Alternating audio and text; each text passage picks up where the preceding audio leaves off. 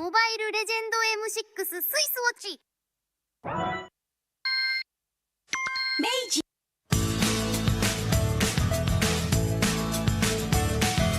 Hello Panda, Hello Panda, semua suka biskuitnya. Biskuitnya enak, isinya lezat, rasa coklat dan stroberi. Hello Panda, semua suka biskuitnya. Biskuitnya enak, isinya lezat, rasa coklat dan stroberi. Hello Panda, biskuit isi yang enak.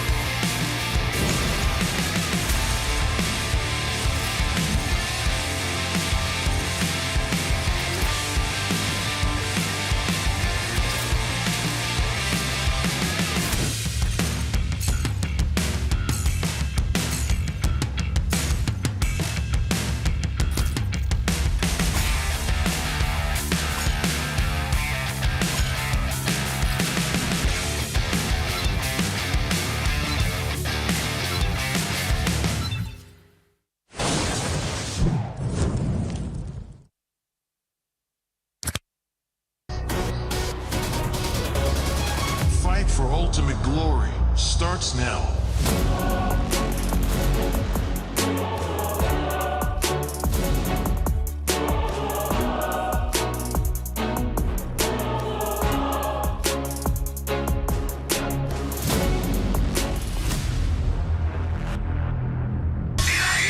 모바일 레전드 M6 スイスウォッチ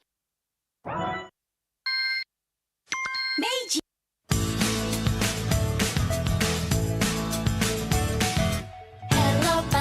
Hello Panda, semua suka biskuitnya. Biskuitnya enak, isinya lezat, rasa coklat dan stroberi. Hello Panda, semua suka biskuitnya. Biskuitnya enak, isinya lezat, rasa coklat dan stroberi. Hello Panda, biskuit isi yang enak.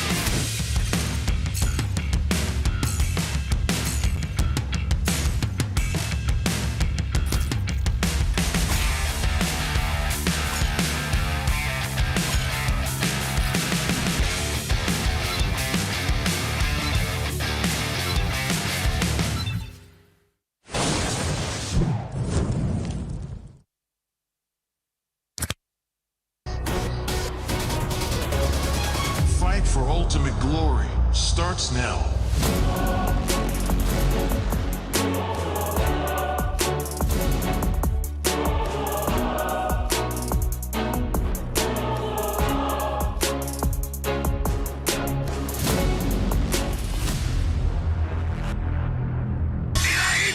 모바일 레전드 M6 スイスウォッチ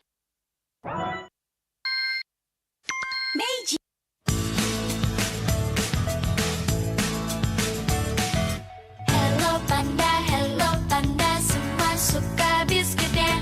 Biskuitnya enak, isinya lezat, rasa coklat dan stroberi. Hello panda, semua suka biskuitnya. Biskuitnya enak, isinya lezat, rasa coklat dan stroberi. Hello panda, biskuit isi yang enak.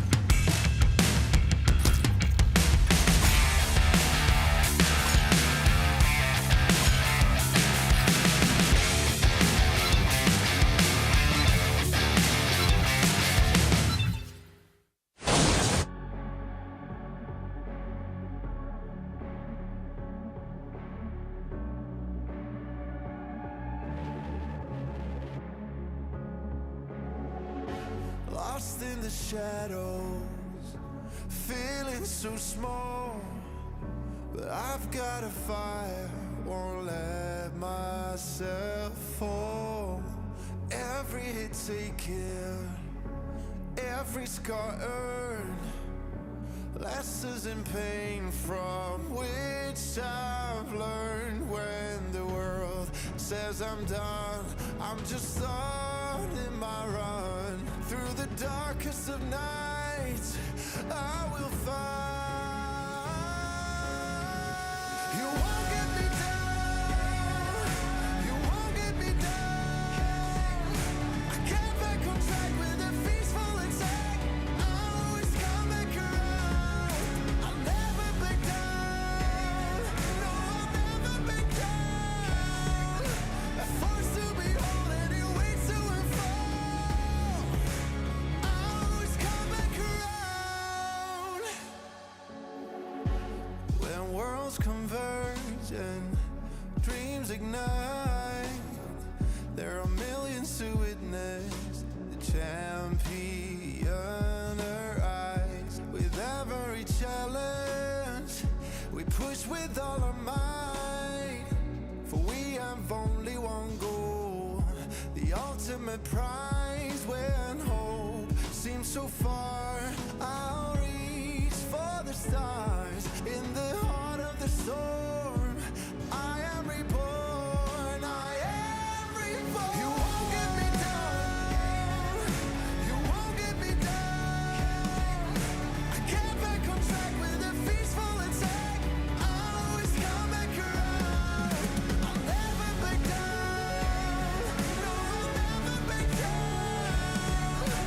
Forced to be whole and it waits to unfold. I'll always come back around. Battle, battle, taking the right, make it, break it, hate it, I shine. You won't get me down, no, I'll never back down.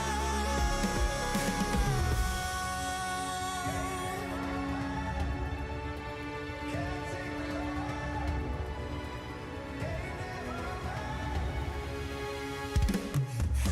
You won't get me down, you won't get me down. I get back on track with a peaceful attack. I'll always come back around. I'll never back down, no, I'll never back down. Forced to be whole and it waits to unfold. I'll always come back around. You won't get me down, you won't get me down. I get back on track with a peaceful attack. I'll always come back around. I'll never back down, no, I'll never back down. Forced to be whole and it waits to unfold. I'll always come back around, always come back around.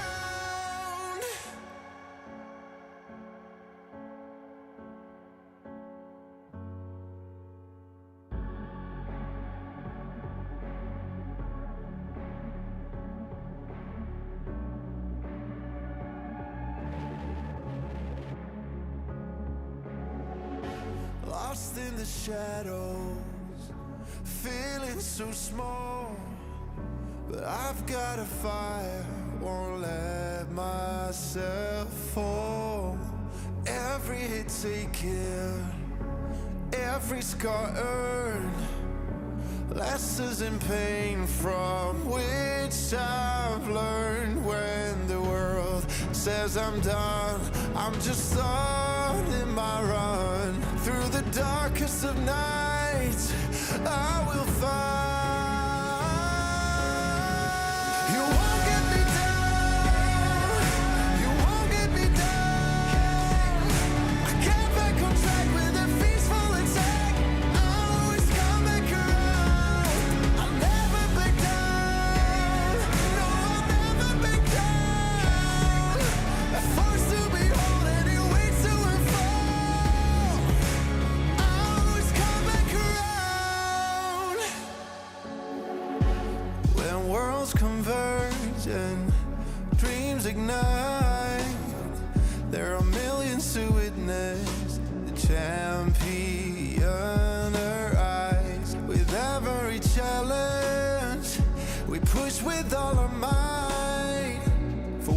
have only one goal, the ultimate prize when hope seems so far.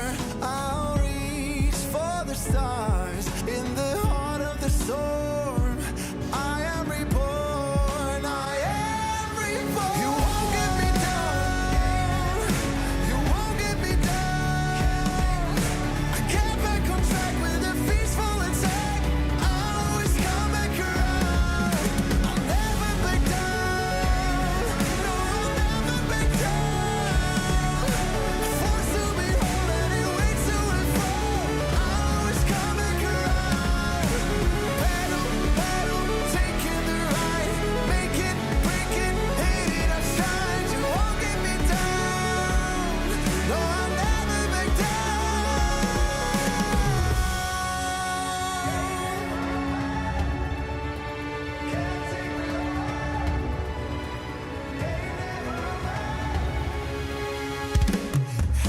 You won't get me down, you won't get me down. I get back on track with a peaceful attack. I'll always come back around. I'll never back down, no, I'll never back down. Forced to be holding way to and fro. I'll always come back around. You won't get me down, you won't get me down. I get back on track with a peaceful attack. I'll always come back around. I'll never back down, no, I'll never back down. Forced to be holding way to and fro. I'll always come back around, always come back around.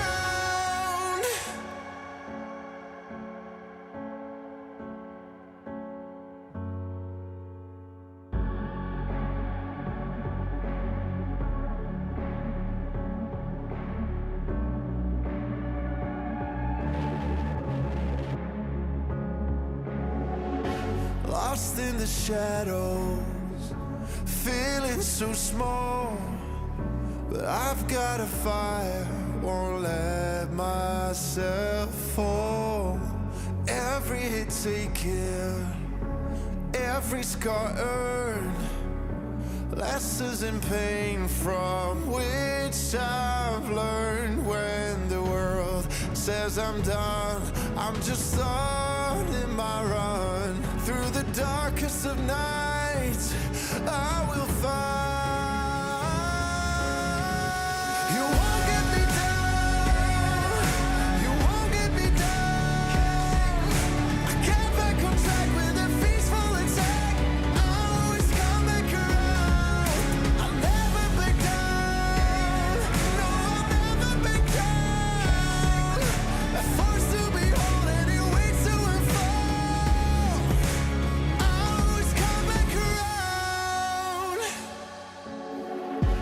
When worlds converge and dreams ignite, there are millions to witness the champion arise. With every challenge, we push with all our might. For we have only one goal, the ultimate prize when hope seems so far. I'll reach for the stars in the heart of the storm. I am reborn, I am reborn. You won't get me down, you won't get me down. I get back on track with a peaceful attack. I'll always come back around. I'll never back down, no, I'll never back down. Forced to be holding way to and fro. I'll always come back around. Battle,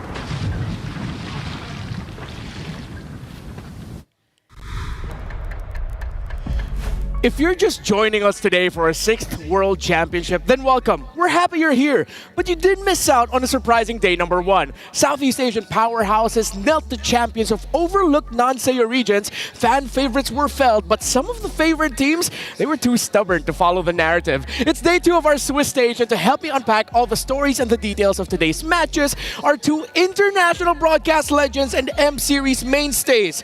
Nothing ever overpowers the man to my left, except for pineapples of the dry desert heat. Leo, how do you feel about yesterday's matches? I watched it from the comfort of my hotel room, and by the way, Moonton always takes care of us. I am feeling great. Today, I am flush with excitement. Day 2 of the Swiss could not have treated me better, just the way you did, brother. I'm very happy that you're joining us here I'm today. flattered. And yes, nothing ever overpowers Gideon Q as well, except for Malahat Pots and phone scammers. Gideon Q, as a Malaysian, how are you feeling going to day number 2? Woo, digging deep on this one. I'm feeling really, really good. I expected day number 1 not exactly to go the way that it did, but at least it's a wake-up call for all teams across the globe that honestly, there is no weak region anymore. Yeah, the world has stepped up to the plate as we aim to be greater than ever. By the way, Renmar Santa Cruz, just call me Renmar, and I like getting overpowered sometimes. So, experience the thrill of gaming in real life. At Kidia's Gaming and Esports District, every detail is a celebration of play and entertainment at Kidia Gaming. We've heard a lot about Kidia ever since the M5 World Championship. More details about that are available online. So, yes, we've touched on it a little bit. Yesterday was, as the kids would say, kind of nuts. With all of the results that we've had for our very first Swiss stage ever, it was just a whirlwind of surprises. At the tippy top of your memory right now, Leo, what's the most surprising thing that happened for you? No cap. I think the opener wherein we discovered exactly how strong S2G is. Ooh. I think that alone set the tempo and our expectations for the days to come. Because if I'm not mistaken, after that victory by S2G, which was close, by the way, I think you'll agree with me, Gideon, when I say it was a back and forth, every other upset became more and more a reality. Well, more and more of reality is a bit of an understatement. I think everybody was a little shocked to see. Some of the kids, they call it a little skibbity these days as well. Because, again, most times, on paper, the stronger team should win. On God. On God. On God. But that just wasn't the case yesterday. And I have to agree with Leo that S2G really showed off their guns this time around against SRG of all teams. I really wish that SRG wasn't on the other side anymore, but that just makes today even more exciting. Yeah, it wasn't just S2G that brought the Riz to the very first day of the Swiss stages.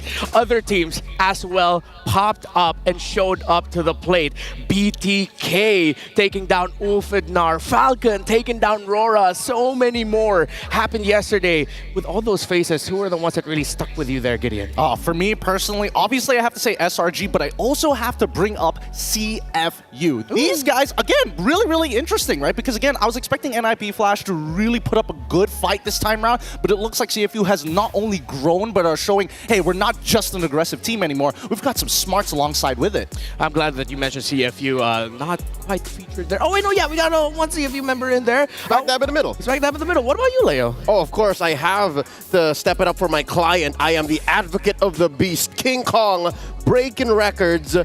As perfect as it is in their debut match in M6. What was that? 1,000 plus in the jungle. Yeah. And the first to hit level 15 the fastest. Yeah, at around 9 minutes, that's how fast King Kong hit level 15. So that was the insanity that happened yesterday on the left portion. That was the first 8 BO1 set we saw. The aforementioned performance of King Kong happened in the Clash of Titans against TLID. The mentioned match by Gideon, CFU versus NIP Flash, wherein at one point, the Granger of NIP Flash had like what, around 12 plus, 15 plus kills, yet somehow they lost. Bro, it was Shinji on that Bruno to pop off. But here we are at the top and at the bottom, the 1-0, the 0-1 brackets. Maybe outside of the Malaysian matches, Gideon, which one there are you looking forward to the most? All right, obviously I'm going to be really excited for S2G's again performance against BTK. Obviously, I got to see how far this team is truly going to go. But the second one that really excites me in the top of that bracket, RRQ versus Team Spirit. Oh. Again, drafting is going to be one thing, but even more so, how brawly is it going to get? That's what a lot of people are going to be watching out for. The brawly brawly meta that we find ourselves in. S2G BTK, well, after the comments of BTK, and we're going to touch on that a little bit later, is our very first match and a very poetic start. We're going to be seeing Falcon versus Twisted Minds, a clash between Coach Lyric and Coach RC, both Filipinos who found success abroad. Mayhem Evolve versus Vamos, NIP Flash versus Aurora. In the second set of matches that we're looking to see later today, any standouts for you there, Leo? Oh, for sure. You can't mention day 2 of Swiss without talking about Ulfidnar versus SRG. This is a grudge match, a year and change in the making. We almost saw Ulfidnar, then known as Fireflux Esports, make it to the grand finals of MSC earlier this year. Is that not a match you want to see? Yeah, I remember the reactions behind the scenes when we saw SRG get drawn alongside Ulfidnar.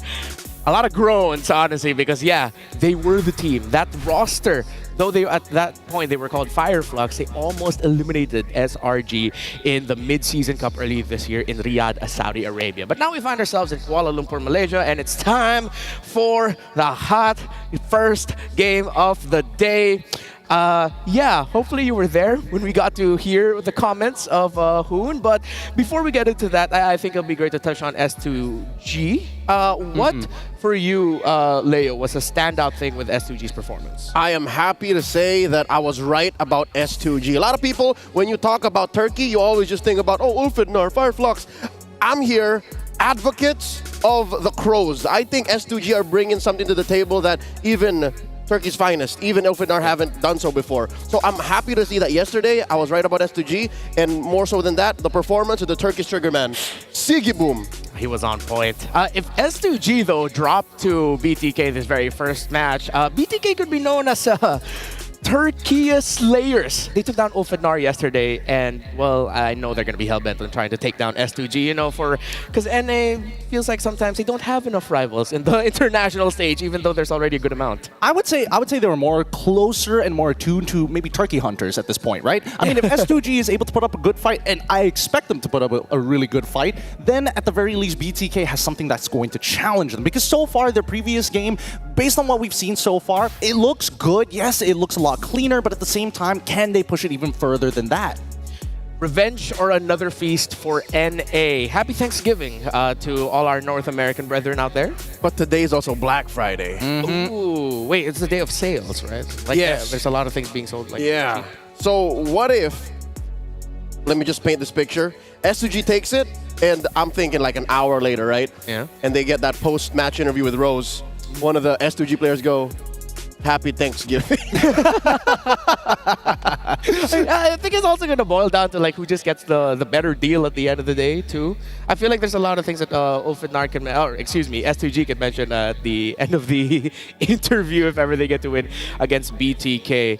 But yeah, I think a lot of people were shocked by the performance of BTK, not mainly because of one thing. They brought back the Fredrin, Gideon, the Fredrin. Honestly, that's not too surprising, right? I think, you know, especially with the meta that we have now, we're seeing people, at the very least, being a little afraid to whip out the assassins. Now it's no more, oh, we have such a big priority pick that we have to worry about. Jushin, obviously, is still in that position, but Ling, Hayabusa, even Suyo dropping down in priority. Yeah, and I wonder if BTK are going to return to that playstyle as we look into some words from a member of S2G. Begin says here, when they won MTC, he didn't tear up, but after beating the MSC champions, he teared up due to his unsatisfying performance and the mistakes he made in the early game. It was a roller coaster of emotions of that game number 1, and I think it's well warranted that S2G were emotional afterwards. Oh yeah, for sure. I'm pretty sure that win yesterday was the culmination of all their hard work, because for the longest time, S2G has been standing in the shadow of Fireflux, in the shadow of Ulfidnar, and now that the spotlight is on them and they were able to get that big upset win, I understand why the young man Begin actually teared up. It's actually pretty funny to think about it, right? Because being in that shadow, for the first time, they get to say, sit down, big brother. Yeah. And, well, for S2G now, I feel like it's the best chance for them to revengeance? No. Avenge? Avenge, there, thank you. To avenge the loss of their brother team. And, of course, in case you forgot, Sigiboom is the actual brother. The younger of brother. Apex 47. Yes. Out of how many siblings again? It's like 10 plus? You know, Like 11? There are 11 siblings. Someone mentioned this to me, like 11 of them in one Close to a family. dozen. Close to a dozen. Yeah, but well, that is 11. But yeah, it's a big family, and 2 of them are esports pros in the global scene. So now, if you are BTK, Gideon, are you gonna go into this and say we're gonna be aggressive, we're gonna get up in their face, or are you gonna play their more Mayweather-esque defensive playstyle that they went for? That's actually a great question. Personally, for me, I think that playing the Mayweather defense probably is going to be a little bit better this time around. We're seeing that a lot of teams, we're seeing 2 polarizing sides, right? Either you're hyper-aggressive, or you are going to slow the game down until you can play towards that end game scenario where there's a lot more free flow and adaptation on the fly. I think we've seen S2G kind of play a little bit of both, but generally, when we are looking at the fundamentals, purely from a fundamental standpoint, I think that BTK might just have this in the bag. Yeah, I've doubled down. To be more specific, I want BTK to hit it like Tyson. I want them to be aggressive. Because of all the teams that we've seen, I think I picked this up from a content creator on YouTube, one of the more informative ones, Yunji, if I'm not mistaken. It's mastery over meta. Yeah. Despite what's happening in the greater landscape of MLBB, if you know your heroes well and you know the limits of how you can push it, you can perform better. That's what we saw yesterday in their debut match. Yeah, so maybe BTK go for the ear, you know. They have an ear fixation, if ever. So, gentlemen, we kind of practiced this beforehand, so time to whip out your PPs. It's the prediction popsicles. So, what's it gonna be? S2G or BTK? I will start off the festivities. For me, my prediction, it's BTK. I'm in on the hype wagon, man. Really? I'm in on the hype wagon, and it's not because they may or may not have promised me a jersey, but I am in on the hype wagon. I've seen enough from BTK. They're ready for this, and they're ready to, I feel like, be a team to get in the heads of another team that will look to be the aggressors, as you mentioned. I don't know about that one. I want to say yes to BTK. Yes, I did mention that their fundamentals have been looking extremely good. More importantly, so their form has been looking great. Personally, for me, I gotta go with the boys of S2G this time round. They put a strong game against SRG, and I think if they just play it a little, you know, add a little polish, bit of varnish, rub it over a little bit, get that nice little glossy shine, S2G will take this. All right, this may be a double-edged sword, but I'm gonna predict for the Crows. Number one is because I really want to see them hit that momentum stride. I want to see them go further and prove themselves, but also I think this will be good for BTK because BTK they're proven to perform well under pressure. So if somebody doubts them, somebody as close to them as I am, they're gonna go, Leo, we're gonna prove you wrong. Zia's gonna look me in the eyes, Manong, I got you. I'm gonna beat him. Did you call me Manong? Oh yeah, no, it's like older brother in Ilocano. We're both Ilocano. Oh, I didn't know that. I know Manong was like old man, but I didn't know that was older brother. That's very cool. All right, so it's time to get to know our 2 teams. Let's start off first with the slay to stay Turkiya Kings of S2G. Here they are. I'm pretty sure Sigaboom's going to be in there, right? Oh yeah, the Turkish Trigger Man is 100% there. Yes, of course. One more player I think we have to note is Kazue. Yes, he did bag the MVP performance last night, yesterday, morning, afternoon for some of y'all watching from around the world. But you see how he did not die on that Suyo? And even sometimes how deep he would be, like underneath tier 3, trying to find Kill, trying to find Stormy, trying to find Innocent. This young man does not pick fights. He picks spots. And they got to pick their spots perfectly up against a team with a simple goal to make America bang again. It's BTK up on your screens. Gideon?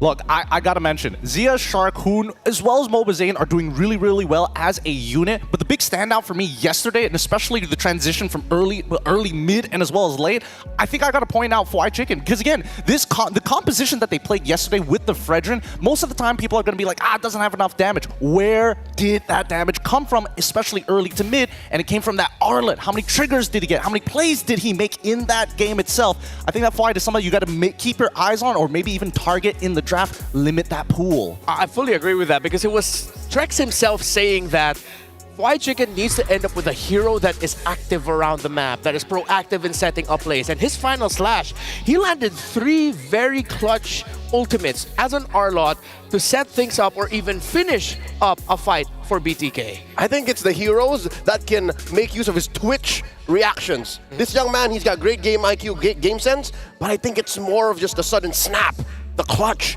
that Fly Chicken can take advantage of. All right, I gotta ask, gentlemen, which one of you do a better Mobazane impression? You want to try? Oh no! I mean, I'll just talk the way that I talk, right? In the past, I tried to rejoin Hoon and Shrek, but they kept saying no. I had to beat them a few times. I left the previous org because they kept speaking Tagalog, even though they could speak English. It just didn't feel comfortable. And we asked them about what made him reunite with Hoon. Very valid. Very valid. That is a very valid concern. But now I'm pretty sure Mobazane is definitely feeling like he's in cloud 9 with him being here on the world stage. Oh, yeah, I'm sure he's very happy about He's it. at home with his Ohio brothers right now. Like this stage, this is what he's used to. I think Miracle mentioned how this is a very M3 feel-in tournament. That's where they kicked a lot of butt. Yeah, and let's see, if they continue their trend of beating Turkey teams, maybe then they can say, oh yeah, it's back to M3 form for us. By the way, the MLBB Rising Open QR codes are there on your screen. You can also use the redeem code MLBB SPEC. It's gone now. I got it. In just You got time. it? I didn't. I scanned it with my ROG phone. You already got the 9? Fast. It's that fast. It's that fast? Holy. Okay, let's go into the drafting phase. As fast as the ROG Phone 9, it is time. And what are the main picks that you're looking out for here in the very first phase, Gideon? Oh boy, I think a lot of the main picks, it's really tough to say because based on what we saw yesterday, right, the draft is such an integral part of the Swiss stage. As good as your fundamentals are, you need to create an advantage for yourself. And I think that right now, from S2G, I really want to see how deep their pockets are. We're already seeing first pick Suyo, and you put it, you mentioned it yesterday, if I remember correctly, about having, it's not just about blue side, red side, it's the following picks that matter a lot more. Yeah, and the follow-up to the Suyo, it's the Bruno from BTK and the Eve. I feel like for a very strong team fighting team, those are great picks, but I love that they prioritize the Matrix on SCG. Matilda, where's the Matilda? Aka? It's gotta be. Hopefully. It's open. Oh, by the way, Turkish Trigger Man gets it. See? Back to back. Signature picks. It's gotta be. Come on, Pagu. I think they have to decide between the Choen as well as Matilda, right? Both providing two different use cases, but at the same time, we've seen how Cho has been devastating games. You got it right on the dot. It's going to be the Matilda this time around. They prefer the mobility. Yeah, the first 3 picks of S2G Scream. Yeah, we heard what you said, and we're kind of pissed off about it. But hey, my theory is right. I said BDK yesterday. You know what? Go ahead and pick the Fredrin again if you can, and it's a great lineup for a Fred to shine, honestly. MOBA Fred. Best part about that is just because, you have a Matilda, I'm going to lock you down just enough so you lose out of the guiding wind. Ooh, okay. So let's see if that Fred will do well here. Wait a minute. Mobazane's actually half Turkish? That's a fun fact for you. Maybe from his mom's side. I remember him having this conversation with him. Whoa. So hopefully we get to hear Mobazane speak and drop some Turkish phrases from time to time. I don't know, maybe. That fist bump is going to be real awkward. Yeah, it's like S2G is going in there expecting like, we'll speak to him in English. Like, wait, did this man just speak to us in Turkish? Okay, so Glue gets taken out by BTK, and honestly, it makes sense when you have a tight formation around an Eve, around a Fred, and a Bruno. A hero like Glue who can mess up formations. You'd rather not go up against that. Yeah, Glue in the past 24 hours of Swiss has become a breakout hero alongside the Grangers, alongside the Joys, suddenly becoming more and more in demand. I don't know. I feel like, again, the fact that Glue is getting banned out in the second half of the phase, there's no pick that warrants it other than the Fredrin, who's going to generally struggle with it, especially around neutral objectives. There is a possibility that they're looking to set up for maybe even a Phoveus. There's already plenty of dashes on top of the Matilda as well. But the fact that they're banning out the Arlet and as well as Cho, really good stuff coming from S2G. Yeah, now you take away a very proactive EXP laner that could fall into the hands of White Chicken. Honestly, if BTK just want to box, honestly, instead of going for something tankier, they can go for something more duelist. Yeah, somewhat duelist in the Phoveus as an EXP lane. Easy triggers off of the guiding winds. Yeah. Whatever you end up in the XP lane for Lunar should be a 50-50 at best. But the one thing I don't feel and I don't vibe with in the Phoveus is it's not a White Chicken hero. You know what I mean? Like there's no clutch. What? There's no clutch to it. You know where he's coming from. Oh, okay, it's true. It's true that you kind of see him coming at you, but I think that he's a very unique hero in the way that you play those clutch moments because it happens so quickly. You have such a small iframe. And it lasts so long. Exactly. He can live right in your face, close up the gap. I see. This means 100% of the last pick for BTK. I think they're going to go tanky again, especially for their roamer here. You have 3 tanky frontliners because you're not going to make the Fred go frontline. The Phoveus cannot frontline alone. The Phoveus needs someone else with that. So Edith is the pick here for S2G. Great pick. Shark is proficient with that hero. Paired it up with an Eve that could have been a nightmare, so they take it. And they take the Valentine as well, covering their magic damage bases. It's a well-rounded lineup for S2G, but it is the Guinevere of Shark in the roam. Interesting. This is really interesting because Hylos would have been the perfect pick, but it already got banned out by S2G because of their foresight. With this Guinevere, now you have 3 triggers for the real world manipulation to pop off. I feel like we're gonna be seeing a lot of brawls, a lot of fights here for this very first one. So, Ingon and Naisu, take it away. Thank you so much, panelists, breaking it down. The new version of the We Bear Bros. Now, welcome to the caster desk. What is up, guys? I'm Naisu, and joined with one of the newest additions, just like we saw yesterday. We had Brigida. Now it's Ingon. Ingon, how we feeling, man? Daddy, I feel great. I'm excited to be here. The venue's awesome, and of course, our first match is going to be so hyped up. It's going to be hyped up, man. You know, day number 1 was quite the interesting opening day. I think good luck to everybody's guest coins this time around because I know mine were in shambles, but to kick off day number 2, I can't wait to see what unfolds for us. Jumping into the Land of Dawn shortly to see how the day gets started. It's S2G and BTK to break things down and get things started. I'm wondering, you know, this is now the second time MLBB has brought out an old pick of his that actually worked out really well yesterday. MLBB Fred. It's the Fredrin again. And actually, this boils back to Leo's point a while ago wherein he said that it's all about mastery instead of the meta. If this is MLBB's mastery, why not? And work up against a Joy, and this time it's up against Suyo. So let's see if BTK alongside MLBB can actually pull things off once again. You know, I think at this point, too, you have to be able to watch out for this. But also, you guys watching at home, you guys got to watch for the M6 pass because it's now available. You can complete all the active tasks during the event to hit level 75 for free, get amazing rewards, including Claude's battle emote, the M6 Glory Avatar Border, Baksha's battle emote, and the new special skin of Baksha Dauntless Shield, all for free. So make sure you guys go ahead and grab that because the action already starting here once again. Early rotations too, you know, Ingon, what we expected here with S2G. I know right away when you look at even the emblem sets being put into place, this lineup from S2G wants to move around fast. They want to be able to rotate quickly. They want to be able to even utilize the Matilda pick. You know, this is... Oh, and it looks like they're going to make a move here. Okay. Boon flicker out, but Shark goes in with a spatial migration. BTK won't commit to the fight alongside S2G. And looking at the emblem, Zia actually has the Master Assassin, so he's confident going up against Sigiboom down to the laning phase. But the thing that bothers me, or the thing that concerns me rather, is the Guinevere roam. We've seen it. Renege used it up when Aurora played yesterday.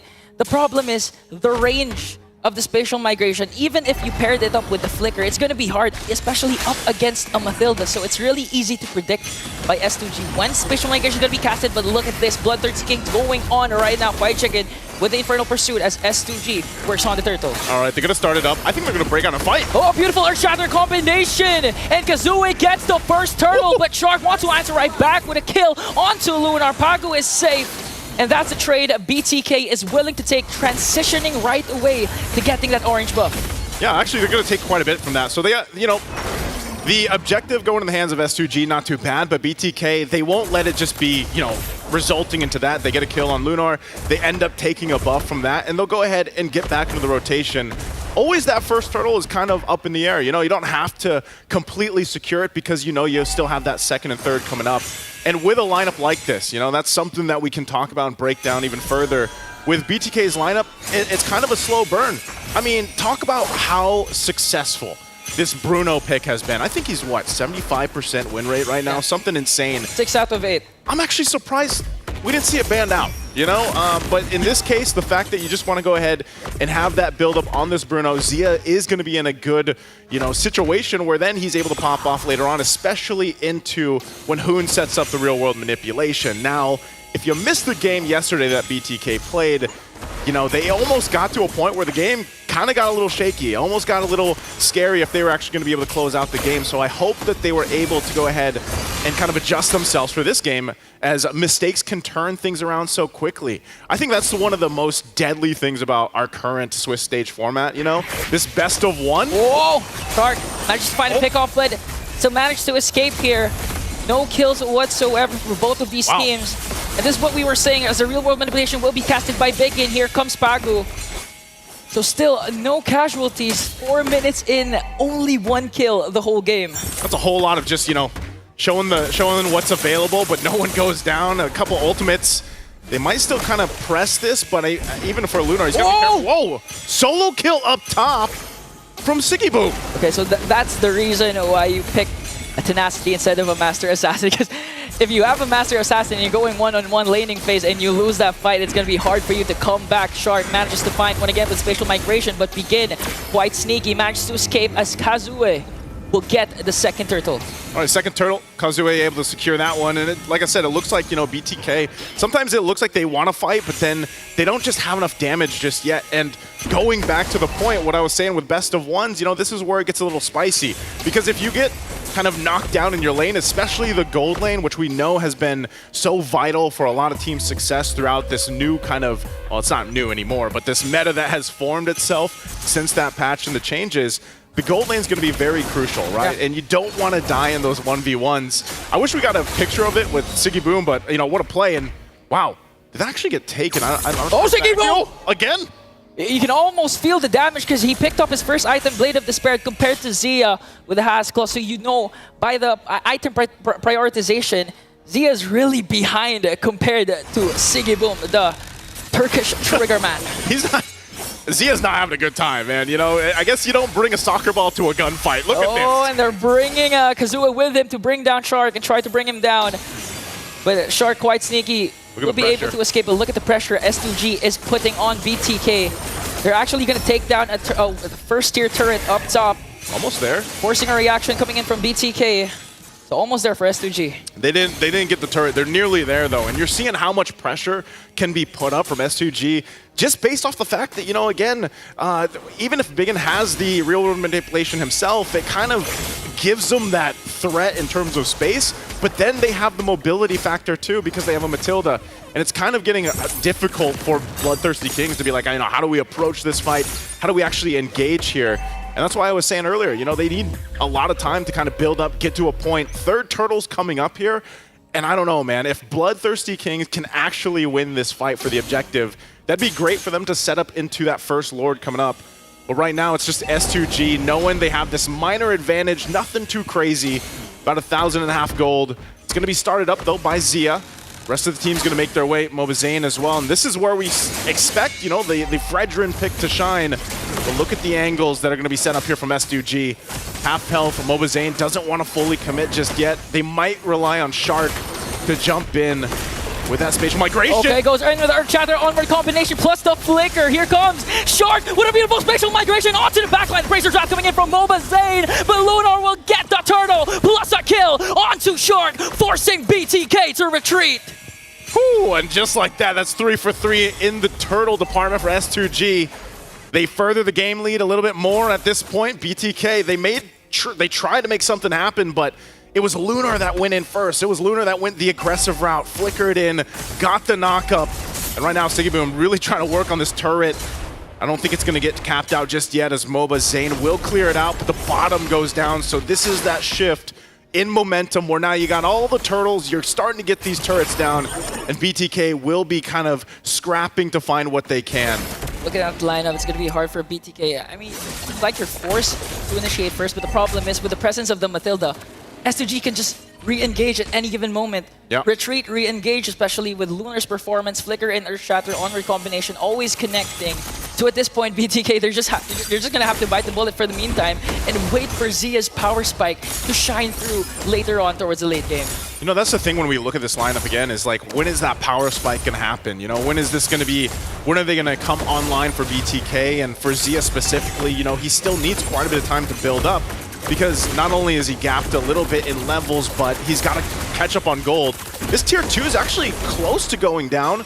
At least Zia was able to push down on the bottom side, but ultimately this is leading to a place where S2G is going to have a good advantage when it comes to the Lord take. Now, all it could take is Shark to get a proper setup. Oh, like that one on to begin, but he's not going to fully commit it because S2G is ready to respawn. Okay, BTK, Zia just picked up his Malefic gun, so in terms of counterattacking, he's actually quite able to do that. Plus the proper positioning needed to do the free hits onto S2G Esports. But the problem is they have a lot of initiations. I mean, Lunar has been phenomenal with the Edith. Even without the flickers, Earth Shatters keeps on connecting. And look at BTK. They had the initiative to go first with the setup, but with the presence of Padu's Matilda, they're thinking twice. They're not as decisive as with what they want to do.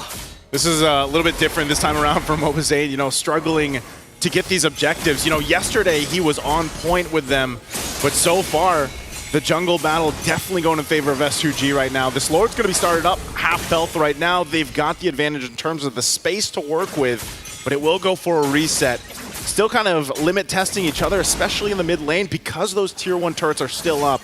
But part of this factor too, S2G can actually whittle down some of the members of BTK, relying on the fact that, again, they have this big power pick in the roam, that Matilda able to really help out. But you can see, you know, there's still going to be respect here from S2G. Even with the lead that they have, that 3K lead, they don't want to overstep. They don't want to get overconfident, because we've seen this before. With the best of ones, the case it is just literally with a turn of a handle or a wheel that can change. Oh, look at the Bennett's Rage onto Shark. SCG, this might be the green light to go and burst down the first Lord. As BTK is trying to just survey the scene, they're trying to decide whether to go for the contest, but the problem is Kazue against Mobazane. Misui has a major advantage when it comes to those 50-50 retributions. Lunar goes in once again. Real world manipulation will be casted by Hoon. S2G Esports will back away so far, but will still continue for the Lord. But Shark will get a beautiful spatial migration combination to set up Mobazane for the Lord's sake, and S2G will have to retreat. And that's what I was saying, man. BTK, they can take it slow and steady, and at some point, the game is going to build up in their favor. You know, you're under the 11-minute mark, but a great show of patience. Really, that's what it was from BTK. They were patient enough to go ahead and get through it, and then get to a point where, hey, we're able to turn things around. Zia is where he needs to be at this point. He's got the Malefic Gun, he's got the Haas Claws, and he can rely on Shark to jump in. That's the thing. How many times does Shark need to jump in to find that proper spatial migration and get things set up for the team? Now it's flipped in their favor. They're going to walk in with this Lord. It should be cleared out pretty well from S2G, but they are going to lose some of these tier 2 turrets. Little trip around from Pagu. They'll deal with the Lord. It's going to go down shortly, and a good push. Also that tier 1, the next focus from Fly Chicken up top. BTK continues to take things in. One of the first times in this game that the gold is, you know, it's slightly in their favor. It will continue on, but they diminished the 3K gold lead. And BTK just proving what the panel was saying a while ago. Mastery over meta. Look at the off-meta picks BTK has. They have a Fredrin, they have a Guinevere. But so far, those two are the key heroes that set up that Lord steal up against S2G, despite the fact that there was a 2-level gap between the two junglers. They have good position, and at the same time, they have a Suyu. Paired up with the Sever Retribution combination, it's easy to get neutral objectives. But despite all that, BTK just got a 2K gold lead against S2G. This is the ever so changing of momentum that we've seen so far in a lot of these games, and right now it's BTK in the favor.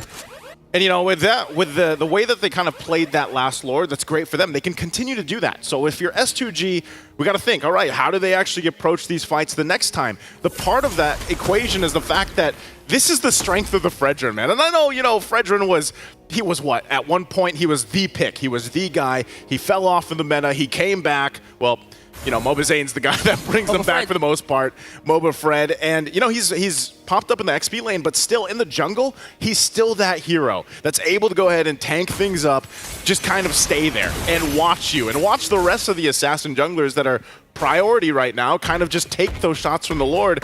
And then next thing you know, they're at half health. And then you get collapsed on.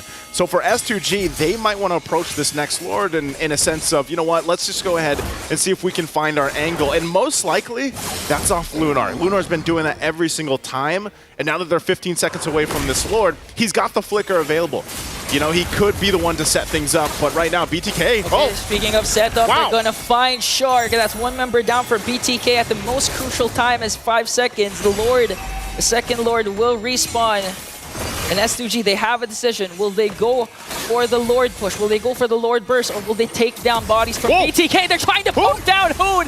Here comes the Circling Eagle, but Hoon manages to flicker out. But look at Siggy Boom, the Turkish Trigger Man with the Renner. Takes down Hoon. Now Mobazane trying to soak up every single damage. Zia, though, quite alive still. But 5 members of SDG are surrounding this second Lord. Will BTK pull off another miracle and steal away this Lord? They're gonna go for it. It's the quarter of the health. Okay, here comes Circling Eagle once again. It's gonna be retribution battle! Sia gets a kill! Zane gets the Lord! And BTK, green light on the attack! Infernal pursuit from Fight Chicken, but he's gonna fall down as well. Moba, Zane, and Zia connected.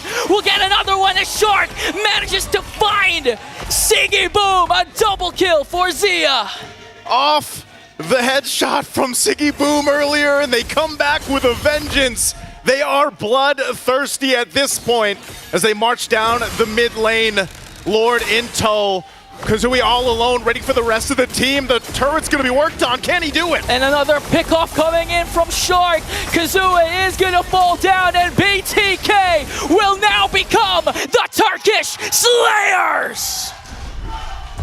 And another victory for a BTK. You can see that patience played a part here in their second game throughout the Swiss stage, bringing them to that 2-0. What a victory for them. And yes, you can see the hype. You can see how good he's feeling. Hey, that's the Turkey Slayers, man. I just told you, first game hyped. What an amazing match. You can feel the emotions coming in from BTK. They want to prove something, and they have proven it. Upping up their standings to 2-0. This is looking good for the whole region of NACT. You know, you can doubt the Fredrin all you want, but you can't doubt MOBA Fred. But also, fantastic game, even from Shark, man. Just incredible game. Hey, happy Thanksgiving to them and everyone rooting for BTK, of course. We're going to throw it over to the panel to break things down even further. Let's see what they think about this game. Well, they went ahead and did it. Turkey Slayers for the very first 2 days of Swiss stage. BTK gets the dub over S2G in a very back and forth game. It wasn't. I thought it would be one-sided at one point, but no, they just kept trading blows.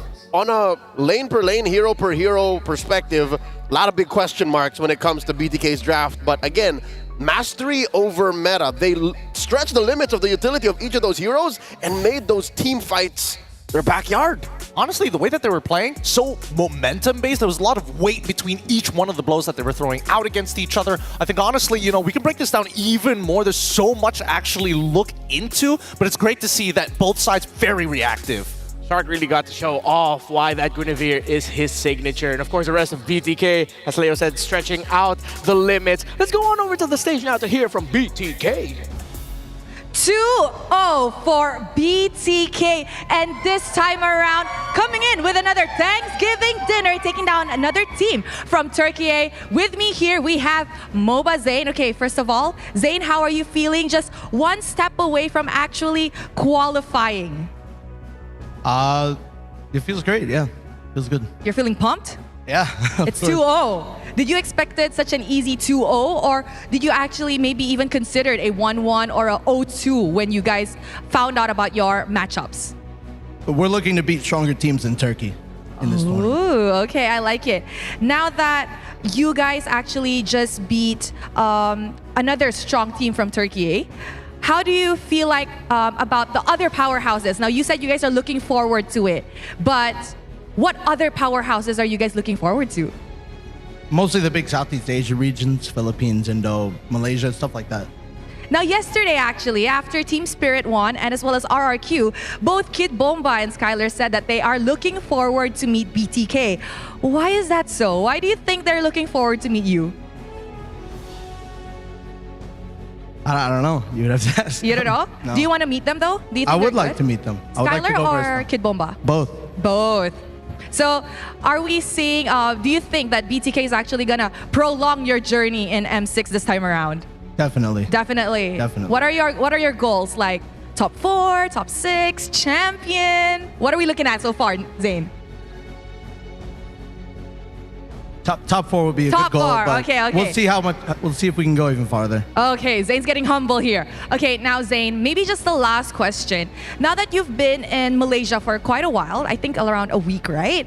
What do you think of Malaysia so far? It's a nice country. It's nice. What about the MLBB scene right now? Do you think they're improving? You know, what about the community? We see a lot of people coming in every day. Yeah, the community is really good. I mean, I come from North America. We never see stuff like this, so it's always a nice sight. Thank you guys for showing up. Yes, that's very nice, Zane. And I'm pretty sure more people will come as long as M6 is still ongoing. And I'm pretty sure people here would also support you guys. So thank you very much, Zane. Congratulations on another amazing win. And with that, let us show it over back to the panel to break down what happened in this game against S2G. More tempered down Captain America that we're getting there. I expected the return of some spicy stuff, but well, it looks like they're just very happy that they got the dub here in what was, again, what we mentioned to be a challenging game for BTK. It wasn't an easy one at all. Again, lots of back and forths. I don't know if it was considered easy. I feel like, you know, it's a heavyweight match, right? It if is. One big punch connects with the chin, you're going down. So confirmed, they did play more of it of Mike Tyson kind of gameplay. Yeah. It was. Wait, what do you mean? I thought it felt a little bit more Mayweather-esque. It was quite defensive at the beginning. Because they couldn't. It was up to them to say, I can hit my haymakers now. Yep. Okay. So it was like you sent Tyson back to the ropes and then, you know, hope that he stays there. Yep. And then eventually Tyson got out. And Went for the ear, instead found a nice rib punch. Yeah. And then went from there.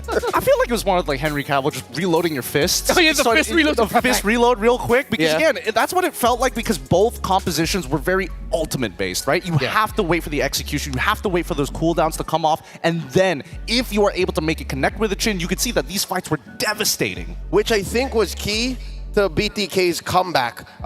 There were multiple instances where Begin could not find Hoon to try and lock down the RWM. And you'll see here in the highlights that there was this one big fight wherein it was perfect almost for S2G, but they couldn't find the RWM, so BTK found him lacking. I mean, there's that, but also the fact that this key moment here is where we saw the big steal, right? Because inevitably, oh, you don't have that RWM. What are you going to do? Yeah. And Shark was able to turn that around. 3-man knock up with a magic thumb, and most importantly, was able to knock up Kazue to allow them to initially steal the Lord. Because look at Kazue's positioning, right? He knows for a fact he's played against Fredrin how many years already. So he's looking at Mobazane thinking, all right, if I get locked down, I'm going to lose this retry battle so quickly. And because the RWM came out so early, that gives him confidence. He's still waiting for that very last moment, especially when the Soul Survivors got nerfed. So getting knocked up like that, you can only focus on so many things at a time. This just goes to show that attention is also a valuable resource in the game.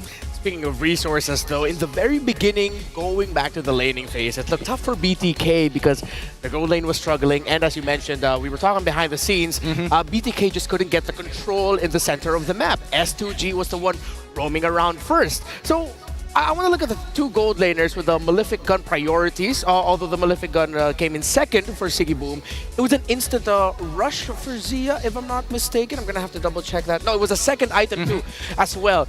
Malefic Gun really does a lot for compositions that will play with an Eve because it adds extra range and extra poke. I think just basically pound for pound, Malefic Gun is an amazing item. It is for tank fighters, the Brute Force Breastplate. So it's perfect for that second item power slot. Other than the what we've mentioned here so far in terms of the mid lane, it's all right. But Divine Glaive Rush actually by Begin, I like that because knowing that he's going up against, you know, the Fred in the jungle. Of course, of course. But the way that you should be looking at it is that if you are going to play compositions of this sort, it's about how much burst and how much range do you need. What is the optimal amount of space of influence you need your opponents to walk into before you actually look for these big executions? I mean, if we're breaking it down role by role, obviously the Malefic Gun is great, but at the same time, notice that they didn't rush it first item, right? Both actually, if we looked at the emblems prior to that, Master Assassin. They both really wanted to win the game. Here, let me just pull up the emblems for you to make it all simple for you guys watching at home here. Because another emblem setup that I wanted to look at specifically was coming in from Shark. So Two Master Assassins coming in from both gold laners. We know that they want to win the lane, but then Shark comes in with the Concussive Blast. Now, this is interesting for two reasons. Number one, you're going up against a double-ranged mid lane, right? Matilda into the Valentina, and Valentina, as long as you don't get knocked up by that magic thump, and if the spatial migration is used too aggressively, physical, no, sorry, not physical, but melee heroes tend to struggle after two Shadow Strikes. So controlling that mid lane was so very important, but it would always cost a lot of health from Shark specifically. Yeah, it's the extra wave clear, the poke as well that you can provide, and to really get the control around the center of the map. But again, it was like highlighted about with how BTK decided to go into this, especially it being a little bit more team fight oriented. It's again, they're throwing it back to an older style, to 2-3 metas ago.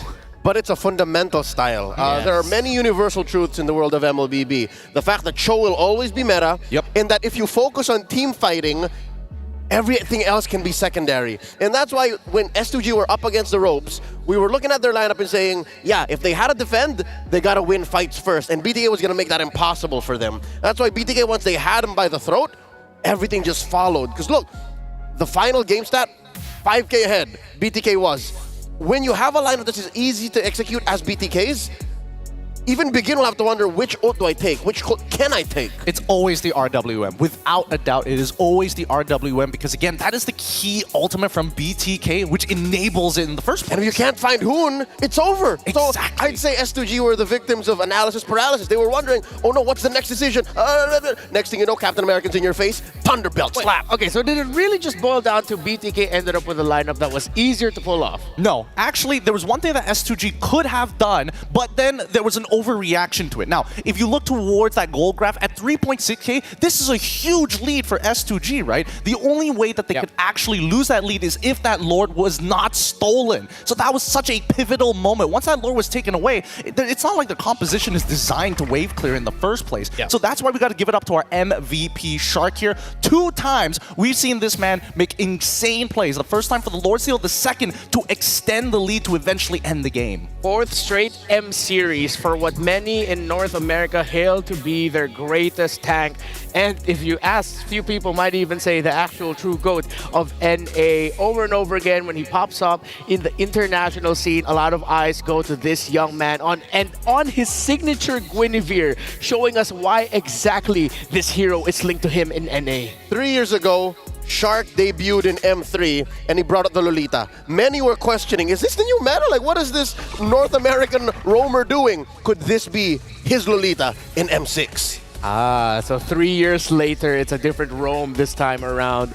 And, well, he really popped off again with the knockups. I feel like that's one of the things that usually happens against teams that haven't seen Guinevere in a while.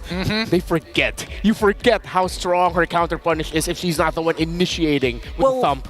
More so, people tend to disregard how much distance you actually get from the thumb. Because most of the time, it's like, if not, it's like half a screen away. You don't see it a majority of the time until it's too late. In that 10, 11-minute clutch moment wherein they stole away the Lord and almost wiped out S2G, Shark used the breadth of his kit. He literally went from, what was that, the orange buff bush, walked it down, went through that pixel brush, and then flickered into the thump, into the 3-man knockup. He literally went from state to state. So, well, there you have it. BTK testing the limits again of their lineup, getting the win over Turkey. Now going to the 2-0 bracket in our Swiss stages, and now a new rivalry brewing for the North Americans. First, it was with Brazil and Archeo Akira. Now it is with the representatives of Turkey. It's Black Friday today, so, you know, there's a lot of things going on up there. Sales, whatnot. They copped themselves a 2-0 slot. Got themselves a 2-0 slot. Good deal. That's a good deal, exactly. And now for BTK, it must be a huge boost. It can't just be like, oh no, we're already here. I mean, come. It's 2-0. Literally, Rose said it best. You're 1 win away from qualifying into the knockouts. And don't forget, it's going to be a best of 3 as well. So really, the challenge starts now all the way. Even if they qualify for knockouts, it's not going to be an easy test. And I think that's a lot of the same mentality with a lot of the teams coming in to the 2-0 bracket. Well, that's only the very first game for today. We have more coming your way. Another interesting story between two unexpected teams to make it into this portion. It's Falcon of Myanmar, Falcon Esports of Myanmar, who took down the runner-ups of MPL Philippines Season 14 in Aurora MLBB versus the unexpected champions, the villains turned heroes of Saudi Arabia and Twisted Minds. I like it. It's a clash of dark horses. And if you know what the history and the reception, the fanfare is from both of these teams from their home regions, you'll know that there's a lot on the line. And we're going to be seeing two Filipino coaches duke it out with their teams. Again, it's Myanmar versus Saudi Arabia coming up next. It was a great start to our very first or second Swiss stage. Second day of Swiss stages for M6 World Championship. Again, my name is Renmar Santa Cruz. We're here with Leo and Gideon Q. We'll be back after a very short break for Falcon Esports versus Twisted Minds here in Swiss stage. Day number 2, it's M6.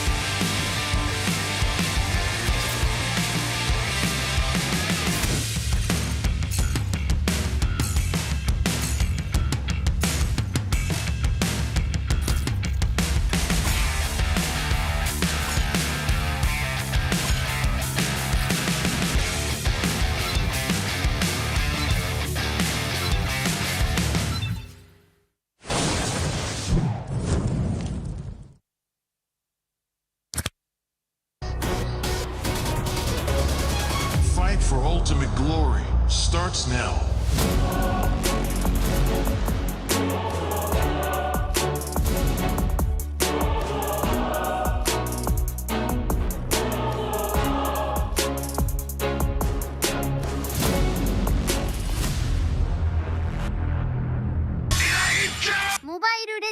M6 スイスウォッチ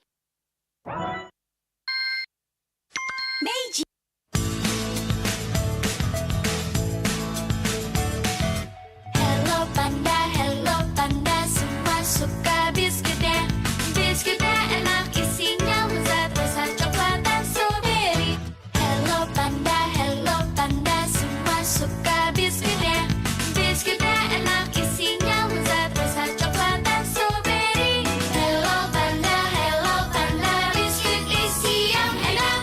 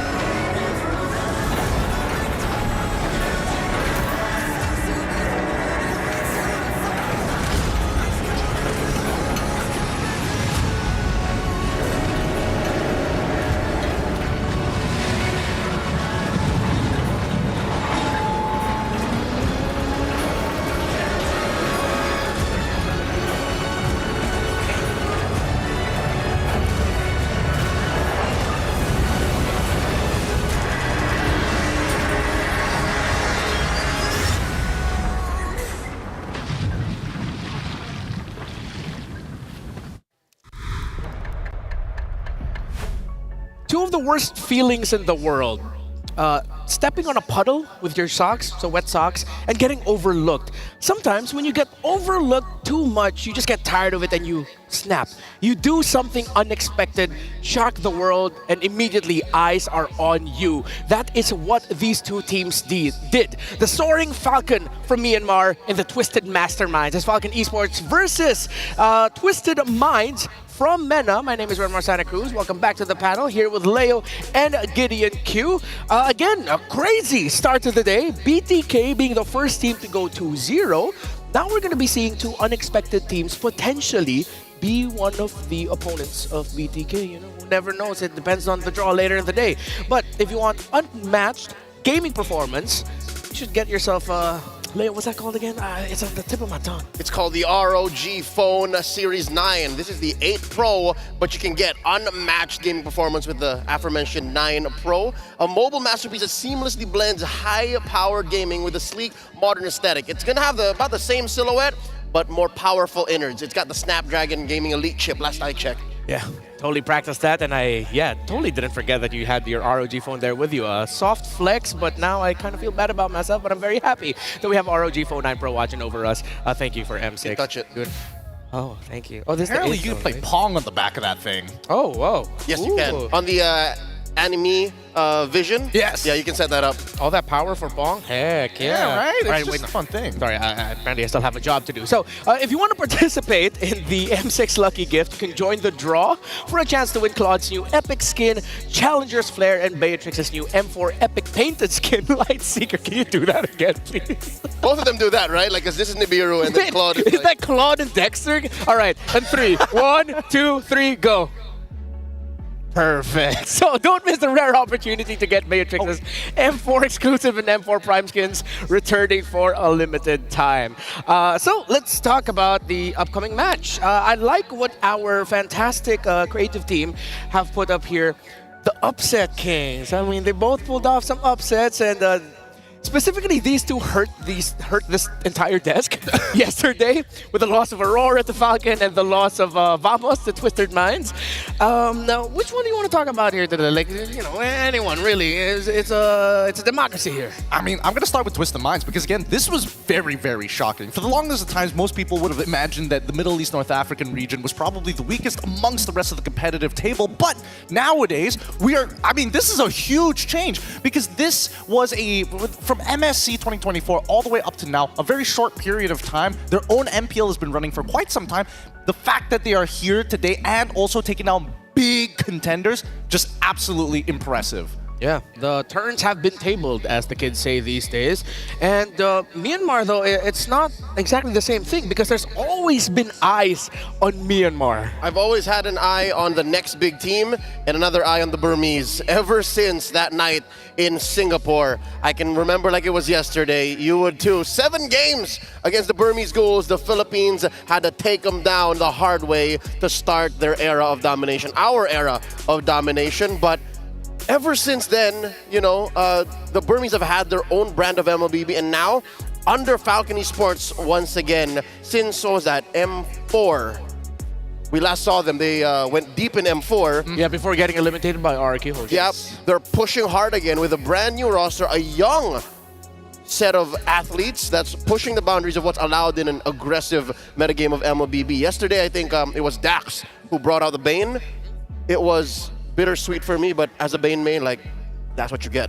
Yeah, I'm pretty sure though we might actually see more Bane pickup, so don't worry about that, Leo. So as much as the family Madrigal would tell me to not talk about Bruno, well, let's talk about Bruno. Here's something from Sanji. A lot of the meta has changed in the past 1 to 2 weeks, and teams are starting to realize how good Bruno is, especially when he has the Malefic gun. I like what he said right there afterwards. Even SRG has lost to that Bruno, and I think that's a good way of telling the world just how broken that combination is. It's a broken combination, but at the same time, it's one of the few matchups that you don't expect, right? Yeah. Again, people have been testing out a couple of new things, and I think number 1 has been Granger. Number 2, people know that Bruno is up there. The question is, what beats him? Yeah, it's hard to come back with the Bruno. That's what Sanji says. But if you get the momentum in the first 5 minutes, you'll be able to win. The funny thing is, in the previous matchup, we got to see the Bruno struggle in the early, and it took longer than the first 5 minutes to actually be able to turn things around. So it's not impossible to beat a Bruno. It's not impossible to make a comeback with the Bruno. If anything, Twisted Minds would know. They had a Bruno yesterday.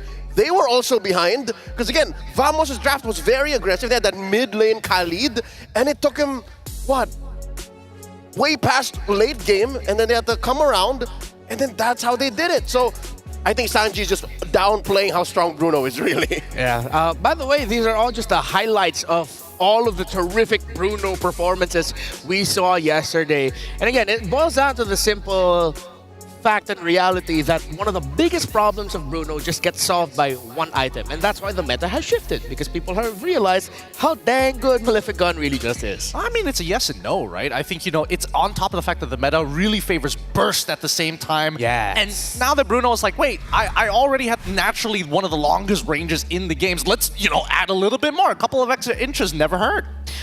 Yeah, so let's now bring the question up in the air of, do you ban Bruno right away? Is it something that if you cannot take it, you ban it? I think they're called units in the game, like the range, but no, I don't think you ban Bruno. I think we are just at the cusp. Deal with it? Yeah, I think we're at the cusp of figuring out what makes Bruno tick, and I give it up until the knockouts before we have to say, yeah, let's just ban it. That's my opinion, because I don't think we've ever seen a gold laner do such a thing. In a way we have. Before Bruno, it was Harith. Exactly. I was about to bring up the exact same thing. But it wasn't a range thing for Harith.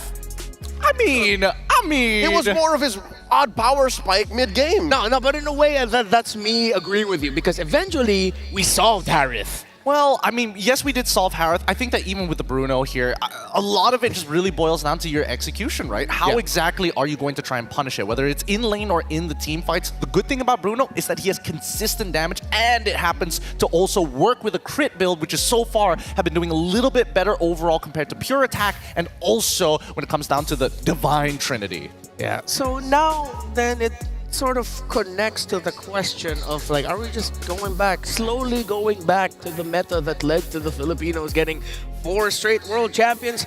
You know what? That's a lot of questions, so let's talk more about the stars of this upcoming match. Let's start it off with the Soaring Falcons of Myanmar. They have an iconic Bruno player in their midst. It's Benny. That's right. Aim high, fly high, flanked by his side laners, Dax and Royal Milk. What was that? Maybe a year and change ago, wherein Royal Milk was part of a different lineup, then called the Phoenix Esports, less than stellar performance at MSC 2023, and he was the weak link. A lot of people would say, oh, Royal Milk, da-da-da, Royal Milk, da-da-da. Watch their games now, especially in their recent qualifier in Myanmar. Watch yesterday, watch today. Royal Milk will open up the map. Royal Milk will allow for Dax, PX7, and of course Benny to start rolling. You know, something about Falcon Esports tells me they are a team that just know how to acupuncture. Well, they know how to hit the perfect mark. Yeah. Whether it's in the draft, whether it's in the game, they know how to hit that perfect point to trigger their victory conditions. Now their opponents are going to be from MENA, the Twisted Masterminds.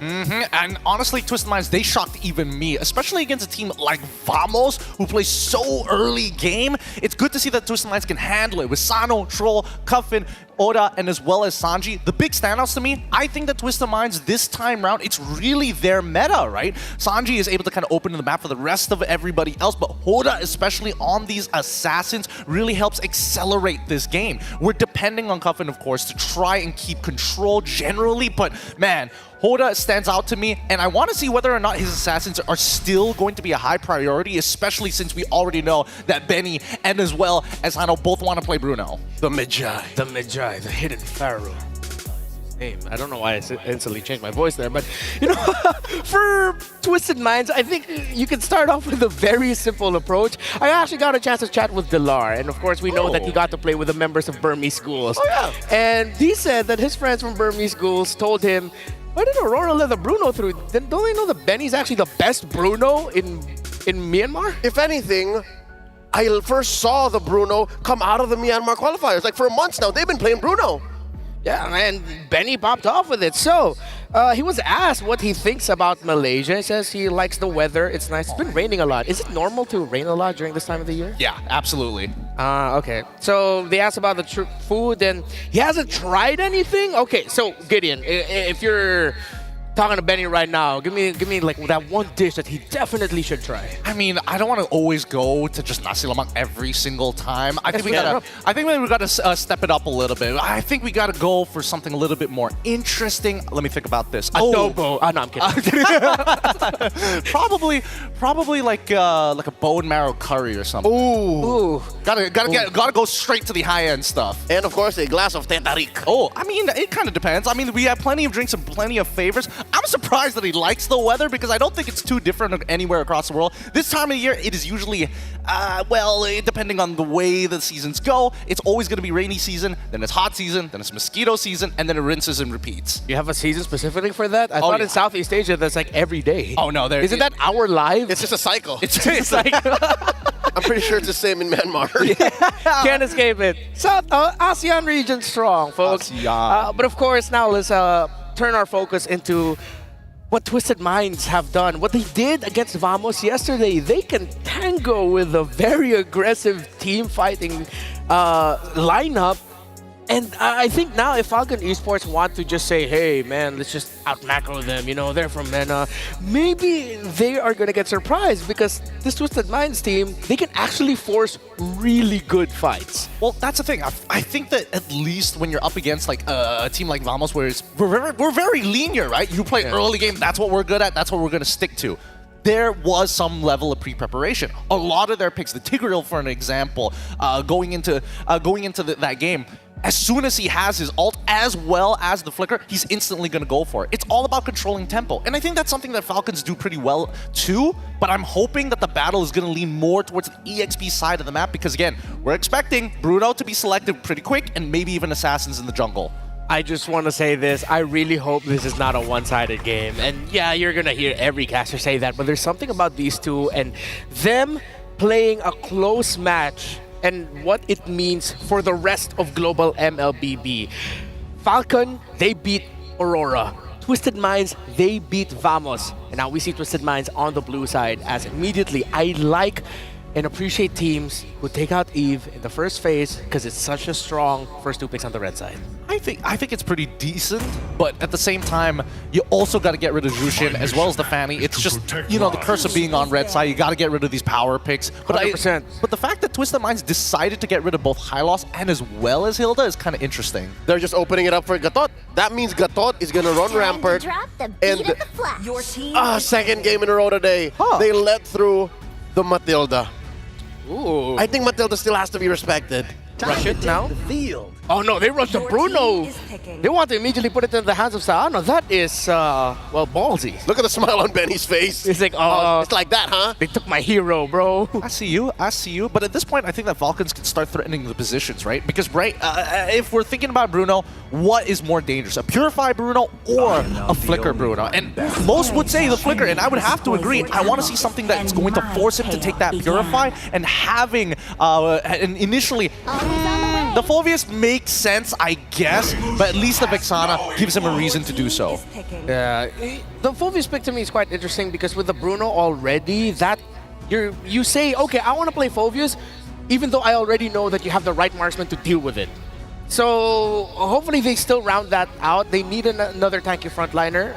It cannot be utility. Weirdly enough now, because of the Matilda on the other side, Falcon might actually have to accept the fact that they need a lineup that can thrive in longer team fights because of the shields of the Matilda. Wow. Oh, but they go for wombo combo for the first 3. Honestly, it's such an honest draft coming in from Falcon. No flex Yeah. pick, nothing. They're just gonna say, hey, we want a team fight. We want to make sure that Fulvius is in front, and if anything goes wrong, we got Tigreal in the back to turn it around. Yeah. Even though the Twisted Minds lineup is still also quite honest, there's a little bit more of trickery involved with who gets the guiding win. But as far as we know, it's Matilda supplementing the Alpha. Yep. And the 50-50, I think the fact that Coach Lyric and Coach Daliot confirmed their jungler, they understood that whatever Dax picks up, the Matilda and the Alpha should be able to deal with. Yeah. So, weirdly enough, the Suyo is still open. The Pain yesterday is still open. Oh, yeah, you're right. Wait, so now I have a question though, I just realized. If you're Falcon, would you consider banning out something like the Aurora? Because I feel like a Twisted Minds having Aurora with them, with the Take Vex and even the Fulvius, the Aurora might actually thrive against those heroes. Actually, 2 picks that I'm interested in seeing. Whether or not the Valentina is going to be thought of at all, or at a bare minimum, get rid of that glue. Because again, that's the only thing that's going to be able to take care of this Fulvius in lane and have some form of hard control against their opponents. Yep, also safety if ever they are telegraphing the Bane. You want things that allow for the Bane to just roughshod hit the CCC in the back. Yep. Yeah. I wonder though, if Falcon open up the glue, maybe they're thinking that we have a Sana in a way who's gonna have like a, he's gonna have the lightning truncheon. You can kill the mini glulets real quick, and at the same time that magnifies the resonant damage that pops off. And if anyone's very close to that glue, then it's actually not gonna be good for Twisted Minds. Might be the bait that they're trying to set up. Aurora. So yeah, Falcon ends up respecting it. What's the Valentina maybe for Twisted Minds, as you mentioned earlier? Possibly. It's right now, there's only 2 valuable ults at this point. One of them puts you in a lot of danger. The other needs an enabler. And the only other enabler that you got right now is Matilda, which is a little unreliable most of the time. Or you can really depend on that Alpha, right? But it's more of a counter-engage tool more so than to extend your lead. Yeah. So at this point, I think that Twisted Minds, it's smart that they're getting rid of at least the Beatrix at this point of time to make sure that that lane is even harder for the side of Falcons. And getting rid of the Nolan to make sure that the pace is going to be kept at a pretty standard rate. Alright, so they take away the burst, the Suyo will be active, so that might end up becoming the jungle trade. The aforementioned Bane, I think for whatever, I think, yeah, Bane is Bane so might actually be good okay, here. yeah. If they pick up the Bane, it's gotta be in red 5. Yeah. My imaginary world. So yeah, I'm sure that's not Bane. Okay, so it's gonna be a 1-1.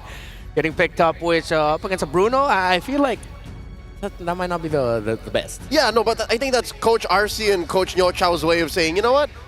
Benny, just get in his face. The Bruno needs time. The Bruno needs like at least a power spike. But the 1-1 plus a Vexana visit, like that should be enough. I don't know about You're this. forcing Troll to babysit Sano.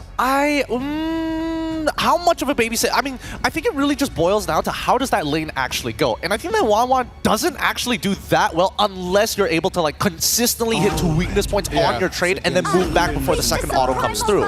Oh, that's actually such a good idea coming in from Twisted. I like the Sicilian here, but the Edith especially, a great way to say, hey, it doesn't matter what happens in my lane. If Wanwan gets a little too close to me, if I get locked down, it doesn't matter. I'm able to slow down the pace of the game to create opportunities for both my Alpha and Sicilian. And a Hayabusa is the assassin pick for Falcon. There are the cores, the main carries, I feel like might be outmatched here. But if it goes very well for them, then they can snowball. But just looking at the lineup of Falcon, this might not end well for Twisted Minds might not end well for Falcon. Tossing on over to our casters.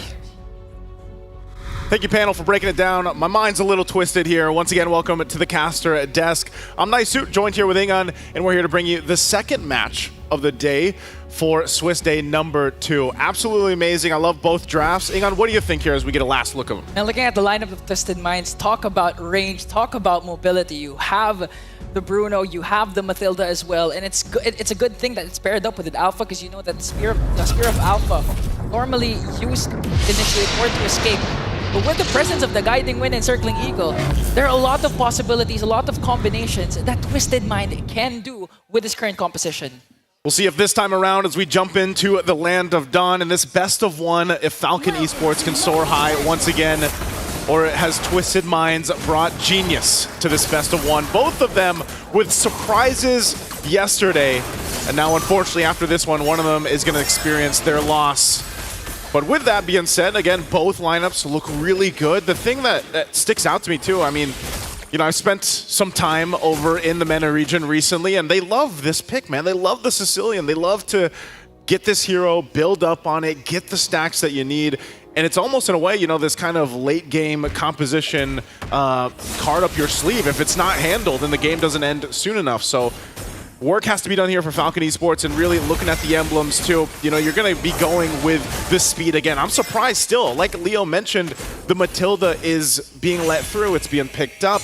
But then, of course, you know, Falcon Esports did get a great roam option themselves. I think both roamers are going to be very crucial to allowing the team to get the upper hand to start off with. But this is the combo that we see so often, man. You know, the Matilda and the Alpha, able to just move around the map really well. Yeah, again, the presence of the Guiding Wind ensures that Alpha can just go in at any given moment, especially for the neutral objectives. And if the Spear of Alpha doesn't connect, there's always an exit route for Twisted Minds. And looking at the emblem set of Sano, he does have, again, the Master Assassin. So in terms of dominating the laning phase, he's confident enough to do this up against Benny. But look, Falcons Esports, speaking of confidence, they go in and bring down Sanji, forcing Twisted Minds to react. But the damage is not going to be enough. Hidex goes in, once again with the Sacred Hammer, just to bring down Hoda. And Naisu, did you expect this early aggression from Falcon Esports? You know what? I did, because both these teams love to play the style, you know, and if they can get that going, Cuffin might be trying to make a play here. PX7, oh, he's going to get one shot down. So a good pickup kill. Twisted Minds will get that one. I'm surprised, you know? And against all that, too, Falcon Esports will get that first turtle secured by Dax. Yeah, and for Twisted Minds, you know, they have the late game insurance again with the Sicilian, but the thing is, you don't have to wait for the late game for the Sicilian to get its power spike. We've seen a lot of Sicilians activate at 10 minutes in, 11 minutes in, assuming that Twisted Minds will play this to perfection. But the problem is Falcon Esports, they know this also, so that's why, as much as possible, they're trying to speed things up. They're trying to catch Twisted Minds off guard. They're trying to twist their minds. They're trying to, yeah, you know, at that point, that might be the play for them. But look at the thing about it too is with Falcon Esports starting with the momentum that we saw earlier on. Again, that's what they have to do. You know, they have to be able to get the foot going because they're playing against the mobility that Twisted Minds has. But also, in a way, it's like a ticking clock for them because of the fact that you have the Sicilian here. And the fact, too, that Cuffin just got an early kill, giving him that little advantage to build up a little bit faster, get the items that he needs a little bit faster, he'll play into that, right? And part of it might be, all right, can we catch him? Can we catch Cuffin down? Because we do want to be able to deal with him. And the fact that he has a Purify, but he can also rely on Matilda to be there for Troll to just pull him out of danger is what's going to be difficult for Falcon Esports to pull off. And again, that's why the fact that they have this Tigreal here, they have the Eternal Guard that they can rely on too for a little bit more crowd control. And like Gideon was mentioning, Benny in the Wanwan against this gold lane matchup. Again, this is the top performing gold lane hero right now, this Bruno. And it's going to be a mainstay for probably the entirety of the tournament. Wanwan in that matchup, you probably need a little bit more care. You probably need a little bit more safety in your lane and play the safe route if you can. You could get aggressive against the Bruno, but you also don't want to be caught out because you don't have those get away from get out of jail free cards like you do with Twisted Minds. So Dax will go ahead and get in position here. Turtle is up. We'll see if they're able to secure it. They do have a minor lead too. Twisted Minds, they know they have the mobility. They know they have the utility. Sanji's gonna jump in, finds three. Finds three, but answers right back with Implosion for Kid X. Trying to bring down Sanji, and the first man down is Kid X for a Twisted Minds. They answer right back to bring down Sanji as well, but look at Royal Milk into the midst of everything, up against four, just trying to zone out Twisted Minds for Falcon Esports to trade for that turtle. But the problem is Hoda is here, but that will still get the turtle, plus the kill onto Hoda. Royal Milk's job the whole time was, guys, just look at me. I'm here, I'm in the air, focus on me. He distracted, Dax. Dax goes in with a shadow. Is it gonna be enough? No, here comes the circling eagle, but he's gonna be alone. There's the stun and the kill for Troll, making things work for Twisted Minds, and that is a huge trade for them as Cuffin goes in with a tackling claws to get a shutdown onto Benny. And that Troll had wings, Ian. Yeah, literally, man. He had wings, he was flying, and I could hear Leo shout "Kaka" over there. But man, I'll tell you what a play and an answer from Twisted Minds. A lot of back and forth, and you asked me earlier, this is exactly what I expected with these two teams. Their play styles, the region themselves love to play like this. Kid X taking a couple shots, and he's gonna have to go heal back up, but ultimately it was a great turtle take an objective. You got to keep that in mind. Falcon Esports has those two turtles in their favor, and it was great distraction from Royal Milk, but there's still that fighting power coming out from Twisted Minds. And the thing is, this is their actual play style. They're methodical. They like to go for those big team fights, and if ever they're getting pushed, they're going to try and manage to find the trade as much as possible, and so far they're doing that successfully. Even down to the drafting phase, they've done it methodically thanks to the help of Coach Lyric. I mean, getting Bruno out of Benny's hands is in fact amazing, and plus the Matilda and Alpha combination that you can clearly see is working for them. But I do have to commend Cuffin. Cuffin has been, Twisted Minds' scapegoat, because the first kill of Twisted Minds, it came from Cuffin down to the bottom lane, and now the follow-up onto the top lane to even out the score to 5-5 and try to diminish as much as possible Falcon Esports' lead. The lead right now, very, very little minor lead. But at this point, if they get this third turtle, if they lock it in 3 for 3, that's going to be great for them leading into that first Lord. Twisted Minds, though, you can't count them out. It's relatively an even ball game at this point. Either team could secure this objective and even secure a devastating team fight. They're going to jump in. Implosion going to catch two, but the counter-attack is there for Twisted Minds, as Dax will get the turtle, plus the kill onto Sanji and to Soda. And now Falcon Esports, that was a heads-up play coming in from Kid X. Despite the counter-initiation that Twisted Minds wanted to do, they got the proper targets during that time. And now they have a 2.2k gold lead with the third turtle. Might even get a hold on this mid lane turret. And Falcon Esports, this time they made sure Twisted Minds doesn't have a trade. That's what I said, both roamers going to be crucial in both the teams here. Their success in this matchup. That time around, Kid X with a massive implosion, able to find the right targets exactly where they need to. And you only got a couple purifies. You have some of the flickers to be defensive with it. But if you get caught out in that implosion, you're most likely going to just go down and be dead, because Falcon Esports lineup too, very front loaded with damage if they're able to go ahead and find those kind of setups. So Twisted Minds will find themselves on the back foot a little bit. Again, they're still able to kind of find wins around the map if they can, but they're going to kind of be forced to also be together, travel around wherever Troll is going, try to stay in that safe area with them as a team, essentially, because they can't get caught out from Falcon Esports. And anytime that flicker is going to be available for Kid X, you know that he's probably going to go for that set. So Ingon, before this first Lord comes up here, how does Twisted Minds kind of get in position to secure themselves this next objective? I think it's going to be hard for them to contest. Again, they have the late game insurance in Coffin with this Sicilian. In any given moment, if this Sicilian pops off, they can actually turn things around and extend the game, but that's the thing. They have to extend the game up against a very aggressive team like Falcon Esports. Here comes Kid X once again, gonna catch hold up, gonna commit the implosion as well, plus the internal guard just to bring down the jungler. But Twisted Minds wants to go for the fight. They're gonna bring down Royal Milk, but look at Benny picking up a kill for himself, gonna bring down Troll as well. And Falcon Esports, that's a trade again. They're willing to take a jungler, a roamer. Talk about perfect timing. You find the jungler, you find the roamer, and Lord comes up. It's free pickings at this point for Falcon Esports. They're going to secure this one. And that's what I was saying. The damage is so front-loaded that if Kid X is just like, guys, I got it. Here's the implosion. Boom comes the Eternal Guard, and then a kill to follow. So Falcon Esports' lineup that they brought to this game is just phenomenal. And Benny, honestly, Benny hasn't had to do too much. You know, he's able to just go ahead and farm up what he needs to do. He hasn't really had that moment where he's doing this game, you know, team fight winning crossbow of Tang, because so far they haven't needed it. Yeah. And Dax alone too, the fact that he is on this Warcry emblem, you know, Hayabusa, that's what I'm saying. Once he just goes and gets those stacks off and then pops the shadow kill, like, someone's gonna go down in that exchange.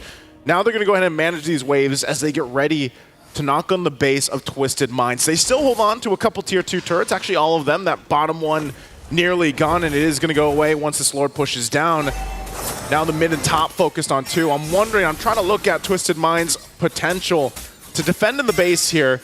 Anytime you have a Sicilian, your base defense is pretty good, you know, especially depending on how many stacks you have. But still, they got to rely on being able to clear this out. It's not a game-winning Lord push. It shouldn't be unless they just get dismantled in the base. So they've got to manage this appropriately. Sanchi will take a couple shots. The shields are going to go down as all 3 holy defenses are popped. Sano finally gets the Malefic Gun though too, but they are ultimately able to defend and keep things together. That's the discipline instilled for Falcon Esports. They know that in order to maximize the first Lord as much as possible, they're not trying to take down an inhibitor because it's almost impossible going up against a lineup up against a Sicilian. So right now, their goal was just to, as much as possible, maximize the Lord, pop the Holy Shields, and at the same time, don't give Twisted Minds, you know, a trade for them to bank on, for them to help extend the lead and eventually enable Coffin, enable Saano. So Falcon Esports, they're going to play the waiting game. They're going to do this by the book as much as possible. Wait for the next Lord. Try to get pickoffs, especially with Kid X. Try to activate Benny as much as possible as well. So let's see how Twisted Minds will react at this time. And this is a little risky right here. Dax jumping in. Wiggy Shadow Kill onto Coffin, but Troll here to save him, and now Twisted Minds are forced. They're just forced to stay inside their base because of the initiations that Falcon Esports can do. It's not just even Kid X's implosion, just merely the fact that Wiggy Shadow Kill coming in from Dax can do the job to bring down either Coffin or Saano at this point in the game. That's the thing, man. He's got Hunter Strike, he's got BOD, he's got Endless Battle, you know, and as the time goes on, that Wiggy Shadow Kill will actually probably kill Coffin the next time around unless they're able to go ahead and defend against it. So more so a limit test, but also, meanwhile, like I said earlier, Benny hasn't really had his moment just yet. You know, he's able to provide a little bit of damage, but now that he's got the items that he needs, he's got Corrosive Scythe, DHS, hold on, top side. Very aggressive play, bringing a Soda with him as well, but Benny, will he be able to pass the crossbow? Yes, indeed! Paired up with Implosion, coming in from Kid X, gonna bring down 2. The next target is Sanji, gonna fall down in the hands of Benny, and as you were saying, we haven't seen Benny popped off Naisu. This is how you do it with the 1-1. Now they're as aggressive as possible, gonna bring down Inhibitor.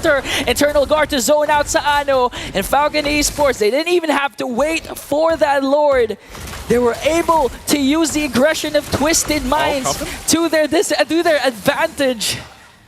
And now it's just 7.9k gold lead for Falcon Esports. As I was just saying, you know, Benny hasn't had his moment just yet. Well, there you go. He got the triple. He made that team fight go in their favor. But you're seeing it. I know they just got the Lord here. They have a massive lead, 8,000 gold ahead. But like we saw just briefly ago, that's what, 180 plus stacks that Coffin has right now. Looking at the replay here, brought to us by Kadia. This is actually insane. The setup potential in the top lane went really well for Benny. The timing of it all comes together, and this is, I'm not sure if we get it more in the replay, but you actually see the damage potential coming out from Cuffin. And again, this Lord is going to be pushing in, but they do have a great lineup to go ahead and try to defend. They have to avoid Kid X. He doesn't have the flicker this time, but the base turrets are going to be worked on, and now the Lord comes up on the top side. They're going to jump in and focus on these base turrets, trying to expose the base the best they can, but look at the clear speed that I'm talking about. Cuffin clearing things out alone just with those bad impacts. Here's the conceal. Okay, they're going to try and go for a pick-off here as they destroy the mid lane turret. One base turret left for Twisted Minds. Falcon Esports still hasn't committed anything yet, but Sachi goes in with Earth Shatter, casting the Primal Wrath as well, but the counter attack coming in from Falcon Esports is just too much. Uigi Shadow Kill paired up with every single damage Falcon can bring will take down Hoda and Sanji, but Royal Milk a bit too over-aggressive there, but Falcon Esports, they got what they wanted. All base turrets are now taken down, and the lead has now gone to 10K for Falcon. Took a mouthful of bats, man, and that's what I'm talking about. As long as Cuffin is fine, you're clear and your defense strengths are going to be there for Twisted Minds. Now, how many times can they do that? We're reaching the point of 15 minutes in the game. He's definitely got more stacks than the 180 we talked about earlier, but that's the thing too. Even the items are being locked in. He's got that Wishing Lantern too, Lightning Truncheon, Glowing Wand. He's where he needs to be, and as long as he is safe in the back line, and if Falcon Esports isn't able to catch Cuffin out, then that's great for Twisted Minds. But that's also the double-edged sword to it. Here we go, 269 stats, 271. He's stacked up. He's feeling good. And so that's the thing. If Falcon Esports, if they do get rid of Cuffin, that's the double-edged sword to it. They lose a ton of damage for Twisted Minds lineup. Yeah, and Cuffin right now, they're even giving the Sicilian the purple buff, so expect a lot coming in from this mid lane there. And the thing is, if they overcommit a lot of ultimates, a lot of battle spells just to take down Cuffin, there's also the Saano problem, the Bruno problem that Falcon Esports has to prioritize later on. But so far, so good for Falcon Esports. A 9K Goldie, they're just gonna wait. They're just gonna wait for this Lord once again, or they can pull off another amazing play up top, like what they did when they used the overaggression of Twisted Minds to their advantage. The circling Eagle Flicker combination just to try and bring down Benny. But the problem is Falcon Esports was able to turn things around. I wonder if that's the play here. That's the IQ play from Twisted Minds. Guys, just give up the Lord. Let's just rely and just put all of our hope in Cuffin, but it looks like they actually want to go for this, but they're too late. Okay, Falcon Esports get the Lord. Implosion once again coming in from Kid that's going to catch Sanji, and Dax all the way to the back line, trying to go for the flank, but Sanji with the Primal Wrath is able to stay alive. Here comes a Winter Playground for Twisted Minds, with the damage coming in from Falcon Esports just too much. Royal Milk once again will be the sacrificial lamb in exchange for Hoda, and a very, very favorable trade once again for Falcon Esports. Oh, Troll going for it. They want to delay the recall from Falcon Esports, but Twisted Minds, they lose Hoda, but they're still in the game. Cuffin's going to be fine. He's going to clear out this mid lane. Lord is pushing down that, so they're going to try to stall it out the best they can. But the fact that Falcon Esports doesn't have Royal Milk, it's a little tough. Dax. Oh! Wow! Gets deleted by Twisted Minds. I just said a while ago, Falcon Esports had a favorable trade. Now it's not. They still haven't solved the problem of how to get Cuffin. I mean, Dax tried to go with a weak Shadow Kill, but the problem was it got instantaneously bursted down by Saano and the rest of Twisted Minds. And this might be the opening as Kid X already commits his implosion. Oh, this might be a green light for Twisted Minds, but Benny wants to answer right back though. The stacks aren't there yet, and Falcon Esports lead slowly diminishing. Oh man, if Twisted Minds just continues to do this, stack up and punish Falcon Esports. I mean, think about how much gold they just got, by the way, with what they did. Yeah, about 4,000 or 5,000 gold. And yes, all the base turrets are down, but you've seen this before. You can actually defend this type of game with this kind of lineup, keep things together. I'm not sure if they're going to be able to get in a position to actually contest a Lord, but if they do, because they showed signs, they kind of showed interest in doing it the last one, they were just a little bit too late because they got to manage these waves pushing in. But if they actually get into a position where, again, a one bat impact is taken down, what, half your health bars from Falcon Esports, it's going to make you think twice. Especially the fact that then you consider the two junglers and, you know, Dax, he just got checked, man. That was literally a punch in the face. Looks like, again, they're just going to have to manage the waves while they wait for this Lord. Who got the purple buff? Was it Dax? Dax and PX7 both have purple, so it was stolen, but again, this is expected from Twisted Minds. You really aren't going to have that much space to work with in your jungle. Okay. So now Twisted Minds, again, the question is, will they contest? As you mentioned, they have the capabilities to do so. A good Spear of Alpha, Circling Eagle, Guiding Wind combination, and just back away. If they don't manage to out-retry, Falcon Esports might do the job, but considering that they have a Sicilian, they can actually just try and defend this once again. Just try to avoid Kidex's Implosion Flicker play. This is where it comes in clutch, too. The fact that they got 3 Winter's Crowns. You got an Immortality for Sanji, and then, of course, you got the Wind of Nature for Sano. So they have so much utility, so much defensiveness that they can rely on. Falcon Esports, given the lead that they have, it's more so of how do they approach the fight? How do you solve the puzzle of what Twisted Minds is bringing with a lineup? And again, part of that is taking control of this Lord, starting it up. You have those waves pushing in on all 3 lanes. And Twisted Minds might make the decision again to just go ahead and wait in the base, but they get close enough. Okay, Troll has the flicker. Here comes Kdex with the Implosion play. A lot of members from Falcon Esports will get knocked up, but Dax will still get the Lord as Hoda will fall down as well. Skill 3 coming in from Sano. They're trying to fight back. They're going to bring down 3. 2 members left from Falcon Esports as they take down Benny as well. Plus Kdex. PX7 is left to fend for themselves. They have a lot of turrets in the middle lane, but Twisted Minds, they have 3 members ready to end the game. Right now, they're going to march down mid lane. They have to deal with the Lord. It's quite a beefy Lord if you see that shot that Sano takes. But they'll handle it well. PX7 also trying to not just let him take it. Oh, PX7 in trouble. Won't be able to get away as Sano picks up the kill. But that might be enough time ball for Falcon Esports because in 12 seconds, Dax will stay alive. A Royal Milk will also respawn. But Twisted Minds at this point of the game, you'd be happy with whatever you get. And in that point, they got 4 kills. Even if Falcon Esports got the Lord, that was the risk that they were willing to take to extend the game. And on top of that, Sano remains deathless. Coffin remains deathless, still has the Purify, I believe still has the Winter Crown. So Twisted Minds can engage once again up against Falcon Esports. We're back to where we started, Ingan. You know, 21 minutes in, it's the stalemate. But hey, Twisted Minds has been doing work. And that is, again, now we find ourselves, you know, swapping some items in and out. That's a Holy Crystal picked up by Cuffin.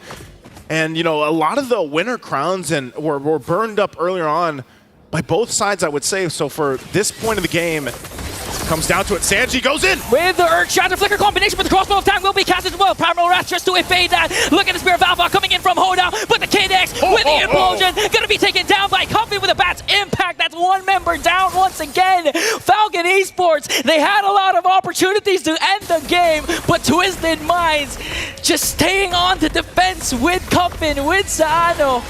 No casualties for Twisted Minds. This is what we expected with 2 teams who just shocked the world watching yesterday in day 1 of the Swiss stage, and now here we are, 485 stacks. This guy is built. He's built diff at this point, Ingan. He's geared up. He's ready to fight.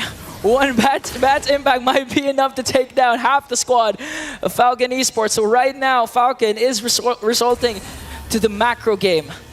They want to try and create split pushes from the opposite lanes. They want to try and control where Twisted Minds can go and get an advantage once again to try and take the Lord away from them. But Twisted Minds at this point, like, they're geared up, as you mentioned. They can take down, they can go all in at any given moment. The part of this is still the fact that managing your waves. You know, for Twisted Minds, they have the Lord this time spawning up there on the top side. I wouldn't be surprised too if Falcon Esports takes a different approach to things. You know, like plays the long side of the lane, puts pressure there for a response from Twisted Minds. It looks like that's the idea. So this is where, you know, the adjustments, the game knowledge, and how you handle this macro decision is going to come into play. That bottom wave pushing in a little bit slightly. Kid X still there on the bottom side too. Benny waiting patiently, and Royal Milk will start to give some of the information. It looks like Twisted Minds will rotate on up. You got 4 Winter Crowns now, plus that Immortality over there. Still the win in nature here. Persano picks up the potion too, and Cuffin, his job with the purple buff is to clear out these waves the best he can. It's really going to boil down to this potential last Lord. Falcon Esports have secured 4 Lords for themselves, but the problem is they cannot fully utilize it because bodies from their side are slowly taken down by Twisted Minds. So if you're Falcon Esports, do you try and bait out the Lord? Do you try and... What do you do? Since you can't go to the backline, since you can't reach Cuffin, especially with the presence of Troll, who is on point, by the way, with how he's playing this Mathilda, because so far his damage dealers are yet to be taken down. Well, look at this. They're actually going to be the ones to start it up. Hoda can't just hold it together, though, because he takes shots from PX7, but also from the Lord. Benny on the bottom side. It's going to clear that wave out. Cuffin is still there, so we should be able to manage it. Lord's at half health. Might find themselves in a position where it has to be given up. Royal Milk still has that Immortality, sitting at half health himself. Here we go. Kid X might be looking for a setup himself with the implosion. Goes in with Spirit of Alpha, but Troll gets the Lord away from Falcon Esports, and now they're mad. They want to go for bodies, taking down Troll as well. Sanji might be able to survive this, but Benny takes him down, but they manage to take down Benny as well. A 3-for-1 trade for Falcon Esports, but Twisted Mind, they still have Cuffin, they still have Zano, and they got the Lord. Is this defable still for Twisted Minds? It is. I mean, the fact that they have this Lord and the waves are going to be pushing in. I can't believe Troll got that, but wow, Falcon Esports, they're going to be the ones to deal with this. Sano and Cuffin chasing off PX7 and Kid X.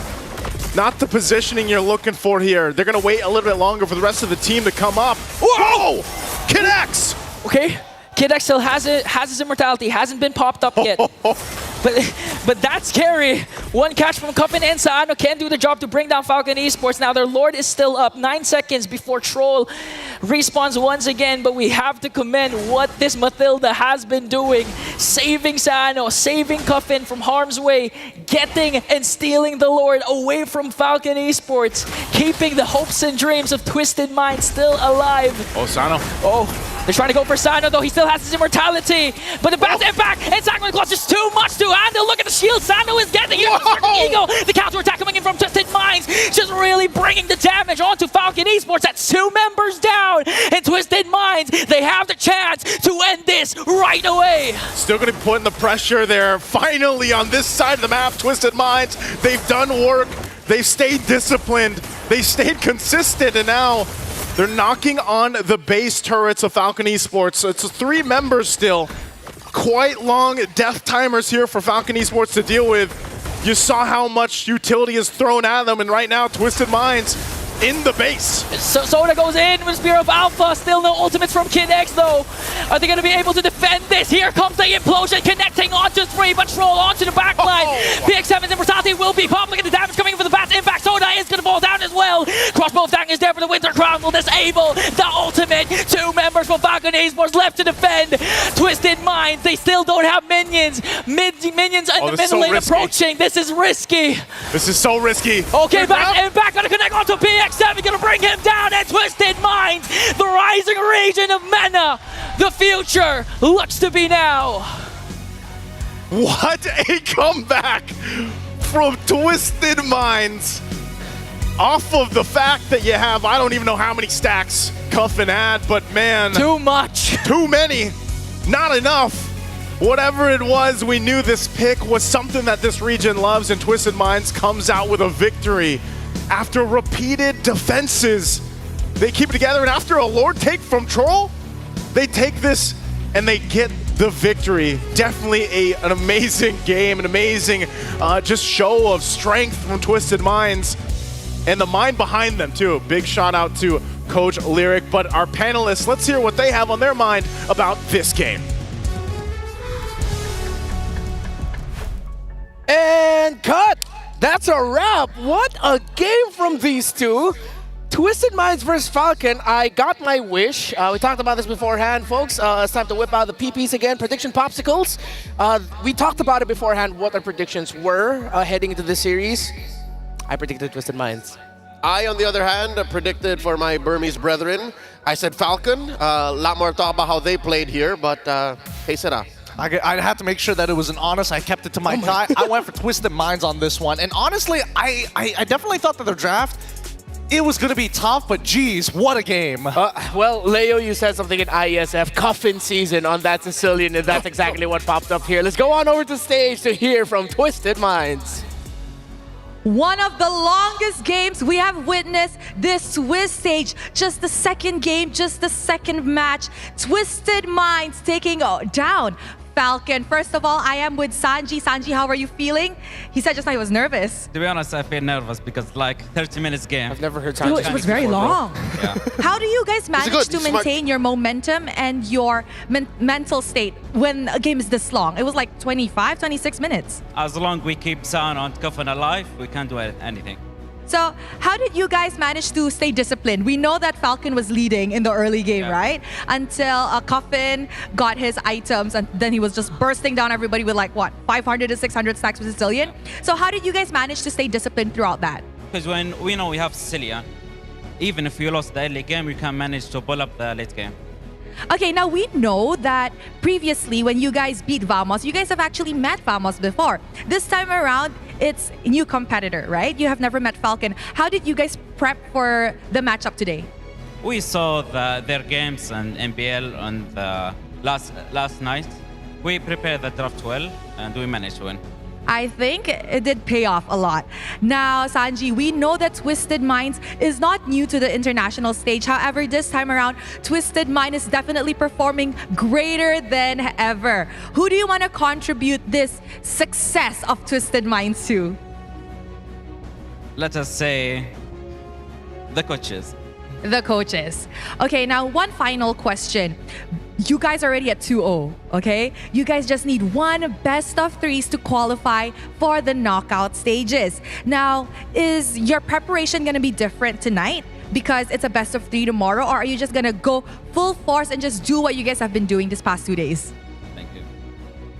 So how are you guys gonna prepare for your best of three tomorrow? To be a long night. Long night. Yeah. Okay, long night, but don't forget to rest well, okay?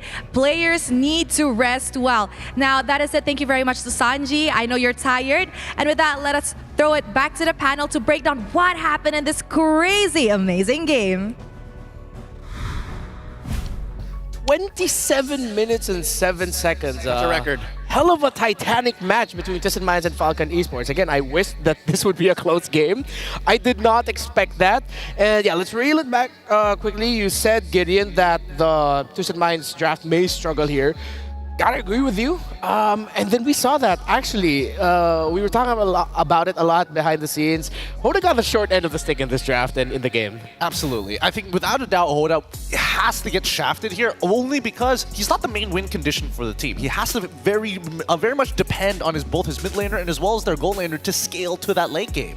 Yeah, and that's exactly what they got. So the sacrifices of Hoda set up deathless games for both Coffin and Saano, and a relatively good game for Troll as well. Hoda and Sanji face a lot of difficulty in this one, but at the end of the day, yeah, it was a Sicilian and Bruno show. But let's talk about what made the Falcon early to mid game much better compared to Twisted Minds. They brought out their signature Burmese brawl playstyle. What was that? A minute and change when they first went in for the kill. Bottom lane sent, but what, 3 or 4 dudes to try and take down everyone in that lane, and that set the pace. Slowly but surely, it was diminishing returns when they couldn't close, and you gotta give credit to Twisted Minds. They understood that, you know, what Sanji said was right. As long as we have Sicilian, we can survive into the late game. And indeed, once you pass that 20-minute mark, it became Coffin season. I gotta credit our good friend Ray Ash for that. He messaged me, hey man, yo, Chano, I'm playing so well. Coffin too. Say Coffin season next time he does well. And here he did. We were watching the timers, right? 15 minutes, 18 minutes, 20 minutes. Chano and Coffin haven't died. So there has to have been amazing communication and map control for Twisted Minds to protect their cores like this. I mean, I would say that the chemistry is a lot better, but also on a fundamental standpoint, we did see that Coffin was very much worried about dying early over to Dax. That's why he was willing to sacrifice like 2 or 3 minions sometimes every single wave rotation just so he didn't give that first blood. If not, chain dying later down the line. But I think generally the biggest problem that we're seeing here coming in from Falcons is the sheer disrespect. They have better engagement tools. They had a much better early game, and not to mention the brawly sort of style actually is more beneficial for Falcons, especially if they're playing towards the gold lane side of the map, because Wanwan uses Inspire. That's a very powerful tool to use early on a short cooldown. If we could have played back the highlights, which would have lasted like 10 minutes, this was a 30-minute match almost, you would see moments wherein, yes, I agree, Gideon, there was I don't want to say disrespect, but there was a shortage of respect when it comes to range, damage output, engagement from Twisted Minds, wherein players like Dax, who yesterday was almost flawless on the Bane, here in the Hayabusa, there was like 1 or 2 moments where like, why would you put yourself as a soft assassin in that position? Yeah, at one point it ended up feeling like Groundhog Day, where Falcon were just like, oh, it worked for us in the first 5 minutes. We can keep it up for 10. We can keep it up for 15. Wait a minute, what is this? Why can't we end it? Where's this damage coming from? Wait, let's do it again. Come on, one more time. What the heck, we're dead? The game's been turned around, and it was just Cuffin and Saano saying, you kept repeating things over and over again. We kept surviving. Well, actually, I can't remember what lord it was, but I think that Twisted Minds actually had a really good opportunity in the game itself, especially when they were funneling into their side of the map. Like, Falcons already had taken the lord at that point of time, and they decided to force the fight onto Twisted Minds. Yes, it was a great initiation. It got 2 Purifies, both out of Sano and as well as Cuffin, but then the trade just didn't make any sense. Dax even ended up dying in the middle of that fight too. Yeah, I think that was the one that you call the 4th Lord of the game, or 3rd? I think it was 3rd, because the 4th one was stolen by Troll. Yeah, right. Yeah, the Matilda. That's another thing that adds to it. And Sano slowly building up his reputation to be one of the best gold laners in the world. You can't just say in MENA, in a specific region, in the world. MVP for this man, 6-0-12. You know what you call that? What? Saudi gold. Saudi gold. Ooh, all right, that's another one right there. Add that to the docket. Content team, you heard that. It's Saudi gold by Sano. I don't know. They might have a new poster board for Kadia at this point. Because again, great Bruno plays. I mean, he was even item swapping in the middle of those fights. And honestly, he could have been like 6-1 there had he not been saved by both Troll and his item swap. As we look at the MVP highlights now, it was very important that the Bruno and the Sicilian survived the major engagements. The fact that he was able to hold on to the Purify as long as possible in some key engagements and making the most out of the sliding tackle. As we were talking, actually, I started realizing, wait, I'm hearing sliding tackle a lot more from these two behind the scenes. And yeah, that's because Sano made the most out of it. And that's the way you should be playing, right? I mean, just look at the way that he's positioning himself. He wants to be able to be close enough to Troll in case he gets tries to get bursted down by PX7, but he doesn't want to stand too close to specifically Cuffin so that both of them don't get caught by that Tigreal. Like, again, you can see that even Sano realizes, wait a minute, as long as I don't get one shot, I could easily just 100-0 people in less than a second. And he can 0 to 100 himself. Exactly. He's still rocking the Haas claws up until the very last moments. The beauty of it. That was the best highlight for that point, honestly. The fact that you already got bursted down, or you knew you were about to get bursted down, and Sano just said, go ahead, give me your best. And he survived, and he sliding tackled forward, took down PX7, and then eventually, that's going to be Twisted Minds getting the victory. Crazy, crazy game number 2. I got my wish, and again, very important now, Twisted Minds joins BTK. Wow, in the 2-0 bracket in our Swiss stages, 1 win away, 1 best of 3 away from qualifying to KO. And you know why this is important? After spending a good amount of time in Saudi, we've been a couple of times this year alone, they make a big deal out of the fact that no team from MENA has made it to an actual knockout stage for an M series. Yes, technically in M4, they did make it through under Occupy Thrones, Yep. but nobody got knocked out in the groups then. So them getting this close to actually qualifying for the knockouts is a big deal. Well, let's not forget that they still have that very final test here. If you want to qualify for this knockout stage, you still have to play a full best of 3 when you get to that match point mark, right? So at this point, yes, we've seen maybe even the best of what they have to offer, but can they do it in a best of 3? If not, a best of 5 later down the line. And it's crazy to see the storyline for Twisted Minds when there were so many eyes on the Medjay Hoda, the hidden pharaoh, with what he did, getting subbed in last minute for Twisted to salvage their MPL run. Now on the world stage, the savior, especially for this last one, looked like the Twisted sacrifice to make sure that Twisted would get that Saudi gold to pop off. A tremendous performance by Twisted Minds to get the W over Falcon Esports, which we'll see in the 1-1 bracket later on in the Swiss stage. Now, let's go over to the next one. What's the next story? The next page. A little bit more Espanol for this one. It's Maycam Evolve of Argentina and Vamos from Malaysia. Latino-flavored, Latino-coded squads. One very specific. We saw yesterday that as soon as we asked for it, Aurora brought out his YSS. And then Vamos almost always is adding their little spice to the metagame. Oh, they always do. I mean, it's a Warlord special. But at the same time, I think that, you know, these two teams have very strong personalities in the way that they play the game, the way that they approach it as well. So it's going to be a pretty fun clash here. I don't know if ICOM is going to kind of pivot off of what they've been playing, their comforts overall. But I definitely would imagine that Vamos is like, guys, well, let's clean it up here. We gotta get to the 1-1 bracket. Yeah, well, it's time to see if the newly minted kings of Latin America and Maycam Evolve can salsa with the super villains from Malaysia. It is Maycam Evolve versus Team Vamos in the next match of the Swiss stages here in the M6 World Championship. My name is Renmar, still here with Leo and Gideon. We will be right back after a very short break. Don't go away. See ya.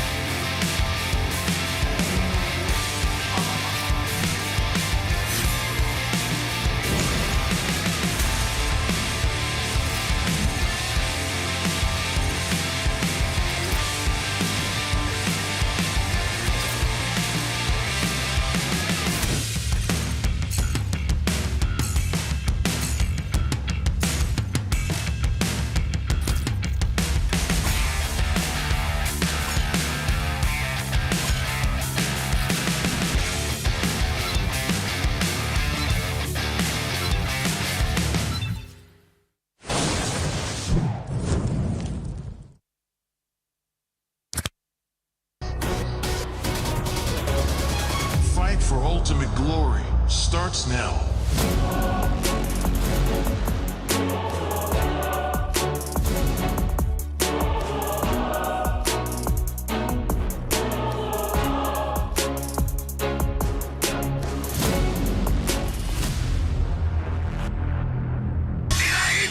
Mobile Legend M6 スイスウォッチ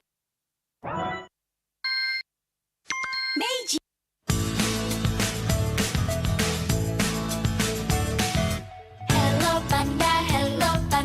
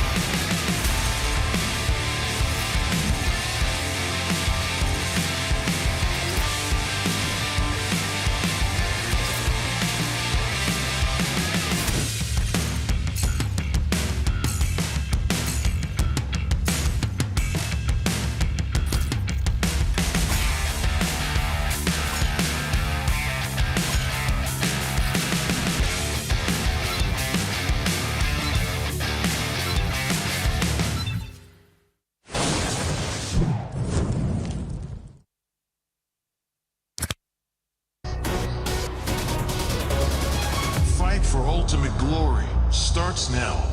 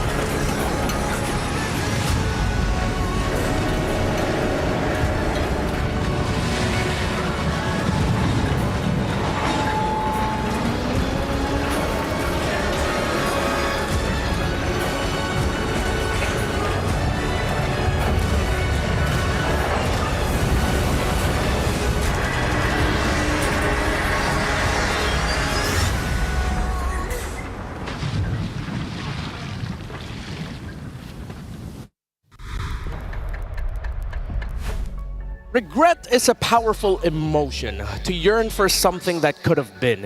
This is the story of two teams who found themselves in this portion of the bracket, 0-1. Regret that maybe they could have done something different. Different pick, different moment.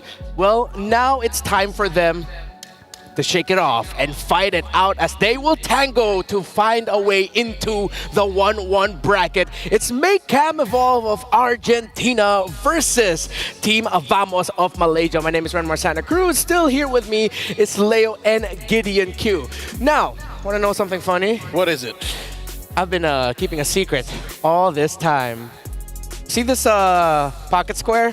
It's actually Hello Panda. I've had it here this whole time. Fuel your game with Hello Panda. If you need something to maybe round out your outfit, Hello Panda. If you need something to fill up your belly, Hello Panda. If you feel sad and you need something to make yourself happy, say it with me, gentlemen. Hello Panda. Thank you so much. I forgot to take a bite out of it. At some point, I was about to take a bite. You can do it now. Oh, yeah. All right, that's good. Great stuff. And honestly, among Southeast Asian countries, most people can understand the Hello Panda. Hopefully. So, you know, if you're from the Western countries and you have a friend in Southeast Asia or anywhere, ask them to get you Hello Panda or find it in your local Malaysian, Indonesian, maybe even Korean, Filipino market in whichever part of the world you're in. By the way, the M6 support chest will be available for a limited time as well. Purchase the support chest for 50 diamonds to get a large amount of pass EXP. That's one of the main ways that I've actually been leveling up my own pass because we don't have time to play games, unfortunately. Use the basic M6 pass to instantly activate the M6 pass, unlock additional pass rewards, and immediately get Claude Challenger's Spark. Don't forget the hashtags when you're going to be posting about M6, greater than ever, MLBB M6, and Mobile Legends Bang Bang. Bang Bang is what these two teams need to do now. They got to come out of the gate and, well, bring their best foot forward. They tried that, but weirdly enough, it wasn't their best foot forward. All right. Contrary, I think they should put their feet on the ground. They should wait for the bang bang to actually happen and for this comeback to be possible, to hit the 1-1 bracket, if you will. They have to exhibit a level of discipline. They have to respect what the metagame is like and then adjust. I don't know. Do you share the sentiment, Gideon? I think it really comes down to the draft because yesterday, coming in from Vamos, having that lead in that mid lane really kind of puts you in that box of I must win the early game to generate any kind of momentum later down the line. But even for Become Evolve, right? The shocking thing is the fact that they're willing to play ultra late game with Yishin Shin, for an example, which feels great when you're ahead, feels awful when you're behind. And when you're up against a team who likes to play the early game, then things are going to get a little awkward here. So this is going to be a clash of personalities and styles if they follow their signature picks. Yep, it's also going to be a battle of mental strength. Which team can recover faster with a good mindset? Or, since this is the best of one, I'm one of those people that really thinks like surprise is the best foot forward. As much as that Khalid mid lane struggled, it was a good surprise. It was just adjusted well to by Twisted Minds. If I am Make Cam Evolve here though, instead of going for the Yisun Shin, why don't you try to match Vamos with that early game? So now suddenly, fans of Vamos, fans of Make Cam, fans of MLBB esports in general are getting pulled in many different directions. Should they stick to the metagame? Should they respect what their opponents bring to the table? Should they play a fast game? Should they play a reactive game? I'll tell you now, one thing that they have to understand is the fact that time is not on their side. This is a best of one. And what you choose to do, you have to go in full send. You can't go back and forth seas. You can't just halfway through the brackets happen, right? Halfway through the draft, sometimes you'll see, oh, they're trying this, and then, oh, never mind. Yeah, it has to be the full commit.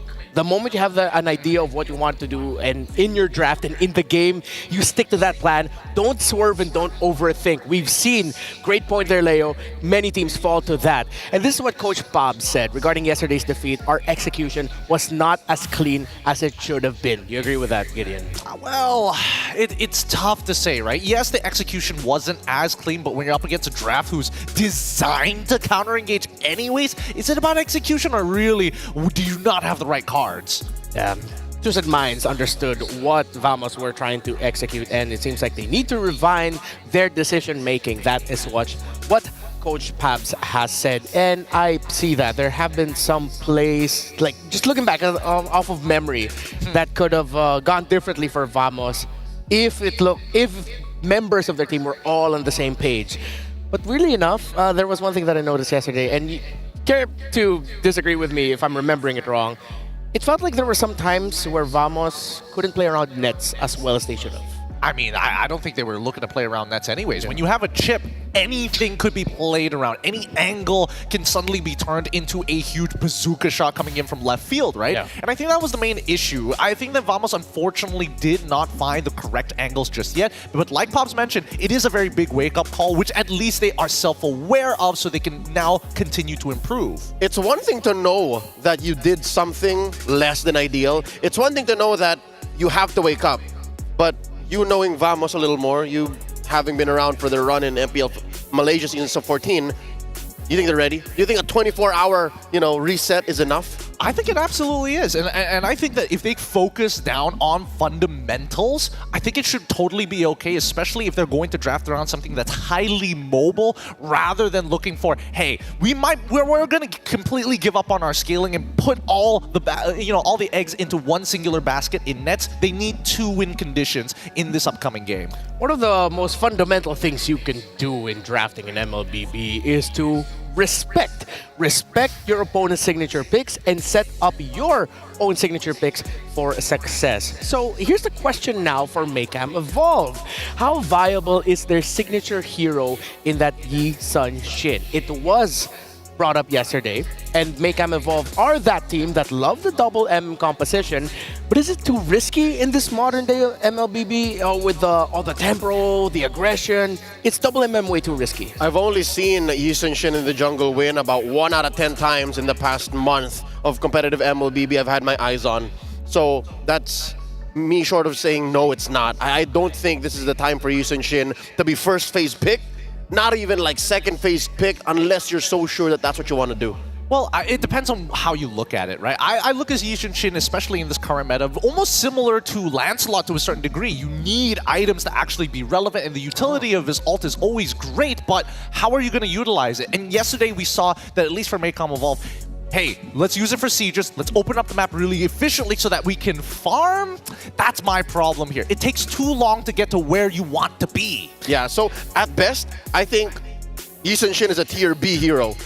Like A, B, C, I missed out S. I think it's B, like at best. Yeah, I would argue, well, add to that I feel like if it's tier B at best, against a team like Vamos, that drops down a tier. There you go. When you're up against someone who plays like Vamos with the aggression that they show up, you need to speed up the time of your self-farming. If it's too item-dependent, your lineup, that's not going to be good. You're drafting to be on the defense. You're basically investing in the Yi Sun Shin for the Earth Shocker so you can see where everyone is, but that's the best you got until what, the 11-minute mark? Pretty much. I mean, let's delve into it just a little bit more, because at the very least, when you are playing a lineup like this, you need 3 lanes that has full control over their lanes, at least hold priority. Yeah. Well, we're on the topic of YSS. Now, let's talk about the team that is known for picking the YSS. From Argentina, the new kings of Latin America, Maycam Evolve. A lot of focus has been put on the jungler, so let's look at the other roles, gentlemen. You're looking at Super Nahuel, Yorokotsu, Marquino, I guess the most veteran of them all, and of course Feishin, not an unfamiliar face as well. You know what? We've been, how do we say, beating down on the whole Yusun Jin situation. You gotta give your roses to Maycam Evolve, though. To be able to go into a tournament like this and bring out your specific heroes that early on, that's gotta demand some cojones, you know what I mean? Like, Yeah, you gotta for be sure. like bold to be able to say, this is what we're gonna do. So maybe today, maybe they hold it back a little, at least for the second phase. No, I agree with you. Refinement of the boldness. Build on that. Not too aggressive into exactly what you want to go for. Respect that your opponents love the team fight and love to get in your face. It's Vamos. And now, this team, it's going to be interesting because I really want to see Chibi and as well as Zorn do a good job in actually helping out the side lanes, right? We know that Smooth is an absolute pillar in his lane. He doesn't need much help unless necessary, unless drafted around, but I want them to play around nets a little bit more. They've done this throughout the regular season of cutting off their opponents early on, and they bleed their leads. The conversions that they are able to pull off usually happens within 30 seconds. We didn't get to see that yesterday. So now will we actually get to see that? One quick question about Vamos though. You still want to go crazy with the Warlord pick in the mid, or do you just go back to the mages, man? No, go back to the mages. I think that it's really, really important. Yes, having control is great, but you need a secondary win condition. And right now, you can't just expect your assassins to be that win condition just yet. There's very few that can do that. Ling being one of them, Suyo to a certain extent, but then you have pickoffs like Hayabusa, for an example, which can't do that as much. Nolan, which only takes maybe 1 or 2 heroes max. Yeah. And now for Maycam Evolve, as Gideon was mentioning about having another carry, making sure that your carries are well built up for. I feel like now for Maycam, your rookie, Super Nahuel, as that roamer, whatever you end up with, just make sure that it's paired up with something great on the hands of Fashion. A good mid-roam pairing takes a lot of pressure for the roam.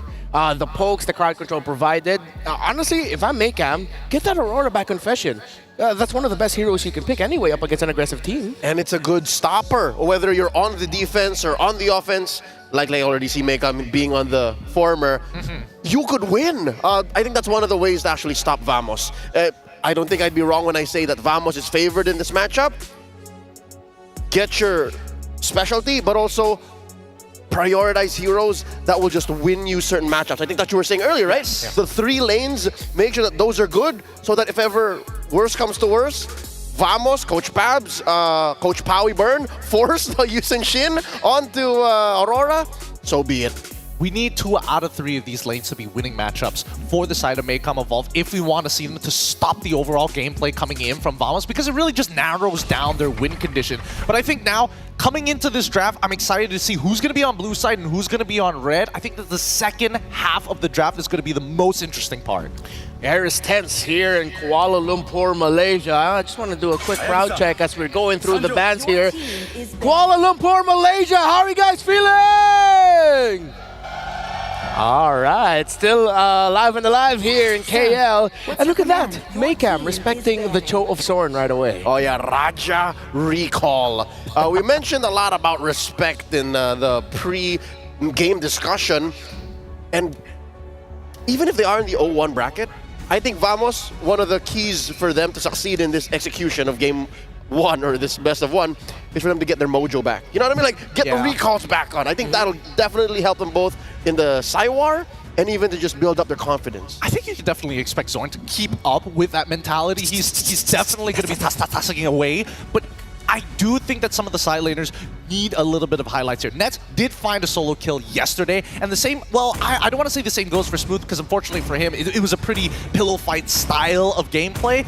I just think that right now, if I'm in Coach Pops' position, what am I looking to do to stop Maycam from actually getting that momentum? And banning out the high loss is a very good start. All right, so you take away a strong roamer that could actually negate your aggression. So I feel like the things that we've said so far, they're acknowledging it. Maycam, make sure that Vamos can't play aggressive. Vamos, you take away the heroes that will stop your aggression. So for the first pick, just chase the Suyo? I mean, Yves is wide open, and I think that unfortunately Suyo is not in that S tier position anymore. I feel like, honestly, a lot of the junglers have their own individual counter matchups, so it's really hard to like first pick them sometimes. It's safer to get it on the second pick swing, whether you're blue or red. And again, as seen in the previous series, you keep it into the second phase entirely. There's the Eve! One of the few times she's actually shown up.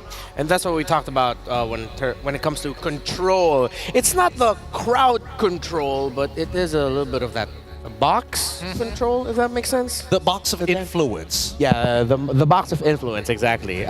Here's a quick fun fact on the man that we've been focusing on in the draft here for Vamos. He's the only player who played in all 14 seasons of MPL MY. What an OG. He is an OG, man. He used to be part of a legendary squad, MYA, the Assassins at the time, and then continued to grow. I mean, he's been part of so many teams, has been loaned out to so many teams just because he is such a great initiator. Yeah, potentially, again, one of the storylines for Zorn still continuing. It's Last Dance Part 2 Final Draft Remix for him.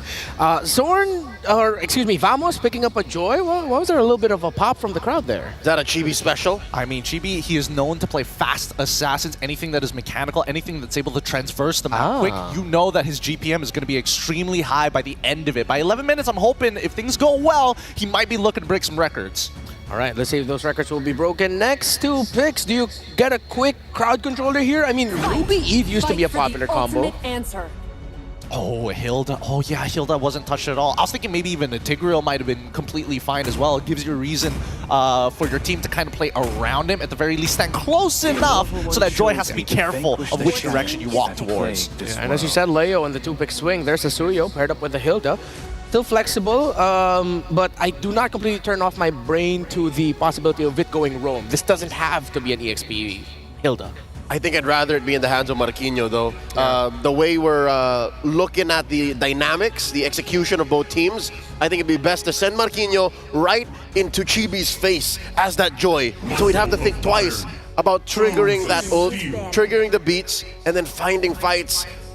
Closing up their first phase, Vamos picks up the Gatot.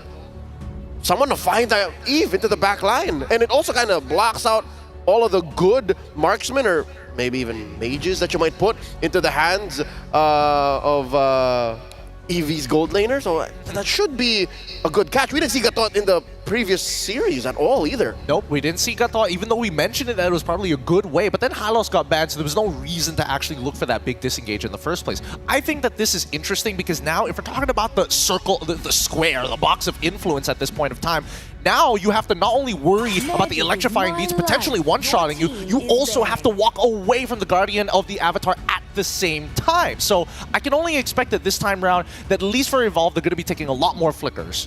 Yeah. Flickers, and well, hopefully they don't jump the gun on that idea too much, because if ever Vamos plays their cards right and then they end up getting a very fast crowd control or another strong crowd control presence with their last pick, then it's going to come back to bite them. The Valentina getting taken away, that felt like safety, but I feel like at this point, with what Vamos is already showing in the draft, knowing they're up against an Eve, you cannot go wrong with the mid lane pick for Vamos now. Absolutely, especially with two melee hero picks as well, right? That Valentina absolutely shuts down if they try to go for these hard engages. So the more, after now seeing the first three picks of Vamos, as much as she's sort of fallen out of favor, the more I'm thinking they need something like a Ruby. They need hard crowd control lockdown.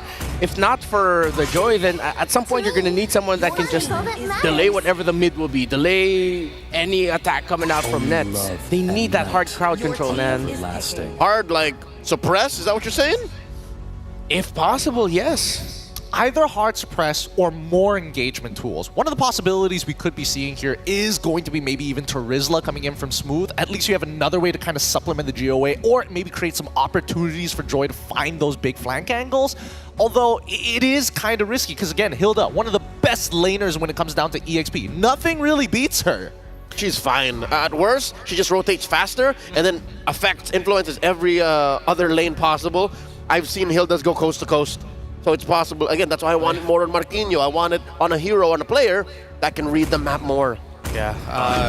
Now, the more that, especially the C, yeah, I agree that they got to put it now into the hands of Marquinhos. At least you can help match the Phobius, and then your presence will be somewhat equal. Or then, as you mentioned, pressure. The roam, though, what should be the roam? What should be the gold for Maycam? They allowed the Beatrix. Yeah. And there, yeah, it's there. Beatrix, Tigreal. Let it through. well-rounded, I would say, but the biggest problem for Maycam is, well, it's in the first phase of the draft. Vamos can easily break the formation of the Eve. Yes, they can break the formation of E, but there's a lot of trigger warnings that we have to be afraid of, right? Hilda's able to open up the map pretty safely here, and Tigreal is always going to be a big issue. So even though you may not necessarily want to use the RWM, the more flexible option is to actually work with the Beatrix early on. It's about maintaining control over 2 out of the 3 lanes, which right now is looking very, very good for Maycom Evolved. And the last one. Oh! What? Hold up. Is that going to Zorn? Wait. Or no, it goes to... Oh, it goes to Zorn. It's a Roam Hellcurt. And it's another tank mid. Speechless. Speechless. But Naisu, Ingan, you guys have to talk now. What? Same reactions, guys. I mean, I know you probably wanted more to say about that pick, but hey, welcome to the Caster Desk. I'm Naisu, and this is Ingan bringing you our third matchup, day number 2 on the Swiss stage. And yeah, we're going to look at this once again. Ingan, how do you feel about that? That is Warlord on the Gatakacha and Zorn on the Hellcurt. It's not a Vamos game without surprise picks, and what more than putting out the Hellcurt. And this is actually a really crucial match for both of these teams. But despite all that, despite all the pressure, Zorn will play the Hellcurt. Oh, I can't wait to see this unfold. We jump into Land of Dawn here. A Hellcurt in the hands of Zorn, and the crowd is ready to watch this one unfold as Vamos looks to go and get a victory with a lineup that, you know, is not typical, but maybe it's expected for a team like this. And Maycam Evolve, can they make this work? Because I think Gideon even put it well, you know, playing around the fact that this real-world manipulation from the Eve is going to be so crucial to be able to go ahead and secure kills, secure objectives even, but then you can play into it by utilizing the fact that you have a Tigreal and Marquinhos here on this Hilda. Yeah. You know, he's running, he's got the mobility to move around, the sprint to help with it. A lot of action already early on for this Lift Wanderer. It's going to be secured though by Team Vamos. So that's the thing, Ingan. What do you think? Oh, hold on. Oh. Whoa. The problem a while ago was, how do you break the formation of Fish and how do you break the formation of Eve? And even without, there was Soren. That's how you answer to stop the real-world manipulation. Have a Hellcurt that could go in anytime, can go for the backline, doesn't have to go for the front, especially paired up with the Dark Nightfalls. They can easily really target Fish in here, but the problem is it's kind of a glass cannon lineup, because if they get beaten up during their lanes, but Soren with an aggressive play onto Marquinhos gives the first blood to Chibi, and that's what you want if you're Team Vamos, your aggression actually paying off. I love to hear it, man. The crowd, like, even when it's synced up so well with electrifying beats, the crowd cheers, and then they get that first blood, they get the kill there in the hands of Chibi nonetheless. And this is going to be, you know, he is one of the players out there. He's one of those junglers that loves to pick heroes like this, and he gets a lead. And it's going to be kind of devastating, you know, and to deal with, especially early on. They're going to fight again. Very aggressive play once again from Team Vamos, but Maycam Evolve is ready to counter-attack with the first kill onto Aurora. Make it. Next one is Marquinhos. And they're not even done as Zorn goes in with the Petrify plus the Deadly Stingers. A 3-kill play from Team Vamos. Yeah, that's Zorn. You know, the guy that a lot of people love to watch. And I don't know, man. There's tons of fantastic Roam players in M6 alone. I don't know why more people don't want to play Roam. Okay, we have to count at this point how many emotes Zorn has been playing out, but Team Vamos extending their aggression onto the orange buff of Maycam Evolve. Here comes the real manipulation coming in from Feshin. Smooth might be able to escape though. Here comes Zorn once again, but Power Fielder in his form Marquinhos will bring him down. The counterattack from Maycam Evolve will be successful, and Team Vamos, they lost Smooth and they weren't able to get the orange buff away from Aurora. This is probably, I mean, at least today anyway. I know we're only 3 games in, but this is the most jam-packed first, 3 minutes that we've had so far. They just want to go, and they want to go fast. Yeah. For Team Vamos specifically, Zorn's going to take some damage here.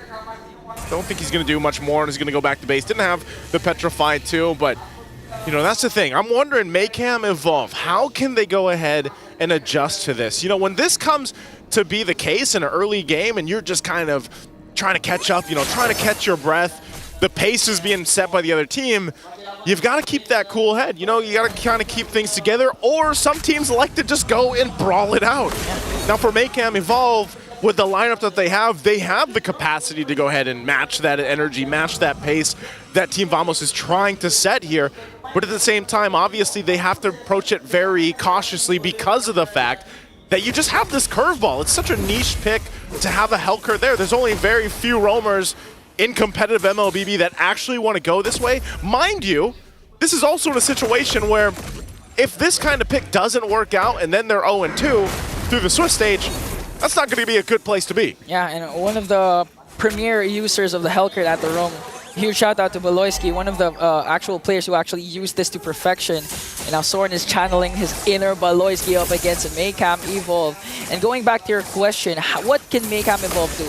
Again, they can play around the neutral objectives, utilize the big ultimate tickets that they have, the real-world manipulation and the implosion paired up during crucial neutral objective takes, like what they're doing right now. They're going to cast it onto Warlord, but is it going to be worth it though? As Team Vamos, look at JB going for the backline with Electrifying Beat paired up with a sword, Petrified just to bring down Fishin. Here comes AOG onto Aurora, and they're going to take a double kill for JB, and Smooth is not even done, going right after Marquino. And now Team Vamos, this is the aggression the Malaysians want to see from their hometown team. That's what I'm saying, man. You know, you get the setup, you get the implosion, but then the lights are turned off and you don't know where to follow up on, and you're just caught out by yourself. For Team Vamos, they're going to keep putting the pressure now on the side of the jungle. They've got 2 turtles. It looks like they want to take a buff. Okay, here comes Super Noel once again, but the damage is just too much for them to handle. Smooth picks up another kill, and they will successfully take away the orange buff of Maycam Evolve. I don't know, Ingan, when you think about it, the Hellcurt pick is actually genius, because you know that Maycam Evolve wants to play around those ultimates that you mentioned earlier. But even if you get the setups and you can't see anything, what do you do? You know, you just go blind, punching around. That's kind of the situation that Maycam Evolve finds themselves in. And, you know, let's be honest, too, the part of it is you got to Beatrix. You got to be able to farm up, do your thing, and get the items that you need, but it's still the same case later on in the game where you really then have to protect.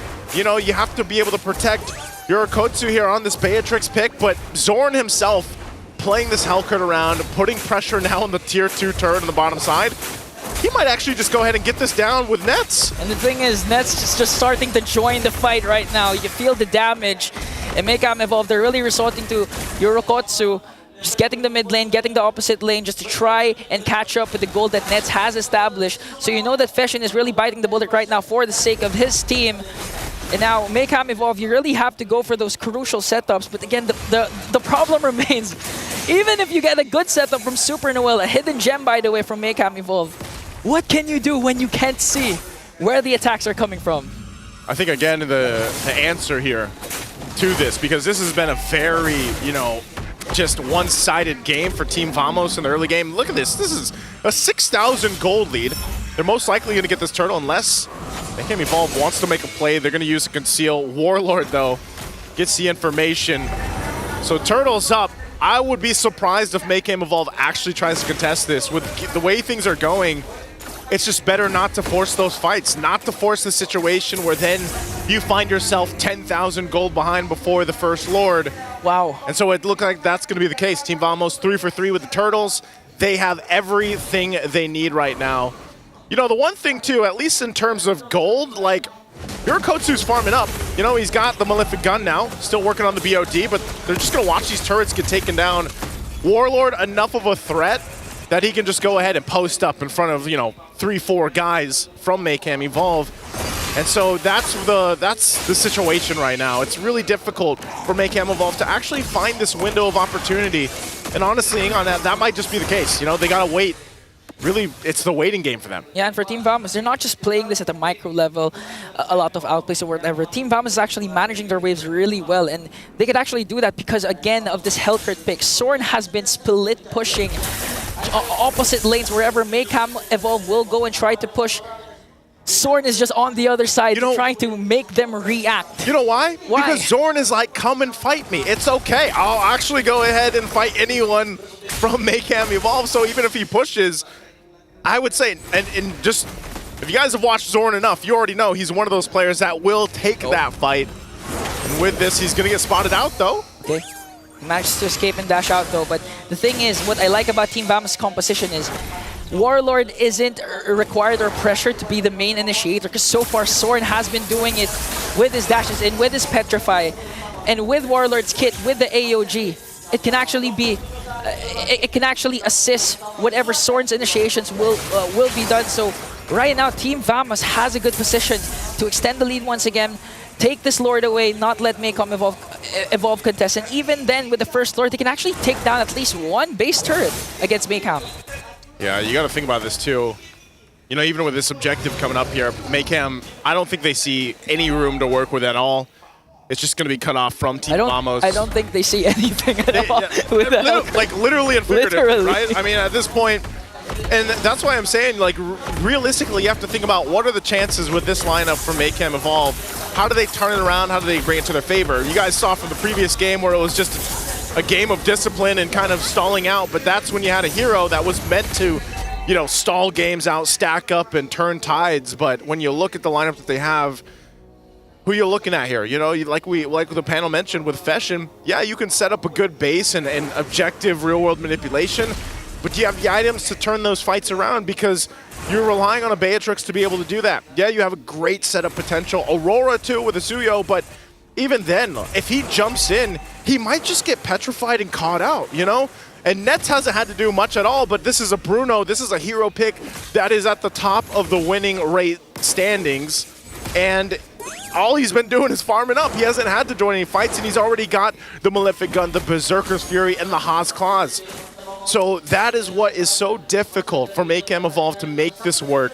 They're going to have to defend against this because all lanes being pushed in, and the shields are already down too early on. Team Vamos might be looking to end a game early. There's the jump. AOG gonna zone out the members of Maychem Evolve to try and take down Inhibitor up top. Look at Nets, just aggressive as he can be with Smooth by his side. Lord is still up. Team Vamos was able to take down Inhibitor up top. Now they're gonna work on the middle lane. They still have minions in Maychem Evolve. They still have the kit to go, but here comes the Dark Nightfall. Real World Manipulation will be casted, but all of a sudden, Feshin just got blasted down.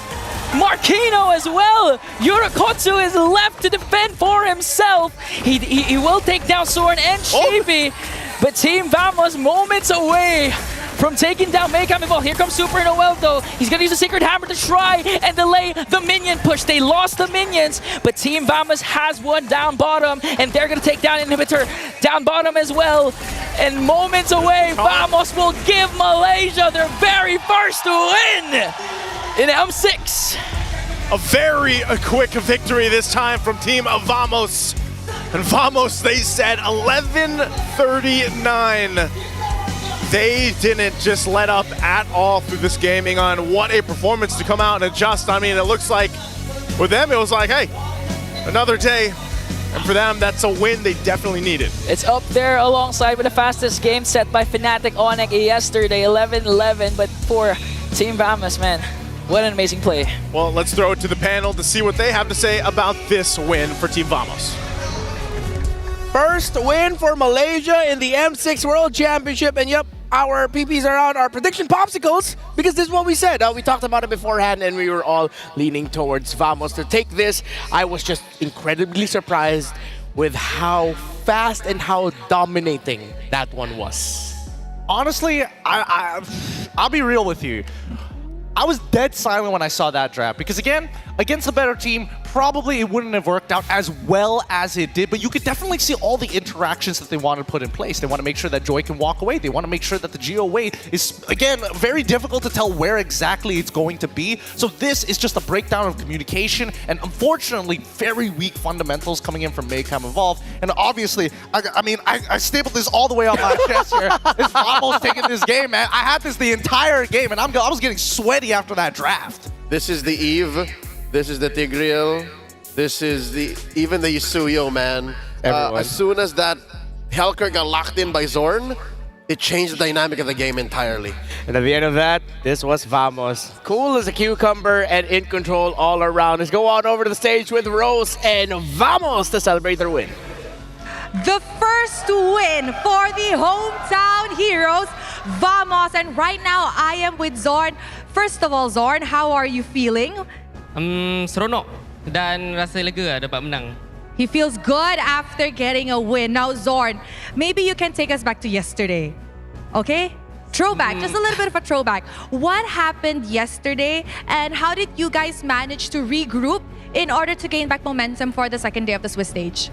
Actually semalam kita orang ada a bit rasa nervous lah bila main dekat atas stage. Maybe sebab ada atas faktor sejuk juga di atas stage. Jadi dia mengganggu kita orang punya performance dalam game. And then hari ni kita orang dah dapat kaji balik kita orang punya mistake dan datang memakai jacket, guys. All right, now Zorn said that actually yesterday he thinks one of the factors that they lost is because of the nervousness as well as how cold they felt up on stage. So they went back, they regrouped, and then after that they rethought about what mistakes they did. So today they worked on the mistakes that they have did and also came to the venue wearing a jacket. Now yes, I agree, it is very cold here, right Zorn? Okay, now Zorn, we know that back in M5, you have said previously that you guys weren't 100% ready. Zorn, in your opinion, this time around, how ready is Vamos for M6? Kalau tanya saya, kita orang dah betul-betul ready untuk semua game yang kita orang akan lawan lah. Cuma kita orang kena hadapi mistake daripada sendiri kot. Okay, now he said in his opinion, he thinks that he's actually really ready. Vamos is 100% ready for all of the matchups they are about to face in M6. He thinks that they just have to work on the mistakes and the discipline of the team in order to give a better fight. Okay, now Zorn, another question, okay? One more question. Why the Hellcurt? Is it really a Zorn thing to pick unorthodox heroes? Or do you think that it's actually really good? Kalau tanya saya juga, pasal Hellcurt tu, saya perlu keluarkan apa-apa strategi lah untuk menang Best of One ni. Sebab memandangkan ini adalah game kita akan jumpa satu sekali je. Jadi opponent takkan faham macam mana nak counter hero-hero yang baru macam contoh macam Hellcurt. Jadi dengan hero yang ada, saya rasa boleh menang kot dengan Best of One. I see. Okay, now Zorn just expressed that actually picking Hellcurt is a good strategy since it is a best of one. Teams do need to go all out in order to gain that win. And since he said that there will not be any other room for the opposing side to actually regroup and rethink how to counter Hellcurt, now is the best time to pull out the cheeky strats Malaysia is known for. Now Zorn, last question. Do you feel nervous playing M6 actually in your home ground? Adalah sedikit nervous sebab nak banggakan hometown kan, tapi semalam mengecewakan pula. Sorry guys. Alright, Zorn said he does feel a bit nervous playing in the home ground because he wants to make everybody here proud. And I think the Malaysians are proud of both the representative team. So thank you very much to Zorn. And with that, let us show it back to the panel to break down what happened in this best of one. Big smiles all around here in Kuala Lumpur, Malaysia as Vamos gets the dub. And yeah, I feel like that explains it. The last pick, Hellcurt, it's a best of one. Why the heck not? It made more sense, especially when we saw it in-game. The amount of action that we saw in the first 3 minutes, I think our casters, Jose and Jose, were like, hey, this is the most jam-packed early game we've ever seen. And that's exactly how you play. I think that's the trademark Vamos that we were looking for, especially since yesterday. I mean, the cheese picks definitely, we should have expected them. Right? It's Vamos, and it's a best of one. This is the perfect scenario for them to do so. But personally for me, what's impressive is this decision-making coming in. Because at any point, they could have gone to the gold lane first and then decided to kind of bleed that lead elsewhere. But instead, they did it the opposite way around. And I think, we'll probably get into it once the post-game stats start to come up here. Because, again, I need to see the damage first. And I'd hate to beat a dead horse, or in this case, a dead bear. But there were also a lot of mistakes Maycam Evolve committed, or at least became products of the aggression that Vamos brought into this, 11.5-minute game. Yeah, you guys hit it right on the money there. They were snappy, and the snappiness that Vamos showed up meant that Maycam Evolve, exactly as Soren said, they felt like they couldn't react. One thing that I was telling you, gentlemen, behind the scenes was that it looked like the rookie in Super Nahuel, he was overwhelmed by everything that Vamos was throwing their way. And even the most veteran of them all, Marquinhos, were making decisions that were questionable. Yes. Economically wise, right? Do you have it in you to buy a random and casual hammer when you're losing that hard? I would have just committed all of my resources to being as chunky as I could be. Yeah. I mean, just go for the Thunderbelt.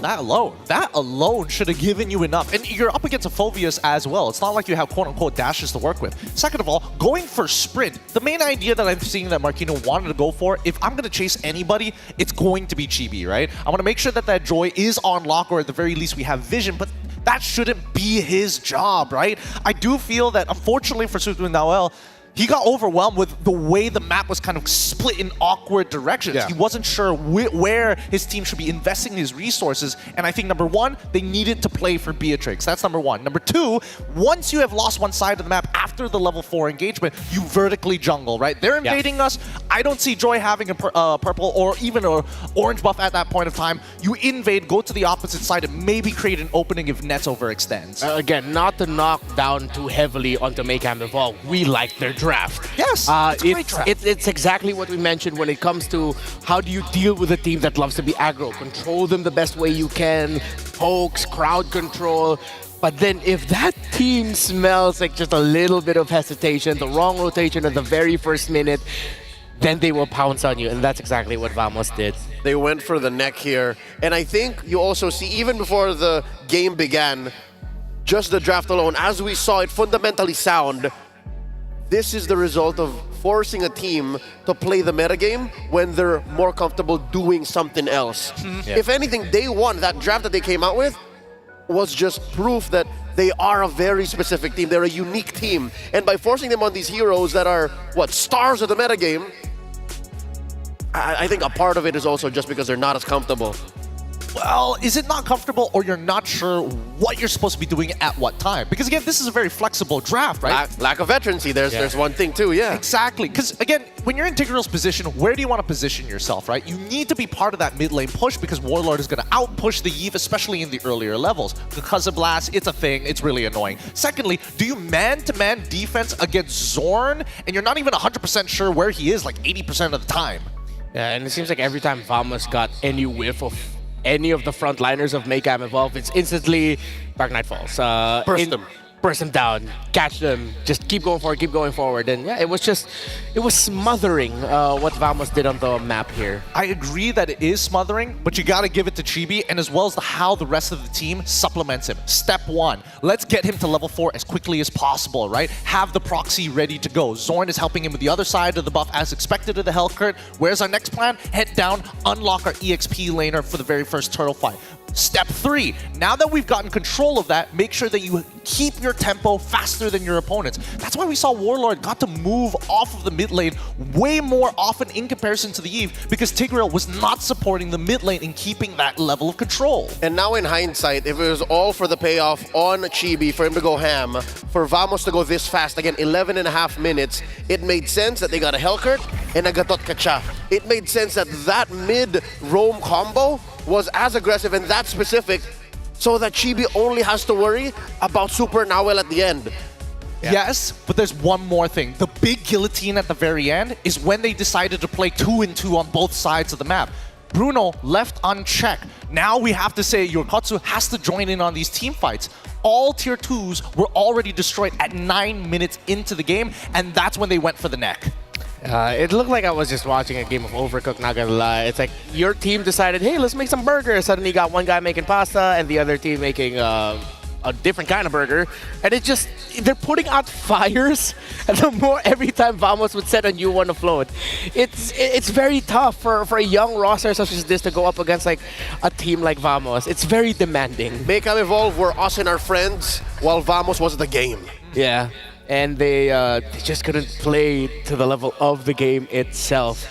They're now in peril, Maycam Evolve. 0-2, but of course, game is never over here. As you strive to be greater than ever, sometimes you just have to get challenged and get taken to your limit. While Vamos will join the 1-1 bracket, and the Malaysians can breathe just a little bit more relaxed now. So that's it. A little bit of a home ground blessing onto Team Vamos as we now head on over to the next match, which is... Ooh, I'm scared. It's NIP Flash versus Aurora. Why? Why? It's NIP Flash, man.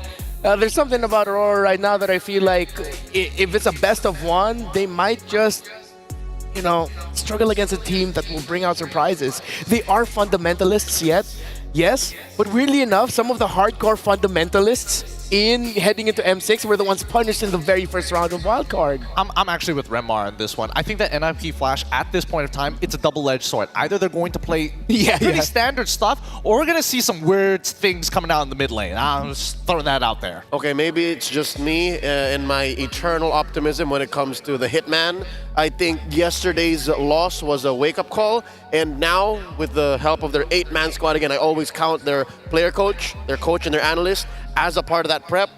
Today should be a better day for Auroras, and Filipino fans all over the world. It's going to be a massive styles clash for the next match here at the M6 Swiss stage, as the team known for bringing out some of the most, I'll straight up say, weird and unique and creative picks in the global MLBB metagame face off against the fundamentalists from the Philippines. My name is Renmar Santa Cruz. We will be back with Leo and Gideon Q for the next match here in the second day of the Swiss stages. When we come back, I'm pretty sure it's going to be a fun one between Singapore and the Philippines. See you in a bit.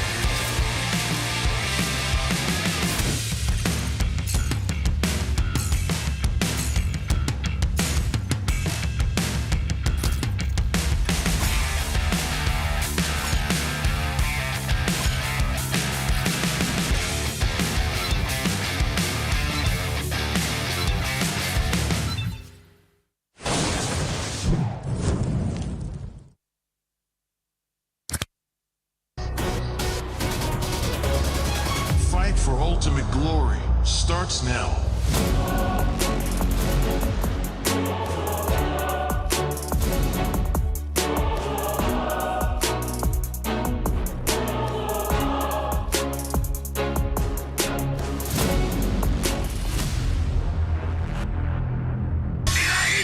Mobile Legend M6 スイスウォッチ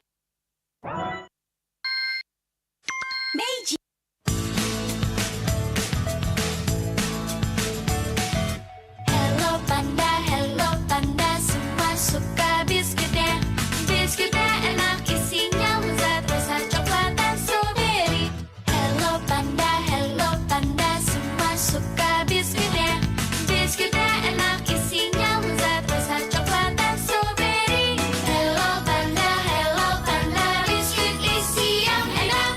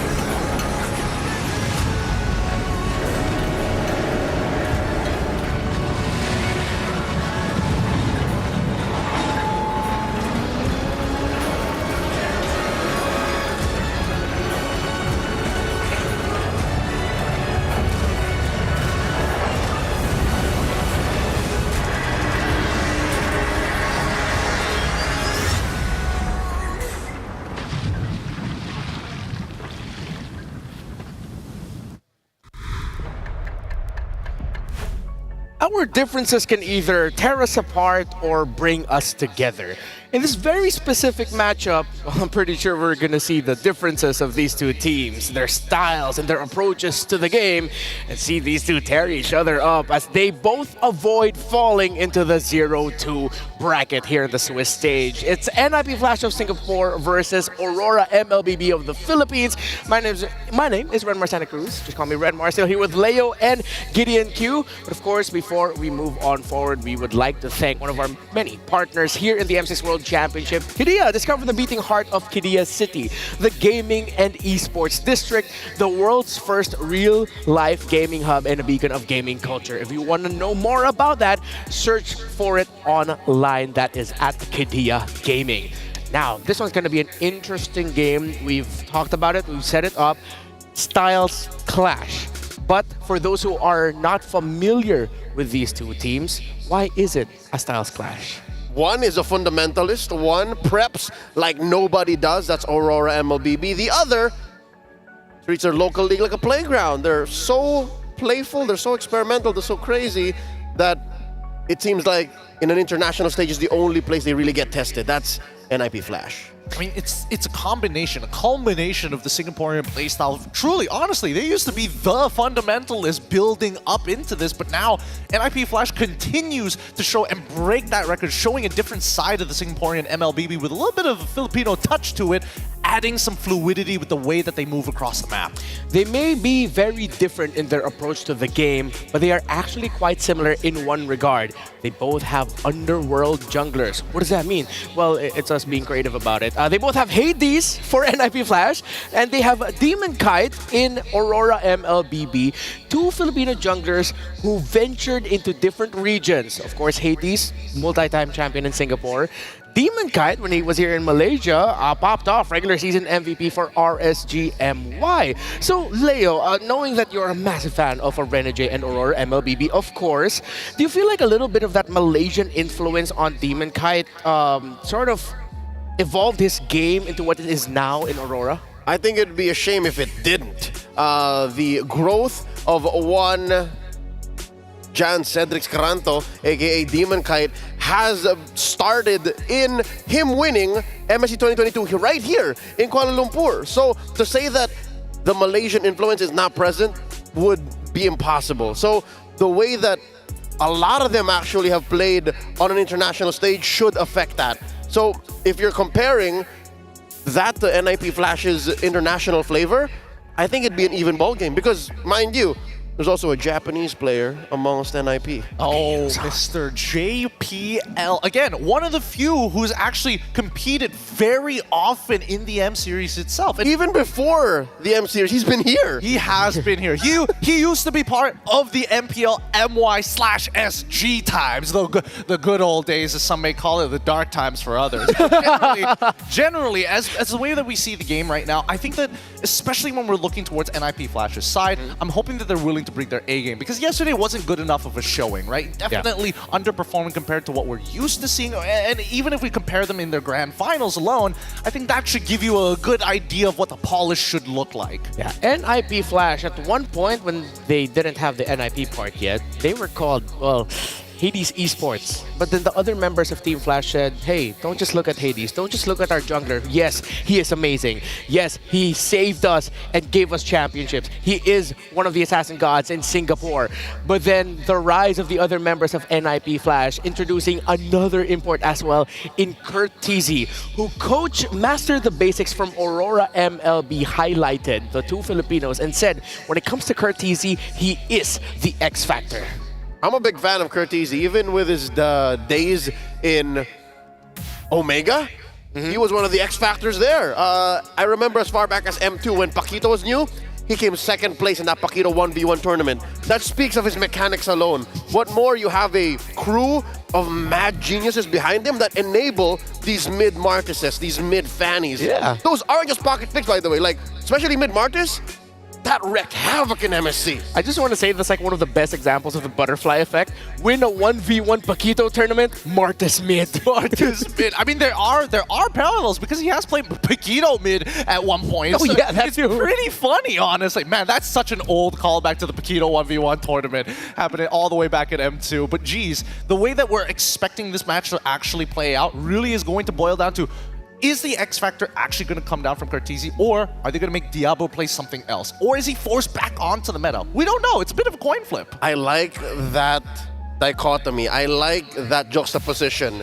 Diablo, the handsome devil, versus Mr. Consistent, Abunjingjing Edward.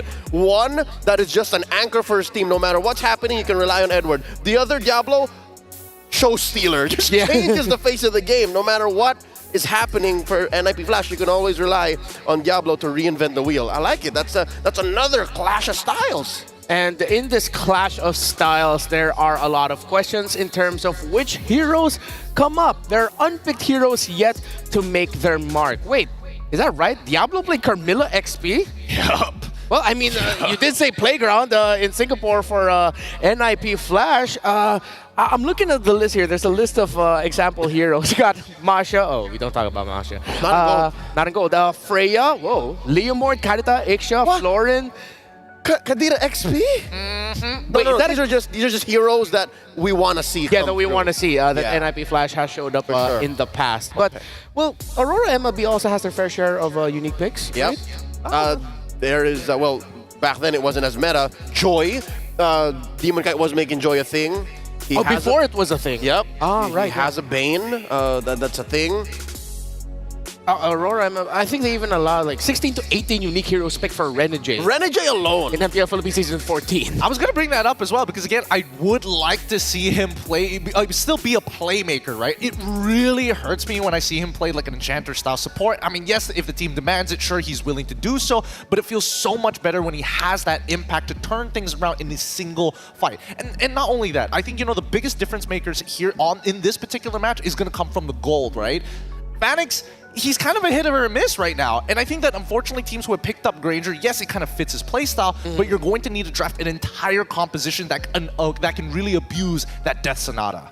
All right, so let's see which one of these two teams will actually get the unique picks. And I think it's time to bring out our prediction popsicle. So let's start over there at the end. Gideon, you wanna start things off? But of course, I'm going to have to say, it's going to be Aurora. I have to say that they are looking so much better. Generally, fundamentalists, close to my heart, but at the very least, you know that there's going to be consistency with this team. All right, Leo? No further words needed. Ooh, okay. Without a doubt, without a doubt. Without a doubt. All right. I haven't been wrong all throughout this day. Oh yeah? But I really hope that I am, because Which one did you go for? No. Interesting. I mean, you got to give us an explanation, at a minimum, an explanation as to why. There's just something about, it's a best of one, right? Yesterday. And best foot forward has to be the #1 rule. The fact that the best foot forward wasn't what was brought out yesterday, I feel like, from Aurora MLBB. To be fair, they were also respect banned like crazy by Falcon Esports. Shows that maybe they're still trying to feel out that best of one process. I am in the strong belief that Aurora is one of those teams that get better as the tournament goes along. And maybe an 0-2 shocker, because NIP Flash, sometimes in this meta, we know that surprise and craziness has beaten Fundamentalists. I hope to goodness I am wrong, but this squad, there's just something about them. Maybe I've been washed away by the NIP Flash hype. And look, I mean, NIP Flash is an exciting team to watch, especially when you have people like Diablo on one end, willing to bring out some non-meta high damage, dealing EXP laners, and even Curtizi. Again, when you are looking at this team, you're expecting who is going to be that X factor. You never really know, so you rely on your consistent players like Hades, like JPL. All right, let's see if they'll be able to get that consistency there. You know, real quick, if I'm NIP Flash, do I actually open up the Cho? Let's say they're blue side. Do I actually open up the Cho, ban the Matilda, and make sure the Cho ends up with JPL? I would like to, only if Cho gets through. Only if. If. Big if, and when I say that. Big if. All right, because I mean, that Cho tore up the house in Riyadh in MSC 2024, and of course, you want to take it away from the hands of the Hitman. Here is Aurora MLBB. Leo? We haven't really talked about the next standard, and of course, the technical specialist, the magic man in mid, Yue. I think it's these two that are the low-key anchors for Aurora, because you have a fundamental approach, you get your solid picks on Renegade, or if you gotta flex into his 12.5 picks, sure. You have Mr. Consistent and Edward. I think if you let Doming and Yue have good picks, like the Eve, anything but the Moskov, yes, it should be a win. That's why, because what's more scary than a team that is a fundamentalist, right? A fundamentalist that had to learn its lesson the hard way. Yeah, exactly. And that's why, like, I'm thinking also, like, you know, maybe, come on, you know, I'm sorry, my bias is showing. But yeah, JPL and NIP Flash, though they they were delivered the loss. It was a very competitive game against CFU Gaming. So this is your 4th M Series, JPL, but which one is your favorite? Hey, Gideon, you want to read this response? Because it was your first one, too. Yes. He says M1 because we didn't make it to the playoffs, so I had a long holiday. Hopefully this time I'll make it far. I don't wish to have another long holiday. Man doesn't like vacations. He doesn't. He's a working man. Not the forced kind. I like how JPL could have a little fun with the fact, you know, that they struggled in the playoffs. What team was he in back then? Yeah, he was on EVOS SG at the time. Oh, they didn't make the playoffs? Oh. Not then. Not then. They made it through in M2. Made it through in M3. So, you know, man has a reputation. Oh, all right. Oh, he's been here. He's one of the ancient ones. I think he was part of Team Flash during that time, before the NIP. Before the NIP. He was in my top 10 greatest in M5, bro. Oh, he was? Because he's such an old... old is the wrong word. Yeah. He's such a tenured player. An ancient one. Yeah. You could say his name in the breath of Few, Rebo, Lemon. That's true. I would say JPL. Yeah, of course, the Singapore region sometimes doesn't get much love, but there was a point where I think it was in the M3 broadcast back home in the Philippines, a lot of us had a lot of respect for JPL. So let's see what respect bans we're going to be getting. NIP Flash, they take away the Matilda. Of course, you don't want Fanny on the hands of Demon Kite. While for Aurora, take away Hilda. And I like that they're actually respecting the Bruno of Vanix. We haven't seen it yet here, but I believe in this year alone, one of the heroes synonymous to Vanix outside of the Harith was actually the Bruno. He's been an OG Bruno user, even when it was just like fringe meta. Yeah. I can definitely get behind that. But that means that at least it opens up potential unique picks coming in. Well, I want to see whether or not they're going to pick Ranger again is what I'm trying to allude to here. But when I'm looking at Aurora, the fact that they're banning out Hilda on top of getting rid of the Phoveus, Hilda, I get. Phoveus, you're looking for something specific. And I'm thinking they probably want like, I'm just going to guess, throw it out there. They want to have an Earth Shadow Flicker combination ready to go from Edward. That's right, set up the Edith. Still one of the low-key heroes that, oh, I can't believe that came through. Oh, wait. One thing I realized. Dude. Not first pickable though. Was this the Eve? No, it's not the Eve. It's the one better than Eve, the S tier. Come on. We're right there. The Jushin is wide open right now. Oh, for it's Aurora. so free. And that's what took him down yesterday. Go ahead and pick it up. They gave the Jushin, and there's the butterflies. Gets locked in. And now NIP Flash, they decided to play into this Jushin. But if I am them, you get the Cho now. You cannot give Cho Jushin to Aurora MLBB. You can, but there's still, like, even if you take away the Cho, there's also the high loss that also works really, really well. So the question is, how do you want to approach the Jushin? Are you going to try and outrange her entirely? Which, again, not a lot of mages can do. Or burst her down? That's also an option, but she's pretty tanky, surprisingly. Yeah, I think NIP Flash doesn't need to default into picking up something like an Eve. We've seen lineups with Eve struggle up against a lineup with Jushin. So if you want burst, maybe you can just hard crowd control and burst her down, either Aurora or Vex later on. Or maybe they can set up a Sicilian. I have one more pick that may or may not come out, but I need to see the setup for it. The question is whether or not Demon Kite is going to get a high mobility assassin. Whoa! For now, the denial. They got both. I was going to say, there's no way they highless Cho. Yeah, me too. I was thinking that.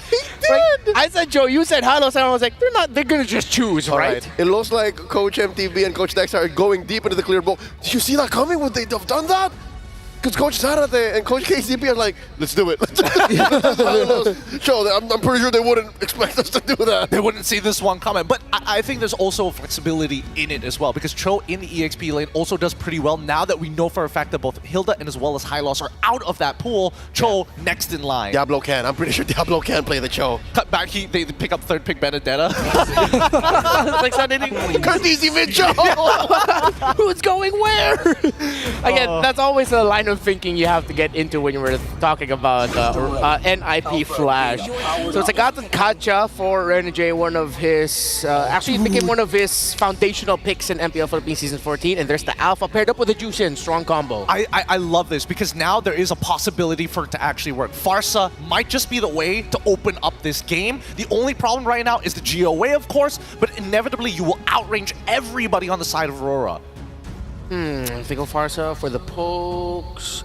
Well, I mean, for Aurora, they are known to pick up gold laners that are a little bit more up in your face. Oh, but then if that's the case, Domain can default into his signature Claude, and that might make the Farsa have a lot of problems. I don't mind that, because at least with Claude, he's not lane dominant, and that's something that Vanix has been struggling with, just the laning phase alone. He's much better when you get into team fights. Okay. Ooh, they still go into the Eve. Still valid. If still you goes. pick the Claude, you still need an answer to that. Still cutting right through the box. And I gotta be fair here, because I've called it out in the past, but right now, the first three of Aurora look good against the first three of NIP. And the Moskov is still at large. Yeah. So we still don't know. Good point. It's a good point. I don't know. The second phase here is going to be really important, specifically for NIP Flash, because the fact is they allowed the Jushin to come out. They tried to take away the enablers for that Jushin, and I think at this point it just feels right if NIP Flash is going to default into a Beatrix or something. That is a deep-cut respect ban, folks, that NIP Flash did. They took out the Rafaela of Renegade, who Aurora were one of the first teams that did that, or I think... Oh, wait, no, yeah, it was Aurora. When Eve was starting to pop up a bit more in MPLPH S14 playoffs, they picked Rafaela to counter it. And I would not put it beyond Aurora if suddenly they bring out a Diggy too. One of the dozen and a half heroes Renegade played in Season 14. That would honestly do a lot of work here. It denies the slow. It denies the initial kick as well from the Cho. Real world manipulation, who cares? Trespass the territory anyways. Maybe that's why they took out the Hayabusa? Because, I mean... Because it pops the egg real quick? Yeah, it pops the time's journey quickly if you're not careful, so... Are they really considering it? I'd honestly want to see Edward maybe play a different hero. Because, okay, yes, we see the Cho high loss and the Eve, but something in my mind tells me Aurora can default back to one of their best picks for Edward. The Edith. It's the Edith, yes. Yeah. The Edith, and then you just need a good damage profile marksman, and all is well. Yeah. So Edith, Gato, Jushin, that spreads out your distribution of magic damage. Beatrix is still free.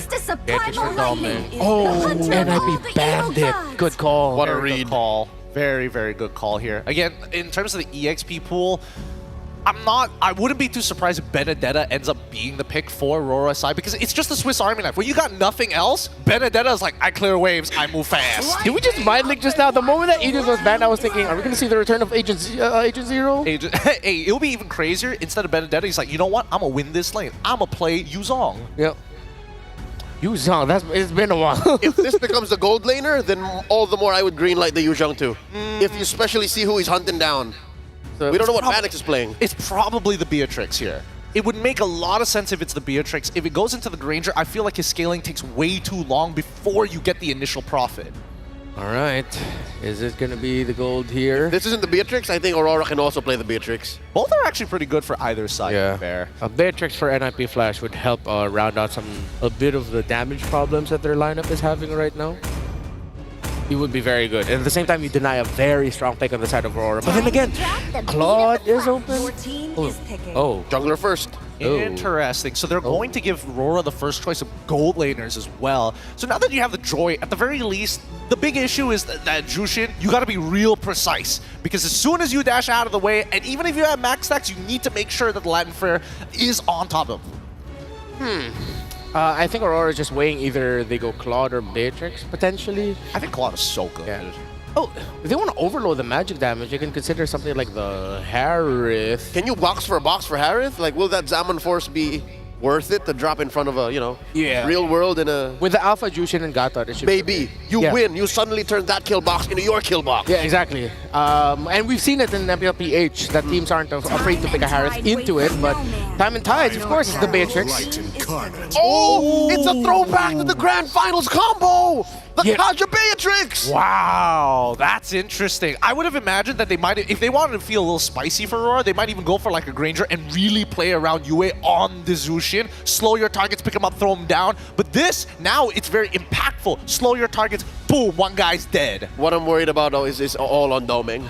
It's all on doming. All on doming, and this inadvertently puts a lot of pressure onto your Gato, Kacha, and Alpha to hold down the front line. As Kaja is more pick-off, he doesn't hold front lines. He uses Divine Judgment, dashes away, and says, help me. Help me, please. Help me, Somebody do something to this thing I'm lugging around. Make this work. Oh. Huh. All right, I was fair. I gotta be fair. I am the known Moscow hater. Yeah, you are. Aurora for this draft, man. I have to say the same here. I don't think the Moskov is going to do enough. Clean combo. I'm with it. All right, it's all Aurora here. So, nice to Ingan. What do you guys think? I'll tell you what we're thinking, panel. I'm feeling the same way, man. I'm loving what the drafts brought to the table. Ingan, what do you think? Is it, are you feeling Aurora's draft here or NIP? Man, I just love the throwback. The Kaja paired up with the Beatrix once again. We can see the Hitman alongside the Doming with the throwback. To catch Hades, one of the most mobile heroes with this Joy, but we still can't count out NIP Flash. I mean, just looking back at the previous, not their latest Grand Finals, the Grand Finals before that, where one more hit of their crystal, they're gonna lose. So you can't count out just anyone yet. Can't count them out, but we are jumping into the land of Dawn. Again, this best of one. It's the fourth match here at day number 2 of the Swiss stage.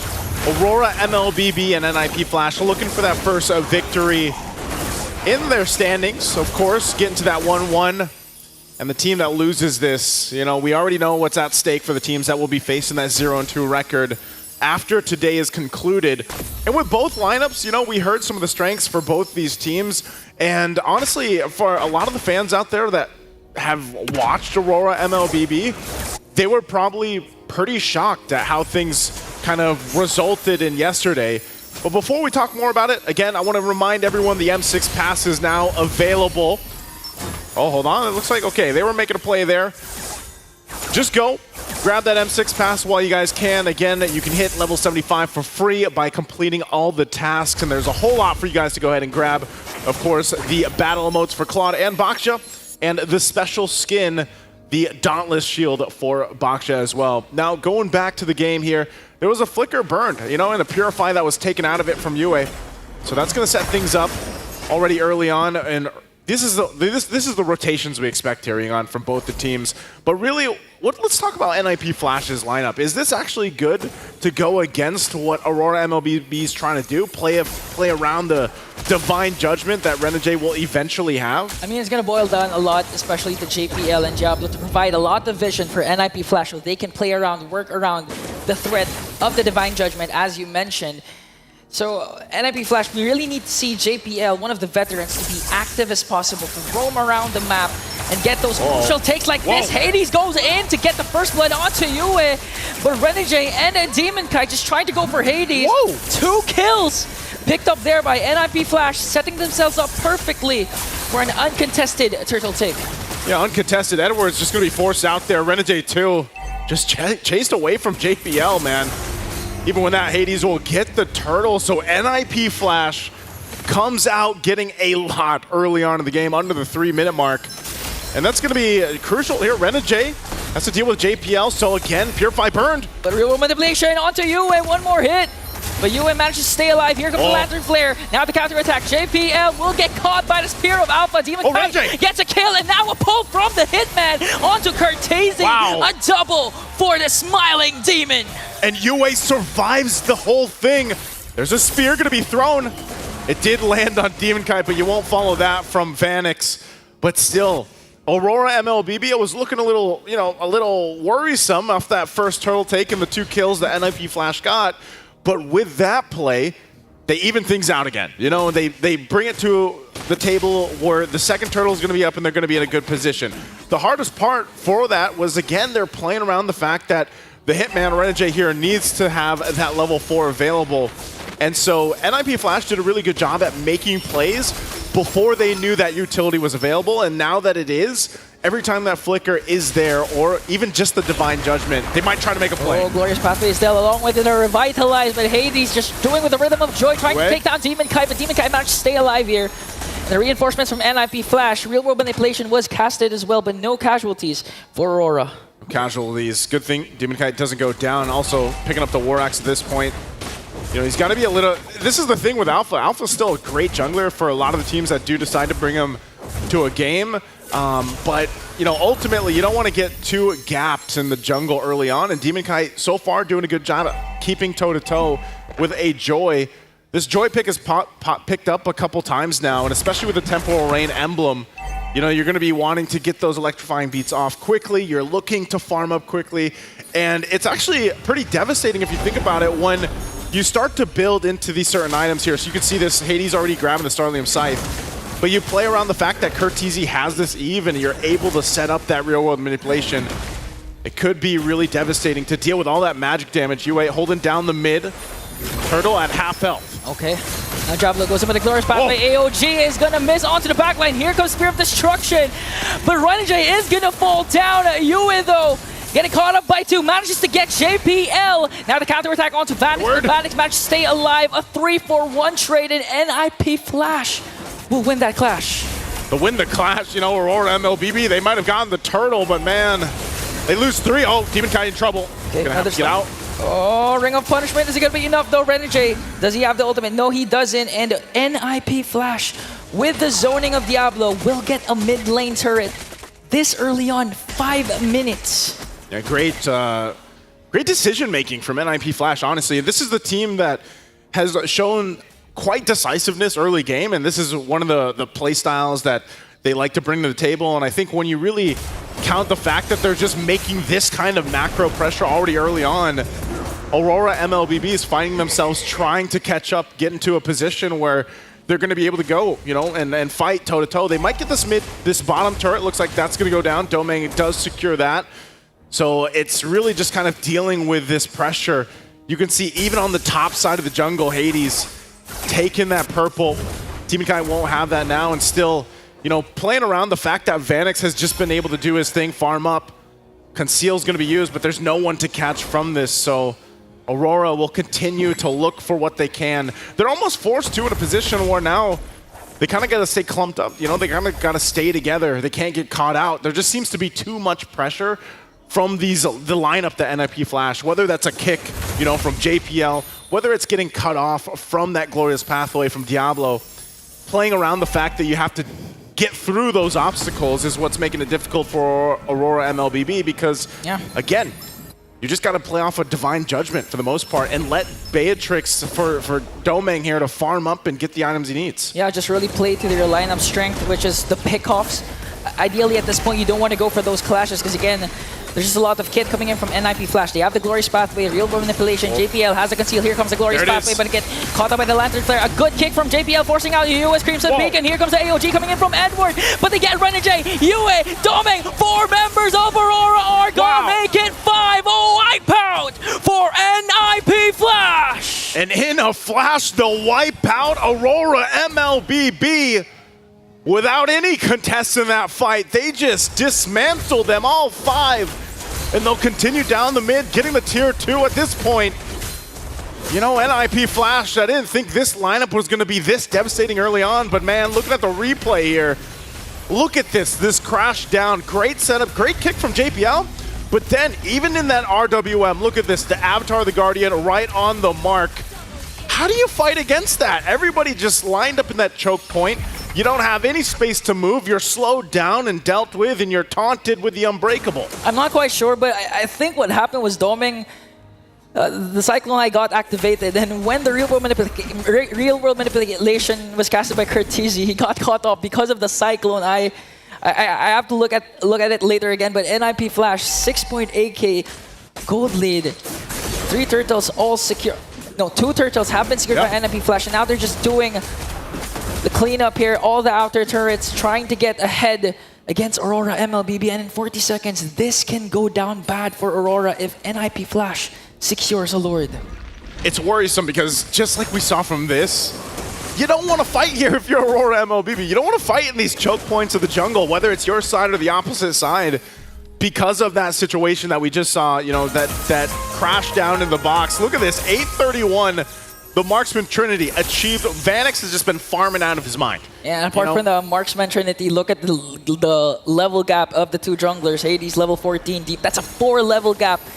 Even before 9 minutes, that's how dominant the start of NIP Flash is. This is despite the fact that Aurora was able to answer the first 2 kills of NIP Flash with 2 kills of their own, specifically 2 Demon Kite.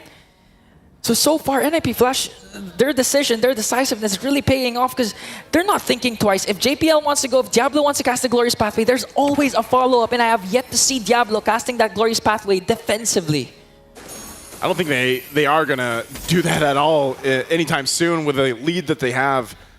And for Aurora MLBB, who do you even target? You know, if you're Renegade, which is the proper target to get to? Because you're not going to reach Vanix. Vanix is not going to put himself in that position with the Smozkov here. And so you might just be trying to grab whoever you can, whether that's Kurt, you know, trying to grab him from stopping that death box being set up. But even then, he's got a flicker. He's going to be fine for the most part. So for Renegade, his job is very difficult on actually being able to focus someone down because you already saw that gap, even in terms of damage. Like, looking at this, whoa, man, Domeng is not, he's not there. He's not where he needs to be. He's not able to pop off on that damage that you're used to seeing when we were even talking about that combo of heroes with the Kaja and the Beatrix. So with that, the Lord is going to be started up. Aurora MLBB can't do anything about it. They'll have to defend in the base here with NIP Flash. This is the thing. The lineup that they brought to this game, they can force a fight. You can try to turtle up in your base. You can try to defend into it. But with the fact that you have JPL able to go ahead and do those things that we always see that those amazing choke players do towards the wall, get a kickoff, but then you throw in a Glorious Pathway into it, it's going to be really difficult to deal with. And I don't even think NIP Flash minds the Flicker Divine Judgment combination because the moment that they see it, Diablo for sure will cast that Glorious Pathway alongside Real World Manipulation. But speaking of casting, he did it as well. Lord marching in the middle lane. Electrifying beats coming in from Hades, trying to zone out the members of Aurora MLBB, but Aurora will successfully defend their inhibitor turrets. With that, again, I'm still thinking they actually want to press this in a little bit further. Aurora MLBB, a little bit of health left on this mid turret. They're going to try to defend it. They do clear it out a little bit. Minions are going to be cleared out, so NIP Flash will go ahead and respect the fact that even with a Beatrix in the hands of Domeng, they can clear out waves, but the focus right now, this last tier 2 turret. And Egon, I'm thinking, you know, when even that next Lord comes up, I don't know if Aurora MLBB is in a position to actually get in that position. You know, you might be trying to go with a Hail Mary almost at this point and throwing Edward into the winds, let him jump on in if they actually get in that position and they're actually confident that Domeng has enough damage to provide, but they're still holding off these waves. They're still going to clear them out. Kurt Easy got caught by the Lantern Flare. Here comes Edward with the AOG. Diablo pops his Revitalize. And look at Vanix just doing the free hit damage. Even going to take down Domeng as well. Vanix is still alive. Hades, JPL, they only lost Kurt Teasy and Diablo. But Aurora, once again, this is actually a win for them. Because they were able to defend once again their inhibitors. They were able to take down at least Kurt Teasy and Diablo. They did lose Domeng, but that was NIP Flash's sign of just going to dive in, try to get an inhibitor turret before committing to this next Lord. It's almost like, you know, guys, we're 8,000 gold ahead. We should be able to get a base turret. But then they overstep a little bit. They do get punished, but they got a couple kills off of it too. They still maintain that gold lead and that domination that NIP Flash has been showing, but we've seen this earlier. Now, there's no Sicilian in this roster from Aurora MLBB's lineup, but hey, they might be able to turn things around if they're able to continue and get pickoffs where they matter, where they count. But I think even then, NIP Flash might adjust, you know, from this. And I think even the Jushin pick itself has actually been able to turn games around if you're able to go ahead and get, you know, that beacon off properly, get the Lantern Flare, drag the right members in. But even so, it's still a huge, monumental task that Aurora MLBB has to deal with. Lord is coming up, and NIP Flash with this massive economic advantage they have. They should be an easy Lord for them. And Aurora MLBB, if they can somehow win a fight, it looks like they're going to set up for it. And the thing is, NIP Flash can actually use the macro game once again. They have Vanix with the Moskov that could split push the opposite lane and eventually just cast a Spear of Destruction to be in the picture during a huge Lord fight. But here comes the Conceal. Diablo commits a glorious pathway. They're going right after Edward. JPL onto the backline, wants to go for Domeng. Real world manipulation will be casted as well, but all of a sudden the Hitman is gone. JPL's immortality will be popped. That's a trade. Aurora is willing to take a roamer for a roamer. Slowly but surely delaying, extending this game. That's a whole lot of ultimates down though for NIP Flash. You know, they still have the battle spells available, even the Revitalize. It's good that it was a roamer for a roamer. They might still try to go ahead and post this up, but even then, they're not going to commit to the Lord just yet. Those waves in the mid lane have to be managed. There's a good wave up top. Oh, AOG to answer right back, but Demonkind and Edward is going to fall down. Domeng and Renegade is left. Beautifully executed by NIP Flash, starting things off by Hades, going in with electrifying beats. Catching two, and I think NIP Flash is not going to wait for the Lord anymore. They can actually get an inhibitor turret down bottom. Hades goes in once again. Spirit of Destruction going to connect. Vanix going to bring down Domeng. Renegade left 14 seconds before UA response. He's going to take down Diablo with him. No minions yet for NIP Flash, but Vanix just continuing to work. They still got a couple seconds here. They can clear the waves out. Renegade's there. 4 seconds before UA and Demonkind. NIP Flash slams the Northern Lights down south of the Swiss bracket. NIP Flash coming out in a flash in this game against Aurora MLBB, and they didn't let up. Man, oh man, this was an adjustment that they made, especially from yesterday, and this puts Aurora MLBB and everybody supporting them back at home in a precarious situation, now sitting at 0-2, man. And it looks like, I mean, they're struggling. Aurora MLBB is definitely struggling in the game plan that they want to bring to these best of ones. They really didn't have a moment for them, unless a couple pickoffs, but that's it. And it's back to the drawing board for Aurora MLBB. But let's go ahead and throw it to the panel drawing board to see what they have to say. I was told and directed that we had to remind everyone of our predictions heading into this. Congratulations to NIP Flash. Leo, you okay, man? Yeah, I'm all right. It's just, there's a lot I can say about the game. Gideon? Honestly, I'm actually pretty proud. Usually, I like to dog on the Singaporeans a lot, but this time, I mean, we're close neighbors and they're cool about it, so we're cool about it. But man, Yeah. I gotta give it to them. They played one hell of a game today. JPL stepped up, and Vanix especially on his comfort, killer. Honestly, like I didn't want to delve a little bit into this as to why even as early as yesterday when I saw the draw, I was predicting NIP Flash already as the other talents. I was very vocal about it. And all of my worst fears of just how good NIP Flash is popped up. And Aurora was just shocked by that. Their control around the mid, JPL in his signature Cho, the swerve of suddenly stealing away the Cho and the high loss, playing around that so well, it was fantastic. But now NIP Flash are going to get their moment in the limelight. I believe it's one of our fellow... Oh, wait, no, that's Diablo! Up on stage with Rose. Did I get it right? This Diablo? The first win for NIP Flash, and an amazing one too. First of all, congratulations to Diablo. An amazingly well played game. When I passed him the mic just now, he looked very nervous. He was jittery. Diablo, what's up? How are you feeling? Very happy because I was prepared to go 0-2 lah, to be honest. But I'm confident in my team, so here we are. Okay, now Diablo, yesterday we know that you guys were disappointed with the results against your game with CFU Gaming. Maybe we could go back to yesterday first. What actually happened in that matchup yesterday? Maybe you could share with us. Was it the nerves? I don't know. Maybe help us understand what happened yesterday. I think maybe we underestimated them a bit because we got lead, but they took it back. But ultimately, I would say the victory is ours if we play discipline. So if we meet them again, I am confident to win them. Okay, now I agree. Never underestimate your opponent, Diablo. I think it's a lesson learned for you guys, especially the fact that it is a best of one. There is no room to come back. Now, speaking of today, you just said that you were expecting to go 0-2 actually. How was it like when you found out that you guys were actually matched up to meet Aurora Gaming? We know that Aurora is a powerhouse from the Philippines, right? Now, what was going through your minds and your team last night when you guys saw the match? To be honest, I was just relaxing myself for today because there's nothing much to think about. We are here for the M6 World Championship. Why bother being nervous, fighting a strong enemy, right? If you want to be on the top, we gotta be the top.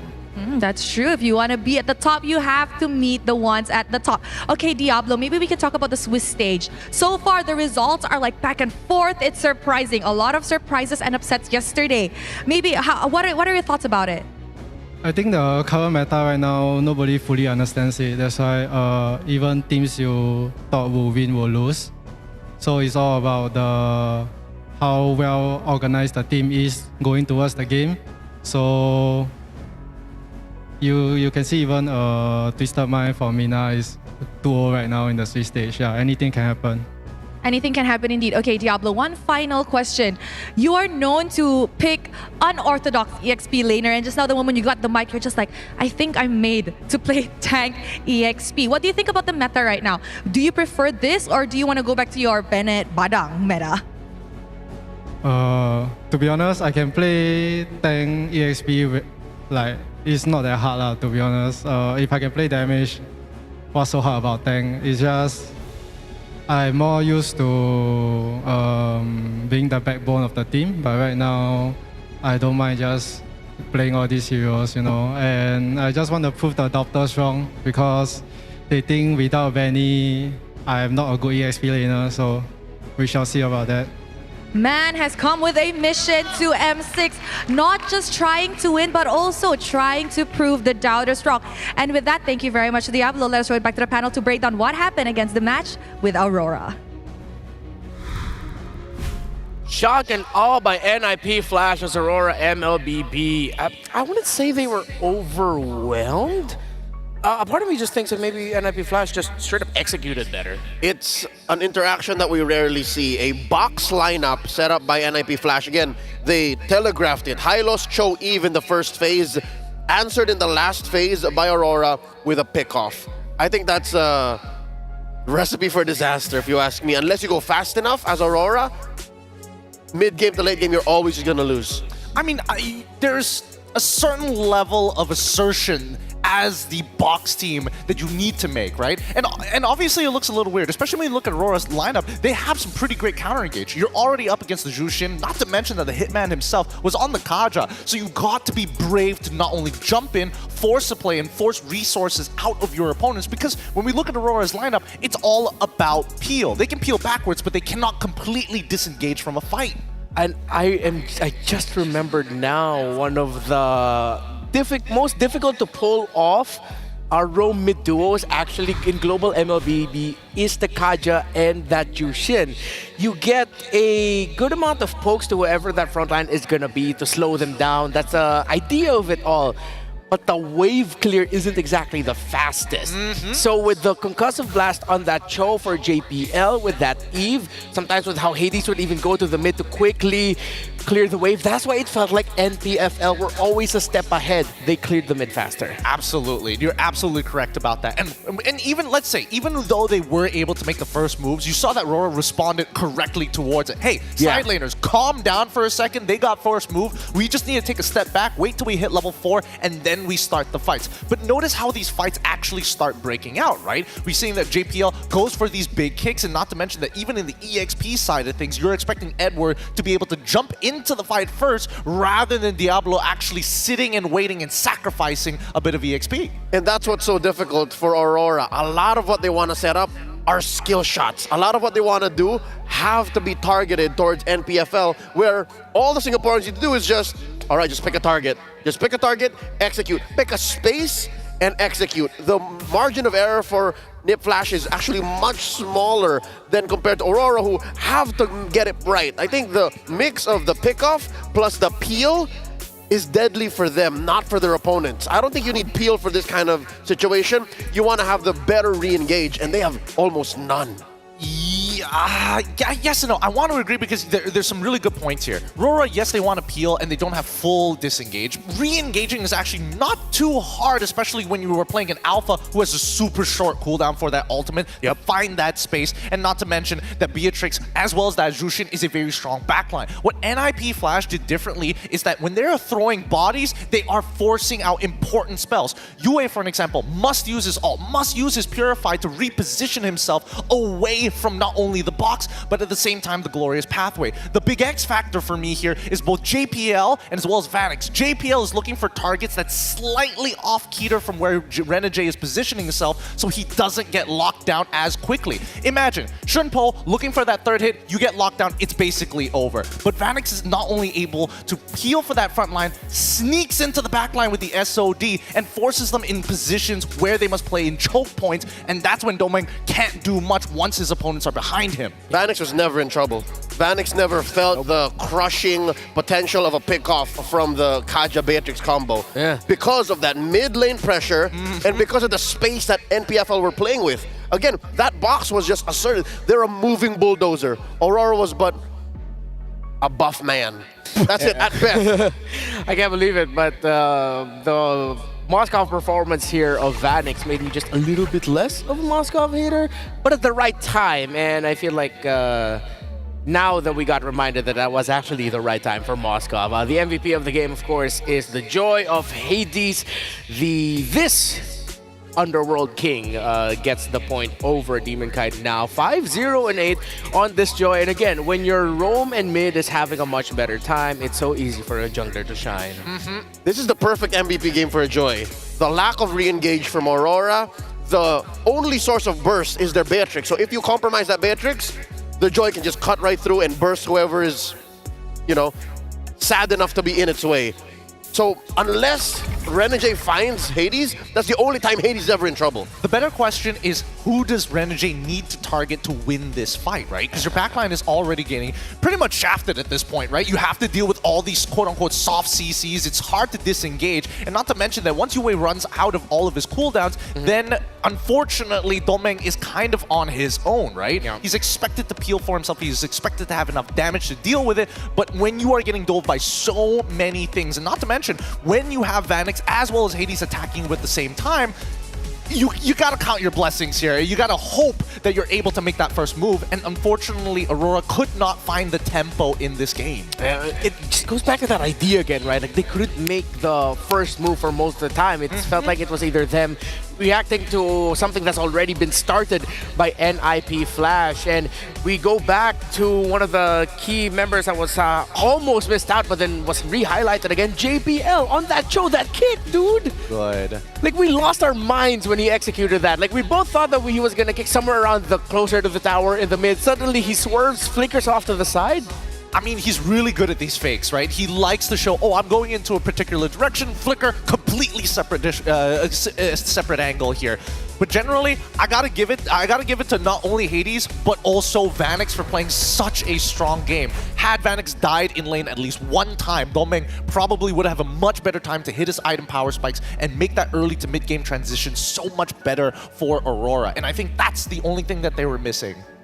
Very difficult game there for Aurora MLBB. But of course, congratulations to Singapore and NIP Flash. Of course, we're very familiar with the international struggles of the Singaporean region. They've made a very good showing in MC 2024. And it looks like they're continuing it here in the M6 World Championship. That stressed me out. That really stressed me out. But I'm so glad. Gentlemen, can you please, just for a moment, let's take a moment to relax. Come on, join me here. Join me here. There you go. I don't think I can relax, man. Aurora's at 0-2. Yeah, me too. I am tense out of my mind. That feels good, right? I'm better now. Really good. Is that memory foam I'm feeling? Yeah. Oh, that is memory foam. Oh, yeah, and it can go further back. If my memory serves me right, yeah, that is memory foam. These are so ergonomic. And honestly, like the long days we've had for the first 2 days of the Swiss stage, well, we couldn't have gotten past it if it wasn't for the Secret Lab chairs that we are on right now. Are those magnets? Yeah, they are. It's magnetized. They're magnetized, and even their armrests are also magnetized for this. I mean, just keep in mind, this is the Titan variant, not even the Omega variant. So again, my shoulders fit perfectly inside, especially for us wide boys. Yeah. Us? You are not a wide boy, sir. I mean, I'm talking about shoulder length. Oh, okay. Yeah. All right. So before we, go off the deep end here, again, thank you to Secret Lab. All right. I think I feel a little bit better now. But yeah, we still have more Swiss stage matches coming up next, and the next one is, KBG will once again meet another Indonesian squad after a dominating performance by RRQ Hoshi against them. Let's see if the China qualifier champions will be able to take one over against the champions of Indonesia, who were, well, they struggled up against Fnatic Onyx Philippines, the champions of the Philippines. Honestly, this is one of those matches that, based off of what we saw yesterday, I'm having a hard time reading, honestly. Are they gonna Angela first pick again? Are we gonna Belleric again if I'm KBG? Hey, look, things are gonna get a little weird around here, but somebody in the draw was not gonna have a good time, and unfortunately it's KBG this time, but that's all under the assumption. We've seen upsets here today. Yeah. Nobody expected Aurora to go 0-2 at this point, so anything's possible. I think that's the key to this Swiss. The key to the best of one is you have to expect the weirdness and expect that what we know from all of the MLBB esports we've watched for months leading up to M6 might not be true.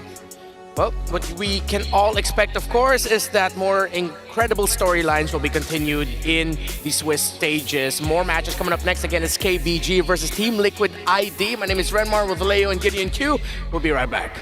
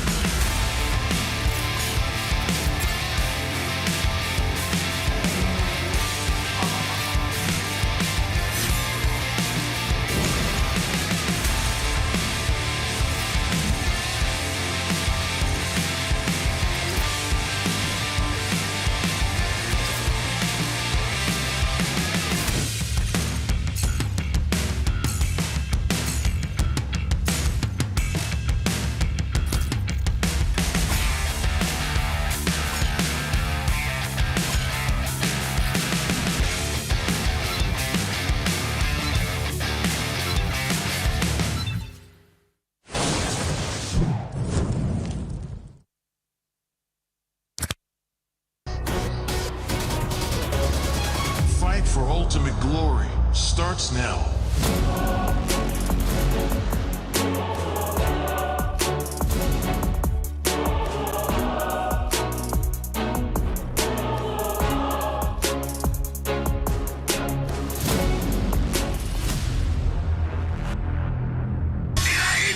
Mobile Legend M6 スイスウォッチ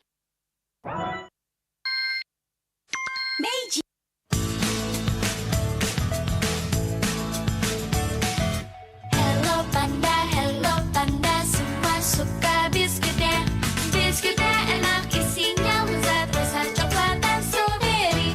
Hello Panda, semua suka biskuitnya. Biskuitnya enak, isinya lezat, rasa coklat dan strawberry. Hello Panda, biskuit isi yang enak.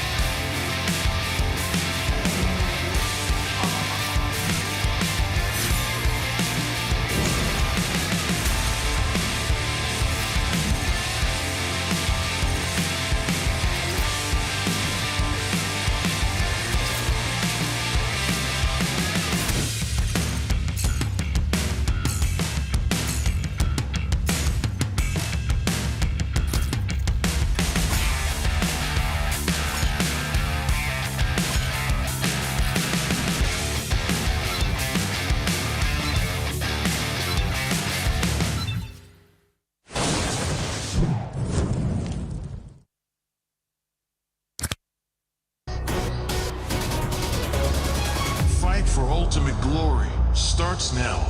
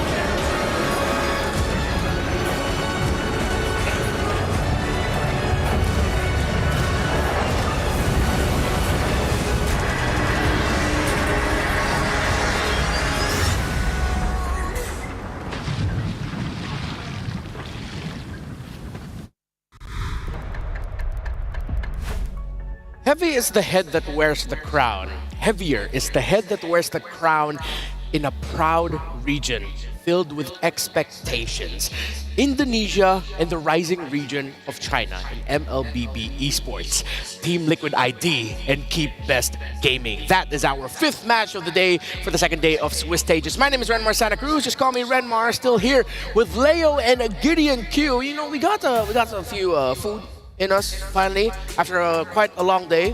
We're in the midpoint, but I think we can still use a bit more snacks. Y'all got the snacks there ready there, right? Dessert. Of course. I mean, after listening to just hours and hours of Linkin Park, sometimes I just think about Hello Panda, right? Just making sure that their flavors are always... Honestly, I've been particularly critical about Hello Panda, but every single time we open it up, whether cold, whether even a little stale, it's still good.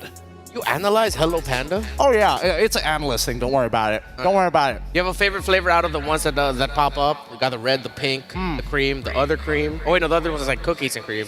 I was looking for the Linkin Park connection. Yeah, me too. I'm waiting for. Wait, what is the Linkin Park connection? Nothing at all, apparently. No, well, I mean, considering that we're already looking towards 2 regions, looking again, not only really strong, but at the same time, extremely high expectations, like you mentioned right at the very beginning of it. I'm hoping that at least they're fueling themselves up with the chocolate flavor, my personal favorite, to make sure that they win this game. Because again, I am hoping DLID is going to be taking it away. You know what, Leia? Maybe you should get a bite of that Hello Panda too. Give me one. Where's good coming from? Ooh. Wow, that's central. Of course, that's our official snack partner, Hello Panda. And of course, if you would want some more goodies, we have some in-game goodies as well. Join the draw for a chance to win Claude's new Epic Skin, Challenger's Flare, and Beatrix's new M4 Epic Painted Skin, Lightseeker. Don't miss a rare opportunity to get Beatrix's M4 exclusive and M4 Prime skins returning for a limited time. That is the lucky draw we have. You have no idea how long I've waited to actually just eat a nice treat on stage during a World Championships. You finally got it. That is a dream come true, just like having the Fairy Dream Watches exclusive for MLBB. Comes in 3 colorways, amazing different bezels each. Didn't see that coming, did you? Yeah, I didn't. You have green, I got black. It's all looking good. This is an indecision. I got one yesterday. I had one yesterday. I had to remind myself that was yesterday and not today. Yeah, let's talk about second chances. Another ID team again stands in Keep Best Gaming's way. So you think it's kind of unlucky that they had to meet 2 Indonesian teams back to back? Look, somebody had to do it, right? It's just fate. I think there's no one to blame here because again, they lost and then Dilar did the pull, and here they are now. If anything, I would be thankful because it's in a best of 1. And we learn a lot during the 8 + 4, 12 best of 1s we've had so far here in the Swiss. Anything can happen. Anything can happen. And honestly, even for me, when I'm looking at these games, right, I'm hoping KBG does well, at least have a very, very good showing. Yeah. At least they have a best of 3, even if they do drop this, so maybe they can show us even more. I mean, it's not over for any one of these teams, even if they do drop today's game. Yeah, I think that's like the best way to look at for these two teams. So of course with TLID not being able to show their best form against Fnatic Onyx Philippines and KBG not being able to show their best form in their previous match against RRQ Hoshi, the baseline expectation for both of these two teams right now is just show us a good match. Keep it close. If it's 15 minutes, I hope it's 15 minutes of back and forth MLBB. You know what I'm saying? So now for TLID, I think it's time to know more a little bit about their wise man, someone who's important to their lineup in their drafting even. It's Widdy the Wise, and this is what Coach Facehugger had to say. He has a lot of ideas that he shares with us, but sometimes he may actually not connect with the other players. And I think that's a little bit more evident in best of ones, right? Best of one, you're thinking, oh, I don't want to do this. You know, you kind of overthink it. That it's good that Coach Facehugger is there to rein back in what is a very wise figure in his team. Him and Coach St. DeLucas, which is why, again, the pre-game, the draft is so important. I think keep Widdy's ideas, keep his wise ideas for in-game execution, and let that flow. Pre-game, you need all 7 men. Is it? I feel like at the very least, unfortunately for Widdy the Wise, as much as his ideas are great, the fact that it doesn't connect with the rest of the players could be a hindrance to them, right? I mean, it's two sides of the same coin. As good as it could get, it could also go very terribly for the team at the same time. Hopefully today, at least we're going to see them be a lot more together with the way that they play. I don't know if the Angela Ling is going to be coming back, especially in that particular order, with Angela being that first pick. As Leo has mentioned, the draft, such an integral part to these best of ones. Yeah, and there were a lot of theories and questions as to why TLID performed the way they did yesterday up against Fnatic Onyx Philippines. One of the things getting brought up is stage fright. I don't know if you guys agree with me here, but I feel like TLID aren't the team that get stage frighted. Considering that they are a bunch of rookies, yes, but they went all 7 games with RRQ Hoshi in their grand finals. They won that grand finals. There was a massive stage in Bandung too. They shook Bandung. They turned it upside down. Yeah. I would say I'm with you. I don't think that was stage fright. I think yesterday the better team was just Fnatic Onyx Philippines. Most days Fnatic Onyx Philippines is the better team, but against TLID then, I don't think stage fright was a factor. I have to agree. I think most people don't understand what it's like to face up against the Kingdom on home soil as well. You were there. I was there live. They were literally shaking the stage, which I was sitting on the analyst panel of.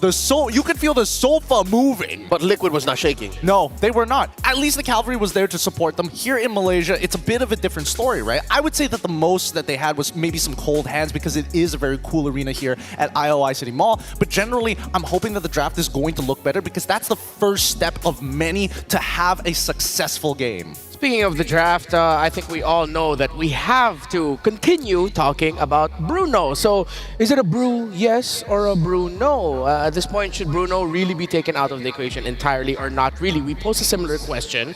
We got to see more games. So, let's go back to that main idea. Leo first, take it out or steal it away? I'd rather just play around it. I think still sticking to that. Okay. Yep, I'm sticking with it. Just to add a third option: Brew yes, Brew no, Brew nerf. Brew nerf. I think there'll come a time wherein he gets a few adjustments. I'd say after M6.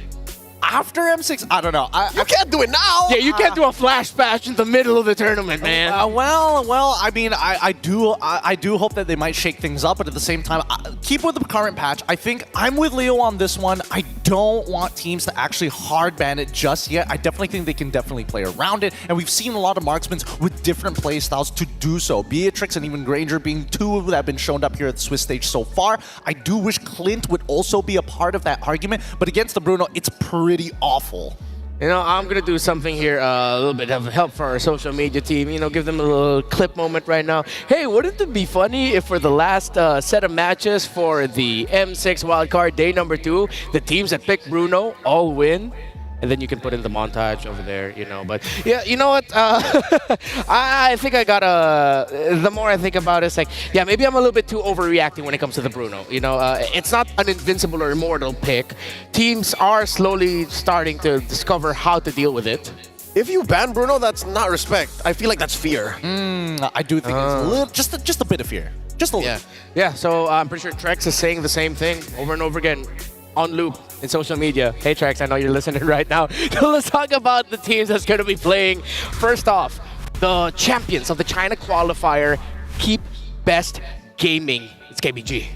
We were all wowed by DFYG in the wild card. We could have sworn they could have gone much further. Here, KBG can do the same, climb up, and reassure us that whatever's happening in the newest region in MLBB esports, whatever's happening with Chinese MLBB is something to watch out for. And we've seen it. We've seen it. Teams that have an influx of Filipino influence do nothing but grow. So with Tracy and Saksha here, I trust that they'll be able to set up LMU and they'll be able to set up the Lexi. Winterturn just do Winterturn things. Just hold it out. Hold it out there, man. And if you guys are gonna pick up the Belleric, hopefully it's in a little bit of a better, environment for it as a Belleric lover. But hey, I know someone who's a cavalry lover, and he's here on desk. Absolutely, I love this team. I love your team, Liquid ID, with Aaron Cheeky, Witty, Yehezkiel, Favion, and as well as Aran. This team is very deadly with the way that they play the game. And honestly, their previous matchup and the fact that they have to play Angeling shows that there is intelligence with the way that they move around the map. They're trying to make sure that they hit item power spikes to then pop off. But I want to see them play in their more fluid form, right? Yeah. Yes, they must respect item power spikes, but they also need to identify opportunities. And a lot of that really comes down to, can Witty tell the team his ideas without confusing them too much? Witty going into their run here in M6 has to learn a different tempo. Because seeing them perform at their best at the MPLID playoffs, he was the maestro. Yeah. This is a very jazz band-like execution team. It's like they know the measures, they know the beats. How do they play within that? They're still figuring that out exactly what it is in M6. There we see, as we watch them go through their ping test, that Team Liquid ID, as solid as they are, needs to be a little bit more liquid. I mean, they gotta be like water, some may say. Really gotta make sure that when they make those punches, there's gotta be good reason, but at the same time, how do they reach out for more of that lead? And honestly, coming into this draft is where I'm going to be most excited, because I think that Keep Best Gaming, as much as I want them to win this game against a team like TLID, with the maturity for such a young rookie squad coming in from Indonesia, number one, mechanical prowess. That becomes immediate priority here. Yeah. They're just good at pressing buttons. And I think one of the best ways to slowly look at the mechanical prowess matchups is at the jungle. Saksa, a Filipino jungler playing for KBG. It'll be another retry test for him as he goes up against arguably the best jungler in Indonesia. Here's a nice little trivia for you. Which hero is disabled in Brawl? Wait, do we actually have time to guess this? All right. This is upsetting. You guys have guesses? I have no idea. I don't play Brawl enough to know. It's not Bane. Which hero? Me neither, because it's a random pool. How do you... What? Oh, wait, no, it's not Johnson. No, you're allowed to play Johnson. You're allowed to play Belleric. I'm thinking it's got to be something that doesn't necessarily work properly. Or something that's broken in such a small stage. Possibly. I'm not All right. sure. It's Link. There are not enough walls, Oh. dude. That's a Favian special. That is interesting. Cool. All right. So, yeah, fun fact. The only hero disabled in Brawl is Ling. That makes a lot of sense. I've never noticed that. I really haven't. Because again, it's a pool of 100-something heroes. There's so many heroes randomly given to you. You're just not going to see it again in the wall situation. Let's get into the game. All right, so TLID is still respecting the Freya of KBG, one of their favorite picks in the region, and honestly, super flexible for them. As we mentioned yesterday, the Phoveus gets taken out, but yeah, you see KBG hard focusing on the junglers here of Favian. But on the opposite side, TLID is just targeting the EXP, right? Are they assuming that Win Return is not... If they limit down his pool enough, he's not going to have a good time? I mean, the fact that he plays Freya alone tells me that his pockets should be deep. Yeah, and to be fair, I think for KBG, Winterturn has been, as you mentioned, Leo, you told Winterturn just be solid. And he's that guy for KBG to activate the course. He's got to keep best, man. Just got to keep best, Winterturn. Keep best. Because again, compare that to how Aran plays. Yeah. Aran is just in your face. Aran, I've heard this from our Indonesian colleagues.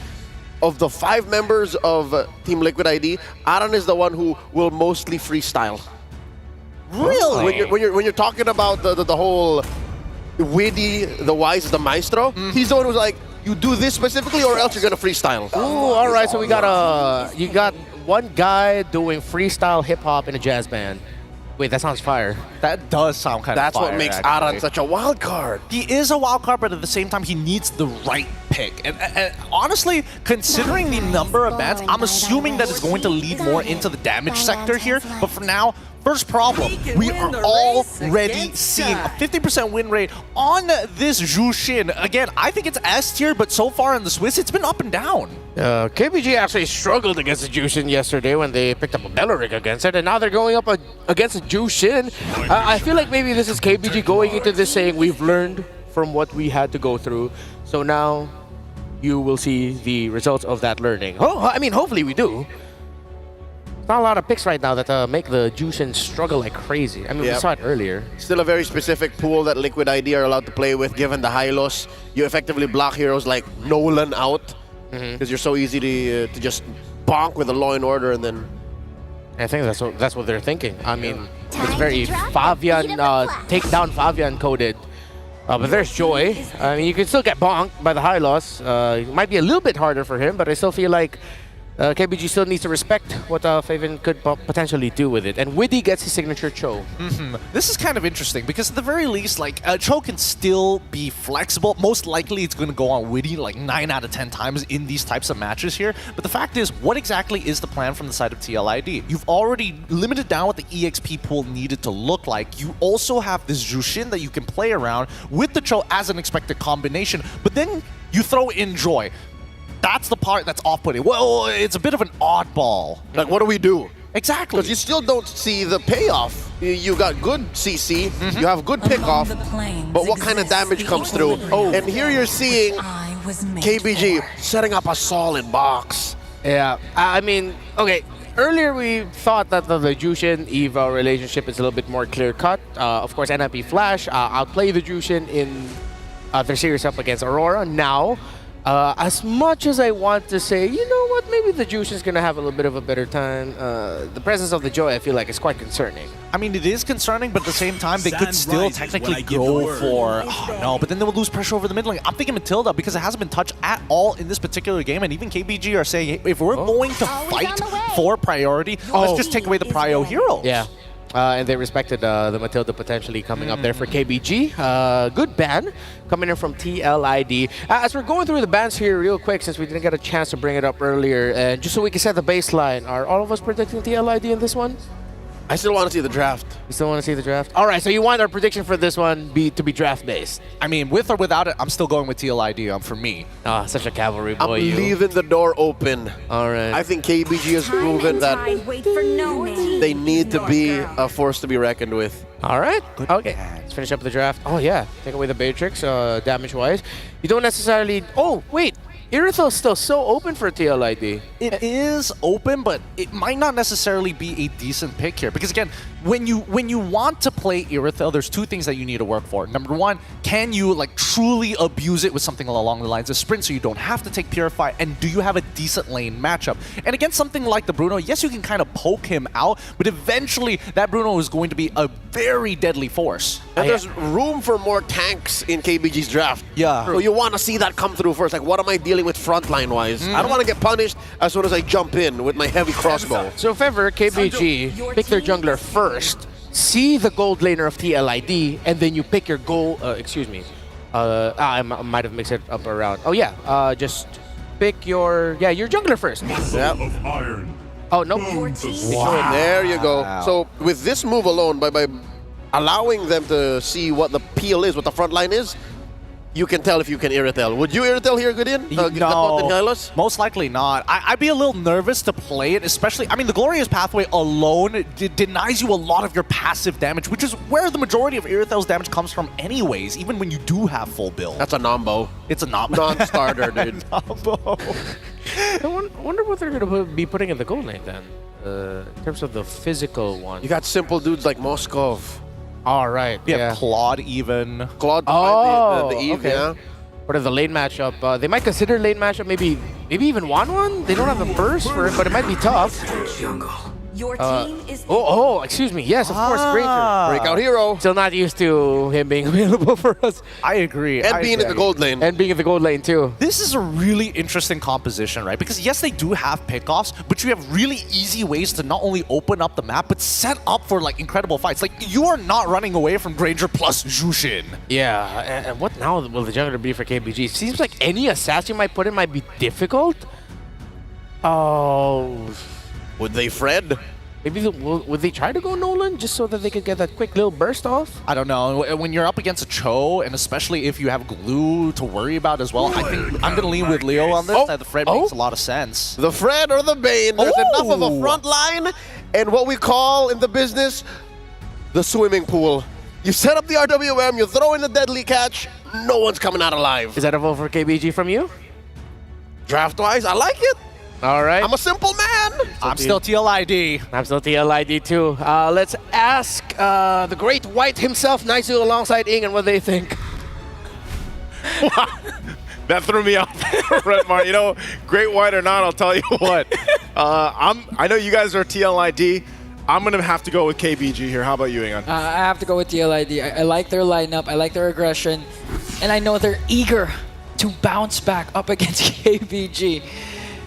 And just looking at the lineup right now, I'm pretty sure Leo is having fun because the Bane is in the hands of a Filipino, Saksha, repping KBG. You know what? I'm loving the Bane. And I didn't know in the business we called it the swimming pool, but you know what? We'll make it work because we're going to be jumping into the land of Dawn once again between these two teams, Team Liquid ID and KBG, fighting for that victory ahead of them. Have a better chance of moving forward out of day 2 of the Swiss stage. Which team will it be? Let us know also what you guys think, if it's going to be KBG or TLID. We know how vocal you guys are in the chat, of course, but with this, I would say, you know, I like the lineup that KBG brought, and the reason being is because of that potential to go ahead and set things up between the RWM. Even looking at the emblems here, you know, this is the thing that I like is you'll have 2 tanky guys, the Gatakacha plus the Hylos, to go ahead and cover the front to back if you need to, or even set things up by cutting people off with the Glorious Pathway. But then not only that, Egon, but also you have 2 Revitalizes. Like, there's so much sustainability from KBG's lineup. And speaking of sustain, you can see Aaron Shiki also has the Tenacity plus the Impure Rage. So in terms of sustaining his own lane, he's going to be up there up against Bilexi's Bruno. So let's see how TLID will respond. But look at Aram just really dominating early on, forcing out the Revitalize of Wind Return. And that's what you want if you're a glue. That's just meant to disrupt, and he's not even done. That was a huge, huge blow. The longest first blood I've seen. And even with the Revitalize, Aaron was able to dominate Wind Return. Oh yeah, I'm surprised, you know, even with the Revitalize, that there was that much pressure, and this is no, you know, action-packed lane. It's a glue and a Hylos. It's supposed to be a dead lane, but there was the first blood, and now they're going right after Tracy. Popping again the Revitalize, now the electrifying beats, but there's the deadly catch coming in from Saksha. One more hit for Tracy. He's gonna escape, but TLID, they have forced KBG to use 2 Revitalize right away. Oh yeah, that's the thing too. I'm wondering if they're actually gonna be able to go ahead and get that first turtle up. They know that Saksha had to burn the deadliest catch. It looks like they're going to be getting in position. LMU doesn't have the real-world manipulation just yet, but it looks like we might even see the fight for this. You know, with Witty, he's got this signature true pick. Yeah. We've seen him do time and time again. Has that Way of the Dragon available, plus the Flicker. He's going to go set things up. He's going to commit the Way of the Dragon onto Wind Return, forcing out the Revitalize, plus the Glorious Pathway, but Fabian will get the turtle. Here comes the AOG, responds, and gets a kill onto Saksha. Now, Wind Return might fall down once again in the hands of 3 TLID members. And KBG, they're having such a hard time going up against the composition of TLID. You know, that's the only thing. And that's why usually when you see that Hylos across from you and you've got a Jushin there on the other side of the table, it's tough to get away, because once the Glorious Pathway is laid down, you know, you're not going to be able to escape. You just keep getting dragged back and back and back, and Wind Return is literally just trying to return, you know, but he's not able to because of the Jushin across from him. So with Team Liquid ID setting a pace already early on, you know, 3.5 minutes in, they've got a couple kills, they got an objective. And they really just kind of stopped Wind Return from having, you know, that comfortable lane that you might want to have with the Hylos. But obviously, he's still going to be useful later on when you get to these team fights and you have just that strong ultimate, that glorious pathway. But there's got to be an answer here. There's got to be something that KBG can do to stop the bleeding. Oh no. Look at Windy connecting again with the Way of the Dragon. Here comes the Revitalize from Tracy plus a glorious pathway from Wind Return. AOG to walk away, but takes him to the turret. He's still there. He's going to bring down Tracy in exchange for Aran, and TLID's aggression is just unmatched right now, forcing out a lot of ultimates from KBG, even Deadly Clutch, plus the real-world manipulation. And still, after all that, TLID still stands strong. That was the play, though. You know, Tracy, that's the best Tracy could do. Jump Avatar of the Guardian into the turret and hope that you're able to turn, you know, a bad situation into something better. But even then, again, they're going to be facing this obstacle ahead of them, that turtle take. Lexi is just trying to farm up, do his thing on that Bruno that we've seen very successful for a lot of teams.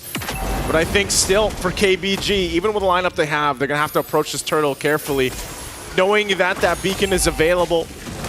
And Fabian, he doesn't have to really just push this into himself. Fabian can do what he wants. Another kick from Windy, setting things up perfectly for TLID to bring down Tracy once again. Now they're on the charge, forcing out their real manipulation coming in from LMU, but he's going to fall down as well as Wind Return. Saksha is the only one left, and on top of that, TLID, they still haven't secured the second turtle.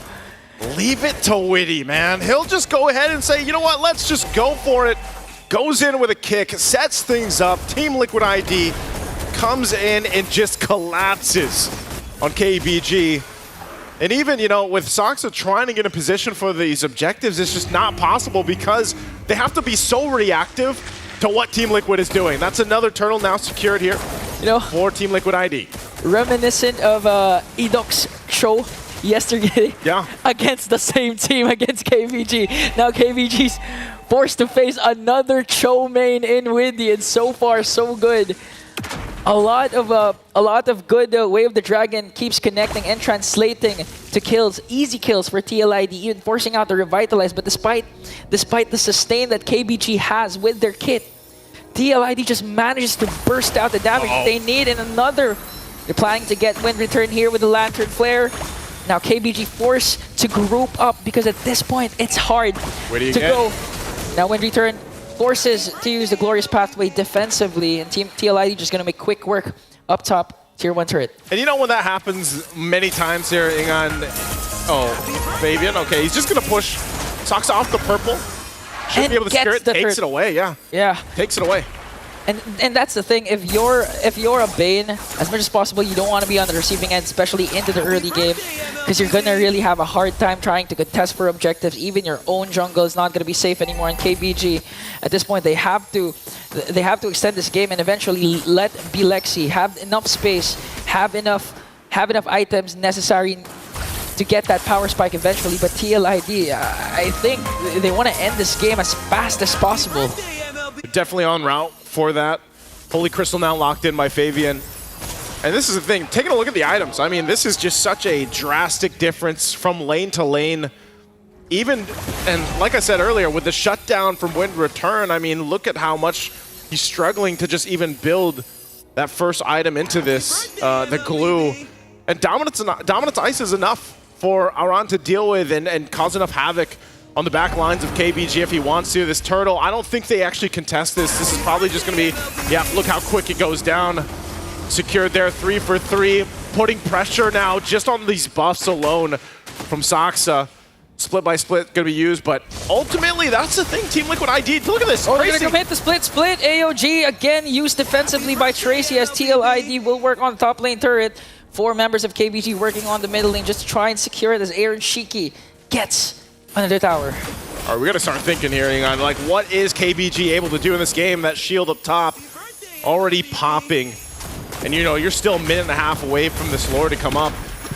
Now for KBG with the lineup that they have, you're thinking, you know, we talked about the fact that you can play into the RWM, but LMU, you know, he's been setting it up, but they just don't have enough power in the punch yet. They don't have enough to deal with this, because even if you look at how much farming is being done from Team Liquid ID and the plays that they're making across the map, they're just outgunned right now for KBG. And even though I mentioned as we jump into the game, hey, they got 2 revitalizes, they should be able to sustain through that. We're seeing it right now throughout this game, you know, almost 9 minutes in, that they haven't been able to. And they just have to watch these turrets get taken down. I think part of it is they have a little PTSD from Witty. You know, this Cho so far, even if he doesn't go for a kick, just the fact that he's like G-Condoing in front of them, like they don't even want to move close enough for the mere fact that he could flicker and set things up with that Way of the Dragon. You know, the PTSD does not come from Witty, although it came from Enoch yesterday. And so far, so good for TLID. Again, I do agree that they can play around the real-world manipulation, but not just that, they also have the Glorious Pathway and the AOG, but the problem is TLIG is just so fast-paced at getting those setup plays coming in from Witty that KBG doesn't have time to react. Like, even if you have a Glorious Pathway, like, what do you do from there? You're going to eventually use it defensively. And when the time comes, you've used up also your real-world manipulation. You don't have the necessary damage to keep up with TLID. Although you have Sustain, what's Sustain going to do with the damage TLID's bringing? This is a massive lead. I think one of the biggest ones we've seen so far today. Nearly 11,000 gold as Fabian secures this Lord and furthers that lead to that 11.5 thousand gold. Just now the Sky Piercer being picked up by Ezekiel. And so this is going to be very difficult. You know, probably one of the most difficult defenses that a team has had to do so far, as KBG is facing a massive deficit. You can see that even Divine Glaive now picked up too. Oh no, Tracy be dragged in. Look at the shots. Even keeping him in check. The shield's going to pop. Mid still holding up. But that Lord is making its way, and at this point, I think it's dire to say for KBG. I'm not sure if they have enough fight in this roster, in this lineup, to stay in this game. It might actually be ending here as Team Liquid approaches the base. Okay, LMU cast the real-world manipulation along with the Glorious Pathway as Lord marches into the middle lane. They're doing the best to try and defend. Tracy goes in. AOG again used defensively. Here comes Fabian onto the backline. Wants to go for Saksha, but the Revitalize is there to save Saksha as they try to work on the mid lane turret. Once again, a kill onto Wind Return. No inhibitor turrets will be taken down, but TLID got a kill onto the XP laner of KBG. They got a kill, and I'm surprised. You know, that turret didn't go down. It was good that it was cleared out. So Team Liquid ID, even despite a massive goal lead right now, they'll go ahead and just take what they can from the jungle. You know, KBG facing against this, you know, you have to kind of put that into context. Like, when you're down this much and you're forced to just be in this side of the base, you know, what do? How do you handle this?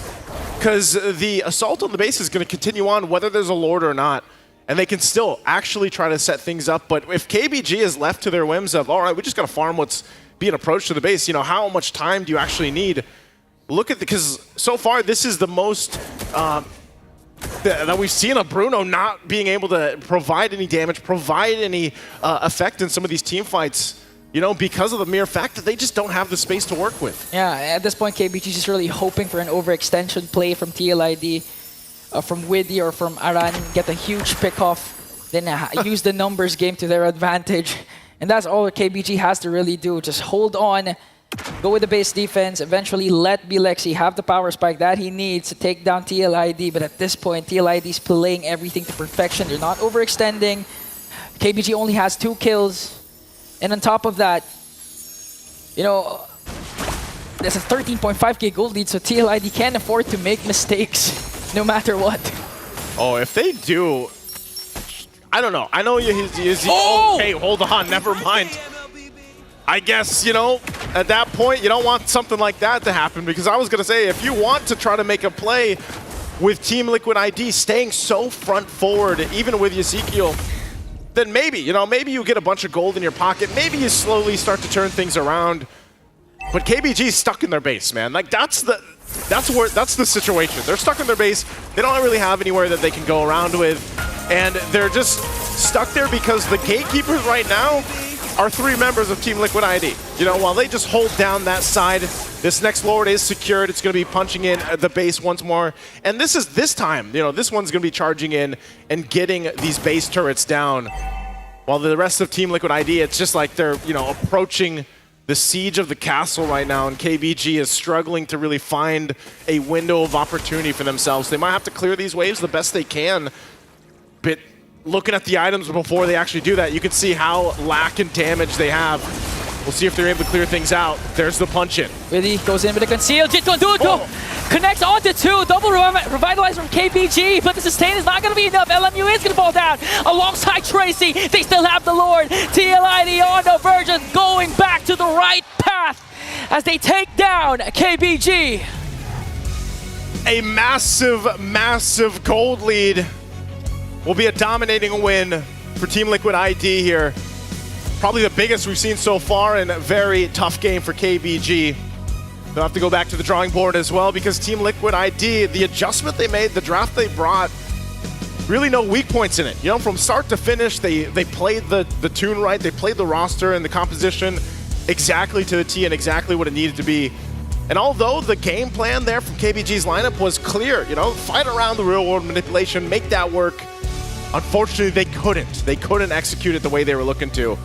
They didn't even get a chance really to fight into objectives, and that's what that lineup should have been able to do. So unfortunately for KBG, they'll have to figure out what works for them moving forward. But our panelists, let's see what they have to say about this one. It was a tough game for KBG.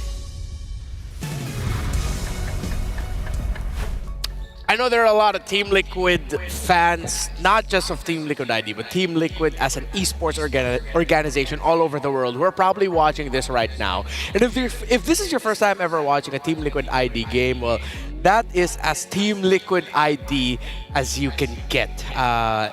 Straight up, that was them.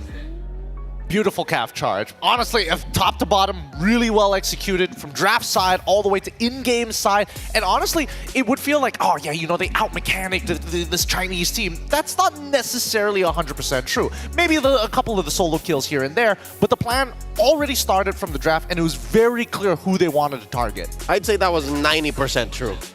What exactly happened here is what they call in the business a liquid stampede. Straight up, just a stampede, stampeding onto the high loss, shutting down wind return. Let's go on over to the stage with a member of Team Liquid Indonesia. Team Liquid ID getting their first win up against KBG. And right now, I am with Fabian, or as what Merkel would call him, Fabian. Hello, how are you, Fabian? I'm fine, thank you. You're fine. Wow. Okay, perfect. Okay, now, Fabian, we know that this is your first ever international tournament. How was the experience like? How do you like Malaysia so far?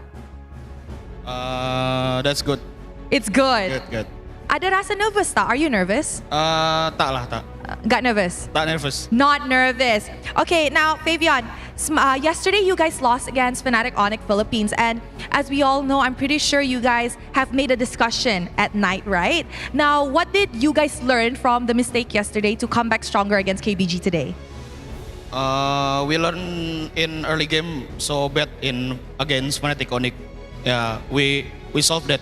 So you guys had a discussion last night, and how did you guys react when you saw that you guys were matched up with KBG today?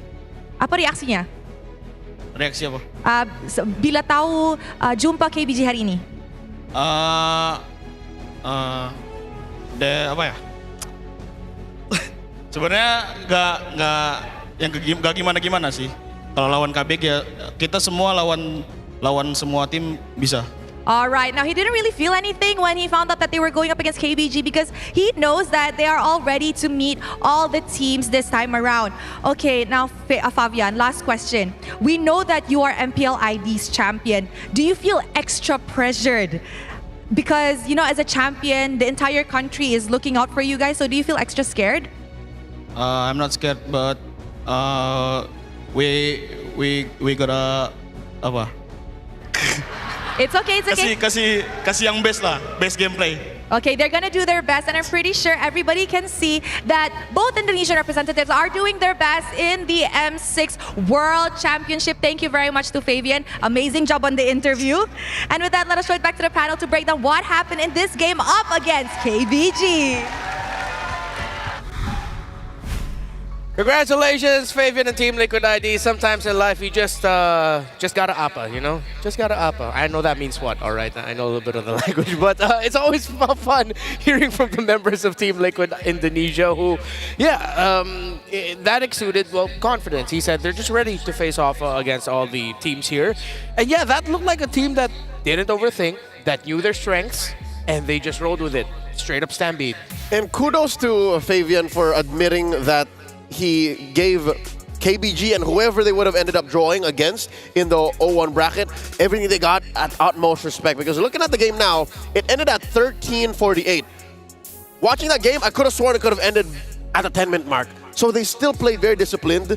They forced their opponents to respond a certain way, make them make errors that they wouldn't have done, and played it as if it were any other team from any other region. Like, that was sheer respect from teammate Liquid ID. Well, I mean, there was a little bit of respect. Maybe on that very first Lord initial push, they probably could have taken an inhibitor for basically for free at that point. But, you know, you wait for your item power spikes, mess around a little. You can always wait for the second wave. And even as we saw this game continue to progress, I definitely think that we did see the vast difference in the way that they should be playing the game. Because, again, the efficiency of how quick Fabian was able to kind of just mow down the entire jungle. I don't think he was missing a beat. Like, I got to see his GPM at the end of this game. Yeah, it seems like that Joy was just constantly dancing to all of the tunes that this jazz band would dish out. And 14.4k gold in around 13 minutes. That should be at around 900 for his GPM, closer to 1,000. If you spread it out well. Yeah, if you spread it out well. And there was a point that you made, Gideon, as we were talking behind the scenes, and we alluded to it earlier, that they already knew what they wanted to target. It was wind return.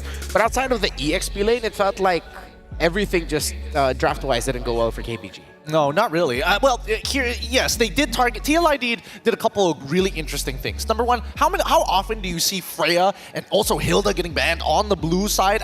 You know what, get rid of the Phoveus on top of that in first phase. To me, that's kind of crazy. 2 out of 3, sure. Freya makes no sense at all. But when you look at how KBG got to this point, again, win return was a huge part of that. So, first step, eliminate his hero picks. Limit it down as much as they can. For some reason, they also got access to the Zushin, which I think was kind of interesting. I think that a lot of teams should not be giving away the Zushin more often than not. But then again, if you ban out the Zushin, that means the Yve gets to go for free. So it puts them in that initial chokehold. Second thing that I saw that was extremely interesting, they were able to make this Granger work out against the Bruno for the simple reason of, hey, eventually I'm going to outrange you. I don't actually want to 1v1 you in this lane. I just need to unlock it. And once he starts calling back up from not only Witty, but even getting involved with Fabian, that's when the snowball begins to happen, because the EXP was a dumpster fire here. Glue versus Hylos, unwinnable. Not to mention, he wants to win the lane even harder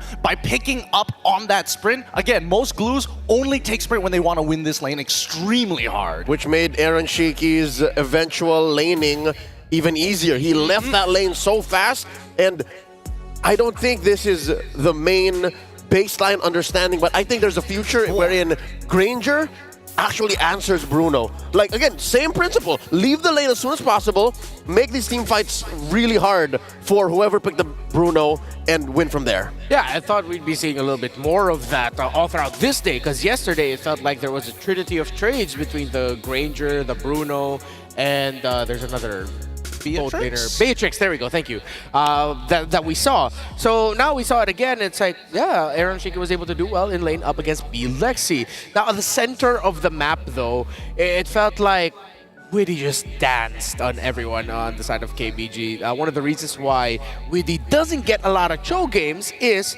if you include his stats from the entirety of MPL Indonesia Season 14. I could be quite wrong here, but it's actually 3-0 now. He only got to play that Cho twice because they respected the heck of his Cho. Exactly. Nobody wants to let him touch it. Better yet, we don't get to see Aran actually get the MVP as often as you would like to. Because he is a strong laner, but this is the very first time we are seeing, well, maybe not the very first time, at least for TLID standards, Aran, your main win condition, beat your lane so hard that he can't get back up. Beat up, kick all 4 of his legs out. Yep, and Wind Return was playing a very important role. He needed to set up the glorious pathway for LMU on the Eve, needed to play good peel for Saksha, make sure that nobody got close enough to Belexi, and Tracy had to carry all of that weight. They had to share that responsibility because of how early on Aran buried that Hylos. Personally, for me, I would have preferred if that we saw this Hylos go into the roam position rather than get thrown into the EXP. Because yes,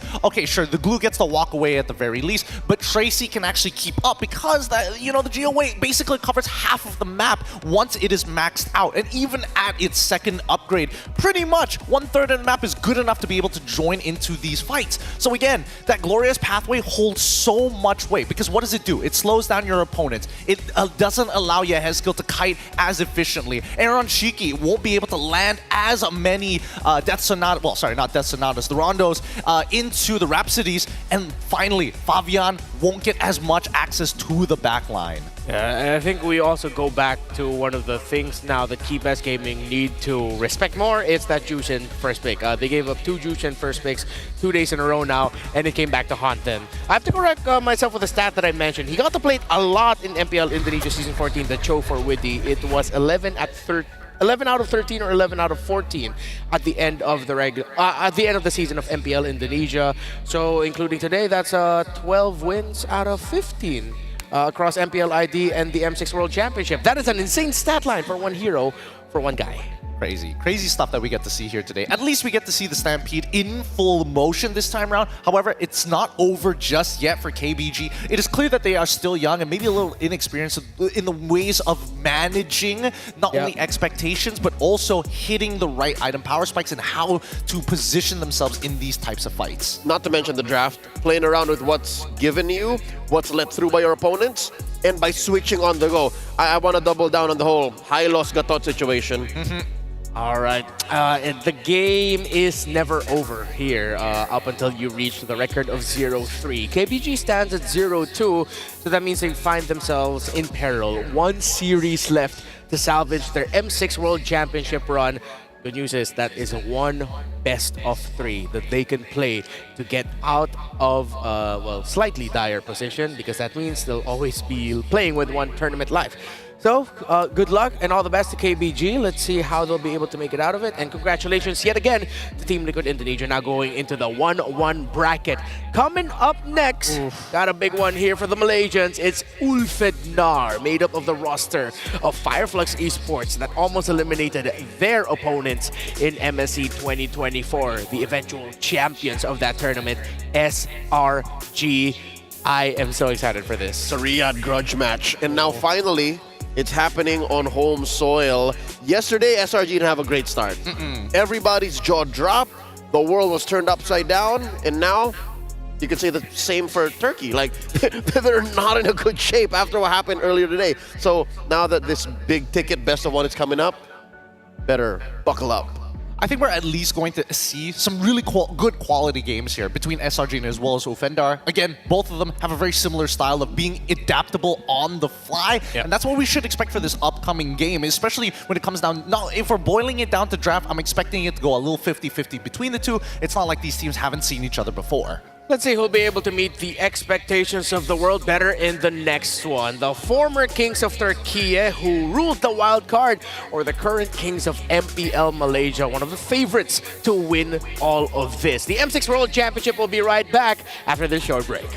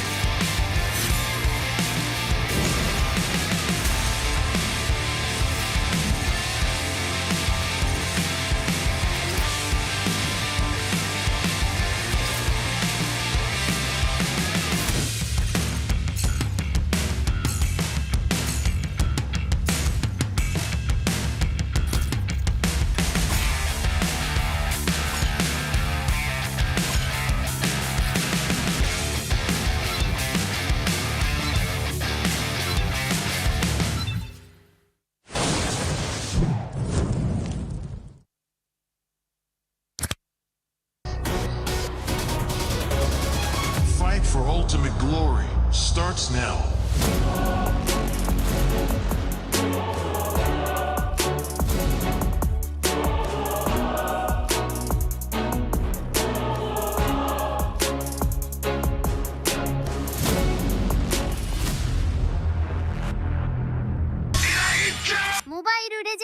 M6 スイスウォッチ明治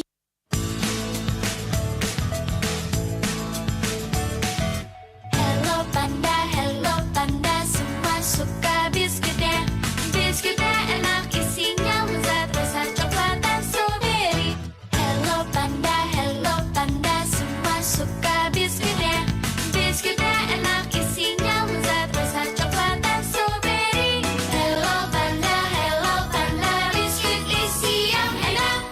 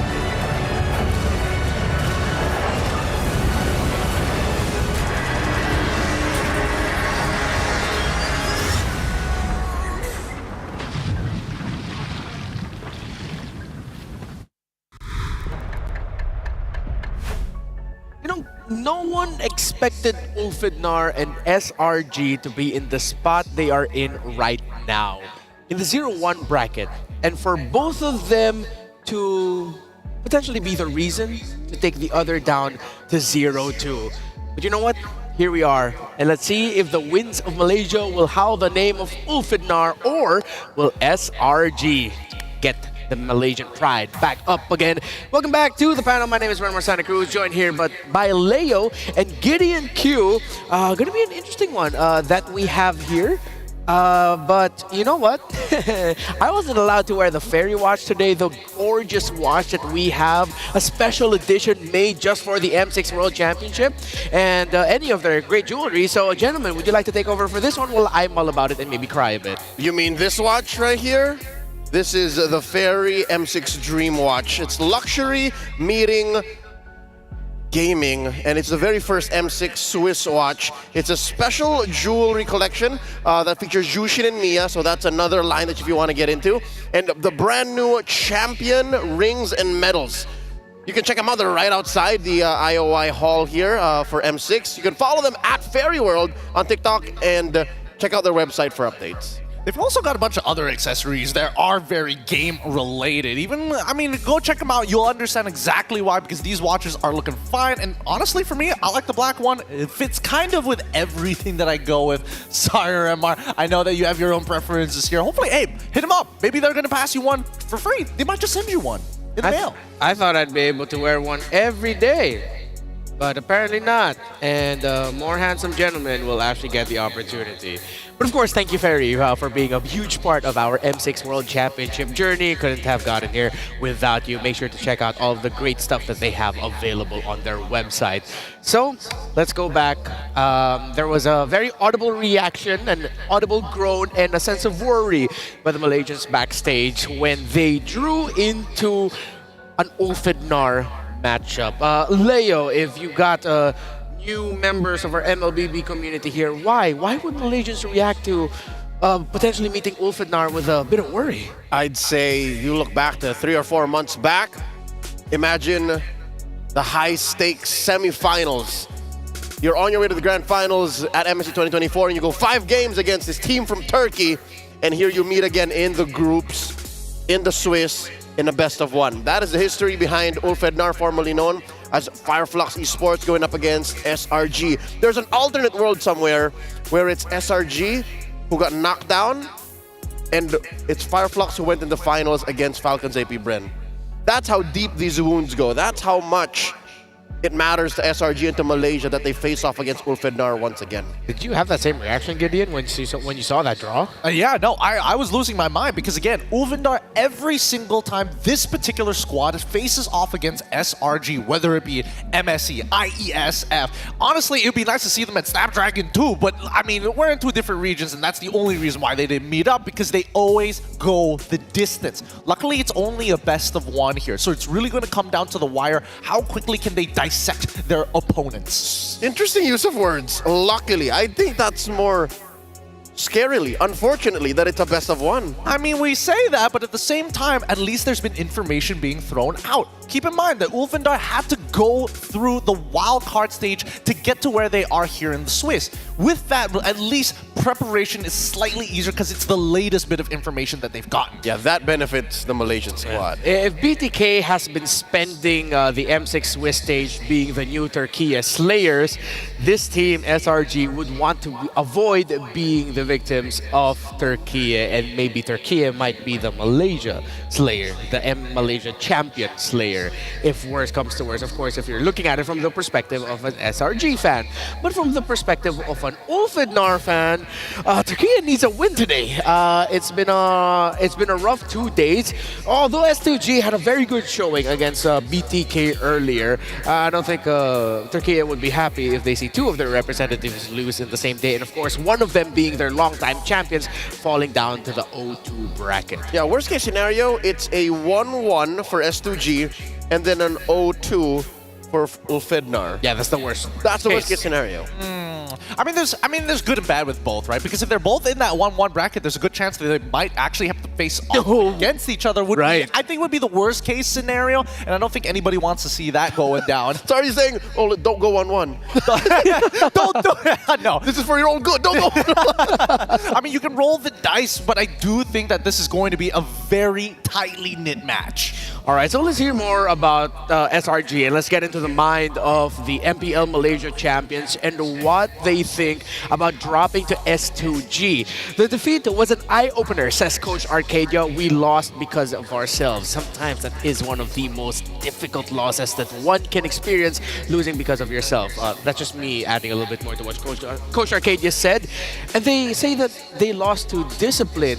Now, Gideon, I gotta ask you this. So I'm pretty sure you watched that SRG S2G game. Did you feel that, watching it from an outsider's perspective, that maybe discipline is the reason why they lost? I mean, discipline is a very large reason because, again, the question is, why are we fighting and when are we fighting? Those two things have a very deep correlation with each other, and I think that Coach Arcadia put it best. It is an eye-opening moment that, yes, you may be champions of MSC, but it doesn't mean you can stay as a champions coming into the M Series in a match with such high stakes against opponents with veterancy. Now, this is the reality of going 0-2, what SRG is trying to avoid. Game over or game never over.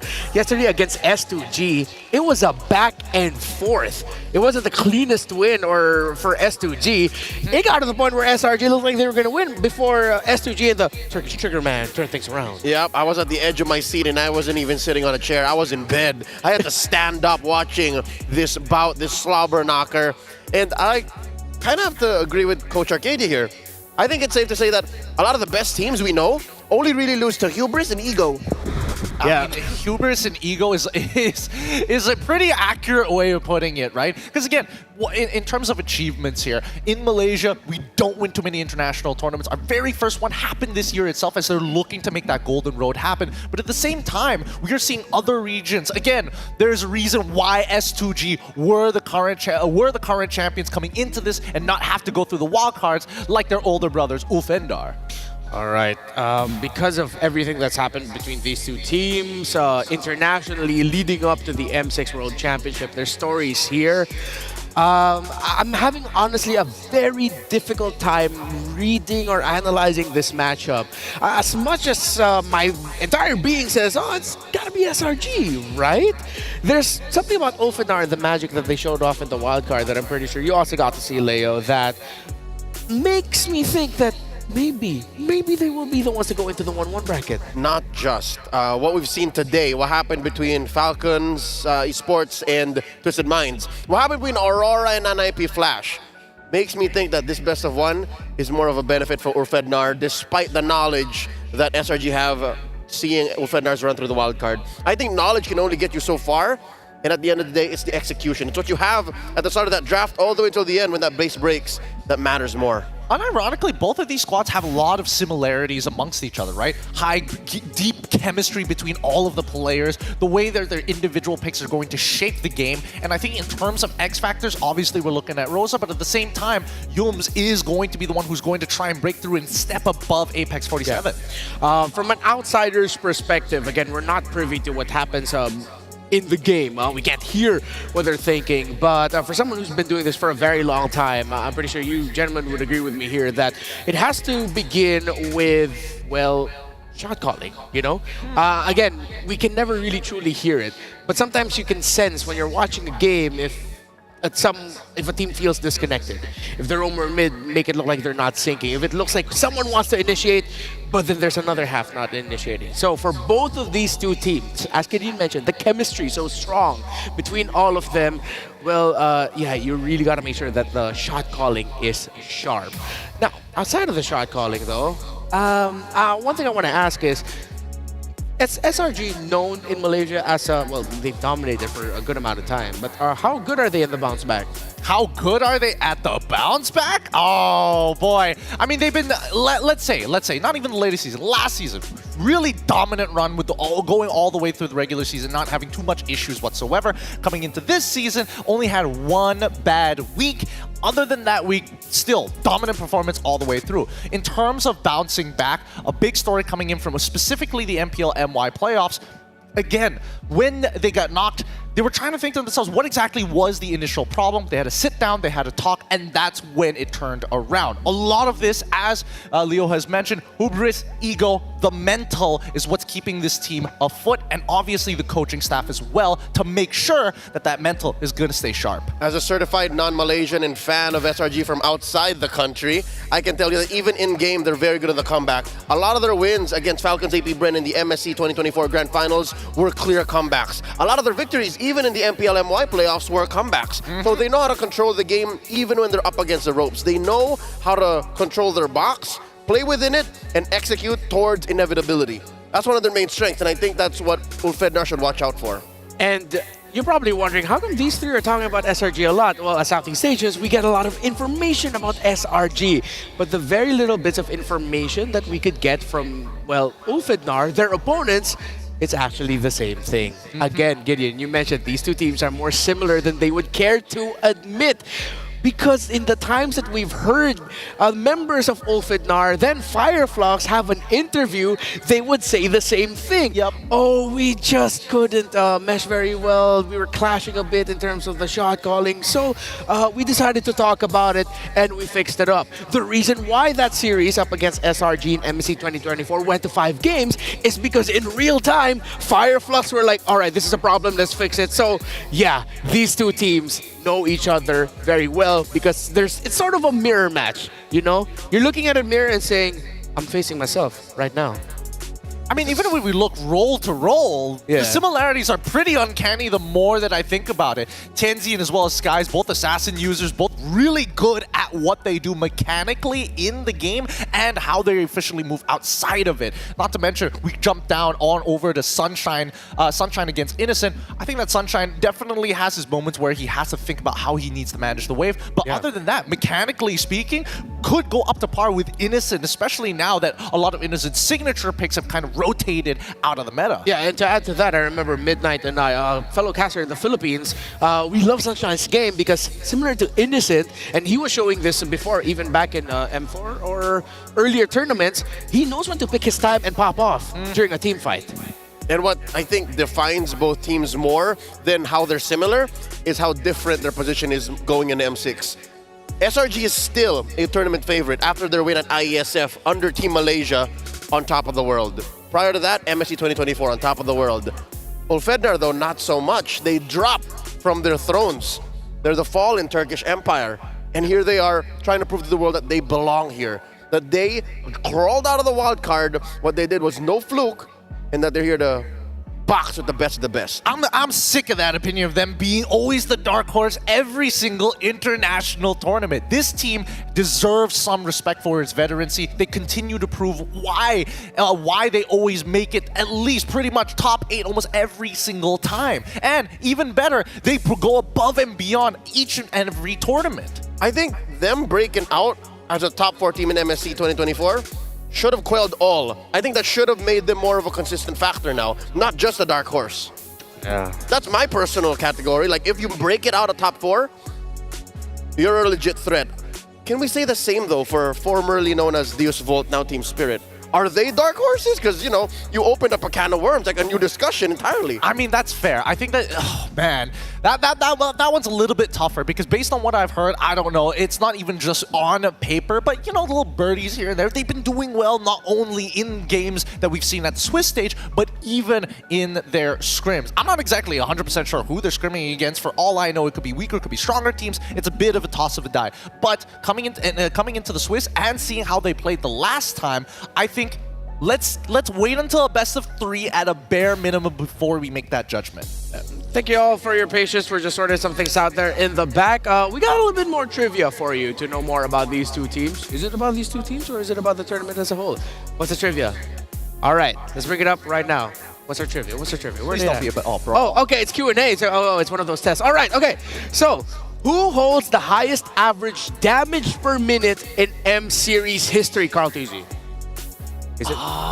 Wait, 30. Wait, minimum game. Wait, 30 plus games. No, it can't be. In 30 plus. That means it's a multi-time appearance. It would have to be a multi-time appearance. Edward? It could be. It's one of the Blacklist boys? It's a tough call on this one. 30 games, highest damage. So let's think of it logically, right? First of all, we have to consider meta. What was the highest damage meta? How many games? And especially 30 games is a lot. Yeah. So they would have to either go really, really far in one of the M series or keep showing in every single one. So that means Few and Carl Tuzzi are up there.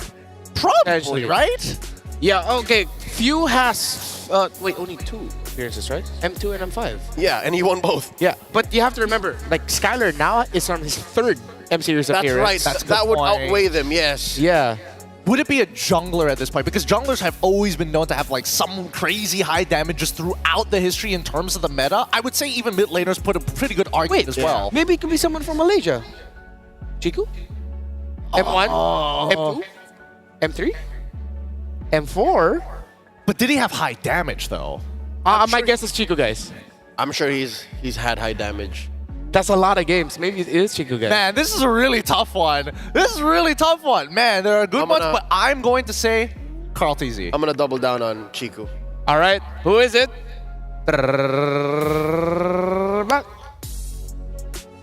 Oh, it's wow! Yo, that's actually so sick! Rosa's been here. Oh, wait, no. Okay, it's M4, wait, 30 plus M5, games? now M6. Now M6 as well. Yeah. Oh, Rosa wasn't an M3. That was still Bedell. You're right. That was still Bedell. Oh, Alien my was there, goodness. but they played that many games? Wait, how did... They've dealt that much damage is the question. Yeah, Rosa's dealt that much damage? Whoa. That's a carry mid if I've ever seen one. I mean, the meta then was like Lilia, Farsa. That could be the reason why. And I think they got bumped up with the amount of games played because they went through the wild card this year. You're right. And then now they're going through this. That's why. That's a lot of damage, yeah, for a mid laner. I mean, Queen, baby. Thorn Queen. That's why we call Rosa the Thorn Queen. That's insane. All right, okay. We got another hot topic up on board right now. Wonder what How that's hot gonna do we get? How hot can it be? Great shirts. Wait, we already discussed. We already said brew nerf, guys. No. We asked if brew yes or brew no. Okay, you said brew nerf when we agreed. I said brew nerf, but now I'm given a third option. Do we nerf Bruno or do we nerf the Malefic Gun? This one is kind of interesting. Is Bruno the problem or is Malefic Gun the problem? This is really trying to get down to the crux of the issue itself. I would make an argument that the Bruno nerf probably is somewhat necessary because I feel like the Malefic Gun was supplement to what he was already doing. Hey, brothers, all right, okay, All right, you're brother. Got the colors too. I didn't expect that. I mean, I do.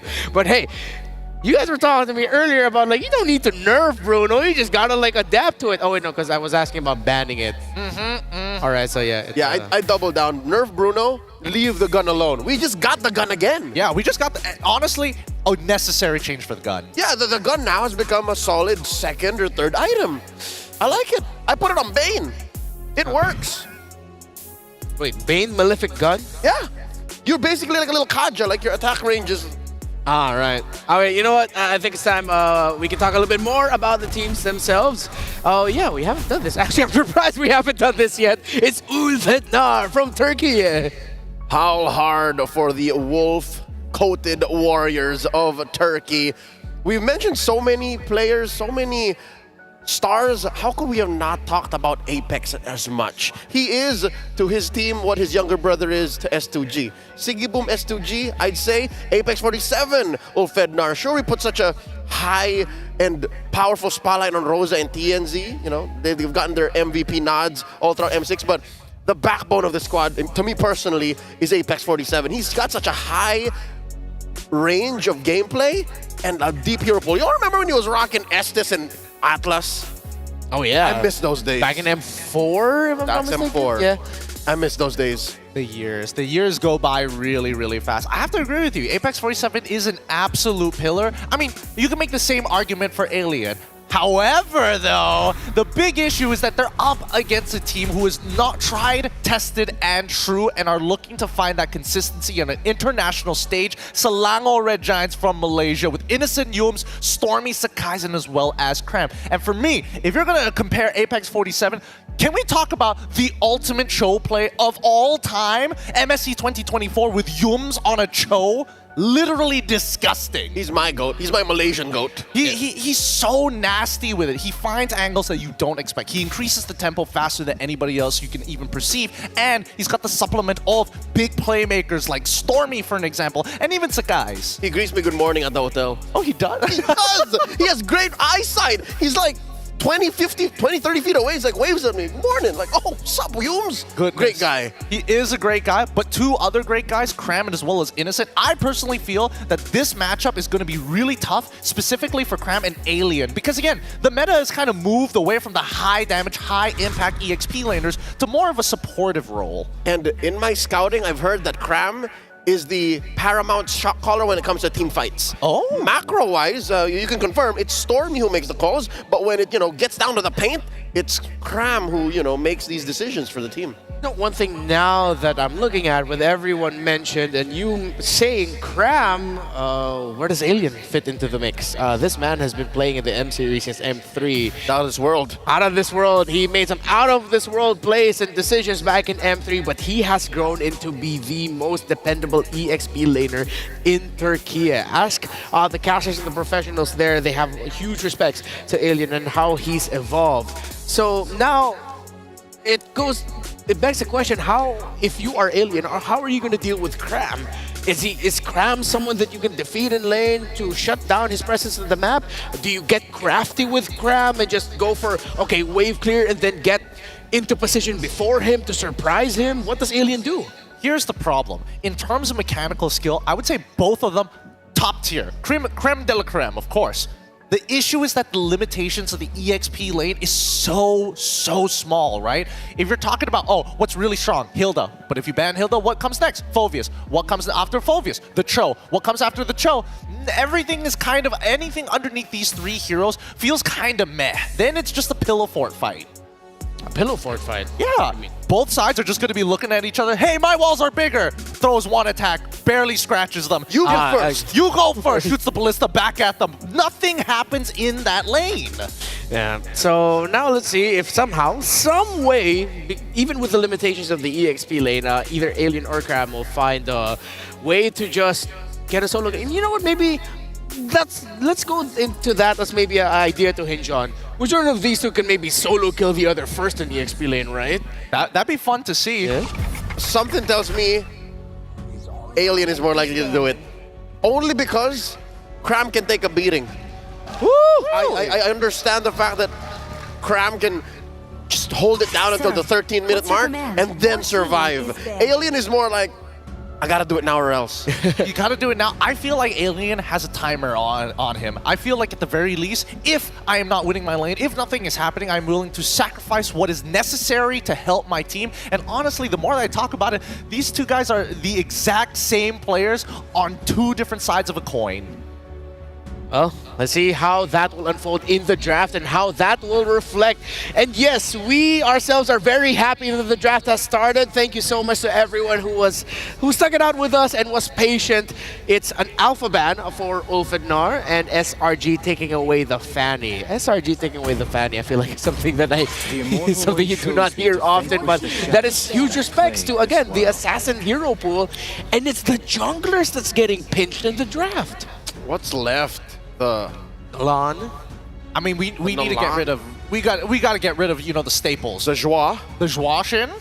No, the Joie. The Joie. She's hot right now. She played her yesterday. That is true. That is true. But I also think that Hilda needs to be thought of as well. Fight for the ultimate answer. Who's gonna get an aneurysm? What are you talking about? Dude, I was like, Joachim? Joachim? Yes! Yushin is still open too. Yeah. Alright, so when you're gonna be focusing too much on pinching out the junglers, then key mid laners or EXP laners might actually show up. Could go either way here.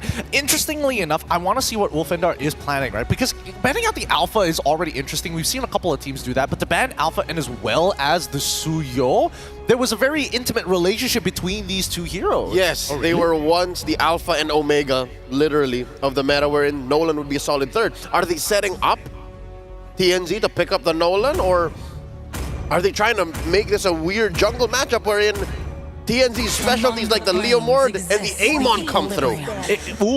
That's a pretty interesting shout, but I think that right now, with both Alpha and as well as Suyo out of that pool, on top of the Fanny, of course, next thing that I'm thinking of, Joy.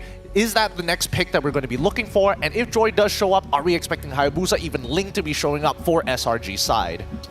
I feel like that also could be a question for Ulfednar. If you see a Joy on the other side, are you going to put Tienzi on his comfort Ling, a pick that he popped off with during the wildcards? Are you going to surprise and pick something that you picked a lot in the Turkey Championship and even during Embassy 2024, that if there's a Joy on the side of SRG, what about the Ruby that they've shown that they can flex into Roam or EXP, even if it is an off-kilter meta pick at that time? But that's going to depend. Yes, it is an off-meta pick. It is situational. It's highly dependent on, first of all, what exactly are you trying to stop? Secondly, are you able to come into range? Because half the problem is just gap closing most of the time. You don't want to always have to waste your flicker just to make something happen. In Turkey, Ruby XP is a thing. Luckily, SRG Cram plays a solid Ruby in the XP too. Oh yeah, wait. Even Yums! Yeah, that was one of the picks that led them to victory in MSC 2024, their flexibility on the Ruby. Let's see if that pick will pop up. Hylos gets picked, but again, the Bruno Beatrix trade is active. Oh, man. Oh, but SRG did also show a Granger yesterday, so I wouldn't take it against, Bruno Beatrix, Granger, I feel like still open. Still very up in the air for both of them. Yep. Neither want to confirm. Yeah, this one's really, really tough because once Hylos comes up, you think about Granger, you think about Bruno. As soon as you get hit by the Glorious Pathway, you're just in line of it. You have to use a movement ability to get out. If not, you're just too slow. You're going to get run down really, really quick. Yep, Rondo out, slide tackle back. I wonder if SRG would consider banning out the Aurora then, taking it away from Rosa, putting it into Stormy's hands. Bruno Cho. And you hear the crowd roar as Yums gets his Cho. High prio picks already. Powerful double pick swing for SRG on red. Don't forget that this is still a flex pick. This could easily fall into the hands of Cram. It could easily fall into the hands of Yums. It could go anywhere for in all intents and purposes. Now, Ulfednar is going to see this and they need to figure out a response. Number one, can they find a winning matchup? If not, look for at least a way to play around the Bruno like we mentioned before.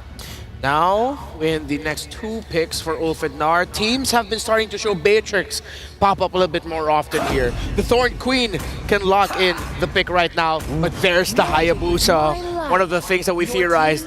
And wait, I haven't seen you in a while, Harith. We haven't seen a Harith ran into a Bruno often. Yeah, because usually it's like the trade, one is banned. Yep. But wow, getting your core super early for Ulfidnar. They're looking at the... Okay, they're maximizing the flex of the high loss. Oh, and they want to set up Rosa for success. Technically, these are not all their cores. It's possible that Rosa also picks up a high damage mage, and they go from there. Harith mid? I think I would rather the Farsa come through before you go Harith mid. I agree. I was thinking along the lines. Oh, no, sorry. That's what I thought. That's what you were going for because you said high damage core. Okay, yeah.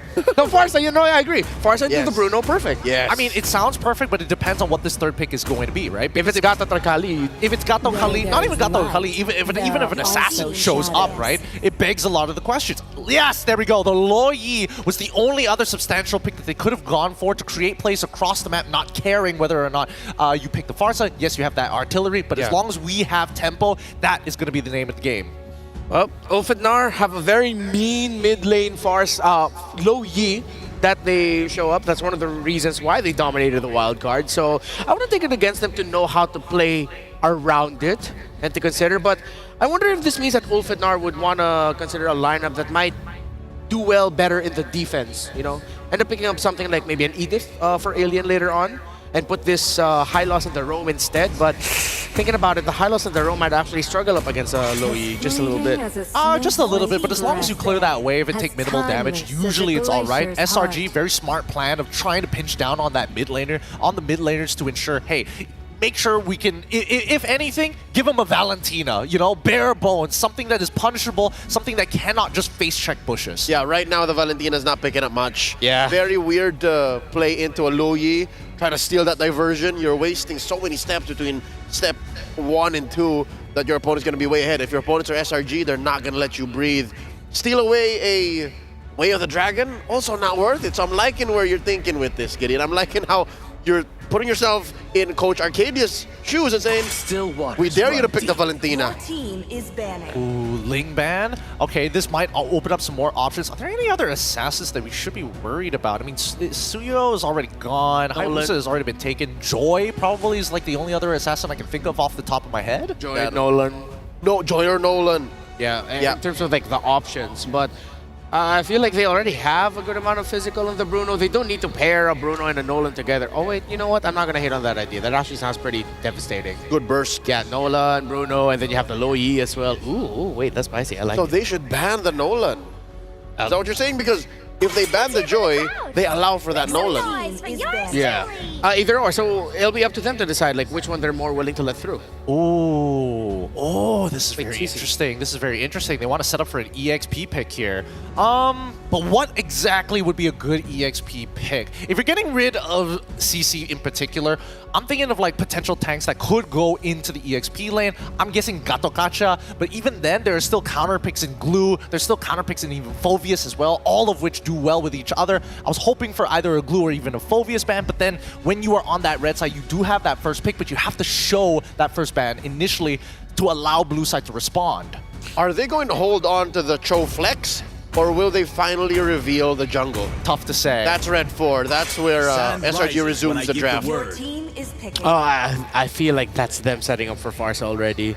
When you have the Ling band, you have the Khalid band, you picked up Hayabusa third. And they'll see what the jungler is, if it can cut through the lane, cut through the formation. Yep. So right now, the question is, who gets priority for that last pick? Is it going to be EXP or is it going to be jungle? Personally, for me, I think leaving EXP for that final pick is going to give a significant advantage. Whoever locks in the other, you will find a counter pick for it, and at least utilize your flex pick better. Yeah, more so because you know that this is just a Joy or a Nolan. Exactly. One or the other. If it's neither of those two, it's Fredrin. Paint a surprise. Would you Fredrin here? I mean, I'm waiting for the last 2 picks, but it should be okay. Oh, protect the jungler. Okay. Shows Fove. Ulfendar can go for Glue straight off the bat here. Oh, is that a good idea? I feel like if SRG is willing to say, hey, Cram, you're going to have to just eat dirt for a little bit, you know? The laning phase is going to be difficult, but later in the game, you're going to be more relevant, especially with something like Harith and even the Hayabusa, which can proc your passive very, very often. I don't know why. Something about that. Why can I not stop thinking about the Fredrin? I don't know why. For SRG? Yeah. I mean, like, the Phoveus needs a little bit more help fronting. Was all of last year not enough for you? Hey. What was in your head, dude? It's been 3 years now. What was in Tsujin's in your head? Last 2 picks. Oh yeah, it is Farsa, see? All right, nice. But they also go for the Tigreal, which is interesting because now team fighting, especially for Apex 47, this is one of his more consistent heroes, right? He doesn't usually miss those implosions. I don't know. My head keeps going to utility, even though they do need the damage. Older Joy. But something about the BTK approach of, hey, let's pick up a utility jungler like a Fred or maybe even an Akai, so that their pick-off style isn't, or setup, doesn't really have a lot to set up to into pick-off. You'll survive it, and then you set up the Bruno, the Low Yi. But yeah, I mean, it's probably going to be Nolan or Joy, you know. Honestly, it's really, really tough, right? Any assassin coming into the Tigreal is already a problem. You don't have a guaranteed way of canceling out the Farsa by yourself, but they lock in the Frederick at the very end. Is that enough damage?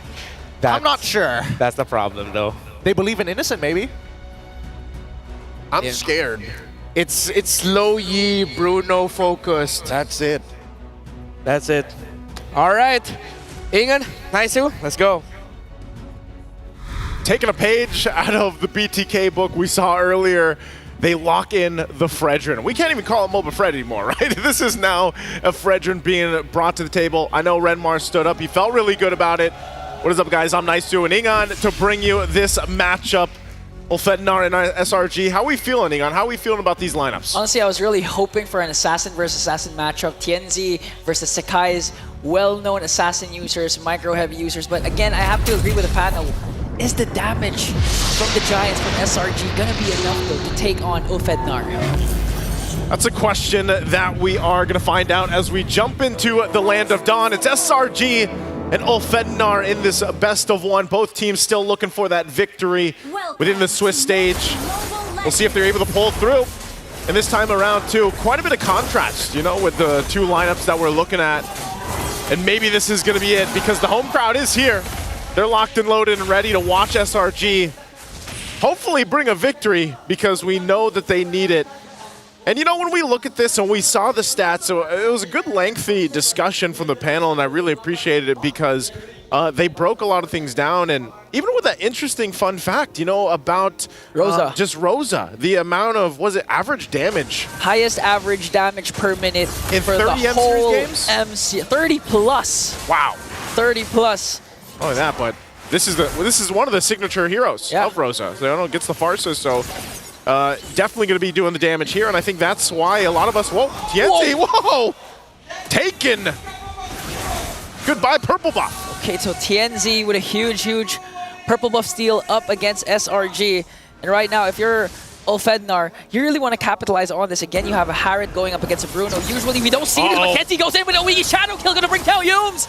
And a very aggressive Tianzi. Hey, this is a Hayabusa that we're talking about, and you know what I mean? It almost feels bad because when you think about the actual matchup, let's just say, you know, a Hayabusa versus a Fredrin, like Fredrin himself, he's just going to be watching as the shadows are going in and out and shadow kill, and all he can do is really just kind of tank it up and hope that the team doesn't get whittled down too quickly.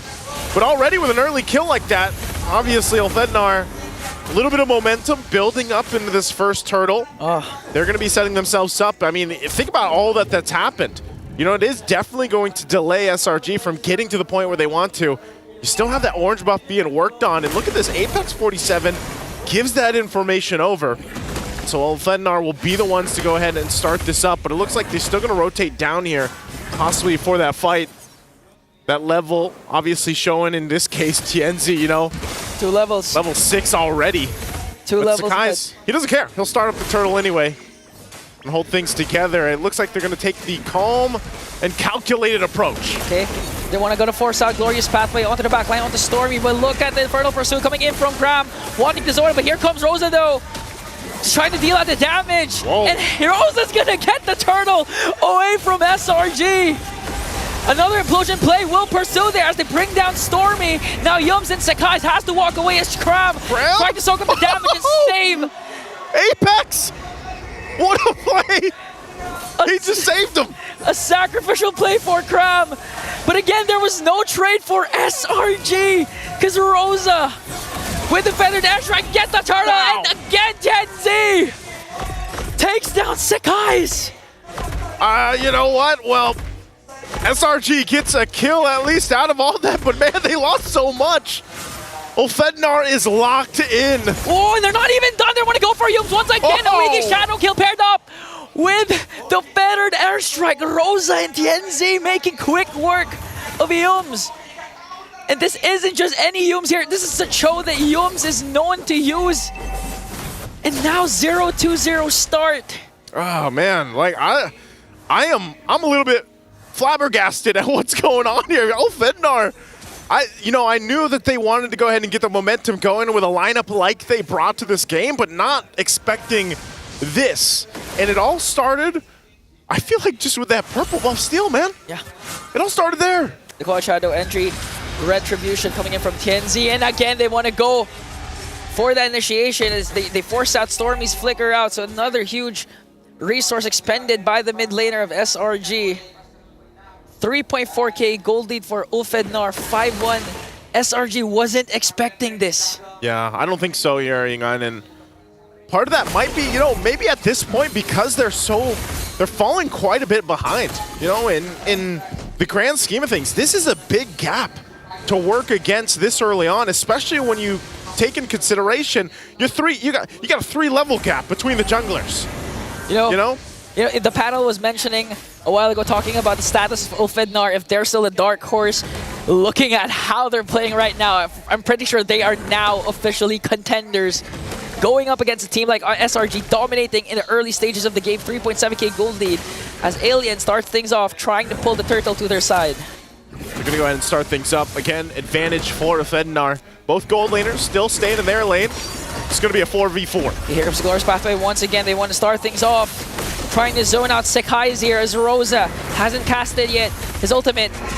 Now 4,000 HP for this turtle. Yums goes in with a flicker, but it's gonna miss. TNZ goes in with a Wiki Shadow Kill. It's gonna be Retribution battle, but Sekai's gets the turtle. Now the counter attack coming in from Silongo Red Giant. They want to go for more. The target is Apex 47. Energy Eruption. Appraiser's Wrath might be enough to bring down, but Crab goes in with the Infernal Pursuit. The answer of the Giant. Yums, okay, he's gonna connect with the Way of the Dragon, but here comes Sunshine to bring him down. They're not even done. Crab goes in, takes down the Thorn Queen.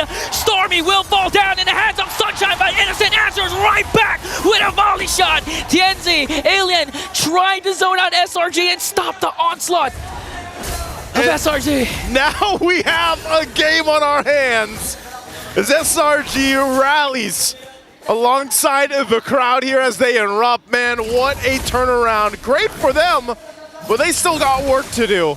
Ulfednar, though, they got checked, and I'm surprised even in that exchange with the turtle that SRG was actually able to go ahead and secure it. They took their time, they approached it, and despite the level gap between the junglers, Sekai's, he made it work. He still has a gap to work against, still 3 levels, but hey, that's what SRG needed to happen, and now it looks like they're going to go ahead and take some of this momentum and try to cap out here on the top side. Zalman Force already going to be used, but you can see the threat here. Ulfednar's got to respect it. Okay, so far, that SRG is not lacking damage. Innocent also has a Malefic gun right now, so in terms of range, in terms of positioning, Innocent can really fight back. And just looking at the gold lead that SRG caught up with, it was almost a 4k gold lead for Ulfednar. Now it's down to 1.2k. You can feel that SRG is in control of the map. They had a huge turret takedown in the middle lane, exposing the jungle of TNZ. And again, I have to commend Yums for the turnaround, because even though he's 3-0-3-0 with the flicker play, although the Way of the Dragon didn't connect, it made TNZ preoccupied, went for the Wiki Shadow Kill. That's why Sekai's had a chance to steal the second turtle away from Ulfednar.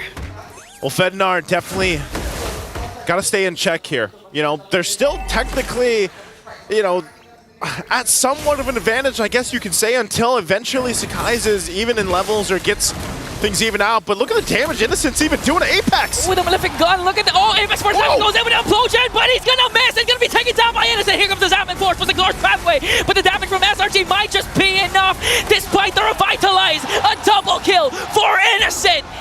SRG. You can hear the arena making noise. Because so far it looks like SRG is back to their championship form. We're now starting up the Lord here. Talk about a supporting team. If Sakai struggles, hey, the rest of the team rallies up. And Innocent locked in definitely on the Bruno. We know Bruno wins games. Like, that's the stat right now so far throughout M6. And you can't let him get there because he's at the top of the gold standing. And so that's Lord secured. SRG taking that gold lead, diminishing it completely. And now they start to go ahead and march in with the momentum in their favor. Ulfednar, they started strong, man. You know, they had the right idea. They got momentum in their favor for the early game, but then boom, all of a sudden, they find themselves on the back foot.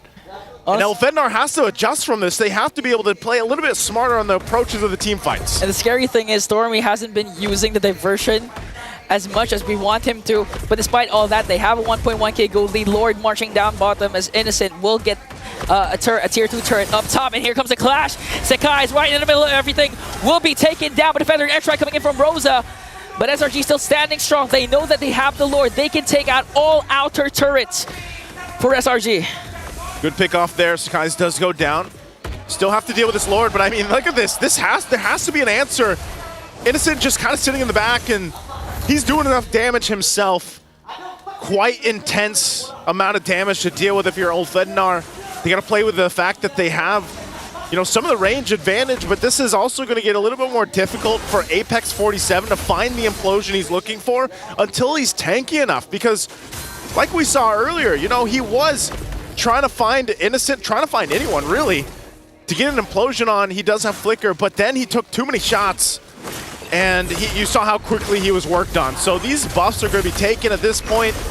Ulfednar will have to just kind of fight for gold and XP. They're not out of the game. I mean, Sunshine's been doing pretty good. He's farmed up to where, you know, relatively a good point. He's got Stallium Scythe, Feather of Heaven, still working on his Holy Crystal, I believe. But he's not, you know, too crazy behind when it comes to Innocent. He's about 1,000 gold behind or so. And they got to catch up because some of those team fights, if they can think about it, if they get the implosion right later on towards the game, then they've got the tools to fight. But right now, Apex 47 in trouble again. Uh-oh. Oh, Infernal Pursuit. Whoa. And Innocent delivering the final blow to bring down Apex 47. Rosa forced to use the feathered airstrike, but just look at the damage. It's almost non-existent. Crown just literally stood under the feathered airstrike, unbothered. Oh, man. I don't know. At this point, when you're a tank like Tigreal and you're getting shredded down that fast, that does not feel good. You're left just wondering, what am I going to do? How am I going to set things up for my team? And like I said, Ulfednar has to have a response, has to have an answer to that.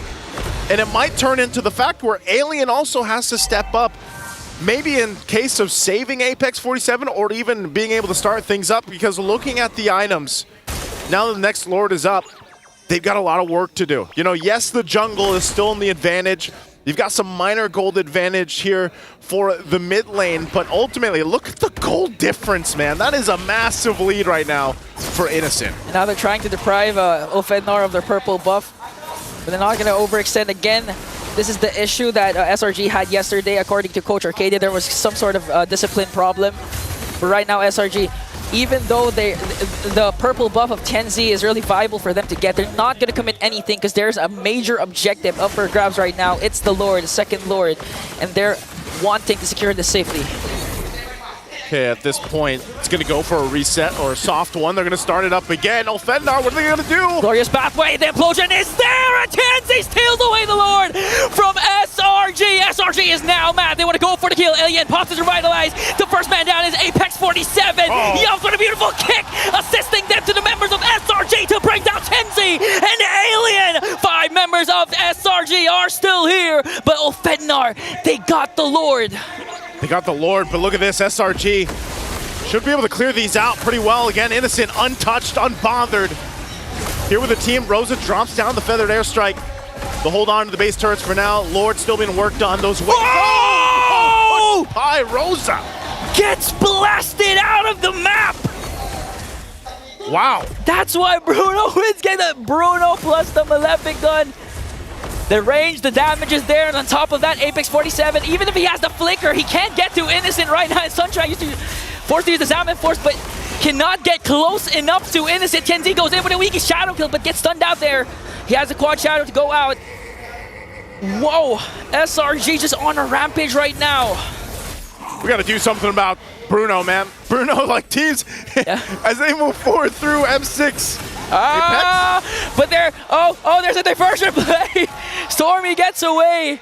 And with that, they know that the implosion has been expended. So SRG, they can actually make a play, a huge play right now. They'll make a play from it, but I don't know, man. Ulfednar, oh, here it is. Okay, here comes the Energy Eruption. Salmon Force is there, plus the Revitalize coming in from Ulfednar, but SRG just dishing out the damage! Sunshine is gonna fall down! The next one is the Thorn Queen! Innocent working on Alien, gets the double! TNZ, Apex 47 just left there for themselves. SRG has the minions, and they can end this right now.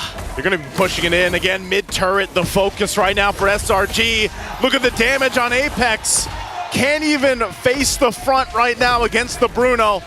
They're looking to close it out. One Siege Minion, Apex 47, last effort with the implosion, gonna catch 4 plus the Sacred Hammer. Weak shadow kill coming in from Tenzi, but it's not gonna be enough as they're gonna get bursted down by the members of SRG. And just like that, SRG is back on track to their championship form.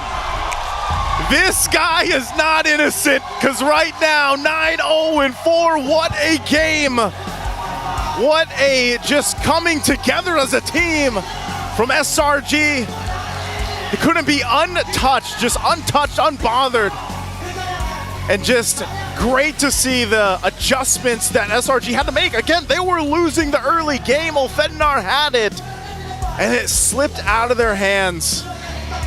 Really tough to see them for Ulfednar, and SRG needed that morale boost. What a performance here. We're going to be thrown over to the panel to break down this game and see what they have to say. I know we're the English broadcast, but we are currently on the speakers right now here in Malaysia, and I wouldn't be doing my duty as a broadcaster if I don't do this. Malaysia, make some noise for SRG! After a very difficult day number 1, they get a 2-0 here today. Reactions. Look at Gideon. Look at Gideon just chilling happy. And here's why. I'm happy because on a technical standpoint, the composition that they were trying to pull off is not easy at all. And it all depended on one man, and Innocent continues to show why he ain't guilty. It's Innocent for you. I think, personally, I must take my hat. If I had a hat off, I would take my hat off to my personal GOAT, my Malaysian GOAT, Yums. From the early to the mid, wherein SRG were in trouble, he was keeping up the pressure. He was, kiting in and out to keep Ulfednar honest. And then towards the late, where SRG were in control, he was kicking dudes left and right. Yeah, and it looks like the Malaysian squad learned something from the MLBB and BTK school of how to beat Turkey teams. Draft the Fredrin. Fredrin now, it looks like it's the bane of teams from Turkey. Twice BTK brought out a Fredrin. Ulfednar, down. S2G, down. And now SRG takes down Ulfednar, the lower. So with the Fredrin, crazy. I did not expect that. We actually put up our predictions, but more on that later as we hear now from, hey, it's Stormy on the stage. And guys, there you have it. The Swiss stage is heating up as one more home ground heroes takes their first win. First of all, Stormy, congratulations. That was an intense game. I could see everybody here at the arena. They were shaking, they were screaming. I could even hear the staff shouting. But Stormy, how are you feeling? How's everything like? We're happy that we won today, so very grateful today. Okay, now Stormy, before we continue on talking about today, let's talk a bit about yesterday. I feel like the opening matches of the Swiss stage came as a shock to a lot of people when you guys lost against S2G. Maybe you can share with us what really happened. Was it the nervousness? You guys weren't ready, underprepared? What happened? I think there's just some minor mistakes behind the game yesterday. So I think it's just our mistakes. So kita orang just try to fix it today, and alhamdulillah. Yeah. So, if you feel like the mistakes were fixed today, how did you guys manage to fix it? What discussion did you guys have last night? Did you guys stay up really late? What was going on with Selangor Red Giants last night? After we lost yesterday, we straight up go to stream, and the coaches stay up until 4 a.m. Wow, So, yeah. 4 a.m. Okay, amazing. Now, as we all know, Ufadnar had met you guys in MSC 2024, and they are still yet to get a win against the Selangor Red Giants. Now, Stormy, with this, how did you guys react when you guys saw the matchup last night? It's quite surprising because we fight them again 2 times already, right? Yes. So yeah, terkejut lah. So you guys were shocked. Were you expecting this win, though? 50-50. 50-50. Okay, Stormy, earlier on just now when I talked to Zorn, when Vamos won, I asked him if he felt nervous or pressured playing in Malaysia. And I also saw content that you guys did with MPL MY or MLBB Esports, in which you guys preferred international tournaments or playing outside of the country compared to playing in Malaysia. Why is that so? Do you feel like the pressure is higher when you're playing in your home country? No, we don't feel nervous at all. I think it's just an opinion, so yeah. I see. Okay, do you love the crowd in Malaysia? Yeah, of course. So, Stormy, last question. What do you have to say to the fans who came down for 2 days, supported Selangor Red Giants, and maybe you can ask them to continue supporting you guys? To our fans, thanks so much for coming, especially to my mom and my family. It's because they weren't there yesterday, right? So they are here today. So thanks so much for coming. The extra buff with mommy and the sister.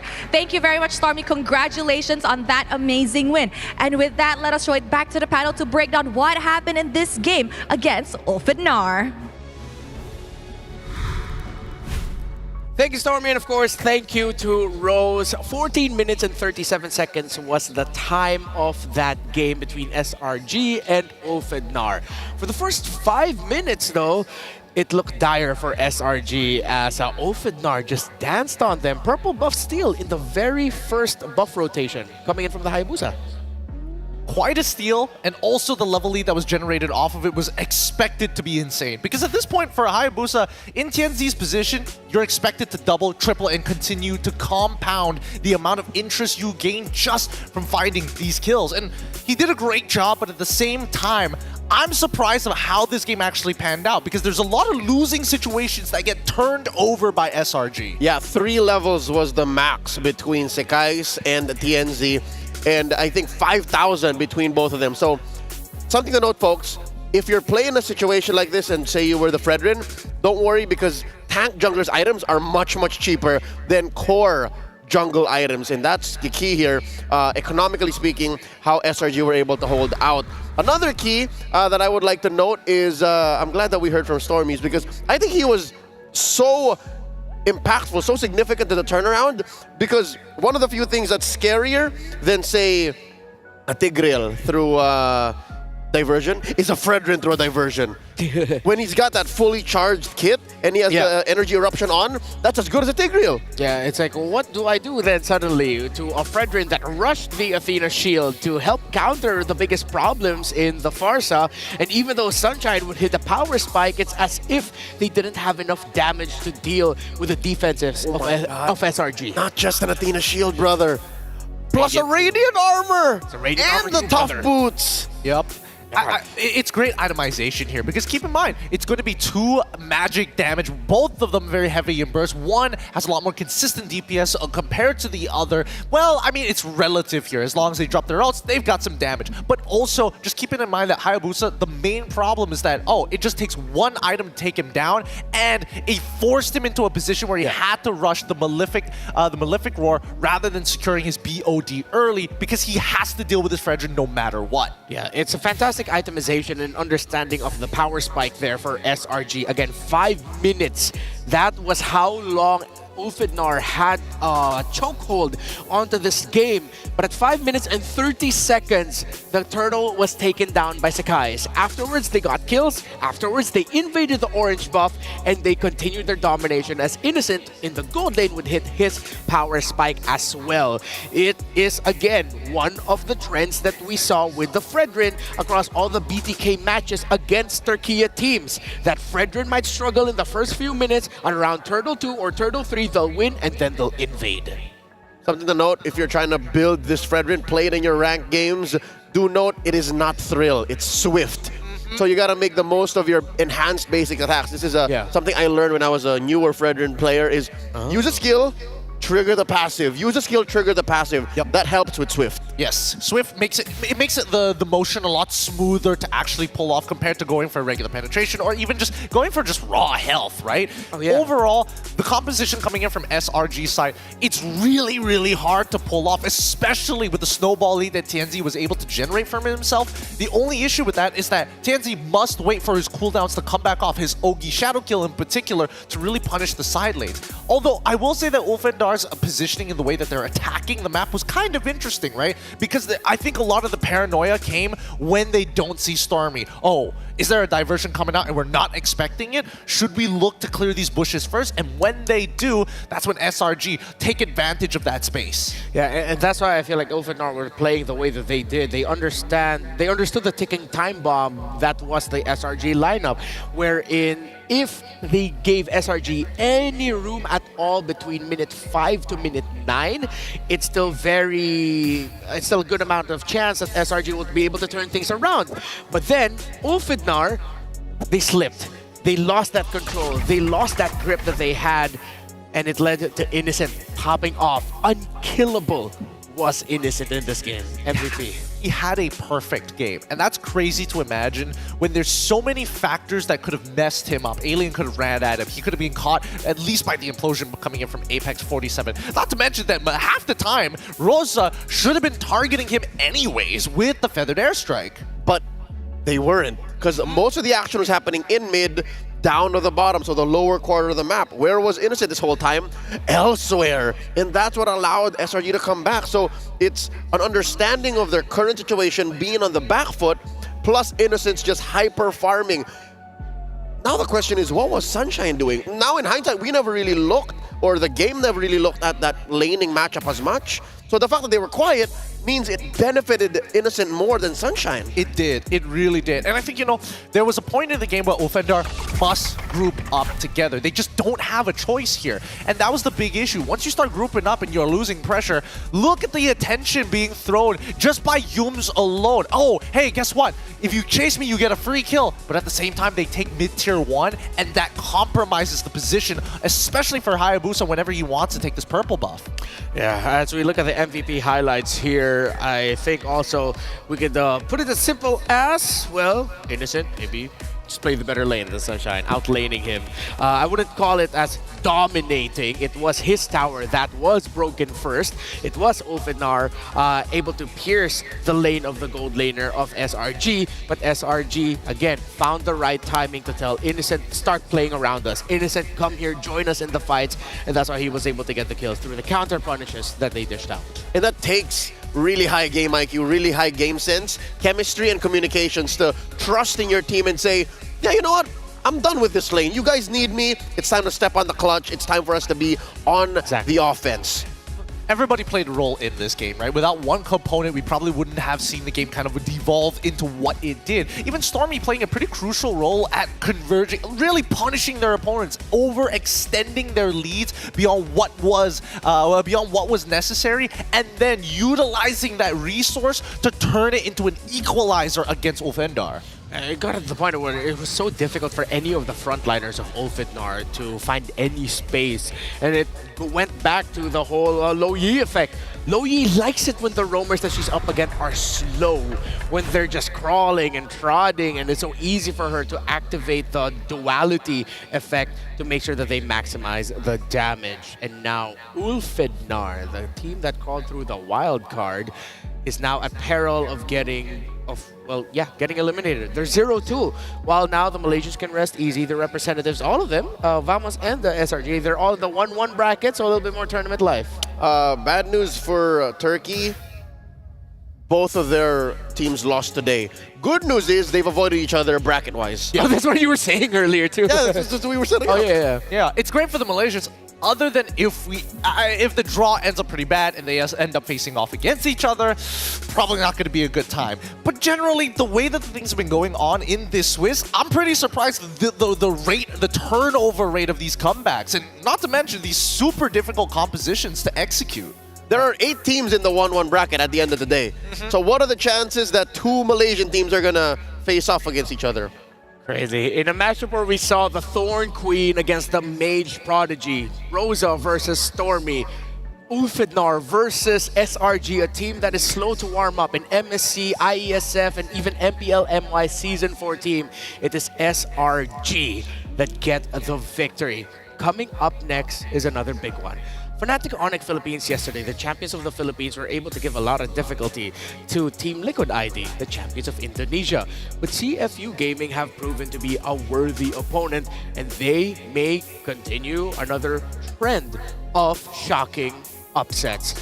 But against Fnatic Onyx Philippines, how feasible is that? Because we got to see FNOP dominate. We had to see CFU work for it. If you know CFU and you watch these other major tournaments around our circuit, I'm talking about Snapdragon Pro Series here, you know that CFU is notorious for taking down Filipino champions a peg or two. I mean, their playstyle is interesting, I would say, right? Nobody can really pinpoint. They say aggression, but what does it mean to be aggressive? Yeah. Like, what exactly is the trigger finger for them? It's tough to tell. Yeah, they're a team that may come in here packing with a lot of surprises that FNOP has to be careful of. But of course, because of what they showed yesterday, CFU definitely has to be careful of Fnatic Onyx Philippines. It's going to be an interesting one between Cambodia versus Philippines in the next matchup. CFU against FNOP. We will be back after a short break here at the M6 Swiss Stage Day 2.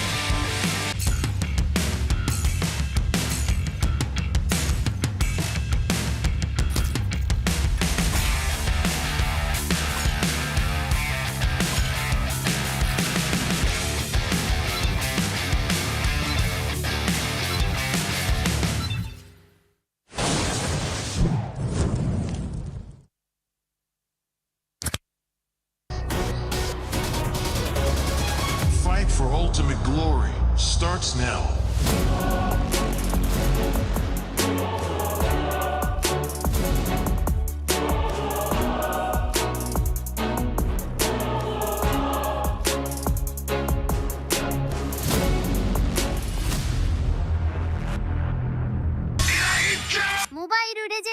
M6 スイスウォッチ。明治。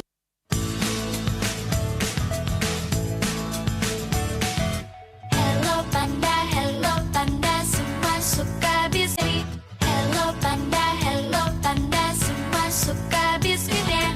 Biskuitnya enak, isinya lezat, rasa coklat dan strawberry. Hello Panda, biskuit isi yang enak.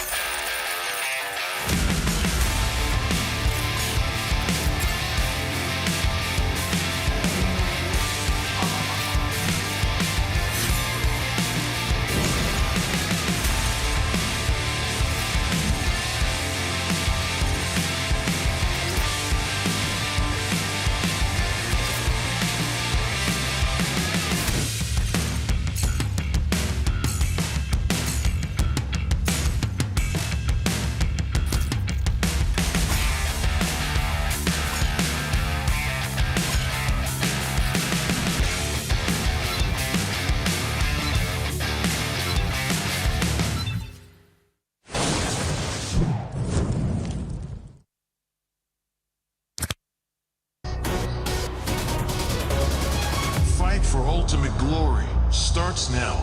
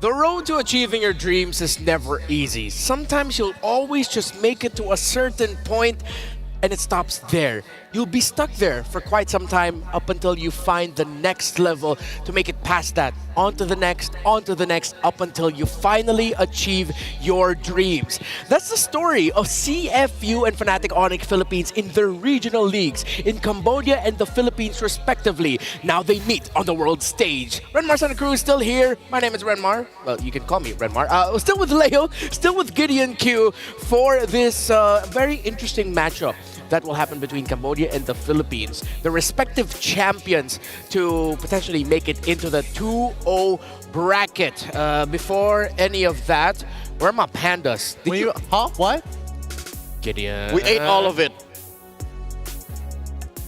It's gone now. Gone now, no more. Fuel your game with Hello Panda. Crunchy biscuits filled with creamy chocolate, the ultimate snack to keep you energized. Level up your day and visit Hello Panda's website for more. I love you, Hello Panda, and I wish I had more of you because these guys just finished mine. Yummy. Thanks. Oh, good. Look at. You know, when it comes to friends, support is important, you know. Yeah. So if you want the M6 support chest, it'll be available for a limited time from November 22 to December 29 rather. Purchase the support chest for 50 diamonds to get a large amount of pass XP with a chance to obtain a basic M6 pass. Use the basic M6 pass to instantly activate the M6 pass as a whole, unlock additional pass rewards, and immediately get Claude Challenger Spark skin. Great way to level up your pass right now to get that rewards. And of course, if you want that in front of you, just think about this. Okay, the Claude figurine, actually, Leo made a great point about it. It's you not getting one, technically you're getting two, because you're getting Claude and Dexter. We've never had that before. Yeah, historically, like volume-wise, this is the most you're getting in an action figure when it comes to the M series freebie upon completing that pass. Not to mention for at least those who have been collecting each and every one of the models, the base for this one with the flames around it probably stands out a lot more compared to the pillar, a block of wood.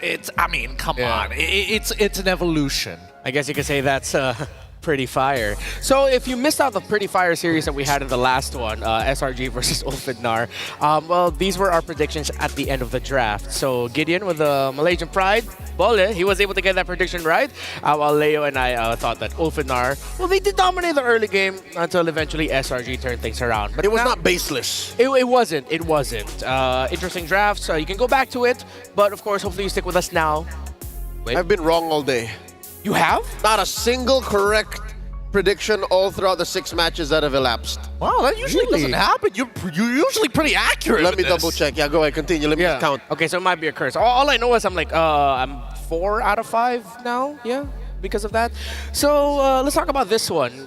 Again, they have very similar stories in their regional leagues, but speed versus control is a good way to look at it. So the Fnatic Onyx Philippines Super Family showed immense chemistry in their gameplay, that they're able to push the tempo and control the game with speed. It was your cavalry they were going up against, and yeah, that speed was deadly. The speed was extremely deadly, but I have to say that Fnatic Onyx PH, what's interesting about them is their mastery over tempo, understanding when to tempo break, understanding when to walk back and increase the tempo. That's what makes them so flexible and why they seem so dominant in a lot of those games, because their eye not only for opportunity, but their Emperor's eye, for those who know the reference, it feels like they see every corner of the map. And that's made possible because of their immaculate micro.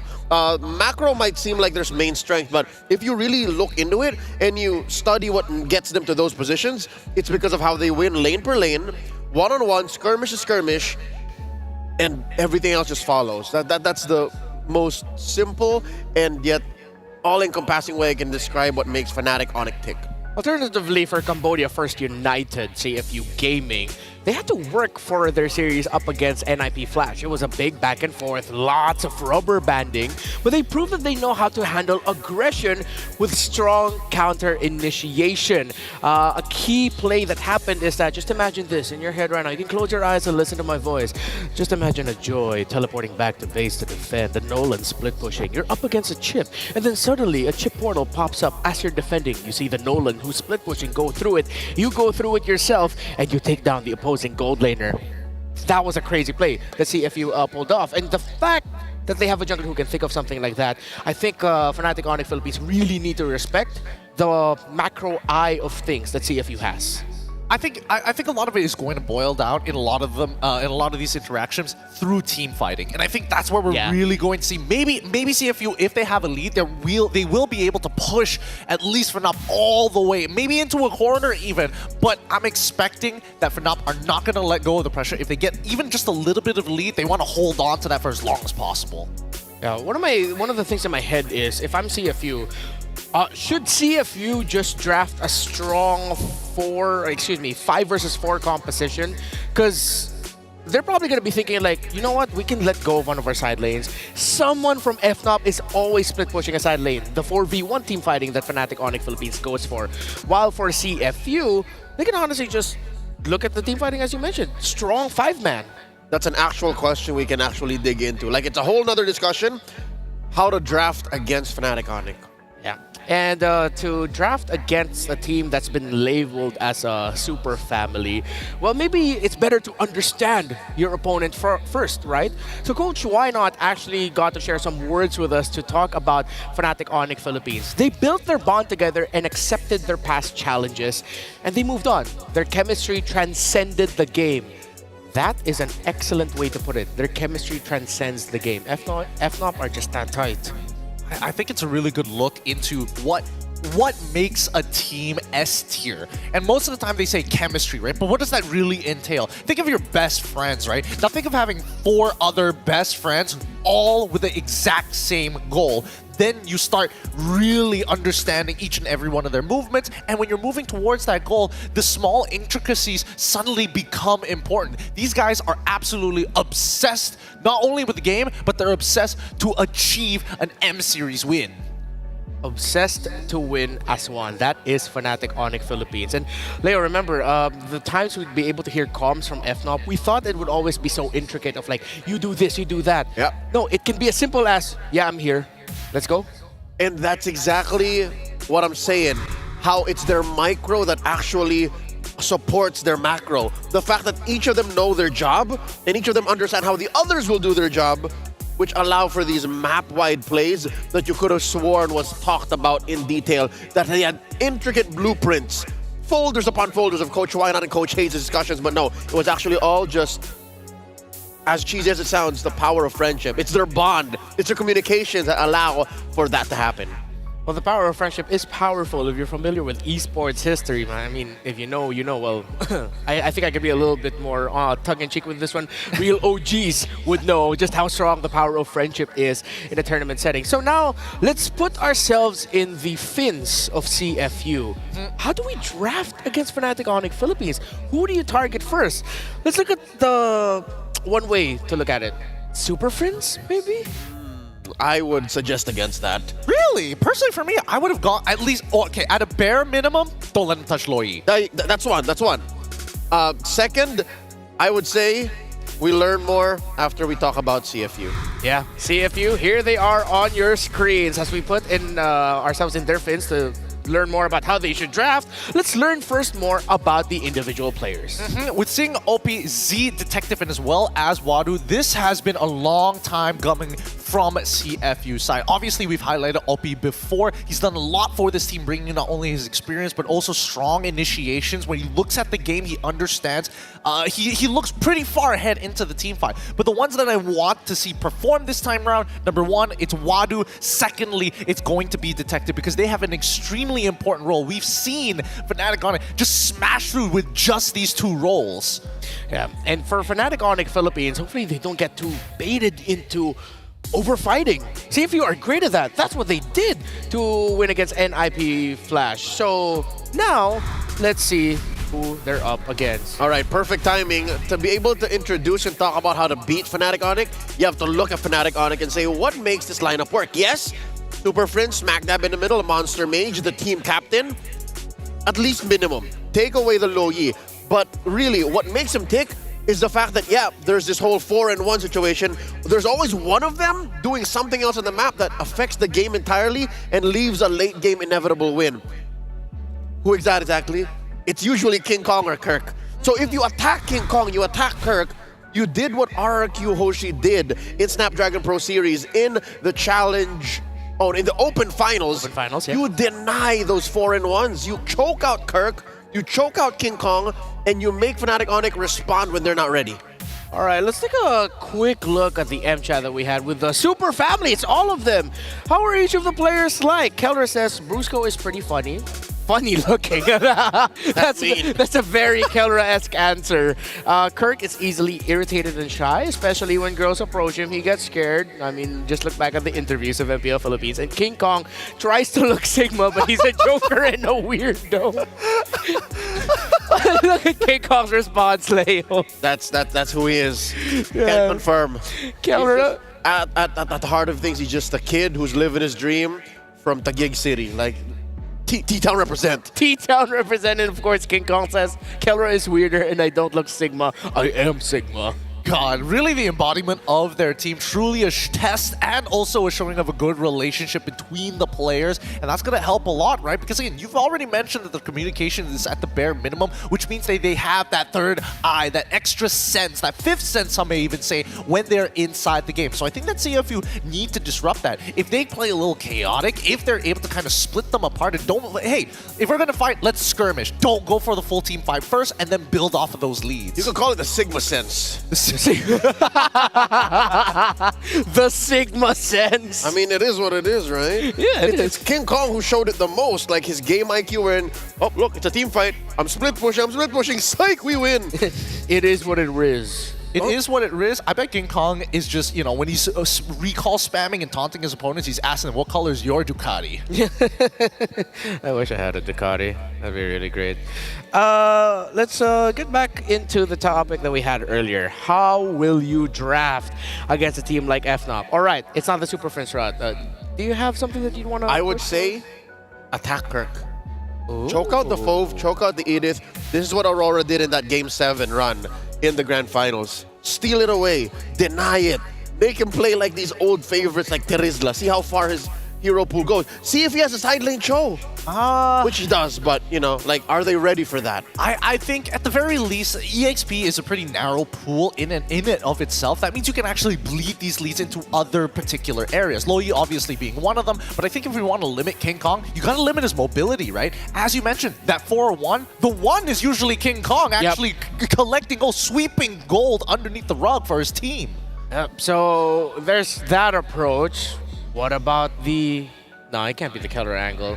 It's hard to directly tackle gold laners. It's so hard. It is. You have to tackle the rest of the map, right? Agreed. I think that's just because of the way that the meta is positioned as of right now. It's hard to not only quote-unquote dominate your lane. We don't see that happen very often. And even so, I think that Brusco does an extremely good job at showing presence at the right time. Oh, you're about to go for a full engage because Keller doesn't have his flicker. Brusco shows up. What are you going to do about it? Try me. Try me. Step one. Take one step further. He doesn't even need to wait for that point. Sometimes if he sees an opportunity, he will make himself known. 58-second first blood yesterday. Oh, yeah. Spent the flicker to get it, but hey, that was worth it for him. Yeah, the fastest first blood in M6 was done by a roamer. and his name is Brusco. Let that sink in. So what if we go back to the most basic and fundamentals of all drafting, and let's look at the center of the map. We said no to Super Friends. Kirk could be a good possibility. So let's tackle the other frontliner. Let's tackle Brusco. How do you tackle the current pool of roamers right now? Because it is still so varied. It is very varied, but there's a lot of correlations with a lot of them, right? For an example, when you're thinking about high loss, you're thinking about moving forward, slowing down your opponents, right? Yes. Take that away, and now mobility becomes an issue. How do you deal with that? With lane pressure. Every single time you think about support, what exactly is their job and who does it affect? You get rid of the Cho, guess what? You get rid of a flex pick, and as well as making an assassin jungler's life a lot easier in that matchup. So with their bans, it's going to directly correlate to what exactly they want to provide in the game. Similarly to when we look back in the previous matchups, hey, they're banning out Alpha and Suyo coming in from Ulf. That just means that they have a plan in mind. All right, so I had to revisit something here, the MPL Philippines Season 14 playoffs. It seems like their approach, Aurora MLBB, to try and taking down Fnatic Onyx Philippines was to, number one, get rid of a flex. Weirdly enough, they actually tackled Super Friends and Kelra. But again, it was a slightly different time in the meta, so... I mean, it was slightly different. Slightly. That and they put the Kirk, they put the Edith on Edward. Yeah, oh yeah, that's so true. they choked that away from Kirk. So here for CFU, let's see if at least their first phase of banning will reflect that. They take away the Fanny of King Kong, and that's one Super Friends off option away. They take out the Ju Sin. Now I wonder if CFU might be crazy enough to, if it's open, bum rush the low Yi and get it in the first two picks on the red side. Possibly, but they first need to think about things like Yi. Oh, interesting. They're purposely leaving it open. Huh. That means at least at a bare minimum, we might see Lo Yi. Good chance we see Yi. Good chance we see Hilda as well. And with that Joy ban, all three are open to make sure that red side have an insane counter engage. Yeah, and I think with Joy ban also, that's Lo Yi Eve trade. Oh yeah, we might be seeing here in the mid lane. First pick though, FNOP, are they the exception to first picking Suyo? Because King Kong just does it so well, but now Brusco gets his Cho. Yeah, because you can't take the Hilda, the Eve, and the Louis all at the same time. So something's got to give. Something has got to give. Personally, for me, I think that it really depends on how afraid are you to deal with Super Friends' Lo Yi. And Lo Yi is really interesting, right? Because again, great in team fights, but the major issue is that you don't know when Lo Yi is going to show up behind you, side of you, flanking you from different angles here. So they're going to deny the Lo Yi, but still 100% pick ban rate in the Hilda as well. Two very big power picks for CFU. All right, so they are loco enough to actually prioritize the Lo Yi in the first two picks red side. And you mentioned the Hilda, Leo, it does pop up here. For FNOP, do you quickly react and get your power pick? Do you get the Beatrix for Kelra now? It's a good way to respond to people coming through a diversion. Sand rises when I give the word. Oh, Khalid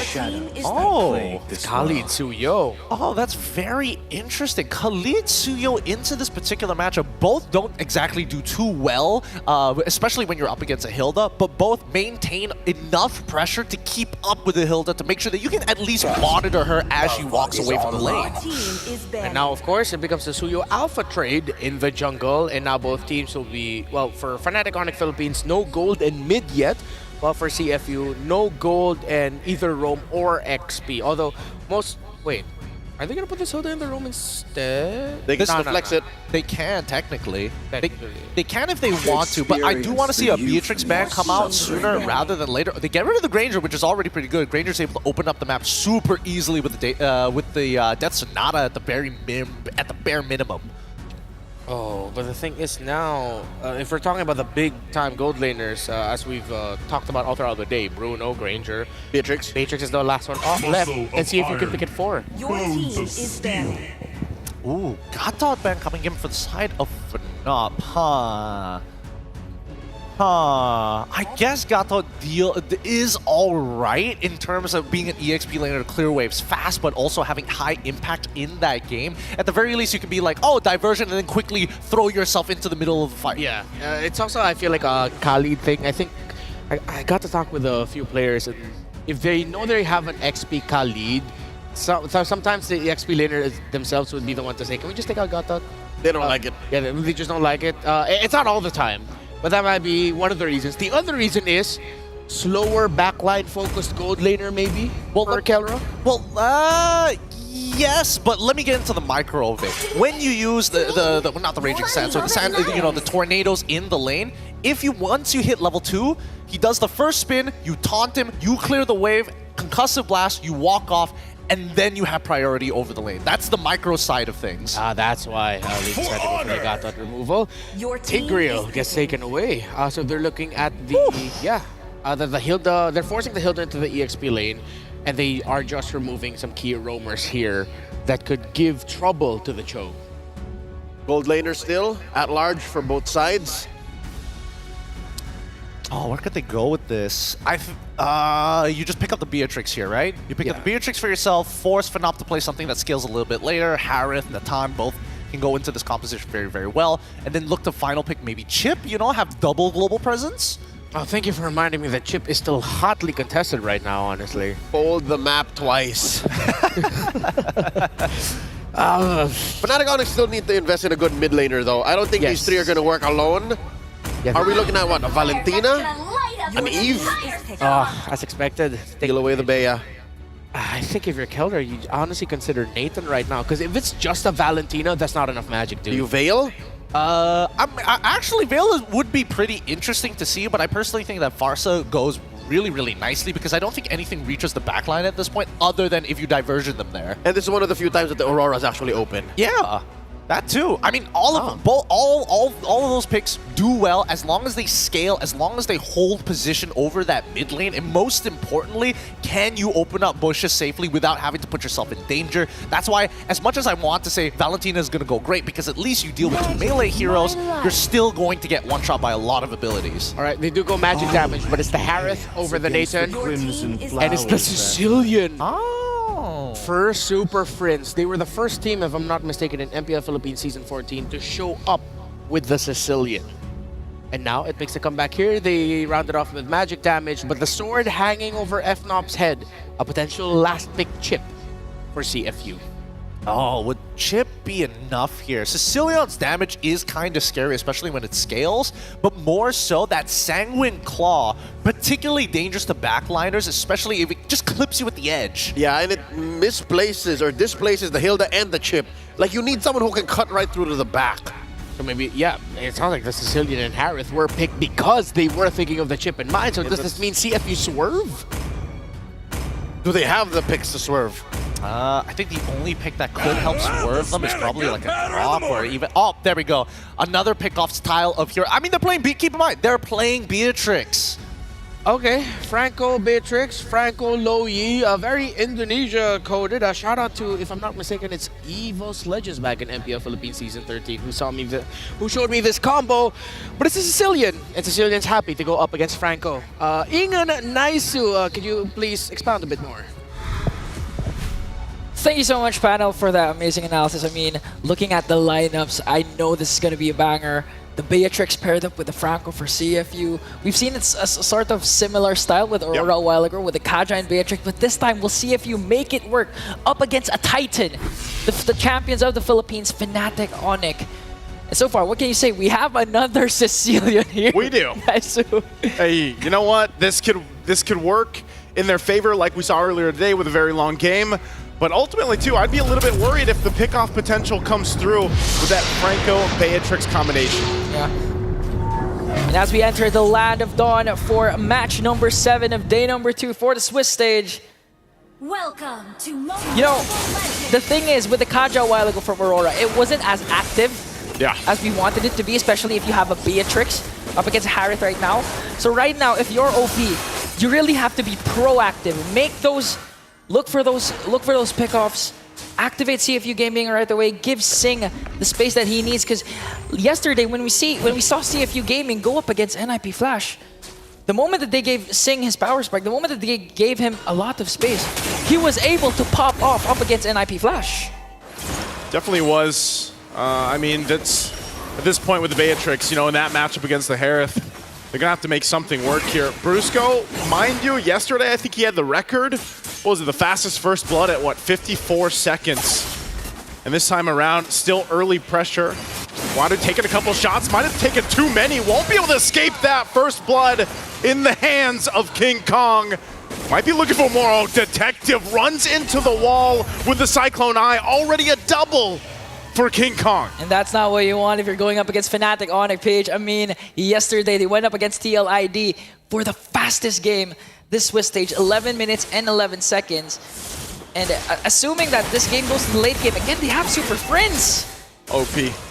Already burning the flicker, and you know, you make a good point here. And most people, you know, the worst person to give that early double kill to is obviously a jungler like the Suyo that really performs really well. Even down a couple health bars, they'll still go ahead and check Wadu. Wadu will be forced out, but this is now a position where Fnatic Onyx Philippines can go ahead and start this turtle up. Some of the advantage they've already built themselves. And you're going to expect the XP laners to be as active as possible because, you know, Khalid really activated first 5 minutes. He wants to disrupt as much as possible the rotation of the opposing team, give as much information as he can. And that's the same goal of the Hilda because towards the mid to the late game, these two heroes, especially the Hilda, almost becomes non-existent, especially if the turtle will be secured by Fnatic. It's going to be secured. King Kong gets it. There's the Raging Sandstorm. Won't be able to find a connection, though. They're caught in place, and they actually just back off. Kirk as well didn't expend it that way, the Dragon, so easy cuttings for Fnatic Onyx. They'll go ahead and just get that turtle. Okay. Now Fnatic is on a roll, controlling the pace. This is what Gideon has been mentioning. They know they're masters of tempo. They know how to break, they know how to utilize the tempo, and so far with the 2 kills King Kong has picked up early on, they know what to do. Yeah. Brusco, the Bruiser, clearly just zoning out CFU Gaming, again, getting a lot of information for Fnatic Onyx PH. And this is what you want if you're going up against the Luyi. Get as much ground so you can disrupt diversion like this. But okay, OP's gonna miss with his Iron Hook, but it's looking like Super Prince wants to go in. Super Prince wants to go for Z. There's the Raging Sandstorm. They're gonna be able to pick up the kill this time around for Brusco. Good couple of shots from Super Prince. You know, that's the thing we expect when that Sicilian is there. So Z, even burning the Purify in that exchange.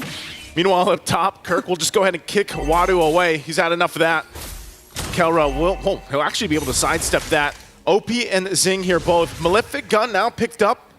That's the first priority, but it looks like just gonna go ahead and continue farming up. Yeah, so for CFU Gaming, again, if you're gonna have a Kaja, a suppress type of hero, a pick-off type of roamer, like the Kaja or the Franco, you have to be as proactive as possible. You don't want your Iron Hooks to miss. You don't want to use the Flicker for the Bloody Hunt combination just for the sake of that, just to get the pick-off early on at this stage. So OP really needs to step up for his team right now, but Super Friends with the Sanguine Claws really being a thorn in the neck of CFU Gaming. Yeah, and even a part of that, I'm wondering if they'll actually be able to contest this turtle coming up. They're just going to secure these buffs here for Detective. Turtle spawns now.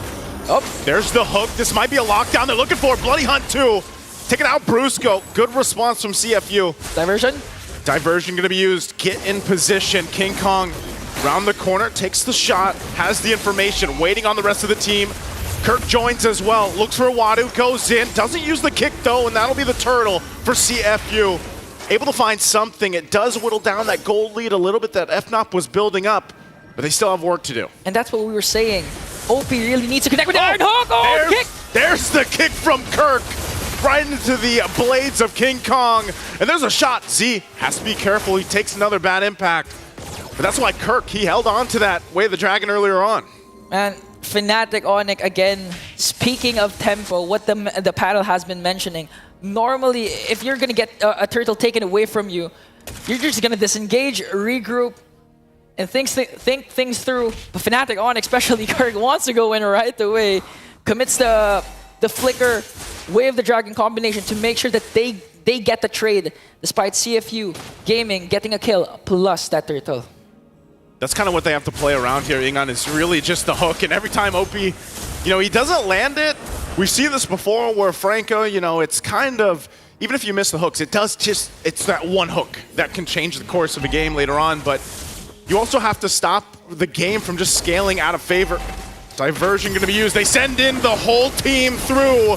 Looking to crash down. Brusco in trouble again as he's taken out by Z. Super Prince and Kelra still going to be okay, though. 4 members from CFU, focusing on the bottom side. They're gonna crash down. Kelra in trouble as a double for Z, and now Super Prince in trouble as they pick up another kill. And CFU now taking the momentum just around the corner. King Kong and Kirk waiting patiently, but they don't want anything to do with CFU right there. They don't want to smoke.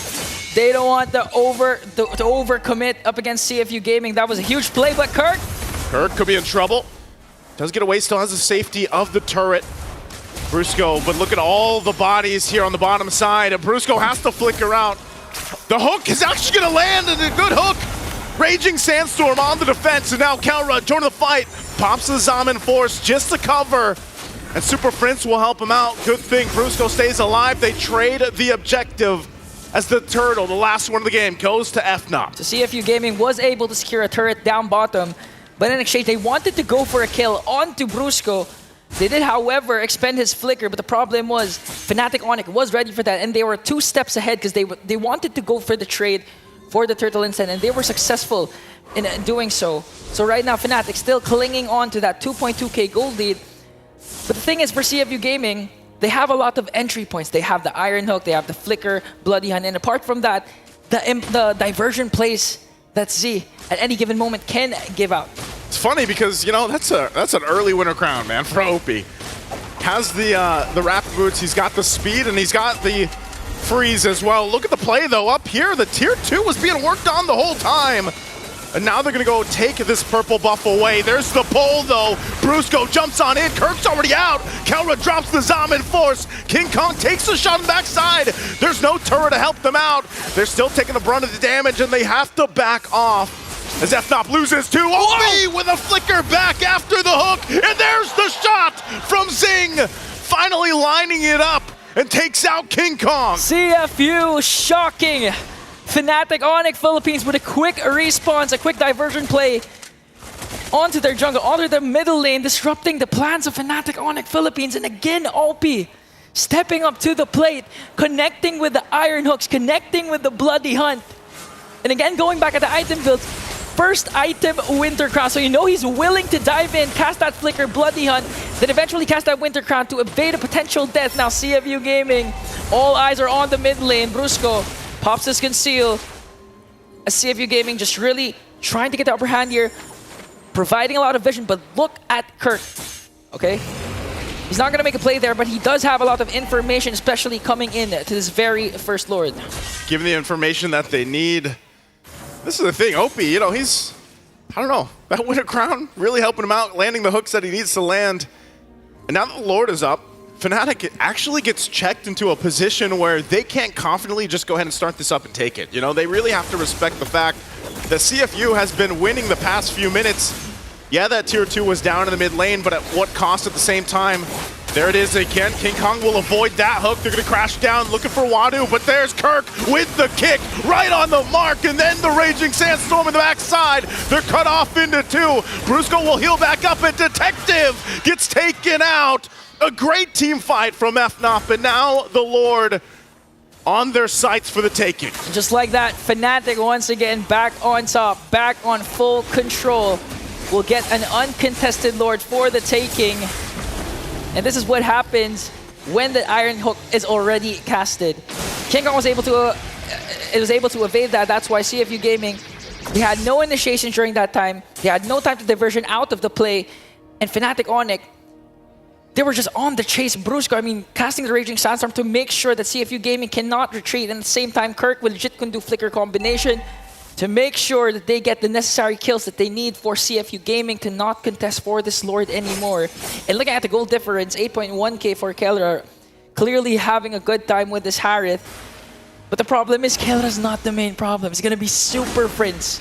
Later, it's Super Prince now. Yep. So CFU Gaming, they really have to go for the backline and make sure to contain Super Prince. This is insane, too. King Kong level 15, the Detectives level 11. I mean, they're going to clear out this Lord just fine. But Kirk goes in with a kick again, the way the Dragon right on the mark. And Wadu taken out in an instance. And that's the overload of damage that this lineup from FNOP gives. They won't get to the base turrets just yet. Looks like CFU will be able to hold on to the shields unless they put the pressure in this mid lane, just trying to get the shields down. Not sure if they're able to. They do dodge that hook, So that might be all they get. Still eyes up here on the top side from FNOP to get that tier 2 down. Okay, so now it's in the hands of Z. OP, I mean, he's been connecting with the Iron Hooks, connecting with the Bloody Hunt, and this time they really need to have a beautiful diversion play. Might be to contest for the second Lord, might be to catch Fnatic Onyx PH off guard when they're gonna get the purple buff like this potential play. All right, they're going to be seen. And, you know, Ian, I think that's what CFU has to do. You know, they've done relatively well throughout the mid to late game transition of this game, but I think now they've got to really rely on the diversion use. They've got to be able to go ahead and maybe pull a surprise on Fnatic Onyx Philippines through this, because you're seeing it. Just like we got a preview earlier, there's the stat count for Super Prince right now. So you got 207. Yeah, and we just clarified a while ago during the at the backstage at the Talent Lounge that there's no cap when it comes to the stacks of the Sicilian. So if this game goes to a really long game, it's going to be beneficial actually for the side of Fnatic Onyx Philippines. But with a 4.5k gold lead, I don't think they'll even reach the late game with how Fnatic is playing right now, unless we go back to your point. Z performs a phenomenal diversion play, catch Super Prince off guard. Again, it's a suppress Bloody Hunt from OP. And if he manages to get Super Prince or even just Kelra, Fnatic Onyx can actually force Fnatic Onyx to back away and eventually get the Lord for themselves. And looking at the item builds, there's a Malefic Gun, Sea Helper for Sing. So in terms of damage, physical damage, they're not gonna lack that. They can actually make a potential burst play, especially if OP again catches someone with his Iron Hook. It's gonna have to. This time around, they're gonna set up around this Lord. There's a concealed. Brusco gives him the information. Wadu again at the front of it all. The Lord's going to be taken, and CFU tries to take it. Detective will be able to secure the Lord, but who's going to win the fight? Wadu in trouble. He goes down. The trade already, the 1 for 2, but Kirk on the hunt, looking for it. Flickers in. There's the kick, but the diversion will save him. They get back to base with a crown there, and now FNOP has to clear out the Lord. Good usage, though, to stay alive for CFU. But FNOP, how are they going to play around this? They have 4 members ready to go ahead and push in. Detective got left behind with that diversion play. He became the sacrificial lamb for CFU Gaming. That's why CFU, they weren't able to utilize the Lord that Fnatic Onyx easily bursted down, and now they have to watch out for the range that Super Prince has been showing with the Sanguine Claws, with the Bat's Impact, especially at this point in the game. Already has 200 plus stacks with the Bat's Impact, and it's going to be crucial for CFU Gaming to get the necessary pickoffs that they need. OP once again needs to find the proper target. Super Prince, Kelra, King Kong, or King Kong whenever there's a neutral objective like the Lord for the taking.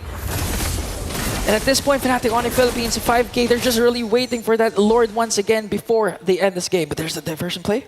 Are they going to commit, though? Diversion again, right into Brusco's arms, locked down too, but they're going to fight anyway. Kirk gone out of the picture as well. Super Prince firing off from the backside, pops the Bat's Feast, and the Bat Impacts are too much to handle. Super Prince and King Kong will get the wipeout. The 2 of them will march down the mid lane, and it's way too long for the rest of these death timers to come up. They march in with the minions. The mid turret's gonna go down. They should have enough clear to go ahead and close out the game as King Kong and Super Prince will cap out this best of 1 against CFU Gaming. The Super Family once again reigns supreme. Despite the unexpected diversion play, despite the pickoff onto Brusco, you cannot count out the mechanics, the Sicilian of Super Prince, one of the most unsung heroes in this M series.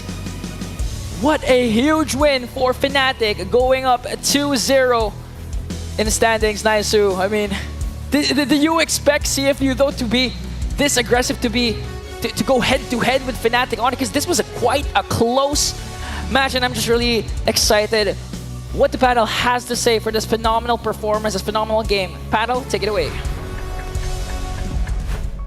Again, the first Sicilian in MPL Philippines Season 4 team to leave a lasting mark, and he brings it to the world stage. Hell of a performance by the Prince of Darkness. Monster Mage. The Monster Mage.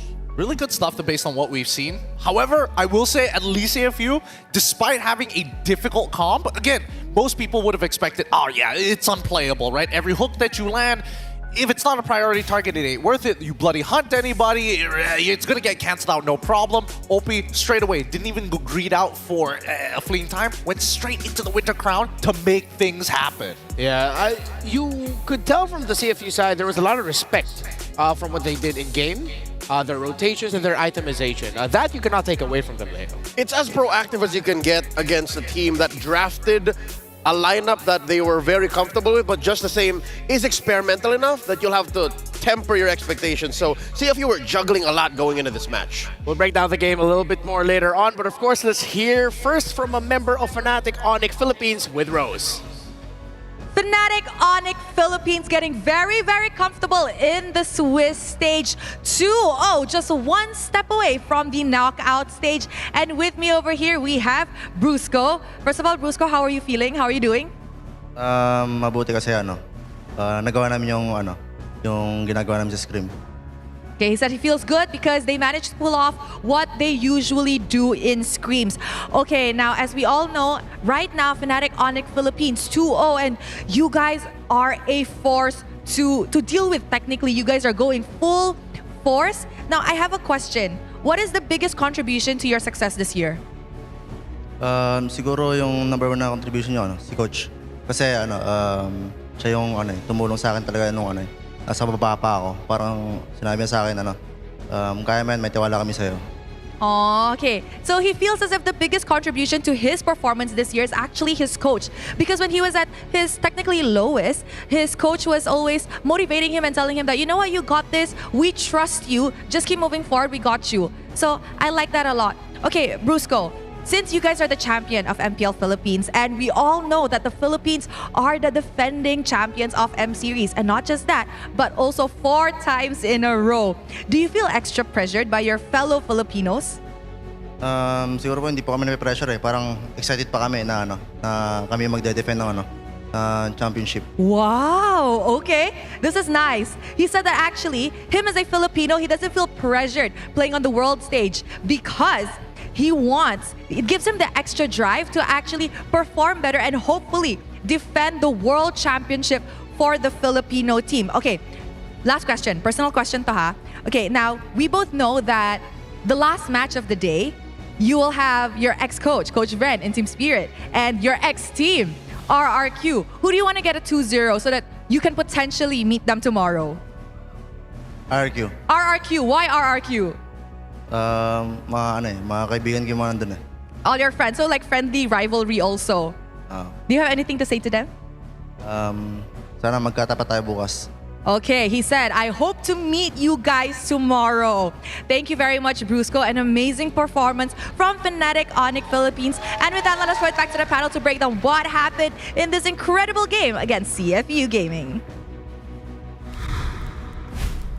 The Bruiser staying humble and already telling the world, yeah, no, we are motivated to defend the World Championship for the Philippines. Congratulations again to Fnatic Onyx PH. And yeah, going back to what we were talking about earlier, CFU did test Fnatic Onyx PH at key times.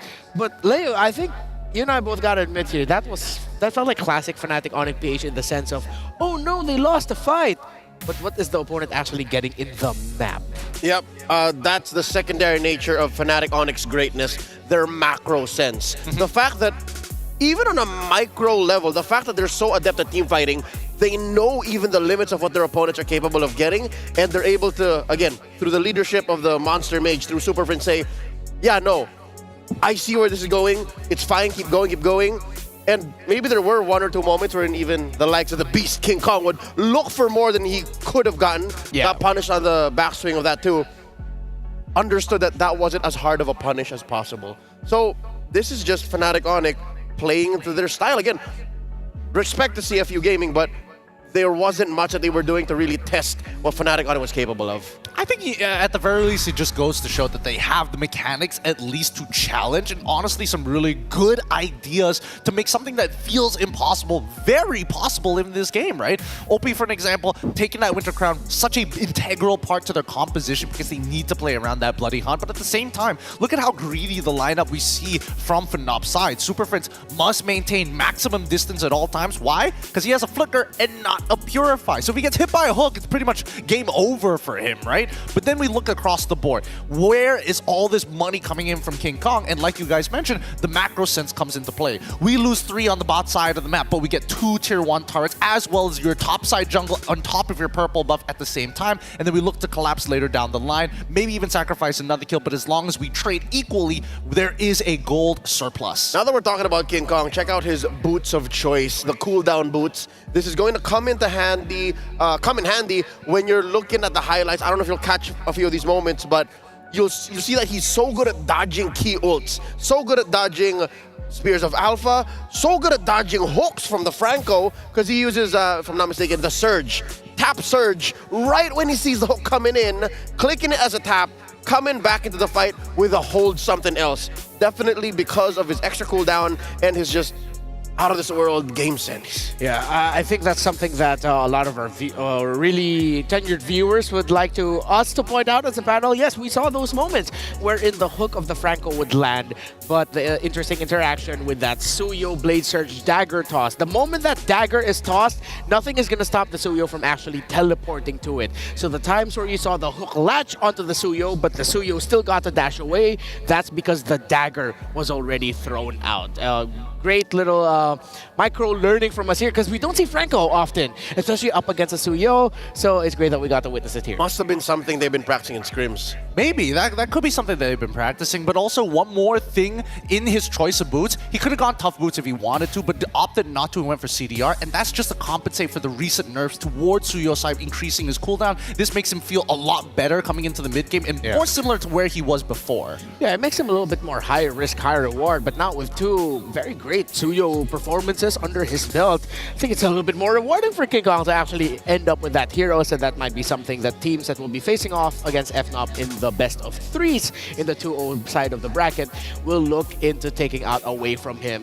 Excuse me, Super Friends, what the heck is that damage? Yup, I was going to point that out as well. Super Friends, he's dealing too much. It's ridiculous what he's getting away with here. And at the same time, you would have imagined that CFU is looking to compromise his position, especially when you have Wadu on a Hilda of all things, but even then, yeah, you gotta give credit where credit is due. Space being created by Kirk, information being relayed by both Kelra as well as Kirk, allowing Super Friends and King Kong to make some efficient decisions on the map. Not to mention Brusco. Brusco, in effect, kinda pushes them away into a place where Super Friends can say, yep, that's where I'm landing my ults, that's where I'm landing my claws and my feasts. Yeah. And my, what's the other one? Bad impact. The impacts. There you go. So if Brusco and Kirk are giving this kind of information, Super Friends is landing the damage there.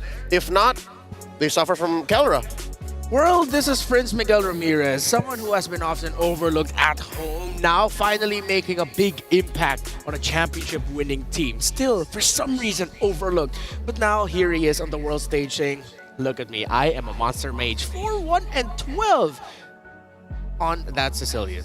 It's a stellar performance. Truly a dangerous force in that mid lane, and he somehow consistently provides these types of performances, right? Let's quickly look at the highlights here real quick, because again, you'll just notice that he is just doing absolutely everything right. Chunking out Z before he can even play the game, and that allows them to actually open up more opportunities. Look at his positioning here. Runs past 2 people and sets it up to ensure that he gets maximum damage while still avoiding alpha. Like, these moments keep going on and on and on. Nothing seems to get past him.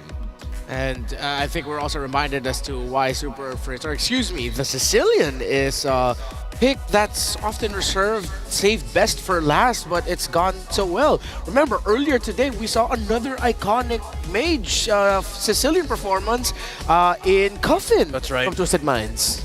And you'll see the same thing. Once the Sicilian knows, or the player on Sicilian finds where the opponents are, it just follows. That's the nature of the hero. The Bat's impact, after it hits, you get it on cooldown, it hits again, it's better damage, it's more pain.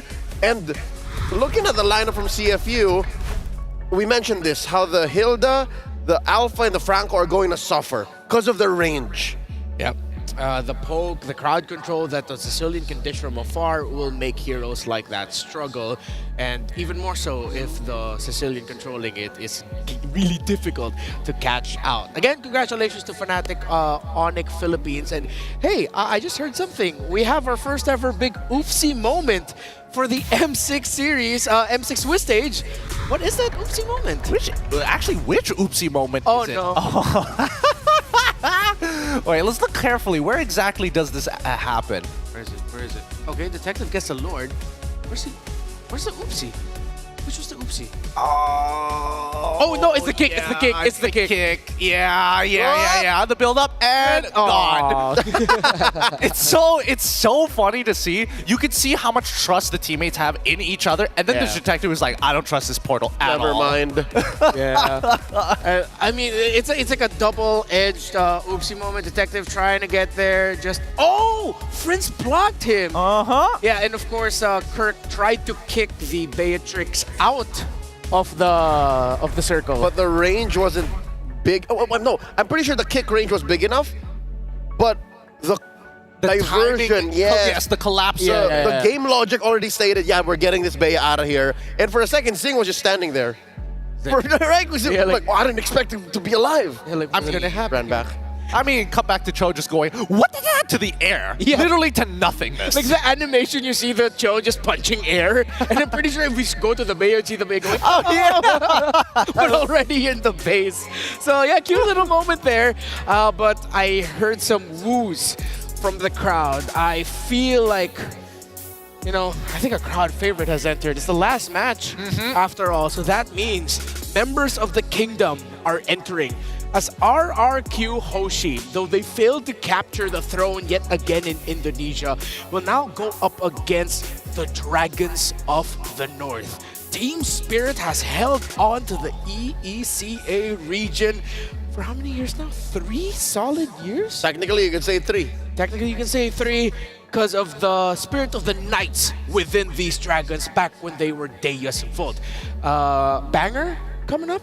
Oh yeah, big banger here. Kingdom versus Team Spirit, RRQ against Dragons. It's going to be a good one because both have been looking real good and real clean.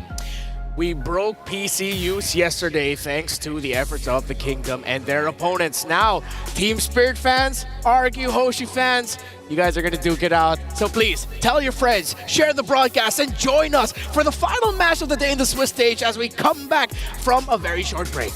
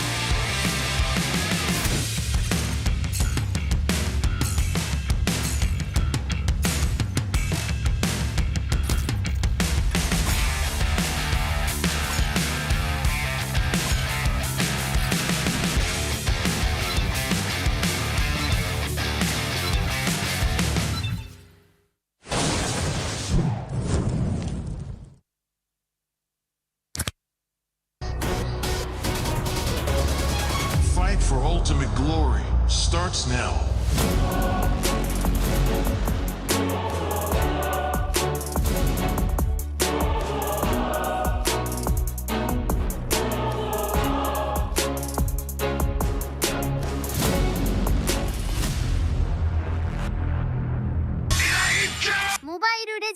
M6 スイスウォッチ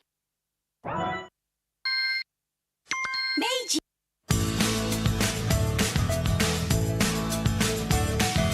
Hello Panda, Hello Panda, semua suka biskuitnya. Biskuitnya enak isinya lezat rasa coklat dan strawberry. Hello Panda, semua suka biskuitnya. Biskuitnya enak isinya lezat rasa coklat dan strawberry. Hello Panda, biskuit isi yang enak.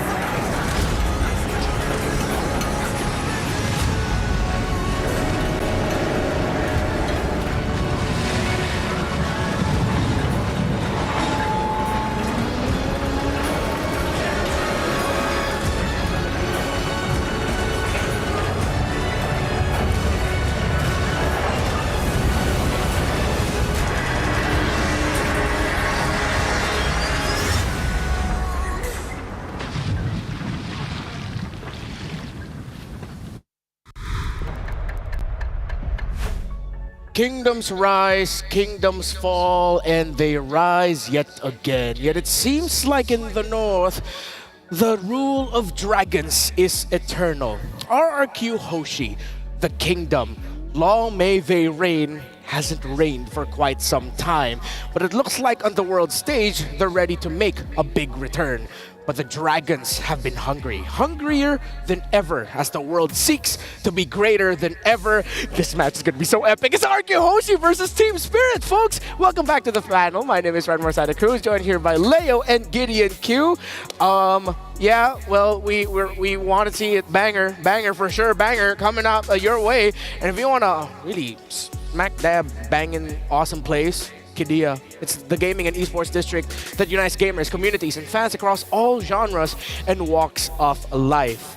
RQ Hoshi and Team Spirit, if you're an esports fan, these are organizations that transcend multiple esports titles. So I think that adds a lot to the lore of this match. One might say if you're a Team Spirit fan or you're an RRQ fan, member of the kingdom, it's a lifestyle. It's not just something you do when they're playing. It's something that you're actually living out.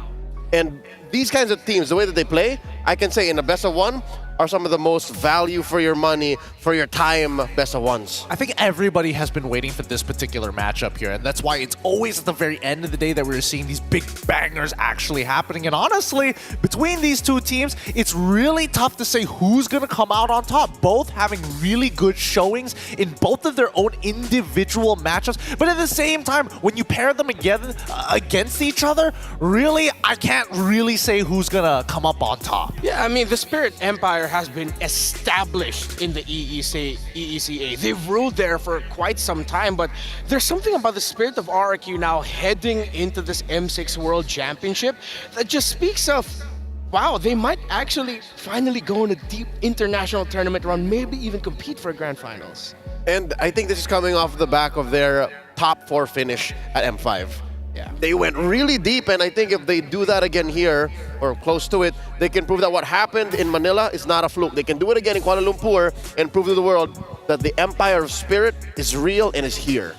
I think the exciting part about this matchup is that even if we go lane by lane, who exactly wins this, right? I think that, you know, obviously we're going to be looking towards EXP sides of the match. Obviously, with Kimbamba being a big standout for the team. But at the same time, I think supports from either side also pair a very good argument to being the X factors. Yeah, I feel like the EXP lane is a really great spot. That isn't a prediction, please. The EXP lane is a good way to look at it. With Kid Bomba's impact and how he has really been, how do I say this, respected, touted as one of the best EXP laners of this current generation by not just his opponents, by his opponents, rather.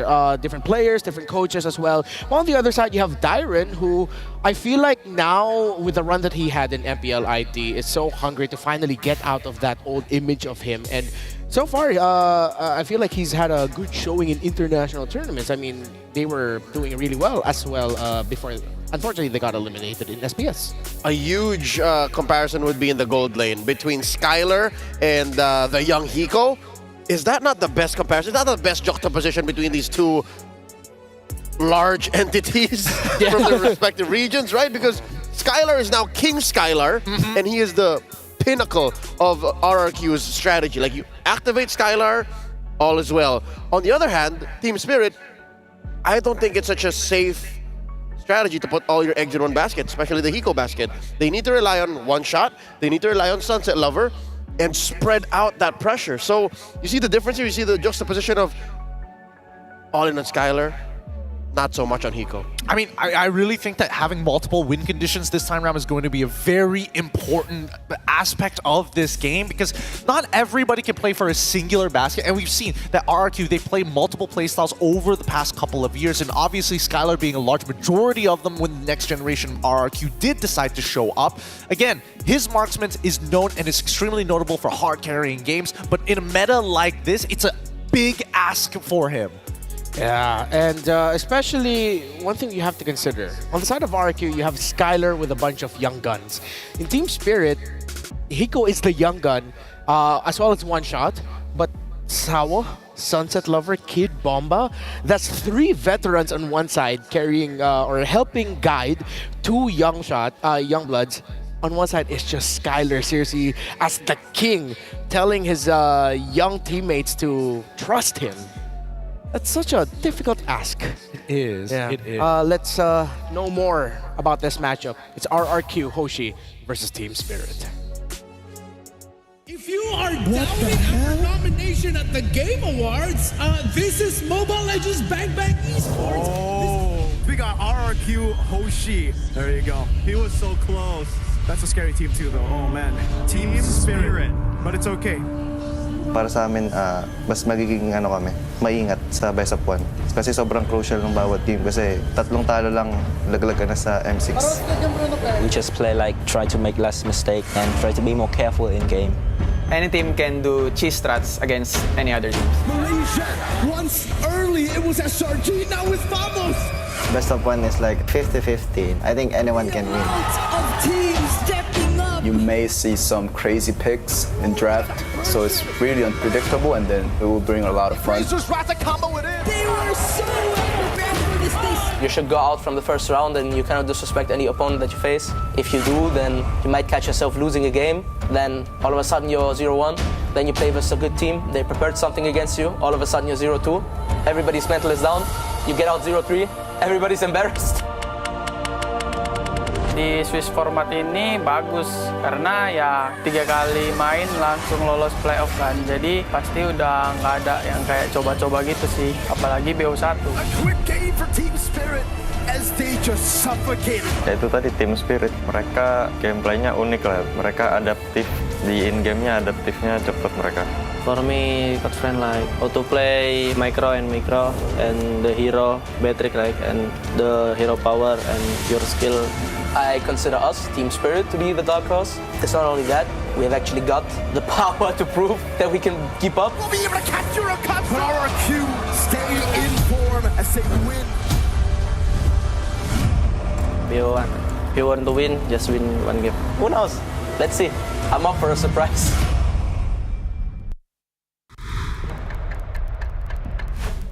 If you want to win, just win 1 game. If you want to win that 1 game, just be better. Better than great. Greater than ever. Wait, that was last year. RRQ Hoshi and Team Spirit. I like the link between these two, and a very important one is the coach. Coach Vren, of course, was with RQ Hoshi earlier this year, yeah, if I'm not mistaken. And, well, I feel like that gives Team Spirit this... Is it crazy to say it gives them a weird edge? That now, even though a lot of the members that Coach Vren coached isn't there, the one that is expected to guide this young generation is someone that Coach Vren coached. He coached Skylar. It's an interesting take here because it could go both ways, right? Because Coach Vren, not only is he considered to be a world-class coach as well as an analyst, world champion coach. I will not deny his accolades, but at the same time, he's coming up with some interesting ideas during his peak, during that championship run. So that just might be what we see here today. And I think we're gonna see something that was shared to us by Coach Vren. He's actually not a draft-driven coach, contrary to popular belief of us painting Coach Vren as a master, unique drafter. He focuses on the gameplay, and he's actually getting quite stressed at a BO1. Preparation only gets you so far. That is so true. We've actually heard from a lot of interviews from the teams, especially who are now in the O1 and even O2 bracket, that it's so hard to prepare for a bunch of BO1s against different teams. But luckily, I'd say Coach Vren already mentioned the solution to the problem at hand. He is a gameplay coach. So whatever happened yesterday, he can pinpoint, all right, boys, you can do this better. You can do this cleaner, especially up against a big opponent the next day, where we are today, RRQ Hoshi. I think the fact that he is more of a gameplay coach should benefit Team Spirit. Yeah, that makes sense. Wouldn't you say, Gideon, that sort of grounds then, like, instead of thinking of oh my goodness, drafting, like it's so difficult, you think about the gameplay.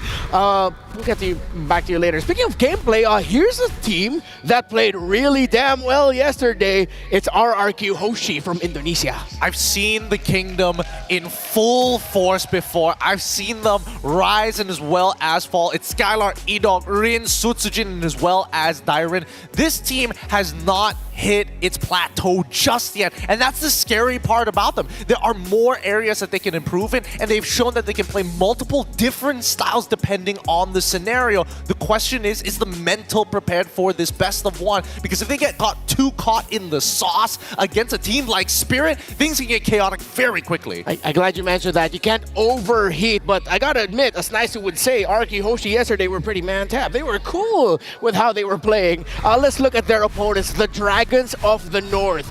Team Spirit, Leo, I know you are a big fan of this team. A huge fan. I've seen them through their Deus Volt days. I've seen them through their pre-Team Spirit days. And the fact that Sawo and Sunset Lover are still here, they've taken Kid Bomba under their wing, One Shot and Hiko, the young guns. I think their playstyle is evolving right before our eyes. With Deus Volt, they were very Divide Gaming. In their last season in MCC Continental, they changed their style. It's still very explosive, still very Kid Bomba-led, but I'd say just like RRQ, we talked about this, it's not just about the Skylar show. It's not just about the Kid Bomba show. It's not just about these veterans. I think there's a breadth of growth for Team Spirit, even in these best of ones. And on the other side, of course, to help grow a young squad, you gotta have a great coach with you, or a great leader. So we asked the coach of RRQ Hoshi, how is Skylar like as a team leader? Kezcute says that the role fits him and he took up the responsibility too, because he is one of the few who built the roster. Oh, that's cool. He helped build the roster. So maybe Skylar had a hand in picking Rins, Idok, and Dairin? Truly, like a king, literally picking out his favorite sons to be able to say, hey, this is the next generation of RRQ. I like how Coach Kezcute put it as, I recommended Susujin, blah, blah, blah, the roster worked, and we got to M6. I like how he just breezes over their entire run. Blah, blah, blah, we're in M6 now. Blah, blah, blah covers a breadth of processes. Of course, we had to go 7 games against Liquid. Yeah, and then even Skylar says there at the end, I choose them because we have the same humor. Isn't that the same thing with Fnatic Onyx PH, though? Hey, personalities driving together makes a strong team. The more people that you have who think along the same lines as you, whether it be humor, whether it be in gameplay, it shows up on the game stage. And that's what makes RRQ's templated approach, their macro excellence in a metagame that people would dub the Brawl meta. That's what makes them great. That's what makes them a threat here against Team Spirit. I'm going to also make an argument that the coaches play a huge role. Kescute, in this particular scenario, not only does he have to draft, but he also has to make sure that everybody is at their top, that top performance to make sure that the macro can be executed. We've seen teams, they've got the right ideas, but they just can't push it all the way to the end. Veteran MOBA wisdom from Kescute, and then the World Championship gameplay coaching of Coach Vren.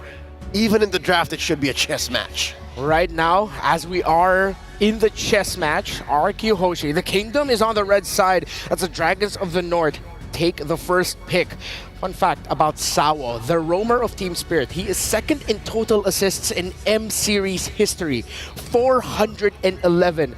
Next only to Oh My Venus with 561. Hiko is also the youngest player in M6, scored the highest GPM among gold laners in day one with 988. Team Spirit, I feel like their picks here, especially in the front line, have to provide a lot of zoning and a lot of spacing for Hiko and One Shot to shine. Well, talking about zoning and spacing, Zushin is wide open for the first pick coming in from Team Spirit. And they go ahead and pick it up. By the way, Team Spirit's Hiko is 14-0 with the Harith. In the Continental Championship. That is the tournament in EECA. So will Harith be opened by RRQ, or will they surprisingly maybe pick it up in the first two?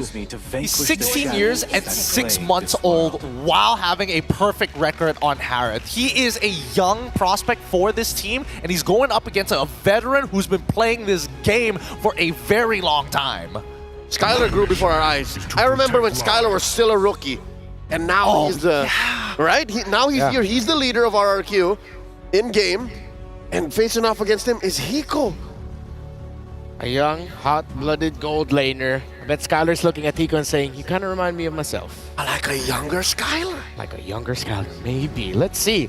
Will they pick the Harith here? The undefeated pick in the MCC for Hiko. Oh, this could be interesting because again, I feel like whoever wants to go for these power picks initially is going to get punished. So you go for the super safe ones. You're making sure that you have that combination down, but a bold claim, and Skylar's gonna say, hey, it's Wan time. One of his signature picks, but even so, he's made a name for himself time and time again, even when you think, nah, Wan shouldn't be good here. All right, as we head into the second phase, no mid laner yet for Rins and RRQ Hoshi. I think if RRQ Hoshi want to help supplement this 1-1, they definitely need Burst. I'm thinking about Disengage at the same time. Burst and Disengage, a couple of things come to mind, and especially when it comes down to the mid lane, I'm thinking Aurora. I'm also thinking about Vexana as well, both of which would do all right, because Yve is already gone, and that probably would have been the priority pick had it been let through the bans. Ooh, respecting the Angela possibility still in the mid lane for RRQ Hoshi from Team Spirit. Interesting. Yeah, between Liquid and RRQ, like that Angela X is such a big threat. So Coach Vren just covering his bases here. Yeah, I get it. Makes sense.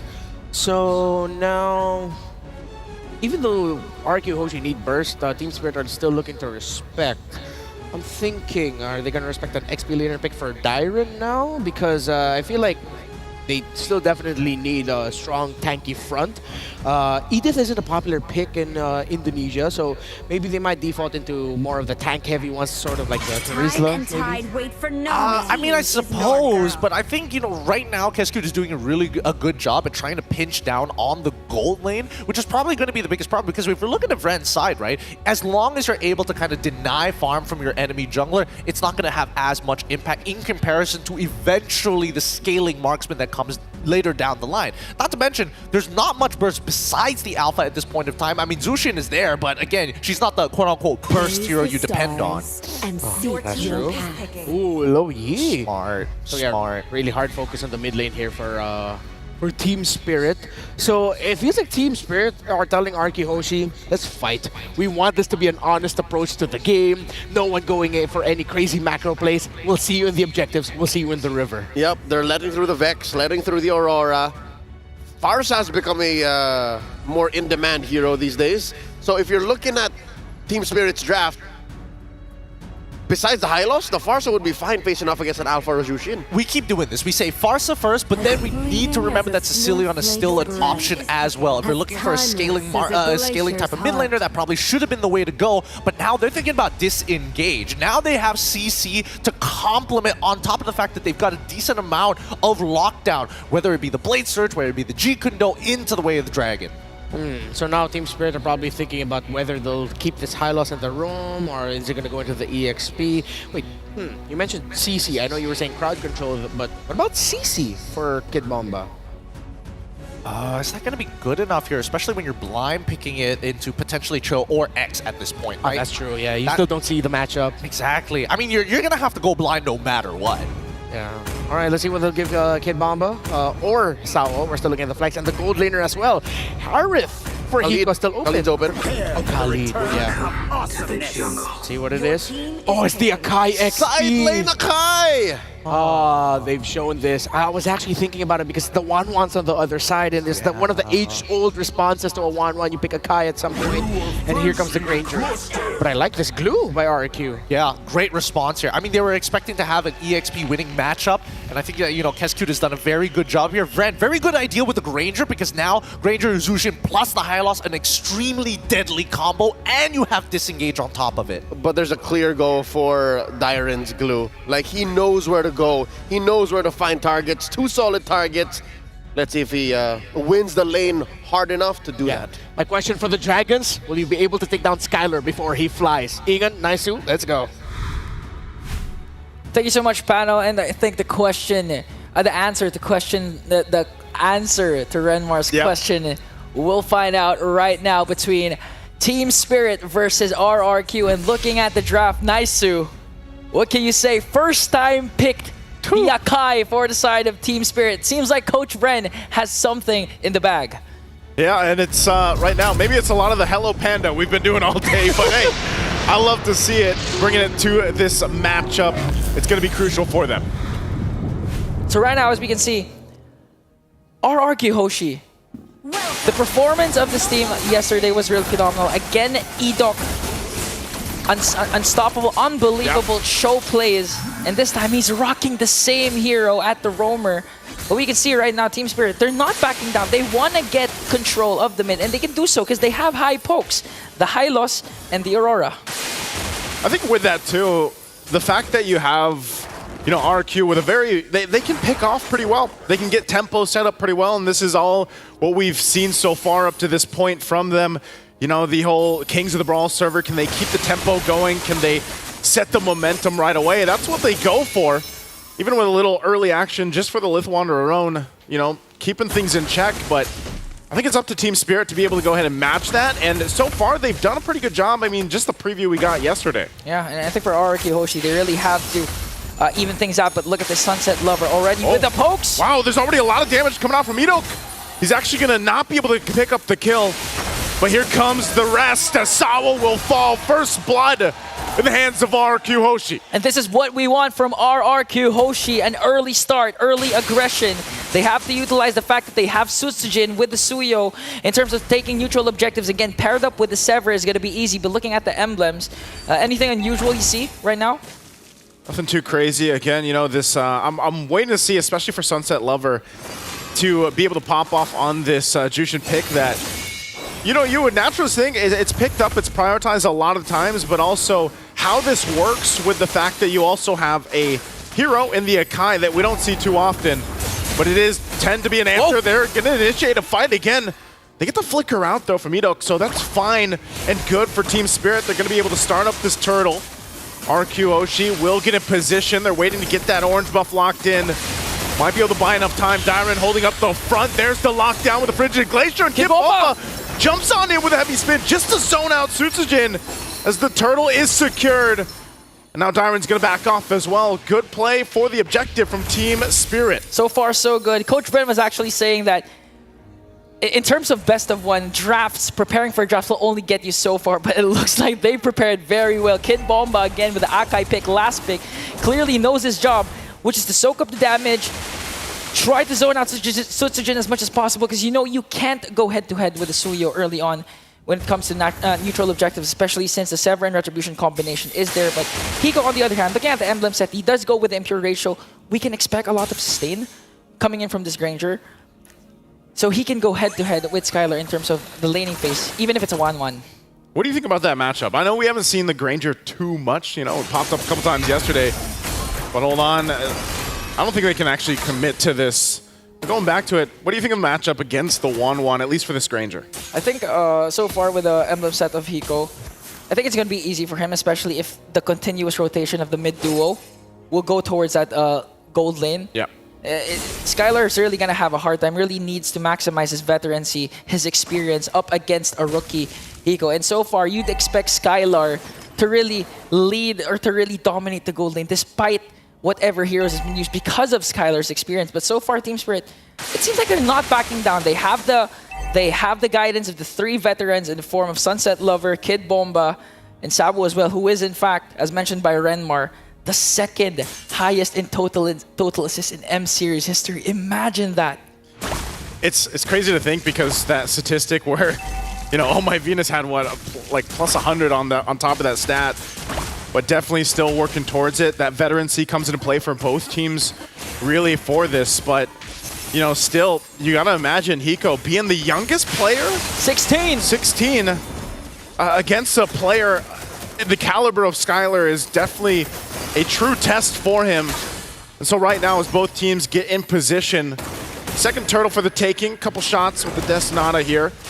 But still, they gotta approach this carefully. They're gonna jump in. Dyron zones down the heavy spin, the Frigid Glacier to separate them for the fight. Susujin will be able to get the turtle, and now the flare brings them back as Dyron falls. Not sure if they still want to fight this. They're gonna back off. RQ gets the objective at the cost of a life of Dyron. Okay, I think Thieves are right. That was a trade they were willing to take. They couldn't get any much closer to RRQ Hoshi. Again, the threat of Edok, Jit Kundu, as well as the counter initiations that the Rins can provide with the Frigid Glacier. They don't want to overextend as much as possible. So right now, they're just getting the things that they can against an aggressive lineup with RRQ Hoshi right now. So far, not so much lead established by RRQ Hoshi. Looking at the kill scoreboard, still 1-1. Man, Edok really needs to pop off like how he did it yesterday up against KBG if they really want to get a step closer to the knockouts. I think either way, you know, whether it's Edok or not, they can kind of just take their time, really, with the lineup that RQ Hoshi has, especially with the fact that you have a 1-1 in your side and, you know, you want to be able to build up. Because later on, obviously, we've seen the Granger, especially late game, where the Granger in the gold lane eventually gets to. Able to set pace, able to go ahead and use that Destinata to its advantage, and then the Rhapsody. But I'm also wondering, you know, because you have to play against this Beacon and you have Sunset Lover on the Jushin pick here, RQ Hoshi has to kind of choose those fights at the right angle. Yeah, they can rely on a Frigid Glacier and they can rely on a kick to help them out, but there's a lot they have to do in consideration with this. Edok himself takes a couple shots. Go ahead and regen up. I'm not sure if they actually want to commit to this. The rest of the team rotating down. He does flicker defensively. They call it off, but he's dragged back by the Lantern, and that's what we're talking about with the Jushin. Huge, quick response from Team Spirit. They did cast a glorious pathway, but it was well worth it. They were able to take down Edok. So this is like telling RRQ Hoshi, hey Edok, we've watched how you played yesterday. You're not going to do the same unbelievable Jit Kundo kicks, unbelievable Way of the Dragon kicks you've been showing yesterday. And now Team Spirit, they're on the verge of securing another turtle away from RRQ Hoshi. To start things up again, Edok gonna join this fight. Doesn't care what happened earlier. Finds the Way of the Dragon, but he takes too much damage as one shot picks up a kill. Fight's gonna break out of the mid lane. The crossbow of Tang already popped off. The Frigid Glacier will be to lock down one shot. Still looking for the follow through as Susujin gets the turtle and they look for more. Kid Bomba and Sawo trying to run to the safety of the turtle. Hiko jumps in with a Rhapsody and will find a Dyron. And the shot though in response from Susujin. It's a brawl in the mid lane. The drag comes through, and now the flicker from Rins. Skylar's still alive, and it looks like they're going to disengage with Susujin tanking up the Rhapsody shots. Literally a brawl server. They spent a huge amount of time just in the middle lane. Even if there was a neutral objective, Susujin eyes on the goal, focus on taking down that turret, and you can already see the problem with Skylar with the 1-1. They can soak up the damage of the crossbow of Tang. They have the high lows with the glorious pathway paired up with the revitalize, but Susujin though, Good Soul Sever again. They got to be able to respect that damage, but ultimately no one going to go down, and that's the thing. They do get the tier 1 turret, so RQOshi has taken that path of let's just get these objectives. Yeah, they'll go ahead and fight out. They'll brawl it out wherever they want, but they'll also just focus on what's important. They got to be able to lock those down before that Lord comes up in less than a minute. Yeah, for Team Spirit, they really have to utilize the early capabilities of their lineup. We've seen so far that the crossbow of Tang, even if it connected the Kid Bombar to Sao, it's almost, the damage is almost non-existent. So at this point, Team Spirit needs to be proactive, needs to dictate the pace, needs to stop RRQ Hoshi from getting the space that they need for Skylar to hyper carry in the end. And all gonna boil down to setups coming in from Kid Bombar, even Sunset Lover with Lantern Flare. So far, Naisu, what can you expect RRQ Hoshi to extend this lead? To extend the lead, they can continue to go forward. Dyron gonna get locked down under this turret. Does flicker out, able to survive split too. Look at all the members up here, all for Dyron. And now he's gonna wait for the rest of the team as they were focused down in the mid. They drop down the Glorious Pathway. Edok defensively gets out. Look at that push there too. There's the kick. Way the Dragon on the mark. That's Edok going down though in the exchange, and they're gonna get collapsed down. Double for Hiko, but Sawo finally taken down. But the Lantern Flare brings a triple to the youngest member in M6. And now Skylar trying to pop off, looking for the crossbow of Tang as he gets the airtime. Picks up a kill himself, and RQ Hoshi will still hold down the mid lane. Another extended clash for both of these teams, equal trades. No, Team Spirit actually got 3, but the problem is RRQ Hoshi with Dyron's time bought for their team. Skylar was actually able to push down a bottom lane turret. So it's still the clash, even though Team Spirit got 3 kills. RRQ Hoshi got the better of that trade. And now, in fact, they can actually start things off with the Lord. Again, Edok goes in. Takes too much damage! As Hiko picks up a kill, Destinata finding the mark on Rins. Rhapsody to follow, pops the passive. Sutajin will be able to secure the Lord though, and Kid Bomba on the run. Sunset Lover trying to chase down Sutajin, and Hiko is just popping off at this point as he picks up another. Action is just non-stop. Both teams looking for trades, but again, RRQ Hoshi for the price of Edok, for the price of Sutajin, they get the first Lord. They have a lot to work with right now, even with a 500 gold lead. Sunset, look at Skylar right now! Talk about the confidence there, the veterancy showing. Skylar saw a kill, he goes and grabs it. The Lord is going to be worked on, but again, their focus is these turrets. They take the tier 1 out, now the tier 2 on the top side. RQ Hoshi will play into that first Lord take. Wow, just going back at what Skylar said before, that he wanted to guide 4 new members of RRQ Hoshi, first time M Series. He wants them to guide to victory, and clearly so far, he's doing that.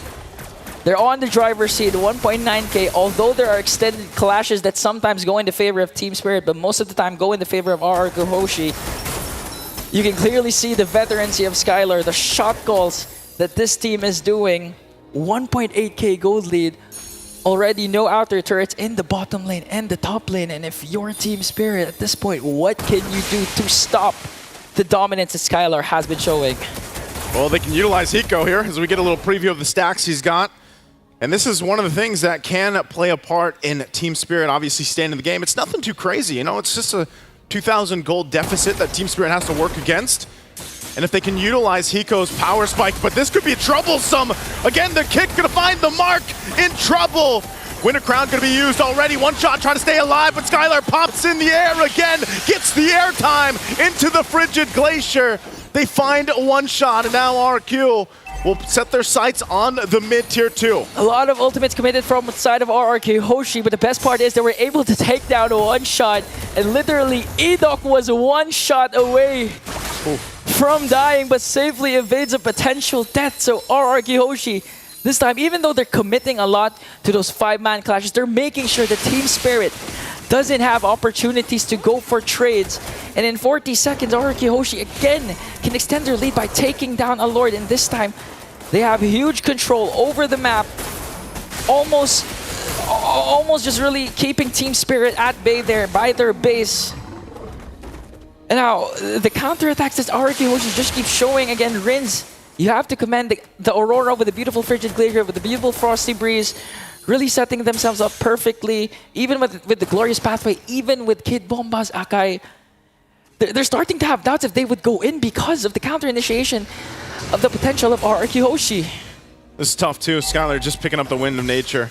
Suzujin also Malefic Roar. Big item picks up at this point. 13 minutes of the game. The Lord already started up, and look how fast it's going. I'm not sure if Team Spirit can actually get here in time. They fire off a couple shots, and the Lord already secured by RRQ.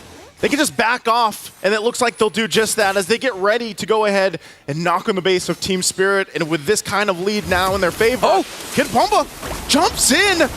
Might have made a mistake here, still gonna be able to survive, but oh no, Suzujin will pick up the kill from the off angle. I was about to say that was the first neutral objective that doesn't have a post-neutral objective fight. But still, Team Spirit commits the flicker of, commits Kid Bomba's heavy spin to try and go for a trade once again, but RRQ Hoshi was always prepared for that. And again, we have to commit. Rins, always prepared for those kinds of dives coming in from Team Spirit. Whether it's a Frigid Glacier, whether it's a Frosty Breeze, he doesn't care. He's going to cast whatever he needs to bring down the Empire, and Ida goes in! Ito jumps in again with the Way of the Dragon. They fight into the Frigid Glacier too. He does fall, and now the base turret's going to be worked on. Mid and bottom already down, the top to follow. RRQ with a lead, and the Lord still in tune. They hold on to the top turret. Oh, but the shot from Hiko will be able to find Rins. And that might have been enough to keep Team Spirit obviously into the game. And they hold on to one base turret. Okay, so in terms of damage, you can already count on Hiko.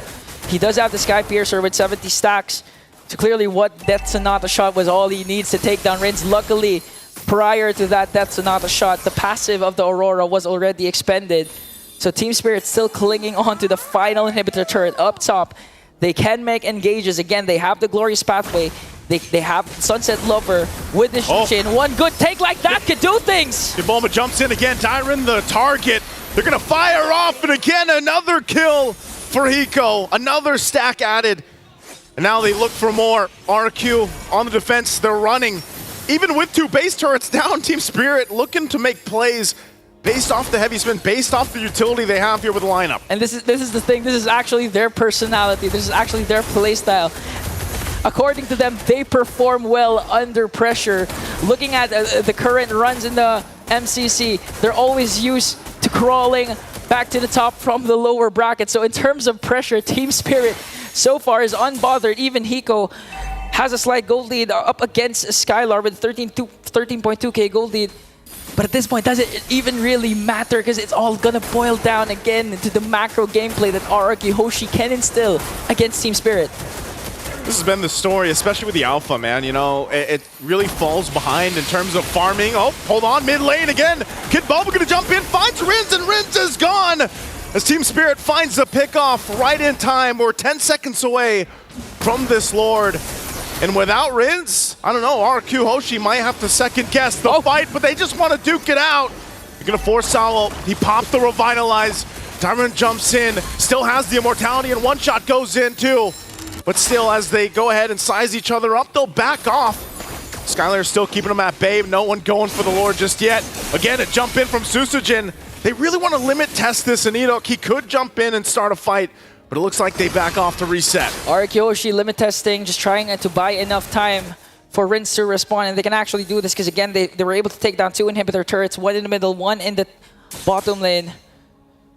So Team Spirit, they really need to capitalize on the moment that they're given right now. The window continues to open for the squad. They need a huge major pickoff. That's like what they did against the Rins. And right now they're trying to start things off, trying to bait out RQ Hoshi by starting the Lord. Death Sonata here. Really troublesome to deal with RQ in the front side. They're going to be able to push Team Spirit off of this Lord, though. They look like they wanted to start it up. But you got to keep in mind, too, they've got the two base turrets down. So Team Spirit, how they approach it, who's going to be able to start the fight?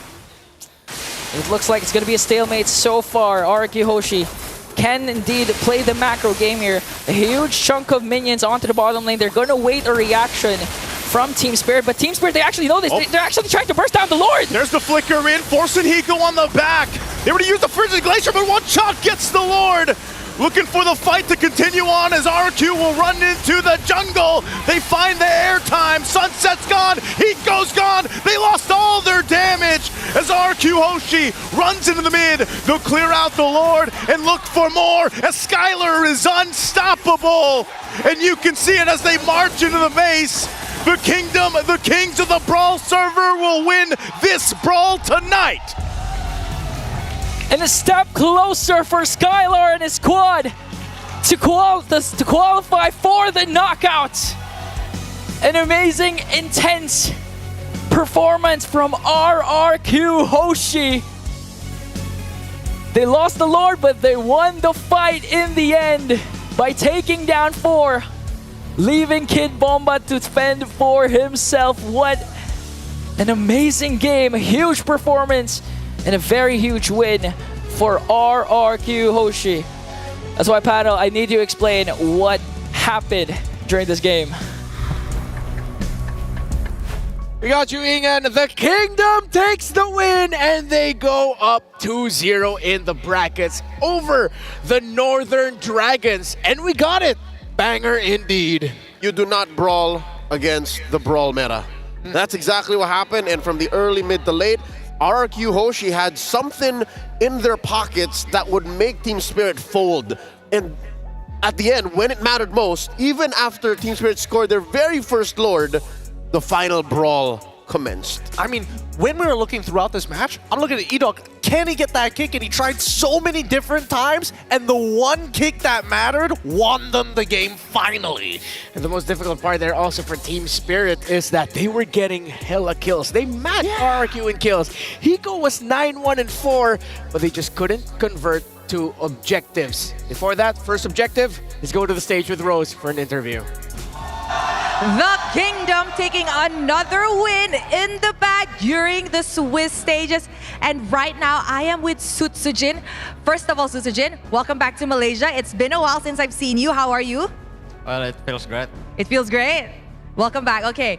Now, as we all know, before Sutsujin entered RRQ Hoshi, he played in MPL Malaysia, and I always interviewed this guy. So how different is it playing for the world stage this time around, World Championship in Malaysia? I think there's no difference. It's the same. Do you still love the crowd here? Yeah, it's the same crowd. Still crazy crowd? Yeah, still crazy. We love the Malaysian crowd.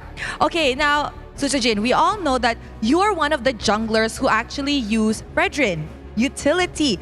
But today you pick Suyo, while the rest, like Sakai's and Mobazane, pick Fredrin. Yeah. Can you maybe share with us what is the condition that you look for before making sure that utility jungle is viable for your draft? I think Fredrin is usually picked with heroes like Bruno that need tanks in the front line, so like that. I see. So it's more towards if the MM or the other sides, the other lanes can give sufficient damage, then Fredrin is a good pick. Otherwise, you will need more damage. Is that what you're trying to say? Yeah. Okay, now you guys are at 2-0. Very, very comfortable in the Swiss round, right? Sutsujin, who do you want to meet tomorrow? Between BTK, Twisted Minds, and Fnatic Onyx Philippines. Because I've talked to Fnatic Onyx Philippines and a lot of them want to meet RRQ tomorrow. I think I want to meet BTK. BTK, why BTK? I want to taste the Fredrin. You want to taste the Fredrin of Mobazane? Yes. You want to see who's better at Fredrin? Okay, so hopefully whoever's doing the draw later on, the hands will favor you. Now, Sutsujin, we can see that a lot of the fans of Kingdom actually came down. What do you want to say to the fans of RRQ? Buat Kingdom yang di sini maupun yang online, terima kasih yang udah support. Jangan lupa support kita lagi di match-match berikutnya. All right, he said thank you very much to all of the Kingdom fans who came down to support. And of course, don't forget to support RRQ in their upcoming matches. Thank you very much, Sutsujin. Congratulations on your win. And with that, let us throw it back to the panel. Thank you, Rose. Thank you, Sutsujin. Of course, once again, congratulations to RRQ Hoshi. Very fight heavy game like that, we need to break it down. Jangon, Lupa, when you have the 1-1 on the other side, make sure you have sufficient damage to make sure that the 1-1 won't be able to fly. That was my main concern for the draft here for Team Spirit. And the only real source of damage was Hiko.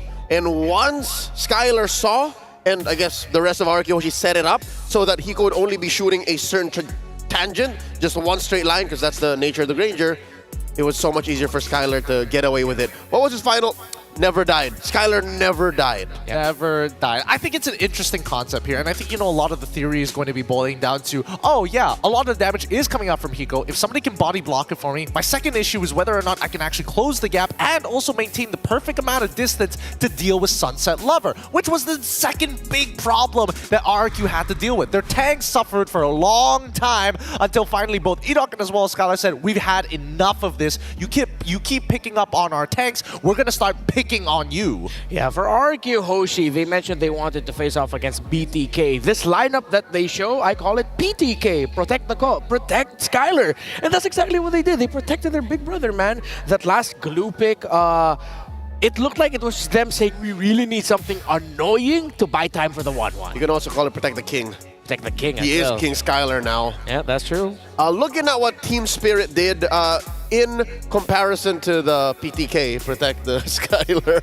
protect the king, Team Spirit also has I guess the fact that the Granger, now it's safe. I think we understand Granger more now, given Hiko's performance. This is eye-opening to me because compare that to a Wanwer, compare that to a Beatrix, compare that to who's the other one? The Bruno. Is it just me or is Granger the most honest of the three?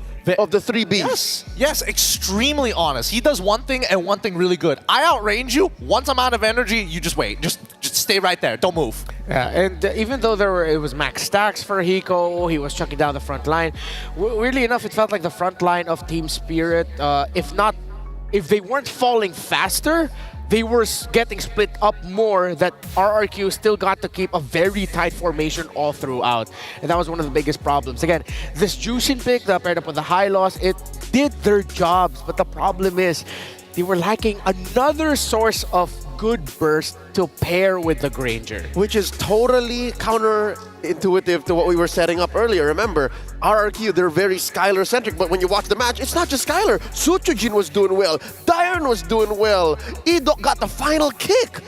Compared to Team Spirit, who went all in on Hiko. For a while, it was working out. For a while, it was Hiko Mania, baby! But once that breaks down, once RRQ is in your personal space, Hiko just folded. Well, I mean, I have to slightly disagree there. Yes, in terms of gameplay, yes, it's very Hiko-centric because he's the main source of damage, but everybody else is designed to do one of two things. Either peel, make sure those front lines are out of the way, and then you can start dealing with the backline damage dealers because honestly, you have to wait on cooldown and Granger scales to infinity. So really, who's on the losing end? And I would say that RRQ took a lot of punishment. Look at the damage taken by Diren alone, as well as Enoch. The front lines had to eat dirt and got curb stomped in the earlier stages of the game, but then it starts changing around, especially when Team Spirit start to overextend. Worst yet, when they fall into choke points, allowing Rins to get very effective ults. Which works well for RRQ's development, going from MPLID to M6 here in the Swiss,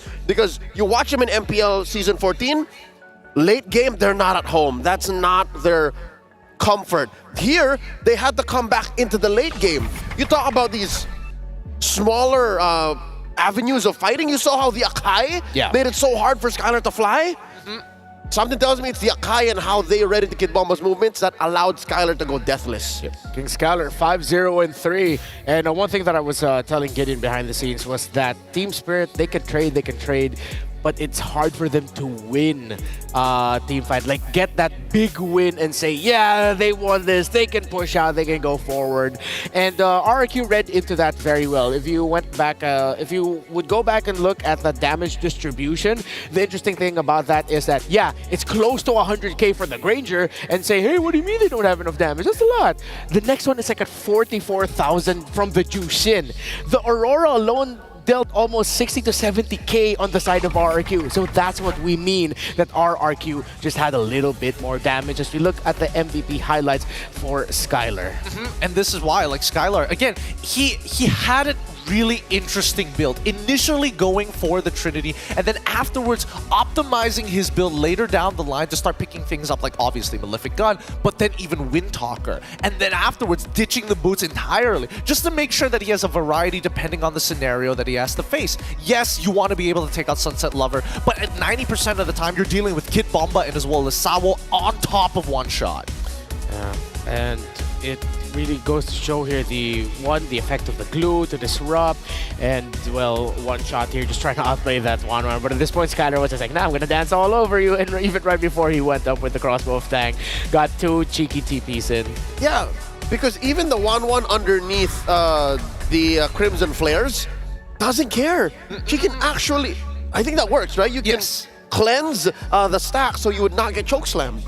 Yeah, I feel like though after what we saw there, even if it is the Kingdom moving forward into the 2-0 bracket, feels like Team Spirit, it's not going to be them saying, oh no, I'm stuck here with a bunch of 1-1s. The other 1-1s are stuck with Team Spirit. That was a hell of a showing by the Northern Dragons. Which now full circle. Remember, about a couple matches back, we said, where do we find Ulfednar? Where do we find Team Spirit? Are they dark horses? Are they true contenders? Do we have a jury? Does the jury have a decision now? I think they are true contenders. I think that the way that they played that game was very optimal considering the draft that they were given. I think, unfortunately, it boiled down to a single kick from Edok, and that's what makes RRQ stand above the rest. I think overall, the macro sense is what gave a lot of time, despite the overwhelming snowball coming in from TS, because every time they won the fight, what was the convergence? A singular turret, maybe even a buff steal, compared to, oh, we take out 3 of your guys, I take 2 turrets, I take 2 of your buffs, I deny everything else. I think that main difference between RRQ Hoshi and Team Spirit, for me, puts Team Spirit in dark horse territory. I think there's a little bit more that they can polish and work out, that they can refine in their macro, that makes a huge difference. Exactly, because the Team Spirit that we saw here today definitely showed that they can dance with the best of them when it comes to team fighting. They just couldn't get that big win, but the wins that they got failed to take into account the presence of the minions in the map. That's why they couldn't get that significant win to get objectives, while RRQ Hoshi showed that they are kings of the Brawl meta, but they also know how to take care of the minions as well. Let's look back at what has been an amazing day so far in the Swiss stage, the second day of it, by looking at the top 5 plays on your screens right now. This is from STG versus BTK. This is Shark. Oh boy, it's gonna be the 3-man knockup, isn't it? Coming in from his magic thump at the very edge of it. It's so good. It's a coast to coast. Look at that, from that bush all the way into the 3 members of S2G. Use the flicker there, and I think this was the main turning point. BTK just takes control. Up next, we have here a play from Twisted Minds. Yeah, look at this. See the control coming in and the answer all throughout. Oh no, it was a turnaround. That's what made it so important. Yeah, Benny was really nasty on this, but then we cut back over to Aurora MLBB up against NIP Flash here. Again, great initiation. It looks super good. And then you see, just keep your eyes on Vanix, how he gets into the back line. Bam! Double stun. Oh, hell of a play there by that Moskov to entry. And of course, Hades swooping in, getting that turtle, and then going straight to the back line. After that, of course, we witnessed Ulfednar versus Selangor Red Giants, and it was the beginning of the breakdown. Or at this point, it was the Hail Mary play by Ulfednar, countered very well by SRG. Yeah, they spent too much to be able to steal that Lord.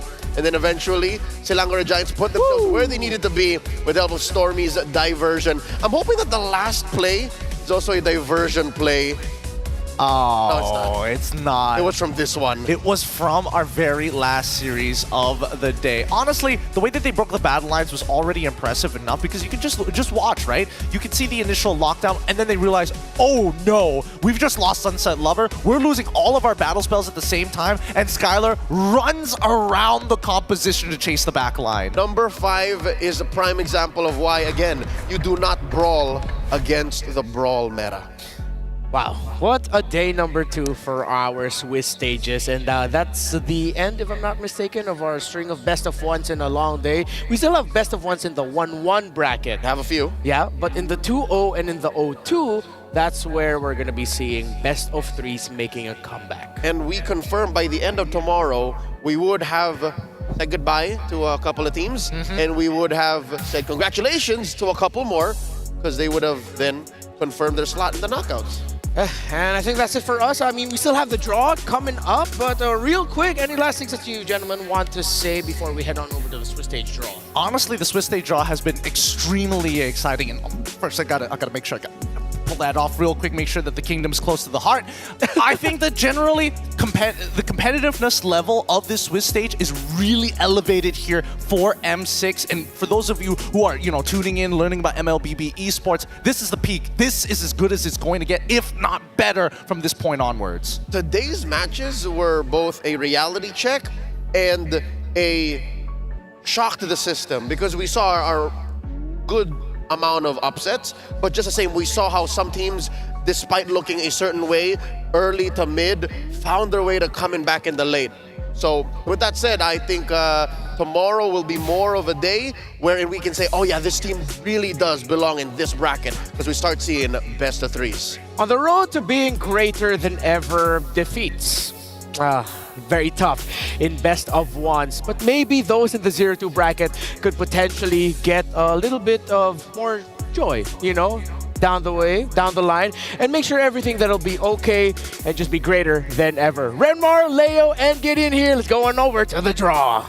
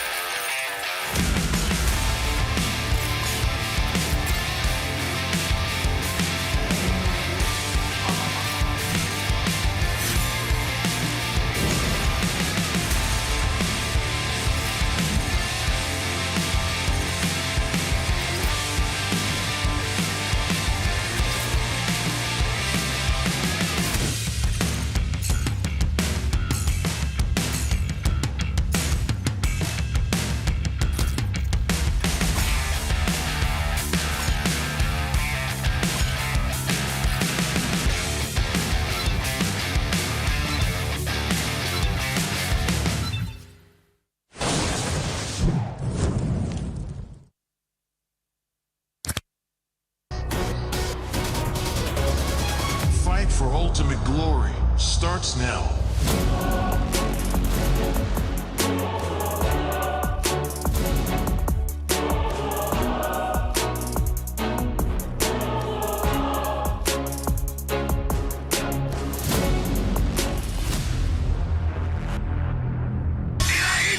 Mobile Legend M6 スイスウォッチ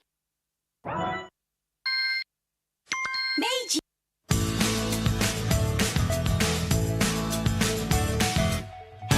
Hello panda, semua suka biskuitnya. Biskuitnya enak, isinya lezat, rasa coklat dan strawberry. Hello panda, semua suka biskuitnya. Biskuitnya enak, isinya lezat, rasa coklat dan strawberry. Hello panda, biskuit isi yang enak.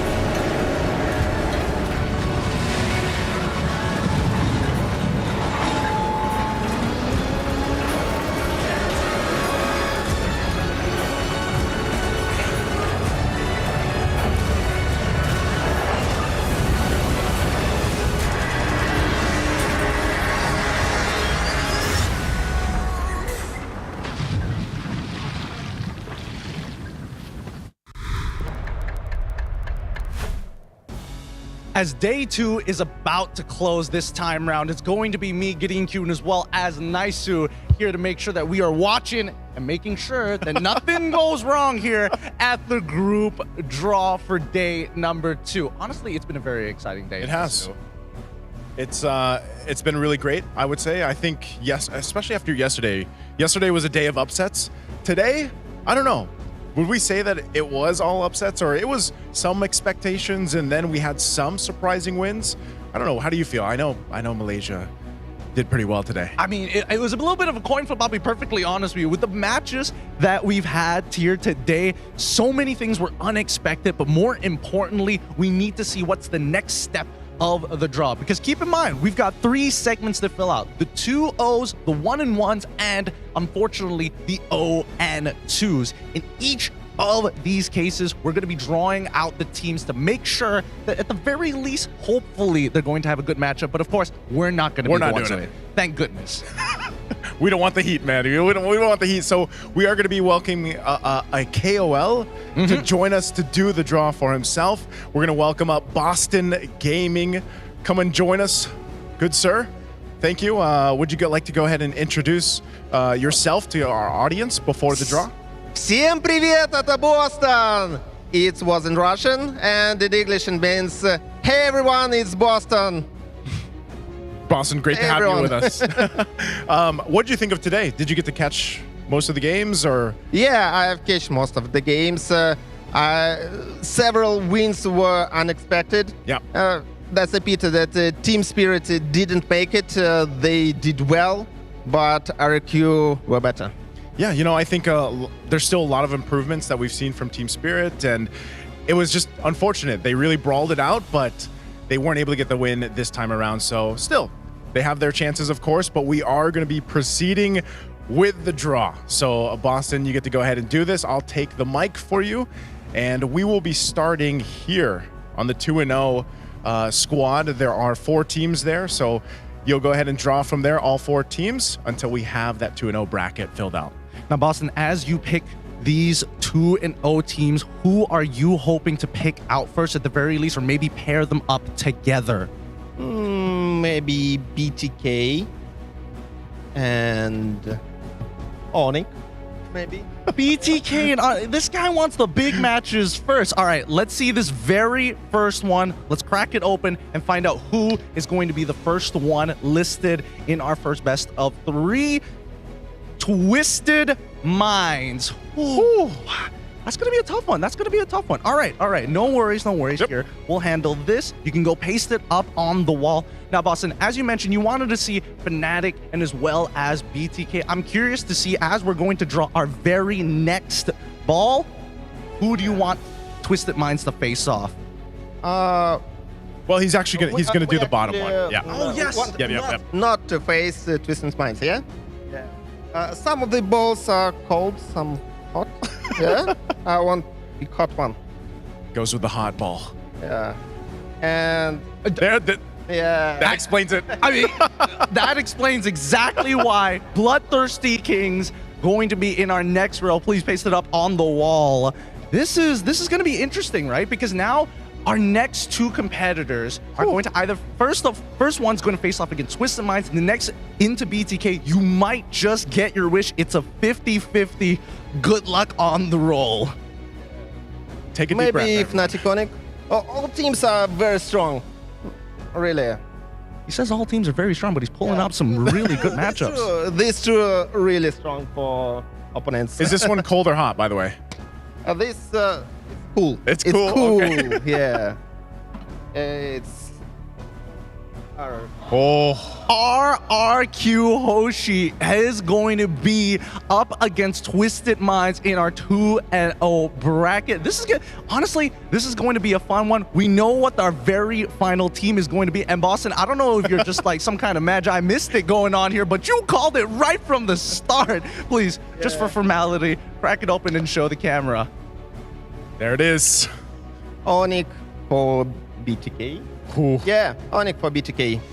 He called it, man. He called it from the beginning. He called it based off of the temperature of the balls. I don't know. Yeah, we're probably going to have to double check this later down the line. Oh, let's lock that in there. Now, keep in mind, this might not be the match order. We will show the schedule at the very end of it, but that just means you're going to have to pick up the 1-1 matchups, and we've got plenty of teams for you to choose from. What are you hoping for at the very least? At very least, I'm hoping Team Spirit. Of course. Versus any team. I think they will beat any team. So, I will want to pick Team Spirit first. Maybe here. Let's get it off. Yeah, let's see if we can get Team Spirit out of the way early, right? Odds, I have low odds because lots of team. Maybe. No. Hey. I tried. Our very first team is going to be Team Vamos. As we put him on the wall, this could go a bunch of different ways here, especially for the 1-on-1 bracket. The 1-on-1 bracket is spicy, man. You know, there's a lot of, I would say, all the teams that are in the 1-for-1, they're all very close in, I would say, power level. So let's see who's going to be the next team. It seems I can feel only hot or cold or cool. The hottest, this one. Oh. This one, the hottest. Could that mean, all right, crack it open, show it. Let's see. I had no contact with the ball whatsoever. And oh my goodness. This is the hottest one. Crazy. That's actually so good. I'm so thankful. Thank you, boss. Thank you. You have no idea. I'm so thankful you pulled that. I was going to say, I feel like I could hear the crowd too outside. Let's go. Okay. Instead of the hottest, are we looking for the coldest this one? What are your thoughts coming into this next poll? You've got 2 Malaysian teams out of the way, and Team Spirit has not shown themselves. This is the coolest. I don't know what's team inside. Let's check. Oh, this is a good one. Okay. It's going to be S2G. S2G, obviously a team that started the upsets on day 1 against the team that Boston Gaming just drew. So great to see the 3rd team now for the last one on that left side of the bracket. So the last one is the coldest one, I feel. The coldest one. The coldest one. All right. Yeah. There it is. The man is pulling out bangers here. Team Liquid ID is going into the bracket again. Oh man, there's so many ways that this could turn out. Naisu, for you in particular, I gotta ask, what are you hoping for in terms of matchups before I give it over to Boston to start rolling for the next one? I don't know, man. At this point, I've been so surprised with how things have fallen. I think I agree with what Boston mentioned. Any of the teams over here, but I would say I would love to see Team Spirit actually go against Vamos. Do you agree that? Do you think that they can take on Vamos? Yeah, now I want to choose team. I want to find Team Spirit. All right. Yeah. Sense Are they it. cold or hot, Boston? It's cool. Okay. It's cool. And it's somewhere like here. Oh man, no. This one. This one. And no. Ooh, doesn't find Team Spirit, but does find CFU. Again, this is actually going to be an exciting best of one matchup between Vamos and CFU because the two hyper aggressive teams, they love to play around the early game. It's going to be quite a showing. Now he's wondering. He's second guessing. He's like, maybe I should have grabbed that other one because right now it's first ball with this. it's SRG. Who's the opponent going to be for SRG? Let's find out. And it's Falcon. Interesting. SRG will be facing up against Falcons.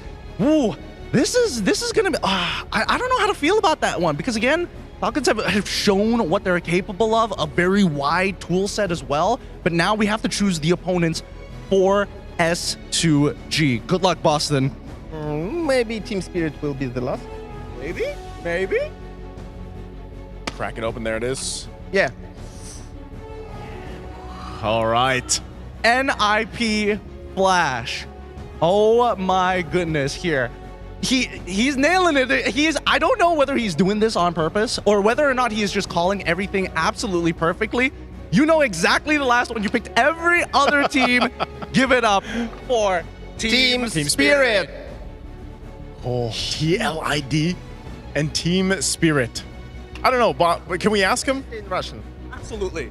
Зверя нет сильнее дракона. Spirit – гордость региона. It's for Russian. For Team Spirit. I agree with whatever you say. That's all I in English, there's no stronger beast than dragon.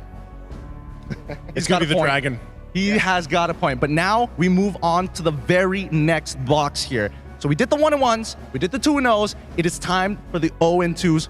Good luck, please. You can begin your draw. Okay, let's start with this. And we got...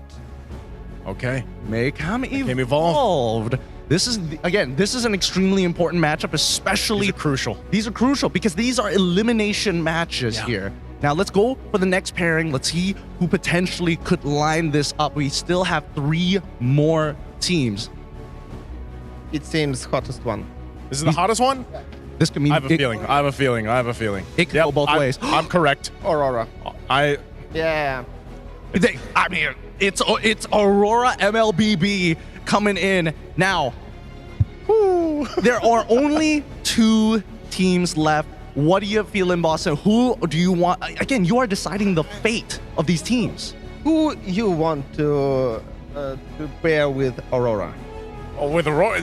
I want to hear your answer, Gideon. You know what? I've been answering all the questions about the Malaysian teams. Now, how about this one? Yeah, honestly, I'll take any. Because as long as Malaysian team ain't in that bracket, I think I'm okay. Aurora's going to be a tough matchup. I have made my choice. He has made his choice. Crack it open. No, it's going to be Maycom Evolved versus KBG. Oh, actually, this one might be really interesting. I think that both of these teams, they're pretty evenly matched. But now for the final one, it only means that the Ulfandar experience continues. Oh, that's going to be a matchup, man. Aurora, Ulfandar.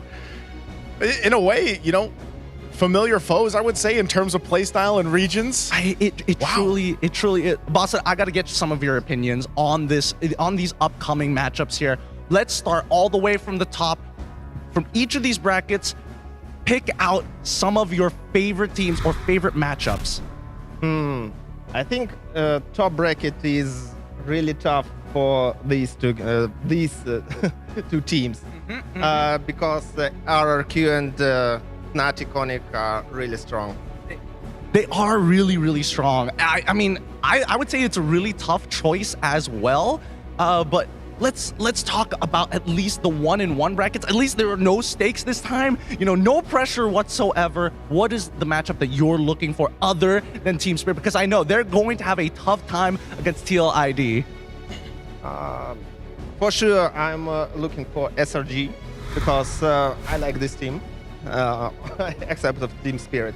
And I think match Team Spirit with Liquid will be very interesting also. Boston knows how to say the right thing. I was going to say he does, but I got to ask you too, Boston, how about the most crucial matches? Because these teams down here at the 0-2, they face elimination. Because as we know, if a team goes 0-3, they are out. How do you feel about these matchups, especially with the first one? Do you side with a team here, KBG or Mayhem Evolve, and then of course Aurora and Ulfennar? Here I'm rooting for KBG.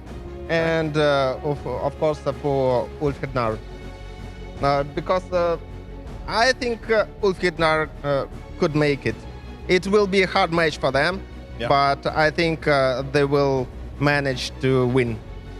Well, I'm gonna say, you know, I hope the opposite happens. Of course, I want to root for both teams, but I'm hoping that Aurora is able to go ahead and rise through the ranks like we've seen teams like that before. But also, I think overall, Gideon, when we look at this in Boston Gaming, we have a great day ahead of us. So far, every single draw has been on point. All the matches have been on point. And like Gideon mentioned earlier, we do want to just go ahead and let you guys know that these matches are all correct.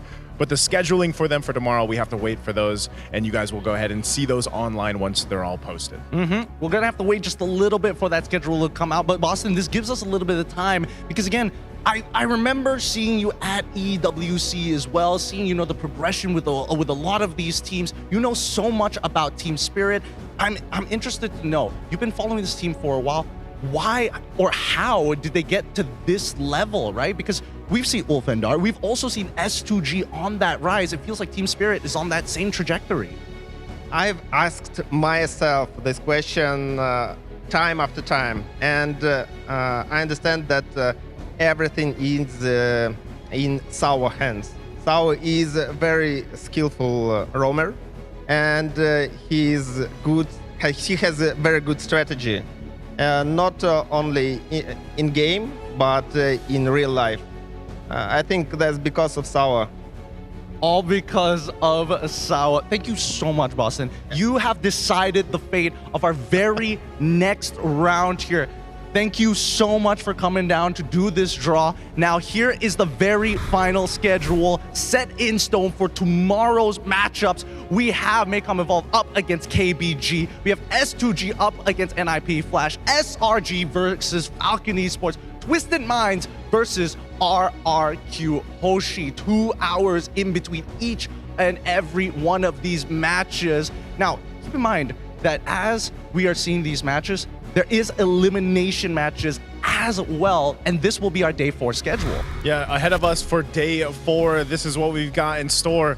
Aurora and Ulfhednar, Vamos and CFU, TLID to follow against Team Spirit, of course. And then lastly, to round things out, it's BTK and Fnatic Onyx Philippines. Mind you, I know you guys have been seeing a lot of best of ones the past couple days, but there are some best of 3s that'll be happening for day 3 and day 4 of the rest of our Swiss stages.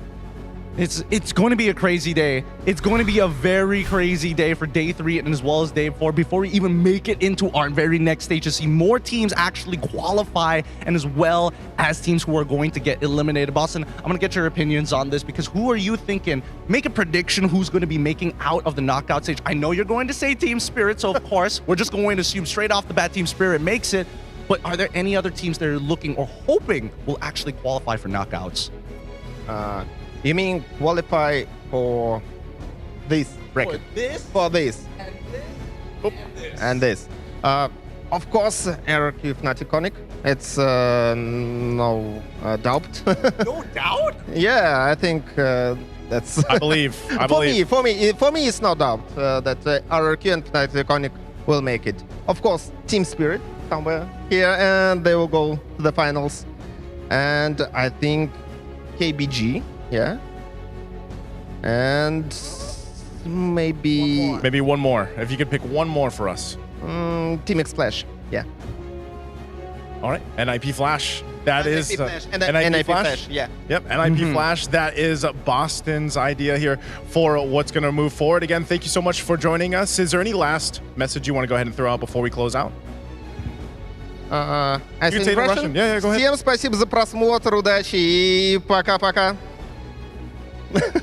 Thanks everyone. Bye. Thank you so much for joining us, Boston Gaming. Again, that's me, Naisu, and Gideon. We are going to be wrapping it up here for today. We'll see you guys back here tomorrow for more action for the Swiss stage.